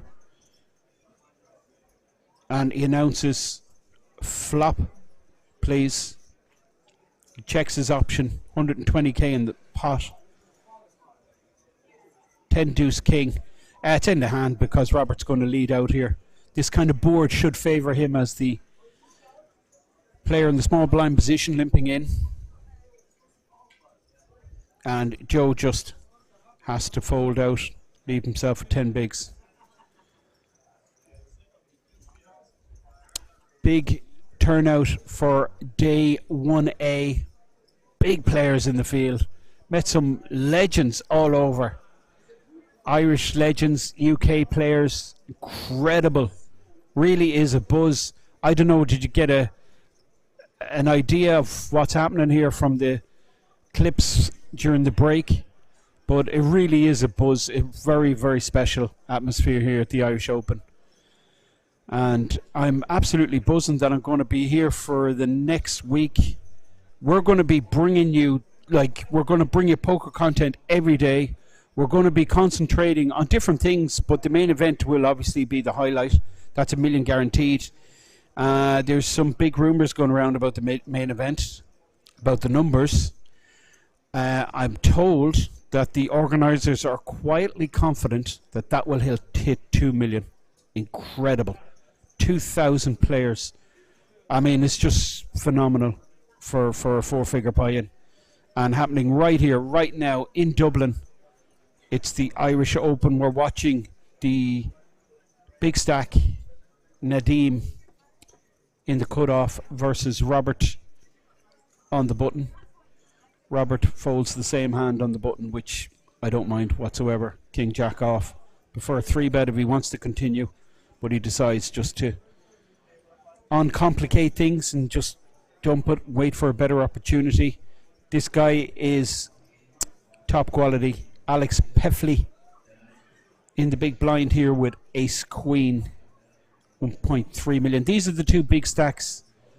Obviously, there's massive money jumps, so it wouldn't really be an ideal scenario for these guys to be clashing, given that there's players with shorter stacks on the table. I mean, they're just burning money by going to war. But it looks like a 3-bet with the Ace Queen, which is perfectly reasonable. Nadeem needs to just fold here. King Jack unsuited again versus the only player at the table that has him covered. So it's just a sensible thing. I mean, Alex, he could be at it. There's always a chance he is, but King Jack off could be absolutely crushed.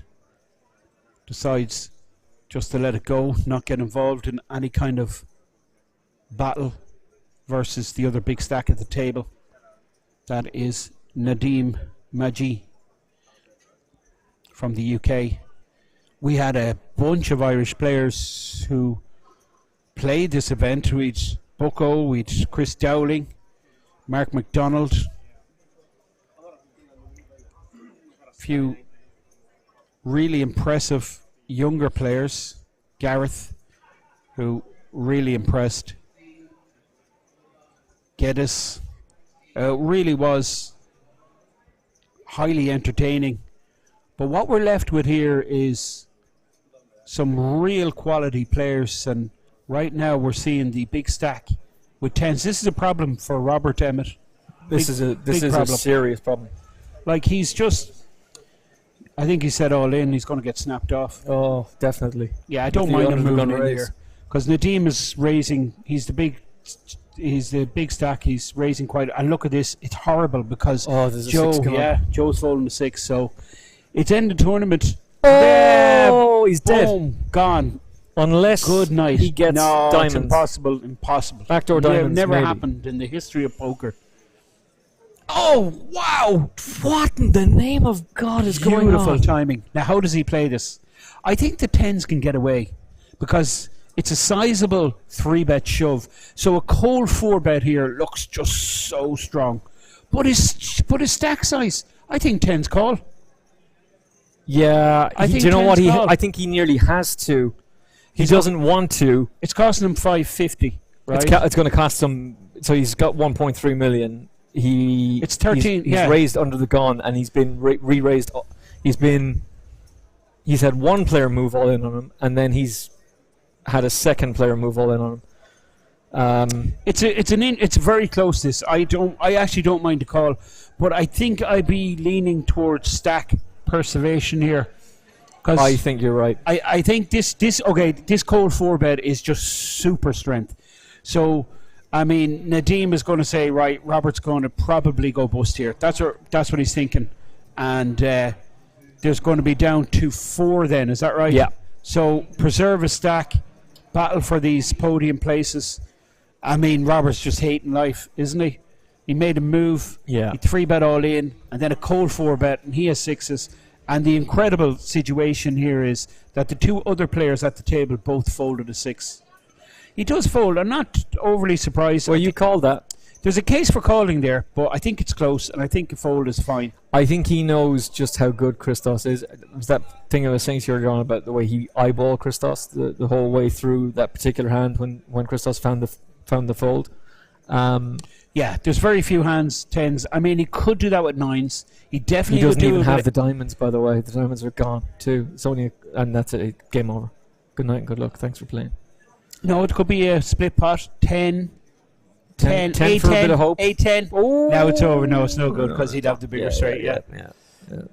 That's unfortunate for the Norwegian, who has really put in another impressive performance. He was the runner-up, I believe, in the Norwegian main event, which is an incredible tournament. It's massive. Yeah, and is massively popular. And if that is the case, by the way, and our Texan dealer manager, he's still alive. He still has a couple of blinds here. He's got. We're writing him off. A bowl of rice, mate. He's donezo. We need to retract everything we said. We are so sorry, Robert. You're not gone yet, and he's donezo. 120 big blind is 40, so he has 3 big blinds. He's got a bowl of rice. By the way, there's a great photograph gone up of poor old Yanni, and it's of you standing. This is on the Irish Poker Open blog, so irishpokeropen.com, and I said Fintan is standing. And it's Yanni watching it on the 15 minutes. He's watching his own hand, and I'm shouting and roaring at the screen. Yeah, and that's when Yanni then came over to us and chatted with us. Okay. But just the fact that that it's like his head in his hands, and he's just watching the drama as Oliver, myself, and you watch the chaos. So we've got a pretty significant raise here. Well, he's all the 3-bet from Alex. Yeah, he's isolating the short stack all in, the 3 big blind rip. Yeah, and it's perfectly reasonable. Pocket pair doesn't. These small pairs, they don't perform too well, particularly multi-way. So it makes sense to just isolate the short stack all in rip, and he's good here 2 pair. It looks like Robert is gonna go bust. Well, he's picked up extra equity here. Yes, yeah. Yeah, ace is good, 9 is good, king is good, jack is good. 11 outs now. Doesn't happen, full house. Full house Alex. instead for Alex. Well, it's been some run for Robert. It really has. My point about him being down to a bowl of rice was essentially he was going to be forced all in next hand because the blinds are now 20-40 with the 40k ante as well. So with 120k left, he had 2/3 of a stack. Yeah, what could he do? Yeah, but it was good. He picked up king jack. He absolutely mandatory all in rip there. Yeah, and could easily have gone his way, by the way, and bounced back up. But then there were 4. So we're now left with Nadeem Majed, Alex. We've got 2 each, by the way. Okay, break that down for me now. Okay, 2 on the left were for me, and the 2 on the right are for you. Ah, you're right. Okay, yeah. So I've got Nadeem. Yeah, and you've Joe. And I've Joe. Joe has played. He's been really under the radar, hasn't he, Joe? Yeah, and he's found folds when he's needed to. You're just looking up his Hendon mob, aren't you? No, it's just Robert. I'm just trying to find out. Was it Robert that was runner-up in the Norwegian main event? And I don't know, was he? 15th in the mixed limit game. That was the main event. He finished 5th. Yeah, but that was in Norway, you see. That was in Norway last year. Do you know what I mean? Big online player, by the way. and he has a bunch of cashes here in Ireland, absolute bunch of, like, loads of cashes. His total live earnings are 380k. Well, they're a lot more now after that score today. Yeah. And maybe the result from last week is not updated. I don't know. Joe's all in.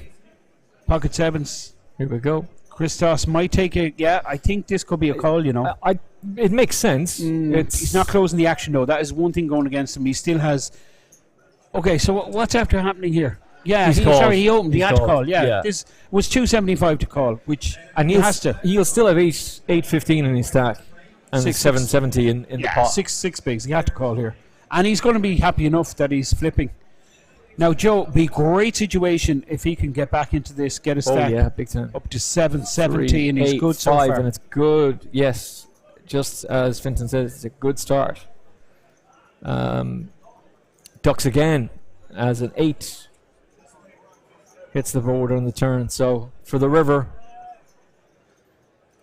gives him a full house. Trip 8s on the board. Pocket 7s. And Joe Field gets a much needed double up and will be relieved, to say the least, with that, as am I, as he is a runner for me. So happy days. But that changes the dynamic of the game as well, because that now brings Christos down slightly. He's still got 875,000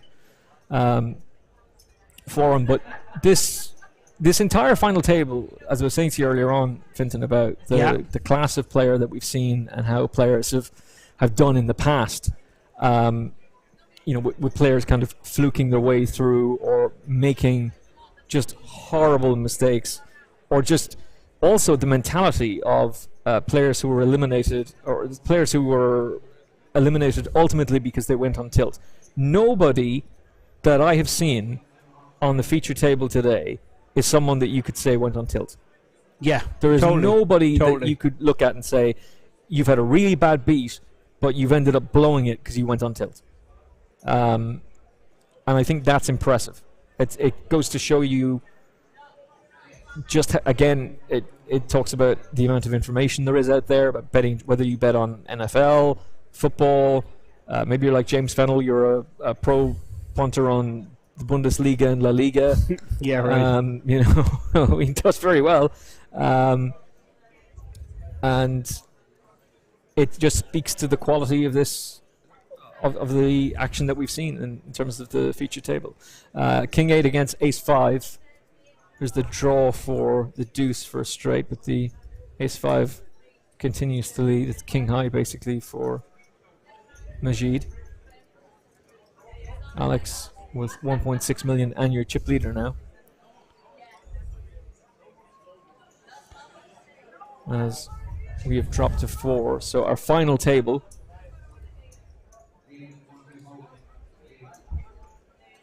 of 8.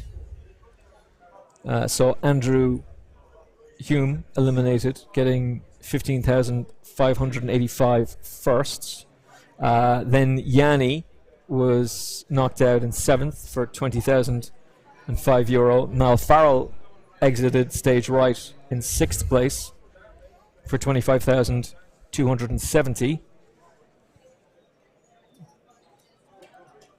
And our 5th place finisher was Robert. Yeah, Norway. Robert Kagrud, you reckon is the correct pronunciation. And I'll go with that. But they all played well. I mean, Niall played well. Yanni played terrific stuff. He got it in good as well.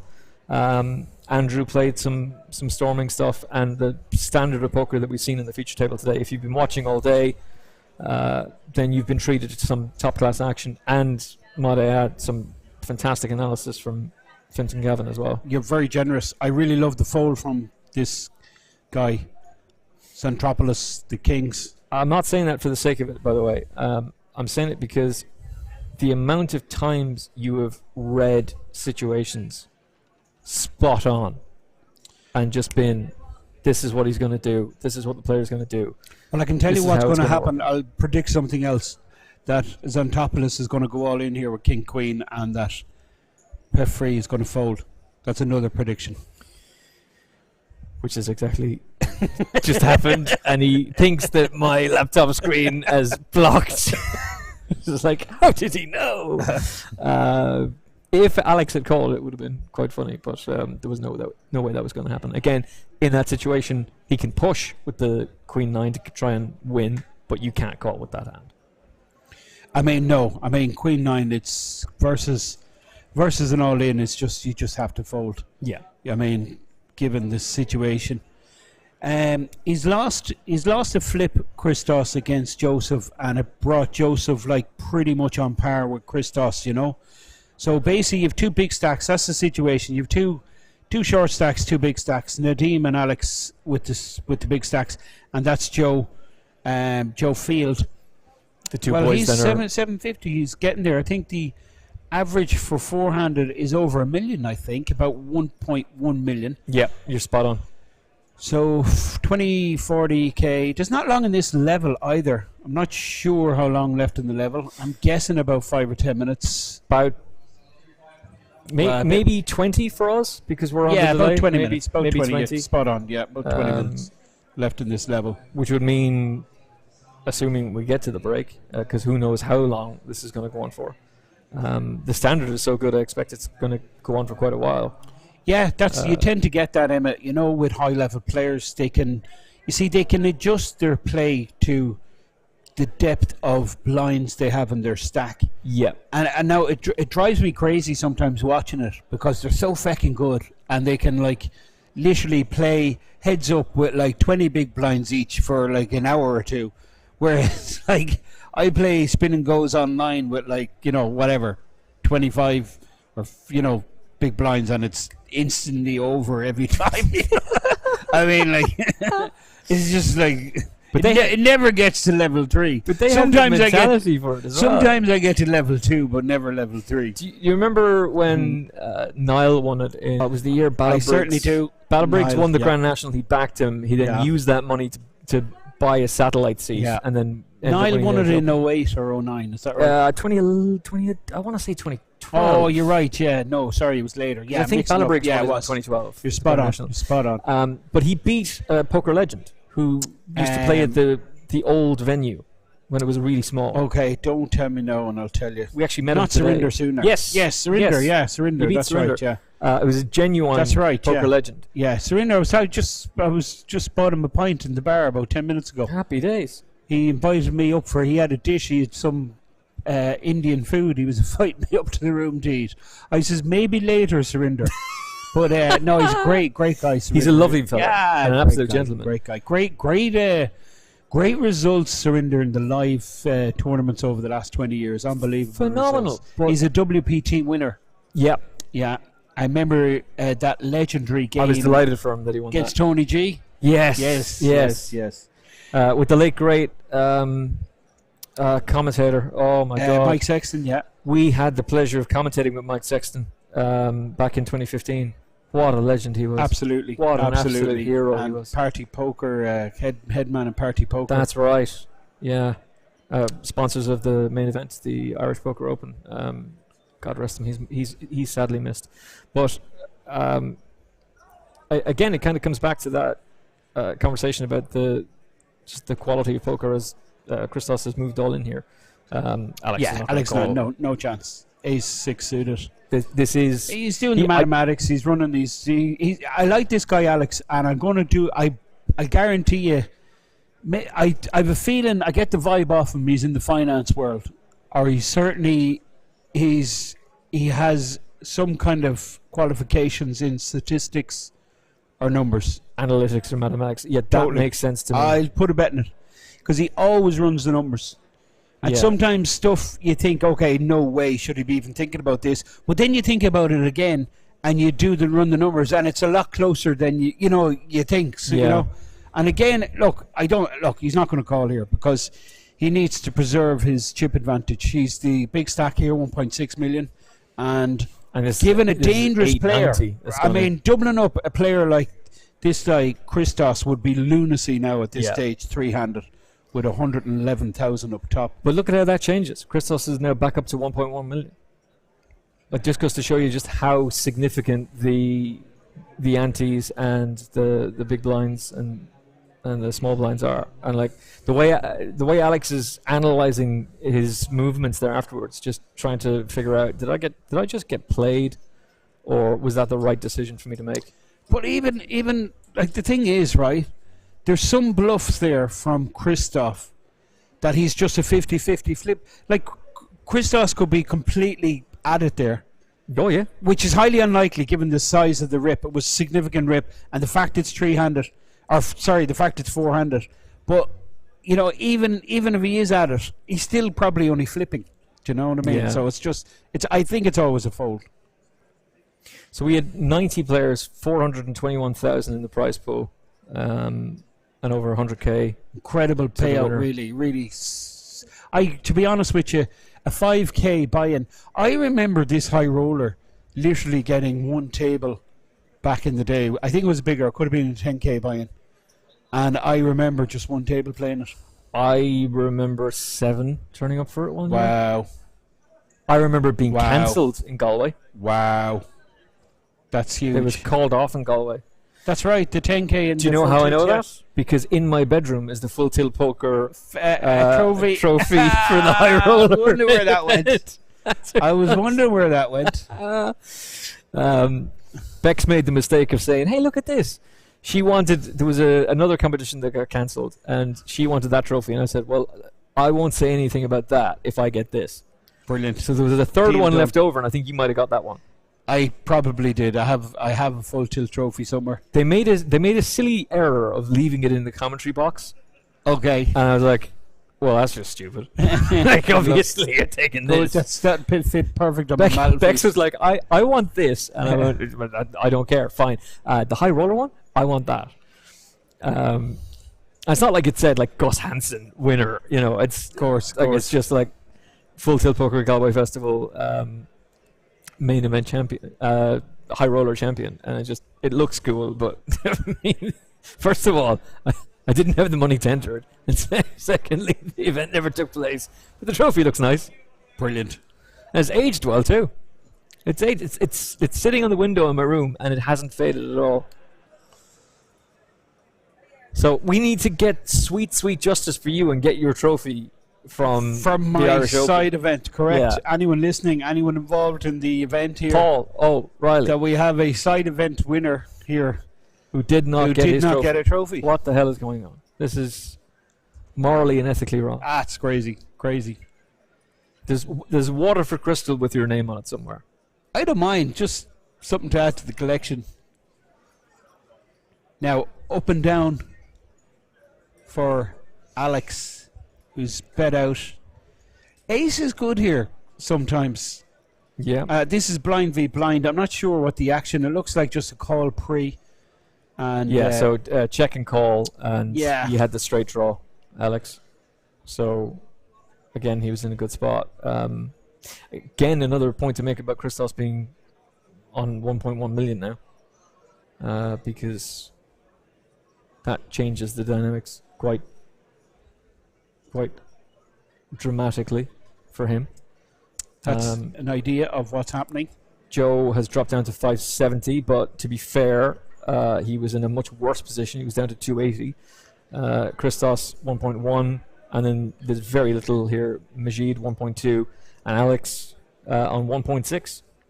Yeah, the average is about 1.1. It's about 28 bigs. There's 110 big blinds on the table, which is not like super deep, so you would kind of expect these stacks to clash. You know, you open for like 2.5 bigs, and then like a 3-bet to 7 bigs. So if there's only 27, the average stack, it's easy enough for the money to get in pre-flop. Yeah. So we're going to see action, that's for sure. I love the way these final tables unfold. It really is. It always fascinates me to see the different personalities and characters, and like the different styles of play. But always what I notice is that it's clear that different people have different targets or goals. Do you know what I mean? Different ambitions. And it reminds me back to that call where Mark McDonald made. Remember on the bubble? Yeah. With the ace-5 when the small blind shoved into him. And like I was saying, right, okay, if he's just trying to get in the money, it's probably you just fold, like, do you know what I mean? But if he wants to win this tournament, that's a call. And do you remember I was saying I thought he folded and I was a bit disappointed, but he actually did call, like, do you know what I mean? And that really was a clear indication of this is a man of ambition. Mark's ambition, yeah. No, he went on, he cashed all right, but that was it. No, but it kind of, unfortunately, just derailed on him very quickly, and it just went wrong on him through no fault of his own. Yeah, I kind of missed some of them hands. You know, I don't know where I was, but yeah, I mean, 1 minute there was a load of Irish guys. There was young Gareth. Yeah. There was Chris Dowling. There was Geddes. There was Mark, and then I don't know. All of a sudden there was nobody. No Irish flag at the final table. Disgraceful. I'm still claiming Alex is Irish. Okay. Whether or not we're allowed to do that is another question entirely, but we're claiming him. Fair enough. There has to be an Irish representative somewhere along the line. Christos probably has an Irish connection, so he can fly the flag for us. But isn't it great, though, about the Irish Poker Open and about this high roller event that it is truly an international field? Oh, it's brilliant. I mean, all the flags represented. Now, there's going to be interesting dynamics here because Joe... Is he going to shove? No, I think he was thinking of shoving there because he knows that Alex's opening range here with all the chips is quite wide. If a queen hits, we're in trouble. Well, I think the money in. goes in, yeah. Yeah. I think the money goes in. I'm shoving. If I'm Joe, I just shove there. Maybe check raise all in. But you see, the problem with the check raise all in, you're kind of pricing in Alex to call. Yeah. Do you know what I mean? Where if you open shove there, if you shove, you're. I think there's a stronger chance you get a hand like this ace queen to fold. Well, he just check calls. Yeah, no, he just check called open ender. That's fine. I'd be putting it all in, to be honest. As would I. Because I mean, the big blind is 40k. He just has 9 bigs behind. So it's still. And the board pairs with the jack, which means Joe might go for this because a jack would be a reasonable card to be in his holding. I have to say, if he does go for it, I wonder if Alex has it in him to make the call. I think he just has a pot size bet. Alex might call with ace high here. I think he might. I think he will. Okay, he's disregarding a king. There's no king. Yeah. There's definitely no king, so it's either a jack or not. And he knows the jack hasn't changed. He's not going to value 7 or 6. I think Alex is going to figure this out and call with ace high. That's my prediction. But of course, and I'm the play-by-play. You're the color commentator, but we're both in agreement here. Good. You see, he doesn't have a king here. Joe doesn't have a king, does he? Yeah. Because the turn got checked, didn't it? And I think Alex is good enough to work out the dynamics of how this played out, how we got to where we are, and just go. There's 590 in the pot. The bet's 165. I've got 1.6 million. Call and seriously damage him. I think we're going to see a call. Is Joe only left at 165 then? Yeah, well, he just had 9 bigs, and now he's after betting 5 bigs. Dear. So he just has 4 big blinds behind. He needs this to go through, and I don't think it is. He's called it. What a call! He's going to be sickened when he sees what his call by ace high. Call. And I think Alex will feel pretty good about himself. I think he's going to feel exceptional about himself, and he should. That is a tremendous call. You've ace high. That's all.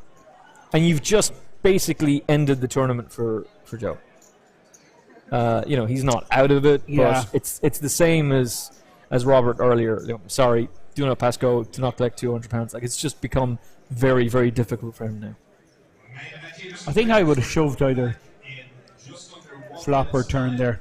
I would have shoved on the flop. Might have worked. And to be fair, you were saying that too straight away. that shoving on the flop just makes sense because you put Alex under so much pressure there.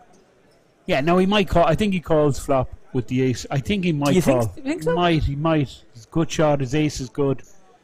You know what I mean? These guys. I mean, it wouldn't surprise me. Alex could pretty much call out his hand if he shoved there. You're on a draw, aren't you? And call with his ace saying, "I'm good here, ace high." Oh, he's all in here, and Joe's he's all on in. the wrong end of it. Now No. he does have the clubs, and he has a king, which is live. It's a compulsory shove here Yeah, this from is all in. Joe, which is, I mean, it's just 3.5 bigs, isn't it? Yeah. The problem for him is what does Alex? Alex has the queen three. So the queen doesn't really play because Majid has that already. There is what I was describing as being deemed the most valuable thing in the room, and that will end it. Essentially, top two. Yep. Club draw, straight draw, doesn't happen. Jack would have worked. Club would have worked. The ace queen was kind of like the ultimate punishment, but yeah, the club draw would have helped in some way. But we lose Joe. Yeah, a couple of his fans on the rail. What can I do? He says. Got it in with king queen with like 4 bigs. He's walking away with a significant amount of money and a fourth good place cash. finish. Nice cash. And a fourth place finish. But this leaves us with 3. And our 3. I've got 2 horses left. You've got 2 and I've got 1. I've got Majid. You've the. You've got Alex and Christos. So I'm going. Come on, Majid. And this could go anyway. This could end up in any situation. We've seen sixes like distributed. I mean, I don't know, many times we've seen them. It's been bonkers, It's isn't ridiculous, isn't it? Pocket 6s, pocket 9s. It's almost been like the traditional setup for our feature table. So with 3 players left, Christos in the big blind, 50k to call, million in his stack, and does so with king 5 suited.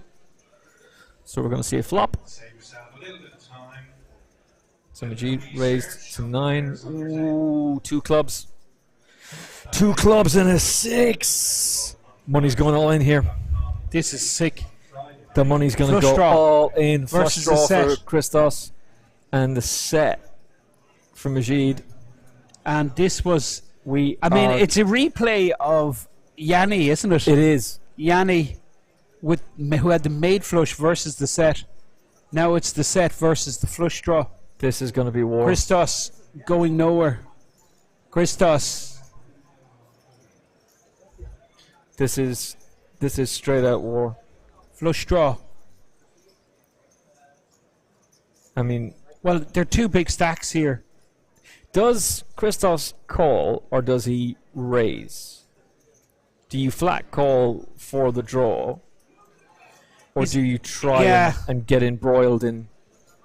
He's out. The problem is his position. You see, he's out of position. So if he flats here, he's first to act again. Do you understand? So Yeah, he's of course, yeah. probably going to check. But the problem also with the raise, okay, if he doesn't end it, okay, then he's first to act. Position is huge here, and that's a big factor. Well, this is going to be raised. Now, what does Nadeem do? Does he try and get more money, get as much money over the line as possible? Because he has the goods. Feeling is going to go all He in. knows he's a lock on this hand. He will be concerned about the flush draw. Yep. And that's probably one of the reasons why he may 4-bet here. I think he's going to go on. And if he does 4-bet, Christos is going to be sickened, but he has to go with it. Christos will have to put the money in. But again, it's just fascinating how this has played out. Like, because we're now down to 3 players, the big blind king 5 suited becomes more valuable in this position. So you don't even think about it, really. Oh, the flush draw. He's. You could be right here, by the way. I think again, Fintan Gavin absolutely spot on. It's a call. So the raise to 220 is called by Majid. Now what happens on the turn? Oh, trouble. Sick, isn't it? Trouble on 4th Street for Majid. But we've seen the set. True. It is pure delight full for house. Christos. 77%. But I gotta say, both of these players have been exceptional throughout. And we're going to lose one of them. Because I don't see any way how this doesn't go all in. I can't see. The money's going in, but it depends when it goes in. Yeah. That's it's only a matter of time. Problem for Christos with the shove here, he might fold out a lot of like one pair hands. Do you know, like Jack X might just fold to a shove here. Do you bet? I bet 350. Yeah, 300 I bet. Okay. That's my bet size Which here. is essentially you saying, I'm committed. Well, I'm building up the pot like for an all-in shove in the river. 300, I'm giving my opponent a good price to call with a pair, make a set, make 2 pair. So I'm going 300 is even big. This is 200. I love a sizing. 300, like this is beautiful. This is exactly what you called. Yeah, this is. I said 340. You said lovely. 300. This is lovely sizing. It's 200, is it? 200. Yeah, sorry, 200. Lovely sizing. We're only 100k off. I think he comes over the top and goes all in. He wants to protect his set. Yeah, I think straight's there also. I think Majid is going straight to is not out of the question. That's true. That is true. So this is all going through Nadim's mind. These are concerns, but he's going nowhere. Yeah, with a set. in Nadim's mind, this is exactly what he wanted. He wanted to flop a set. He was just trapping on the flop here with the smooth call when he got raised. He was just trapping. But now this is problematic, this 7 of clubs, because it brings a flush, brings a straight. So there is genuine concerns now. But I think the money goes in here. I think. I can't see how it doesn't go in on 4th Street. I really don't. Well, he's just 200 in front of him. As if to say, I'm in pain. I don't want to call. Unless he's trying to trick him. Unless he's trying to make out. And then confuse him by moving all in. Well, he's the advantage of position. That's why he's just smooth calling again. He's called. All right. Our Greek friend is first to act, so... Does the board pair? Club will kill the action. 4 cards to a straight might be an action killer, but it's beautiful if you're sitting in the seat of Christos. It ends up being the 3 of spades, so Christos now knows that the only thing that beats him is an ace high flush. And Nadim is probably feeling very good about life himself, not knowing the trouble and the danger he's about to walk into. He's not going to love this card because it's 4 cards to the straight, all in shove. He's going to think about a call, guarantee you.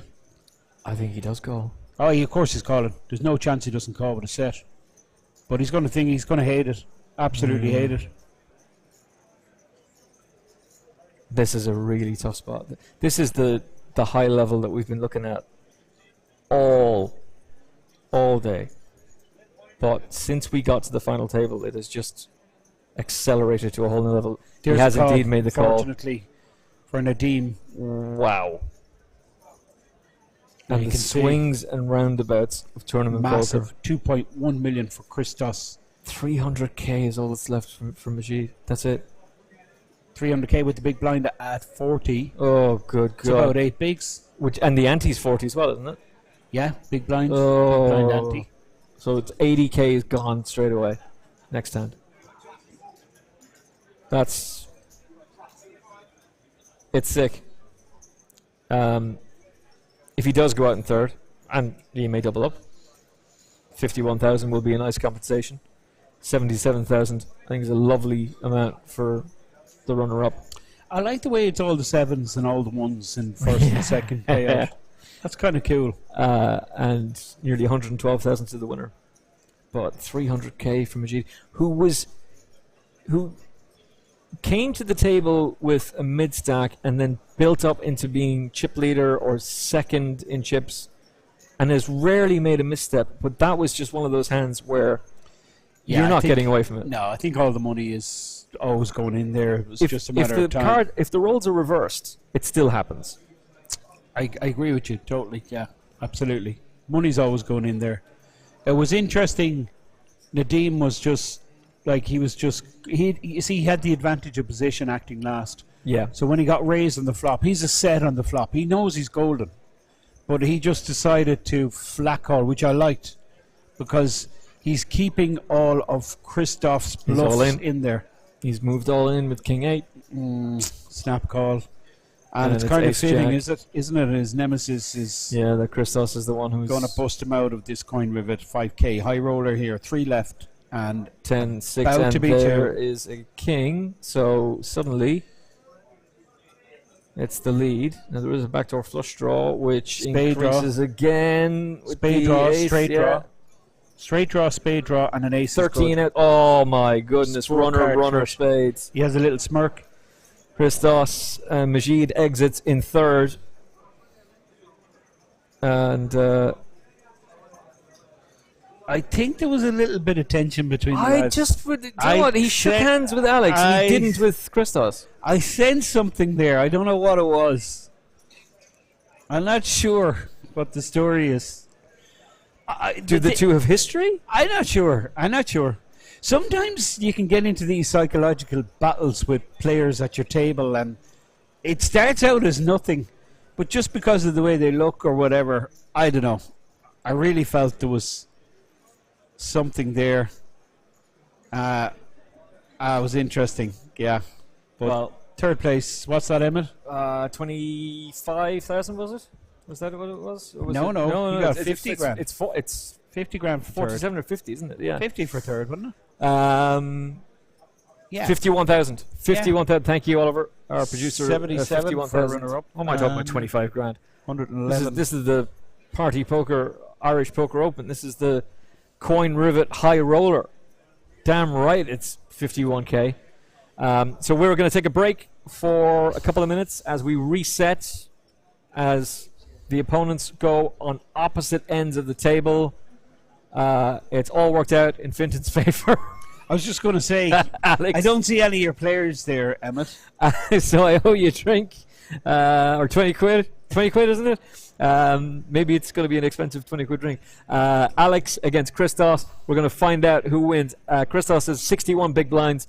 Alex with 46 is going to be, I said things were going to get saucy. 77k runner-up, 112k basically to the winner. But who's it going to be? Find out right here at the Irish Poker Open, and our main event for the evening, the Coin Rivet High Roller. The coverage to continue in about 5 minutes.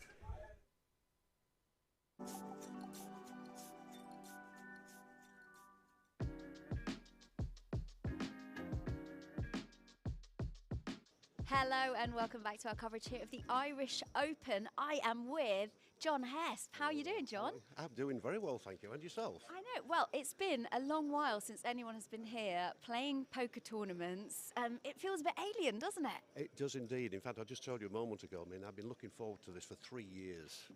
I met JP over in Malta back in October 19, and he suggested I might like to come and join him in April 2020. Well, you all know what happened in March 2020, and the world went crazy, and it's taken sort of 3 years to get here almost, and I'm here now for the main event on starting Wednesday. We are here. We're excited. The buzz is still here. Have you been to the Irish Open before? No, this is my first time. I've been to Ireland actually a couple of times, but never to play poker, so this would be the first. Well, a lot of players come here and they actually don't even play poker because they're too busy at the bar or just at random events having fun. Well, yes, I'm sure. I mean, I know the Irish like a flutter, and of course we had the big race over in England on Saturday, the Grand National, and there was a lot of Irish over for then. And of course, it's been a talking point for a few people. I didn't have a flutter this year, but I did watch the race. It was very interesting. But I'm quite looking forward to this, especially meeting all you guys as well, because it seems so long since I've met you.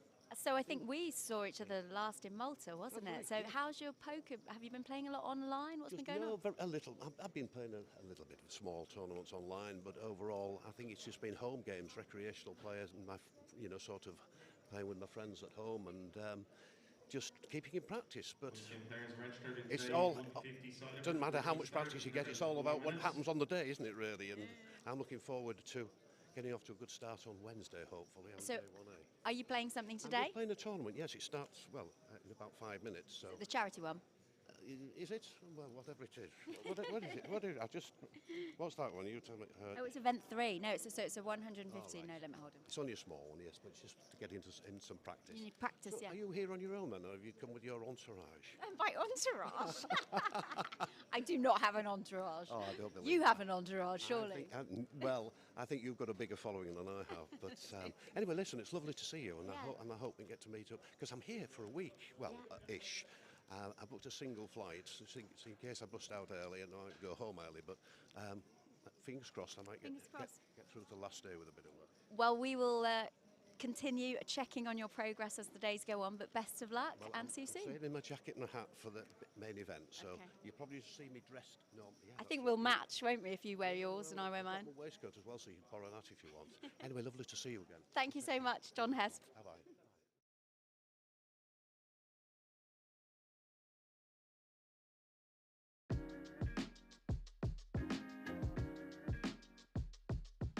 Welcome back to our coverage here of the Irish Open. I'm here with the winner of Event 2, Michael Muldoon, who took away over €5,000. It was the 8-game mix. How did you find the tournament? Oh, very good. It's very refreshing. Most people play very quickly at the mixed game, so it's a nice change up from Hold'em.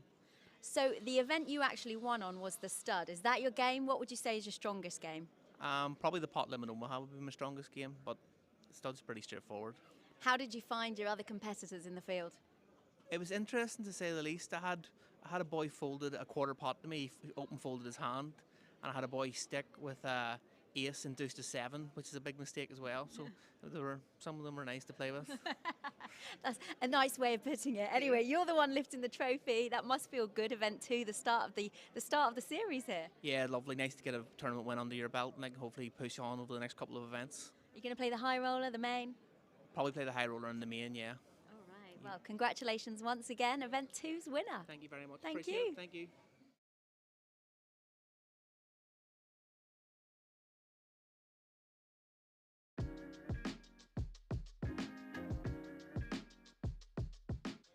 Hello and welcome. I'm Laura Cornelius, and we are back for a very busy day here at the Irish Open 2022. There is still time to get involved in the main event through a satellite for just $150. You are very welcome. This is the Rivet coin 5K HighRoller. It's the Irish Poker Open. We're broadcasting live from the City West complex in Dublin. What you're looking at there in your screen is you're looking at two players heads up, two top quality players totally deserving of their place. We have Alex Perfley and Christoph and Tropolis from Greece. Third place. Busted out just a few moments ago was Nadim Majid, who picked up 51,000. For the runner-up here, they will be guaranteed 77k, and first place, 6-figure score, 111, and action straight away. Alex with the Cowboys. So big blind still 40k. Coming towards the end of this 40k blind level. But a nice start for Alex with Pocket Kings. I tried to get a bit of background into the, I don't want to use the word animosity, but the tension. Okay, yes. couldn't find out. Okay, what okay, I it get was. you. Yeah. Maybe I was reading too much into No, it. I don't think you were. I You don't didn't think so shake hands either. with him, and that's a strange thing to do, to Yeah. deliberately go and shake hands with Alex, but not shake hands Yeah, with the I mean, man it's different if there's 9 guys at the table and you shake hands with one, then you walk away. That's fine. Yeah. But when there's 2 guys at the table and you shake hands with one and not the other, and it just so happened to be the guy that you lost 2 massive pots against it was pretty sick. It's a little bit like, what's going on I here don't know. now? I don't know. Maybe, as someone remarked, possibly cultural differences. I ain't going down that road. Anyway, we're buzzing here. The crack is good. The crack is mighty. Yeah, I mean, the cash game action is super. The numbers for all the events, the America's Cup, I think it's something crazy like 170 players. I can also confirm that Noel Hayes is in the building. Hayes Wise Fantastic. is here. Fantastic. We'll get him in the booth, I'm sure, at some stage. At some point, we definitely will. Yeah, Hayes Wise and Kennedy reunited. See if we can get him to drop a few F-bombs. Although he couldn't be dropping any F-bombs in the standard of play today, to be fair. Other than F me, that's incredible. No, it's been really top quality. I really enjoyed it, Emmett, and thank you for being such an easy guy to work with. You really are a gentleman. man. Full of compliments. But they're deserved. Like, I don't give out compliments for the sake of doing it. I give out compliments to people who deserve them, and the production team, like Oliver, do. And you've aced this. Another compliment. No, but hang on, hold on a second now. Like, I've worked with commentators who just spoof their way through it, and you never give yourself enough credit in just how clever. I like this, by the way, the 6-5 connector, the Queen Deuce. We end up with a flop of 10-9-4, 2 clubs, 1 spade. Nobody connects, but how you've called the players, the fact that you've called how this heads up was going to go. I'll let you off with Niall, but how you've predicted when players were going to move all in before they even did, the bet sizing that you predicted people were going to do before they even did, is hugely impressive. And we're on a 15-minute delay, and we're so far away from the action that Vincent and I can't see what is happening at that table. So we don't. It's not like, oh, we've been told already, and we have the. If you're here and you see that, by the way, come on over and say hello. We'd Absolutely. be more We're in than happy the to say hello to very you. top corner. You can't miss us. We're on a height. Big But- TV behind us. It's pretty good setup here, isn't it? Ah, it's an amazing setup. Yeah, it's I pretty can't good. praise the team enough. But you say I'm easy to work with. You're fantastic to work with. Another compliment. This is ridiculous, Emma. Listen, I've worked with some twats in my time. Matt Chapman is the biggest dick in the history Is he of broadcasting. the racing guy? Oh, he's such a prat. I don't know much about racing, but I do know him because Jesus Christ. he does talk a lot, doesn't he? Jesus Christ. He presents himself as the puncher's pal, and I can tell you right now he's anything but. And it's not envy or it's not bitterness. It's unbelievable unprofessionalism. You are told by a director how much time you have, and we have a straight draw, and you disobey that order. I'm actually the producer ends up coming to me saying, and I have to cut you to 30 seconds. Can you fill in that time? And I'm like, yeah, it's fine. This was at Epsom. And they're going, I'm really sorry. Well, it's not your fault. I don't really care, to be quite honest about it. I'm glad to be here. And after I do my piece, I take the earpiece out, and I have 2 segment producers, Jack and David, and they both go, put it back in. And it's the director saying, I want a word with you. And the producer goes, I want a word with you. You absolute, don't you ever disrespect the running order like that again. You have wrecked this broadcast. We're going to get cut off by control because you blabbered on for 2 minutes when you had a 20-second piece and you couldn't shut your mouth, and you called Brian Cleason a leprechaun. You think that's acceptable behavior? And he's done that more than once. Imagine hugging an Irishman and saying, "My leprechaun friend, what do you think's going to win this?" Not good. That's not good. You know why he got sacked from Dancing on Ice? I didn't know. I to be honest with you, I wouldn't follow him, so I wouldn't know that. I'm blocked by him on Twitter. And I didn't even say anything. It's just that I didn't host. I'm going to start following him now. I didn't host the Cheltenham preview at the Ghost, which I normally did, and he did it instead. And once I knew he was on the panel, I was like, I'm not working. No, I'm not doing that. We did it last year. I'm not doing it. And he ended up hosting it. And Final Furlong listeners tweeted so much abuse to him. Again, I did not interact. I didn't retweet. I didn't like anything. I was just like, let it. Look, I'm not mentioning this. I'm not talking about it on the show. And Vanessa Ryle says he just tweeted something very odd, and he gave out a piece of information that was embargoed that he shouldn't have. And I went to go look it up, and it says you're blocked. Brilliant. Oh, so thanks to the Final Fallen podcast army for getting me blocked by the worst person in broadcasting. But I tried to work with him. After Epsom, we did stuff at Royal Ascot together. 3 times we had to do retakes because he acted the prat. There was a Stewart's Cup draw that we were doing at Goodwood, and he goes, I say to him, so how important is the draw? It's a big event. It's in the winners' enclosure. The representatives of all the owners and trainers are there, and he says, well, this is pointless. It's an absolute waste of our time. Don't know what we're putting this on for. For that matter, I don't know why I'm in the betting ring. Betting ring is dead. And the director is yelling at him, stop. We only have a certain amount of time to record. You've made your point. All right, be professional now. Do it properly. Nope. Goes off and on again. It's like, what are you supposed to do, man? Smile and nod? No, I'm not that type of person. So it's genuinely a pleasure to work with someone who gets it and has a passion for what he's doing, but also is kind, professional, sound, and decent. And I haven't even had a drink yet, and I'm saying that to you. So I'm blown away. You really are generous. You deserve it, mate. Thank you so much. No, it's a pleasure working with you. It's great to be here. We're buzzing. It really is. And it's not work, is it, Emmett?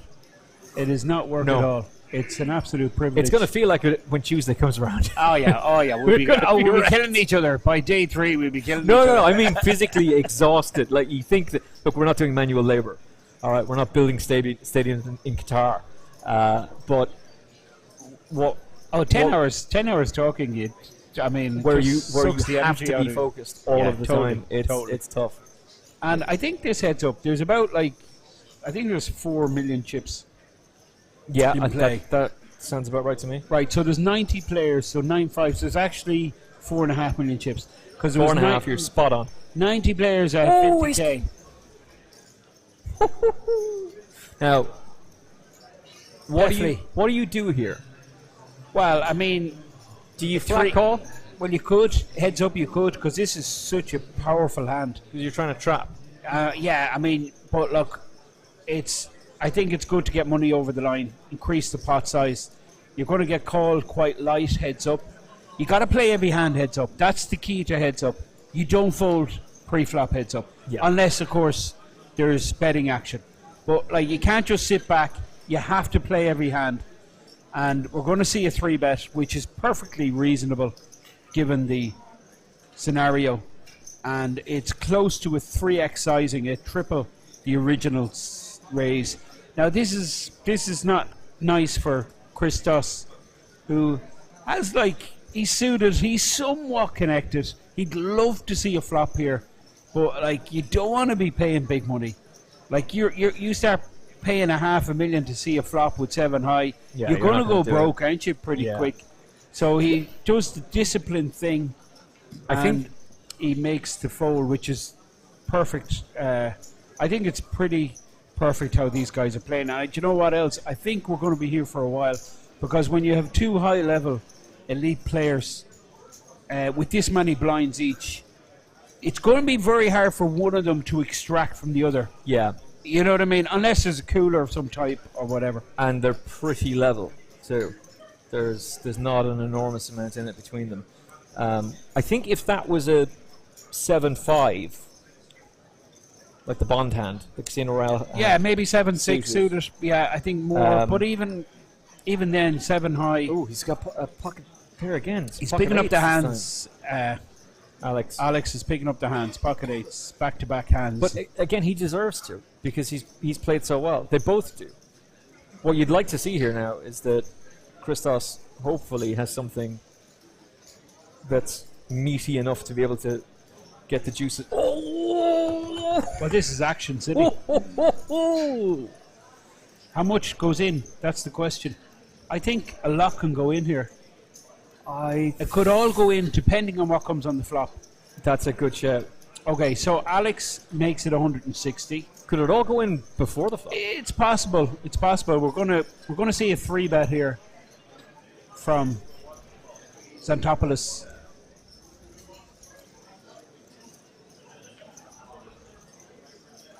There it is. Pretty hefty one too. Yeah. It's 500,000, 500k. So it's a 3x. Now, big decision here for Alex. I mean, his tournament could be over here. It wouldn't be out of the question for him to put the lot in. So it's 340 to call with 1.7 million behind. So I think he can call here. I think he can call, see a flop. And still have plenty left Yeah, in he the can tank. reassess the situation on the flop.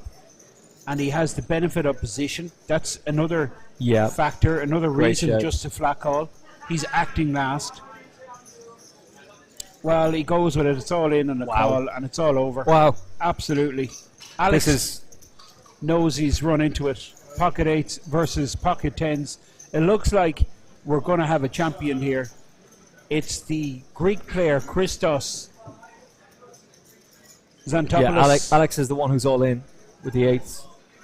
Jack, ace, queen. And you can see the disappointment on Alex's face. He's worked so It's hard. 2 outs. Literally just the 2 outs. 3 will do nothing. And we are 1 card away from crowning a champion. 8 and 8 only. It's a 20-1 shot. Oh boy! Oh my God! Stuff. Oh my God! What a Sick. river card! Absolutely sick. Oh my God! What a river card! That is worth multiple thousands of euro. Huge, and the reaction from Christos, he's stoic in his expression. He's just like, okay. Oh I mean, it my. hurts. That really hurts. That has to. I'm sorry now, but in the morning, that's going to leave a mark.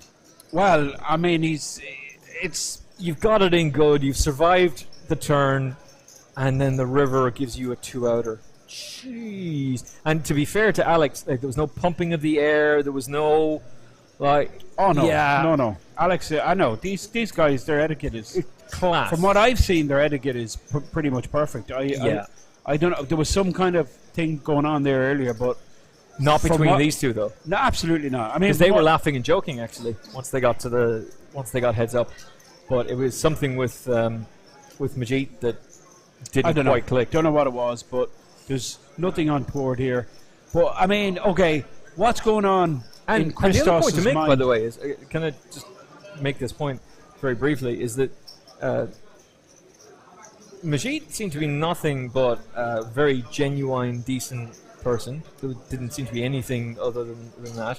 And the same has to be said about Christos, because he's handled himself with nothing but the absolute height of decorum.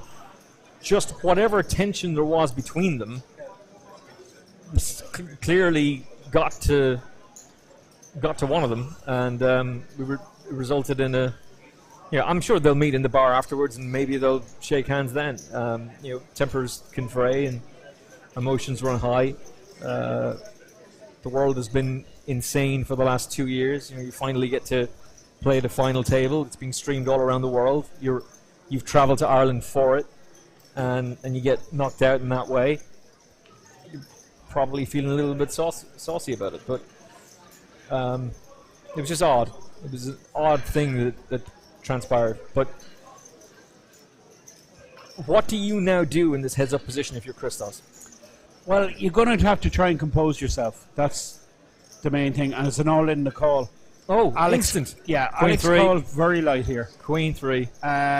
Well, look at What have I told you about Queen 3? What have I told you about it? I suspect Christos. Yeah, Christos only had 2 bigs left after they counted. Jeez. I mean, yeah, he just had 2 spot big on, blinds. yeah. So it was a mandatory call with the Queen 3. So 4, 10, 7. King Jack in the lead, flush draw. Diamonds, the the diamonds do it. So he's double got up, the double up. double up. A much needed double up. And that just puts him on 300k. It's 3.9 million for Alex. So he's going to need. Well, if Alex has 3.9 million, that means there's 600k now in Christoph's stack because there's 4.5 million in total. Well, here we can see these are 5k. That's 100.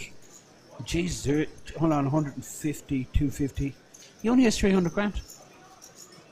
He only has 300,000. I definitely saw earlier on that there was 4.5 million. Oh, there is 4.5 million. That means there's more in Alex's stack than we first realised. Yeah. Yeah. Again, coming to you live from the City West. Where the main event will be. You just got to try and compose yourself after getting a beat like that. But it's a pretty sick time to get a beat. When you're playing for multiple thousands, Alex is just going to put them all in again. Big blind is 60,000. So he only has like five big blinds. I think he calls here. Of course he does, yeah. 5 bigs. Daniel Negreanu's favourite hand? Two of his bigs are in. Is it 10-8 or 10-7 is Negreanu's favourite hand? I'd imagine ace-ace is his favourite hand. Ace-10 suited my favourite hand, but I have a feeling it's 10-7 is Negreanu's favourite hand. For some reason, I fancied it 10-7 here. $500,000 now in the pot. This would bring Christos right back in it. Oh, trip 10s, baby! Trips, he's back in business. Now, there is the backdoor flush draw. No, there isn't. What did I tell you? What y'all know about 10-7, baby? But there is something interesting as well. Is the body language of Christos, which was on the floor and 3 hands ago, and now he's smiling. But even though he's short stacked, because he's on the upward trajectory, he's like he feels. Hold on a second, I haven't lost this. I'm in this. Okay, I'm playing well. I achieve what you need to do in this game. You need to get your money in over the line and get your opponent to put their money in, and you have them crushed. Yeah. And Christos achieved that, and he had him covered. You need to have your. Okay, the goal is have your opponent covered, get the money over the line, and have him crushed. Yeah. And he ticked the boxes. But unfortunately, long shots do come in sometimes. That's the unfortunate thing about this game. Or the fortunate thing, depending who you are. I was going to say, or the fortunate. So there is a clear indication of the dire situation that Christos is in. It's only 9 big blinds. Yeah, but how come the chip count? This chip count is slightly out, not by much. I think there's about 400k on a counter for, so there's actually 400k more on the table. There should be anyway. Okay. Because 90 players, it should be 4.5 million. Well, anyway, it says on the screen that there's 4.5 million chips in play. So I don't know. Blinds are 30,000, 60,000, and there's still another 10 or 15 minutes left in this particular blind level. You're watching the Coin Rivet 5k heads-up battle. There was 90 players in total. Both these players, they've locked up a pretty decent payday for themselves. 70k guaranteed. Minimum 77710. So close to 80 grand for the runner-up and almost 112 for the winner. Which is a difference of... There's about 30k. There's more. There's about 35k difference. Roughly. I like it. So they're playing for 35k. Which is a average yearly salary. Yeah. That's a good shout. That is a I'd say it's the average in Ireland, about 35k per annum. It's an average yearly salary for a member of Garda Síochána. There you go. I've done some consultancy work for them, so I happen to know that, and I've got friends in it. So yeah, and for a nurse. So okay, there you go.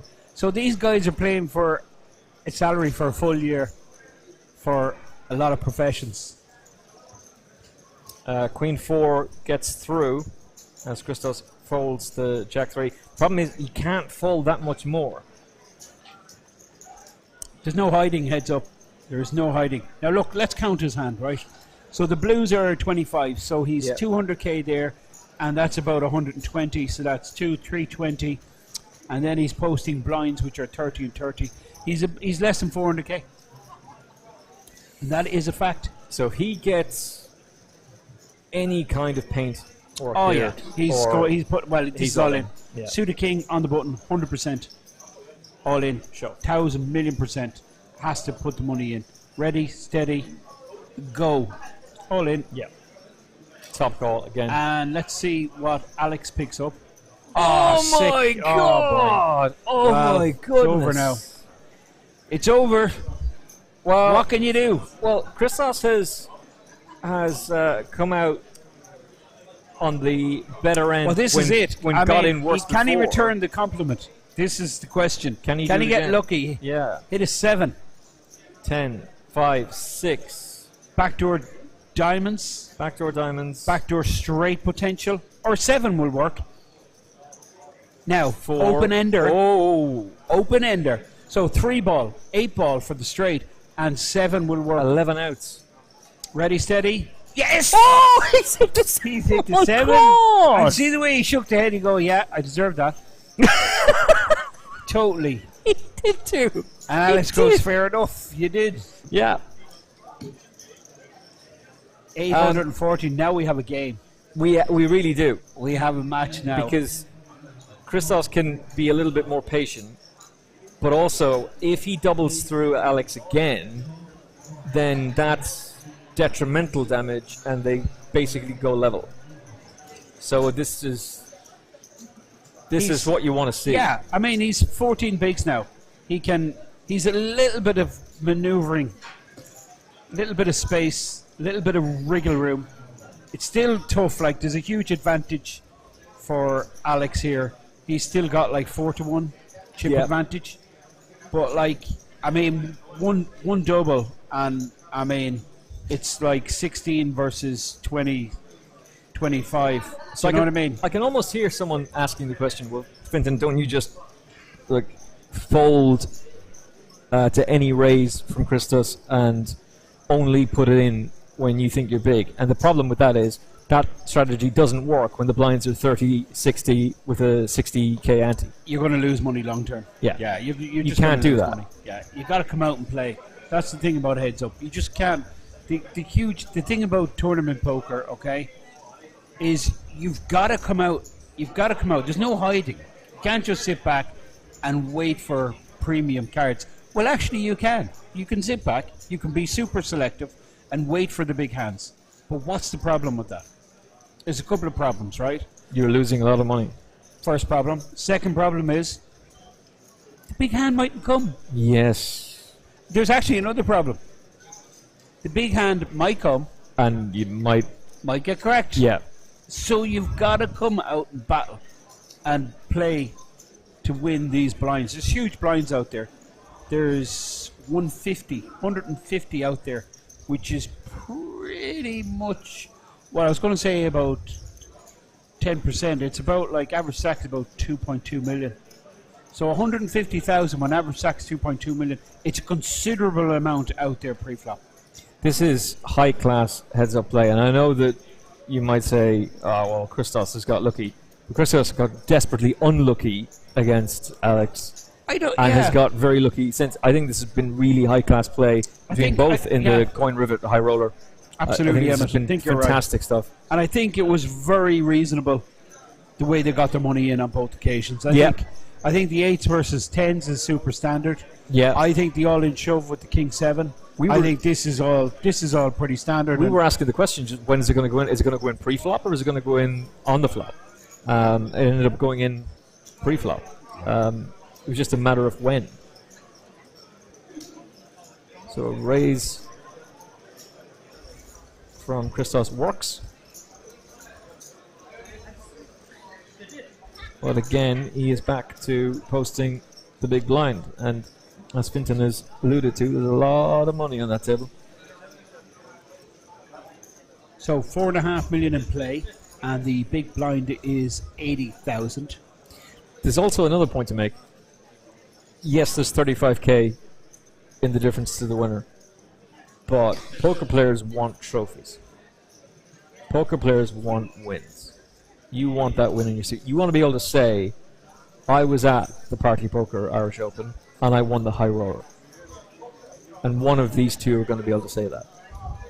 It's a huge accolade. High roller. Especially with the numbers we got. That's brilliant. Yeah, and 6-figure payday. I mean, that's substantial. I really don't care what kind of bankroll you're playing off. I mean, a 6-figure score is huge. And it's pretty cool. You can do it like in just, a day and a half. Some guys just entered today. Yeah. Do you know what I mean? I don't know when these players entered, but I think it's pretty cool. They're not like grinding for a week or something like that. You know what I mean? 6-figure score in just a day and a half. I think it's class. I love this event. I hope they keep it in the schedule. I think they will. Is this an all-in? This is an all-in from Christos. Oh, Alex is going to hate having to call with the twos. He really is. And he probably lets this one go because he's never really in good shape. He's called. I'm surprised he's called. I suppose the pairs go up in value heads up, Yeah, that's the one thing you can say about it is that, well, I suppose, how many times is he going to have a pair against me? So he's got 2 overcards. He can hit. He's also got the clubs for him. And straight away, the dealer shows the king. Wow. This is a great situation developing here for board pairs with Christos. 4. It's going to be a deuce. It's not. And Christos, he's back. He is has back. 1.6 million to 2.5 million of Alex. So this is what we were saying. If he doubles through again, and you made the point, he's going to hate having to call here, but he did have to. He did have to make the call. And if the king doesn't hit, he's champion. If that king's an ace, he's won. It's just the way it goes. You kind of get to feel, I mean, Alex still has the chip advantage, right? Yeah. But the momentum, certainly, with this player you see in the center of your screen, it's Christoph from Greece. Could have ended this heads up pretty quickly when he got his opponent all in. He had the 10s versus Alex's 8s. Alex. I have to echo it. Look, there's the trophy just nice. Behind. Love it. Christos. It is a beautiful looking trophy. I wonder the fact that it's just behind Christos in his line of sight. Is that an omen? We'll have to wait and see. But I think it depends on the camera angle. We might see it. We might see it. We actually had this with a photo finish on TalkSport the other day. Yeah. We were debating whether or not which horse had won. And it's basically like, has Finton won or has Emmett won? Yeah. And Lee was saying, no, I think Finton's got there. And I'm like, I don't know. Oh, maybe you're right, actually. Maybe Finton did get there because of the camera angle. And then I go, no, I think Emmett's won. Finton's won. We called. Finton's won it. He's up.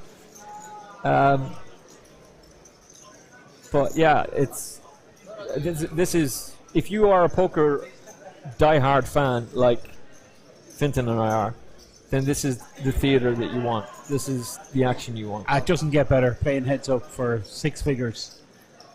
And the title, the trophy. It's a really sweet spot both these guys are in. It's a big moment in their poker careers for sure.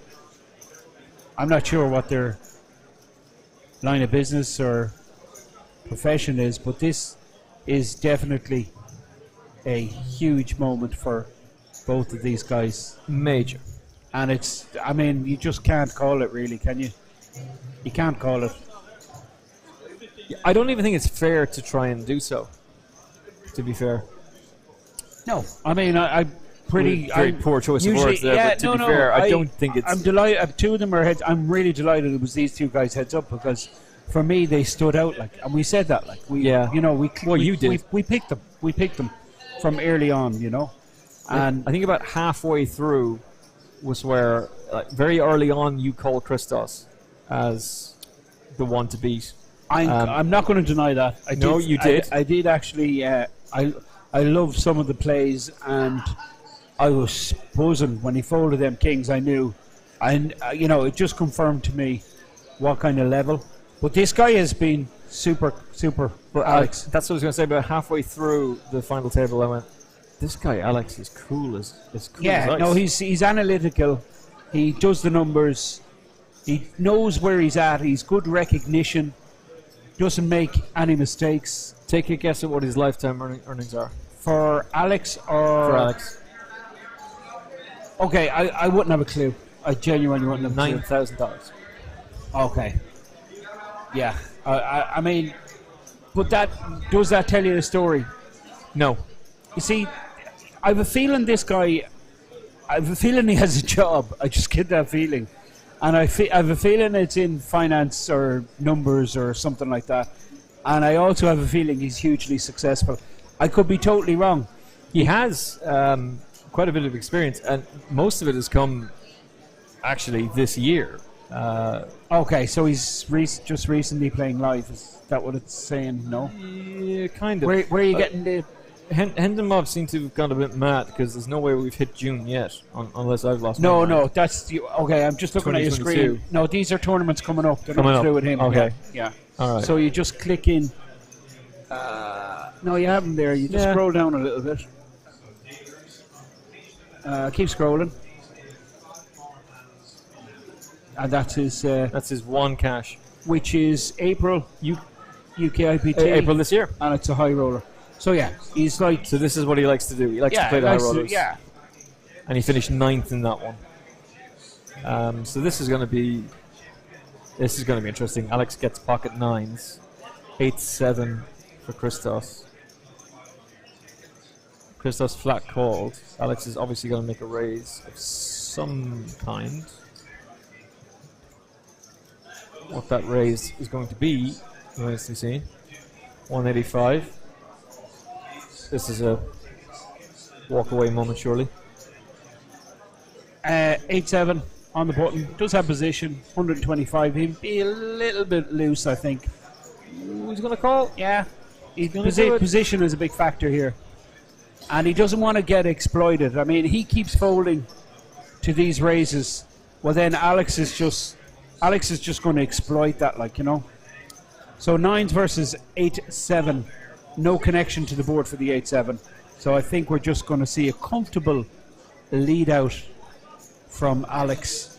And this continuation bet will just end it.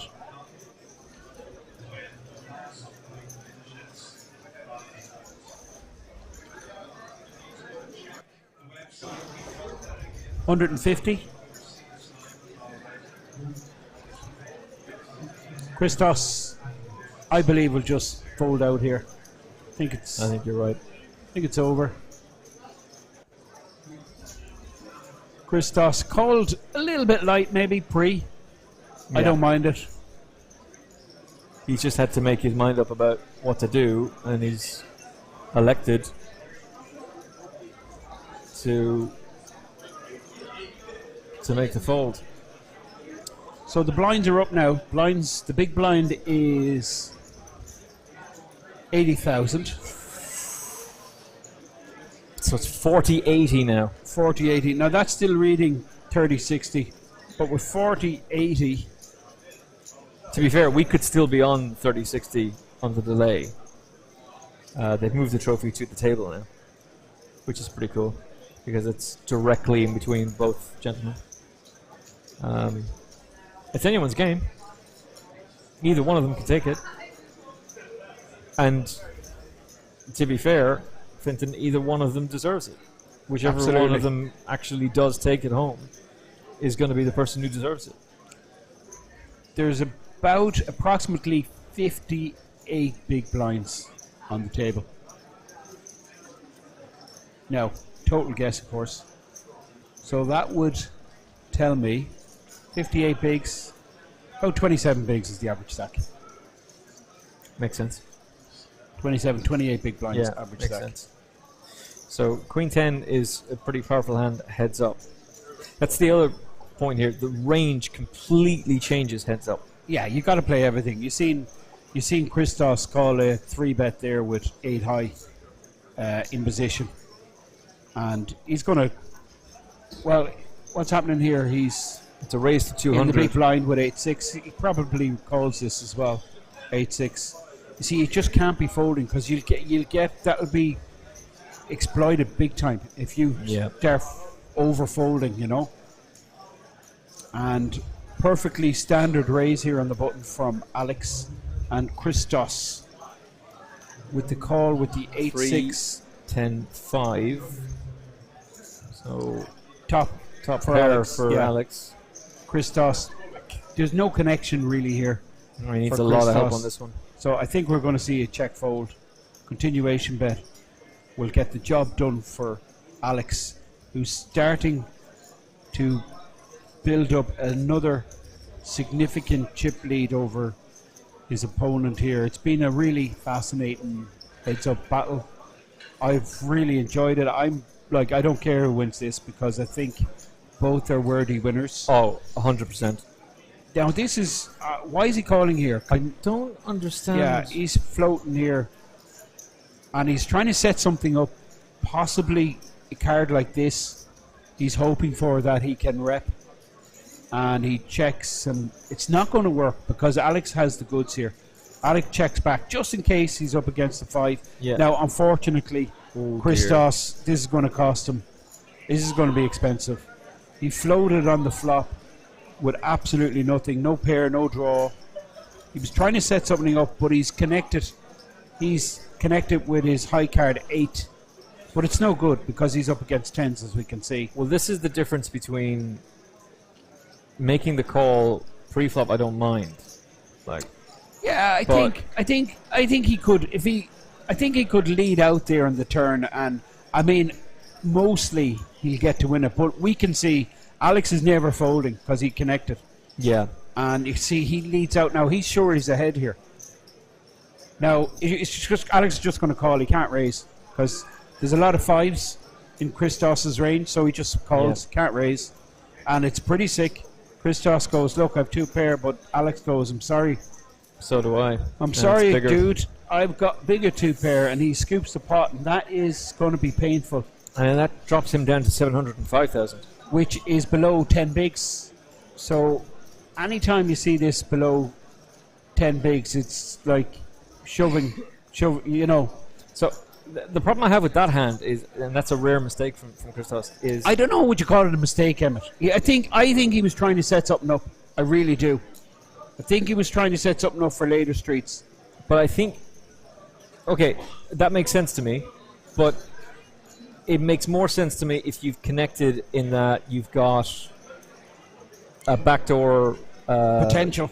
You've got the potential of hitting a straight. Oh, Christos has just got the long walk to Houston.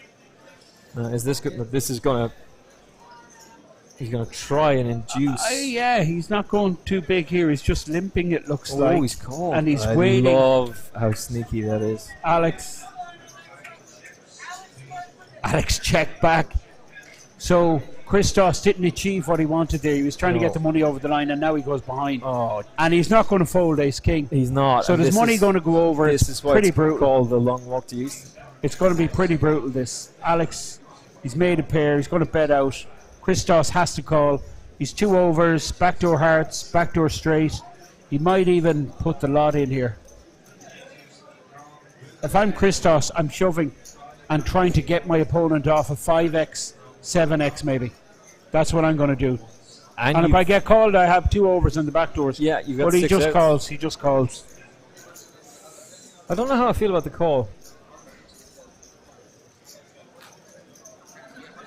6 changes nothing, other than it puts actually Alex in a stronger position because now he has he's the one who has the backdoor flush draw. Well, he's picked up the flush draw. You're quite right. So that kills a couple of Christos's outs. His ace of diamonds no good. His king of diamonds no good. Oh, this is painful. This is really brutal. What do you do here with ace king? You try to get tricky pre-flop. What do you do Didn't here work with out. this stack? Ah, it's brutal. You have to you now have to walk away. I don't know. I really don't.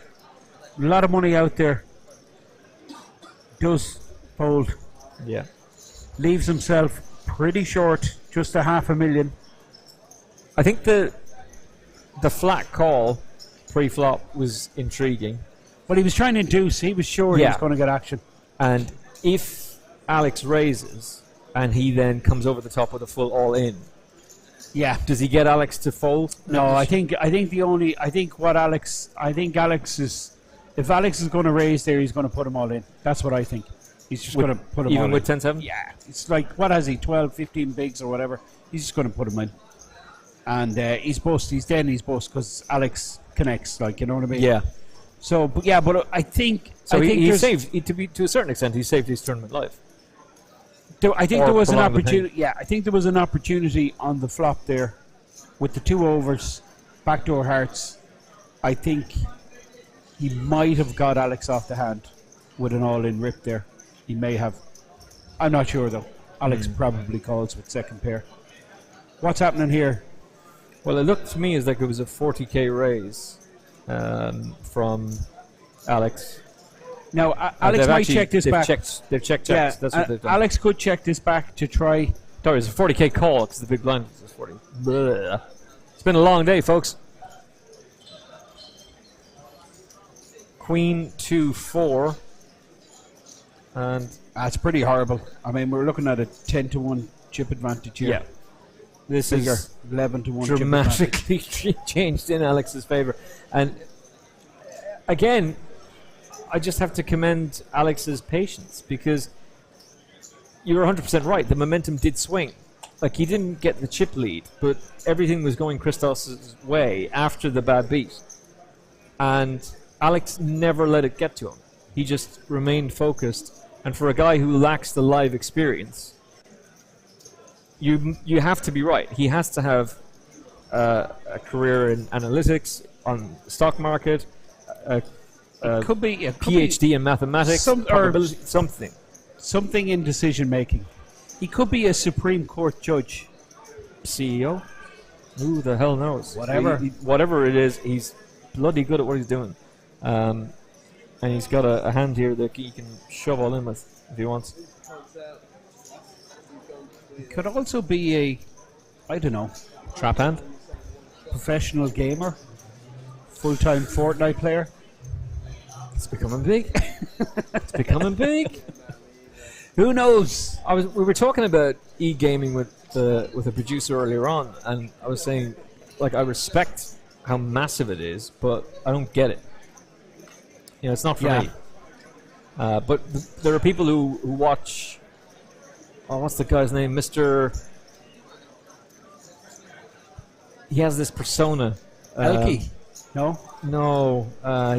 He's an e-gamer, and he wears a fake mustache and a wig that's like long hair. I don't know. Mister. Don't know. And he audience is screaming now. Yeah, you're screaming. I know you're yelling in the headphones. I'm sorry. This is pretty painful for Christos. He's just not getting any opportunities. Like 200k in the pot, and he's left with 335. 6-4 off. It's really painful. You kind of just because you're getting snap called. He's 4 bigs, and if he's got 2-7, he's calling. Yeah, possibly. Yeah, it's painful. Yes, and he folds, gives up another small, and now this, he's for sure. Well, they shows he was absolutely crushed. A6 versus 6-4. Now the situation is right. The button moves, so Christoph Xantopoulos, out of his 360, he's going to have to post 160. 80k big blind, 80k big blind ante. So that will leave him with just 200k behind. So my prediction is, no matter what 2 he has, he's going to put it in. That's my prediction. I think you're right. And Alex folds. Well, I'm surprised Alex didn't go with that. He would have bumped into King High, to be fair. But it's a flip. He has the one thing that he has is he has the patience to be able to sit back. Yeah, he's gonna. He and doesn't make- want to give make him these easy chips, decisions. but I think I go with Anton there. But possibly it's correct. Doesn't want to give him easy chips. I don't think it's going to be that much longer before we find out who is going to be, unless Christos can pull off another double. Oh, no, jeez. Unless he can pull off another remarkable double up. We're basically moments away from crowning the €5,000 coin rivet no limit hold'em high roller champion. And that is a stack of 3-3-5 that loses another big blind. He would have had 2 lifeguards against him, but he wasn't to know that. Yeah, he loses exactly 40k there in the small blind, but now he has to post 160k. Yeah. Which why is let me tell you. 80k big blind and then 80k big blind ante. Or maybe there's no big blind ante heads up. No big blind ante. Okay. Right. It's interesting. So it's 40-80. Now it's still described here 80k big blind. No, you're right. There's no big blind ante. So my commentary has been completely off. Oh, you're talking nonsense now. Absolutely. No. What I would almost call. Wow. I don't get that. 10-9. I definitely call there. What's going on? Something's happening. He's waiting for what? I don't know. He's waiting for Jack 8 suited or better. So that's what he's waiting for. This will tell you what an incredible player I am. I almost shove in the dark here. Yeah. Now on the button, Jack 5. I pretend to look, don't look, and shove all in, and just hope. I mean, Christos is just picking up pure trash. Yeah. I mean, he's just not getting anything. Jack 5, but he goes with it. I don't blame him. He gets snap called, which is a horrible situation because Alex has him dominated. It's pretty sick. Now, are we going to see some more antics? Is there going to be a 5? We're seeing a lot of funky stuff. Spades. 5! 5! Oh my 5 goodness! balls. Oh On my the flop. goodness. Hello, 5. Now, a queen will be sick. Queen is sick. Yeah. Counterfeit. Ace or Jack would work. Queen, Ace, or Jack for a winner. Ace on the river. Oh my goodness! Barry Greenstein gives us a champion. The 5k coin rivet high roller champion you see in your screen. That's your runner-up walking away. It's been fascinating stuff. And just for new viewers who are learning about poker, what happened there? You and I know, but just break it down. Why did it? He's Xantopoulos just had to move. He was like had a couple of blinds. He's hit his 5. So he's hit his 5 and he's but great. The board pairs. He kills. Well, basically, the board pairs with the 9s, and then the ace comes along, which means that he the gets 9 wasn't higher. No, the 9 wasn't a great card for him because there's a counterfeit option if the queen comes, Yeah. But it's a great flop for him because Alex's Jack is dead because that would give Christoph 2 pair. So he's only alive to an ace. Yeah. But then the turn gave Alex more outs. He had the queen or the ace. And then the ace on the river, the Barry Greenstein, gives us a winner. What a day. What a stream, guys. What a I tournament. loved it. Incredible. What a tournament. 6 figures up top in the coin rivet. High roller here in City West. This is the biggest tournament right now in Europe happening right here in Dublin. Yeah. Unbelievable. On Easter weekend. Brilliant. I mean, where else are you going to be? I don't know. I do not know. What else do you want to be doing? I don't know. I'll have to think about that one and come back to you. I will say that it was nice spending a few Easters at home, but I missed the Irish Open. And so when Paul rang about last year, I was like, yep, back in. Mainly because of Paul and the opportunity to work with yourself. But I wasn't expecting that we were going to be commentating on the high roller. I wasn't expecting that we were going to be doing a cash game later on in the week. It's going to be all about the main event for most of our coverage, but we are doing high stakes poker, our own version of high stakes poker, later on during the week as well, which should be a lot of fun to do, as the traditional winning hand gets put up. But in the end, these were two very high-class players, and Alex can very proudly walk away as a deserving champion. Absolutely. Top class. It's been a ride, folks. I've loved it. But I tell you what's going to happen now. I'm going to sign out now, Emmett. I'm going to withdraw from the commentary booth. That's a very dramatic way of saying it. I'm going to withdraw from the commentary booth today, sir. Huh? It's been great.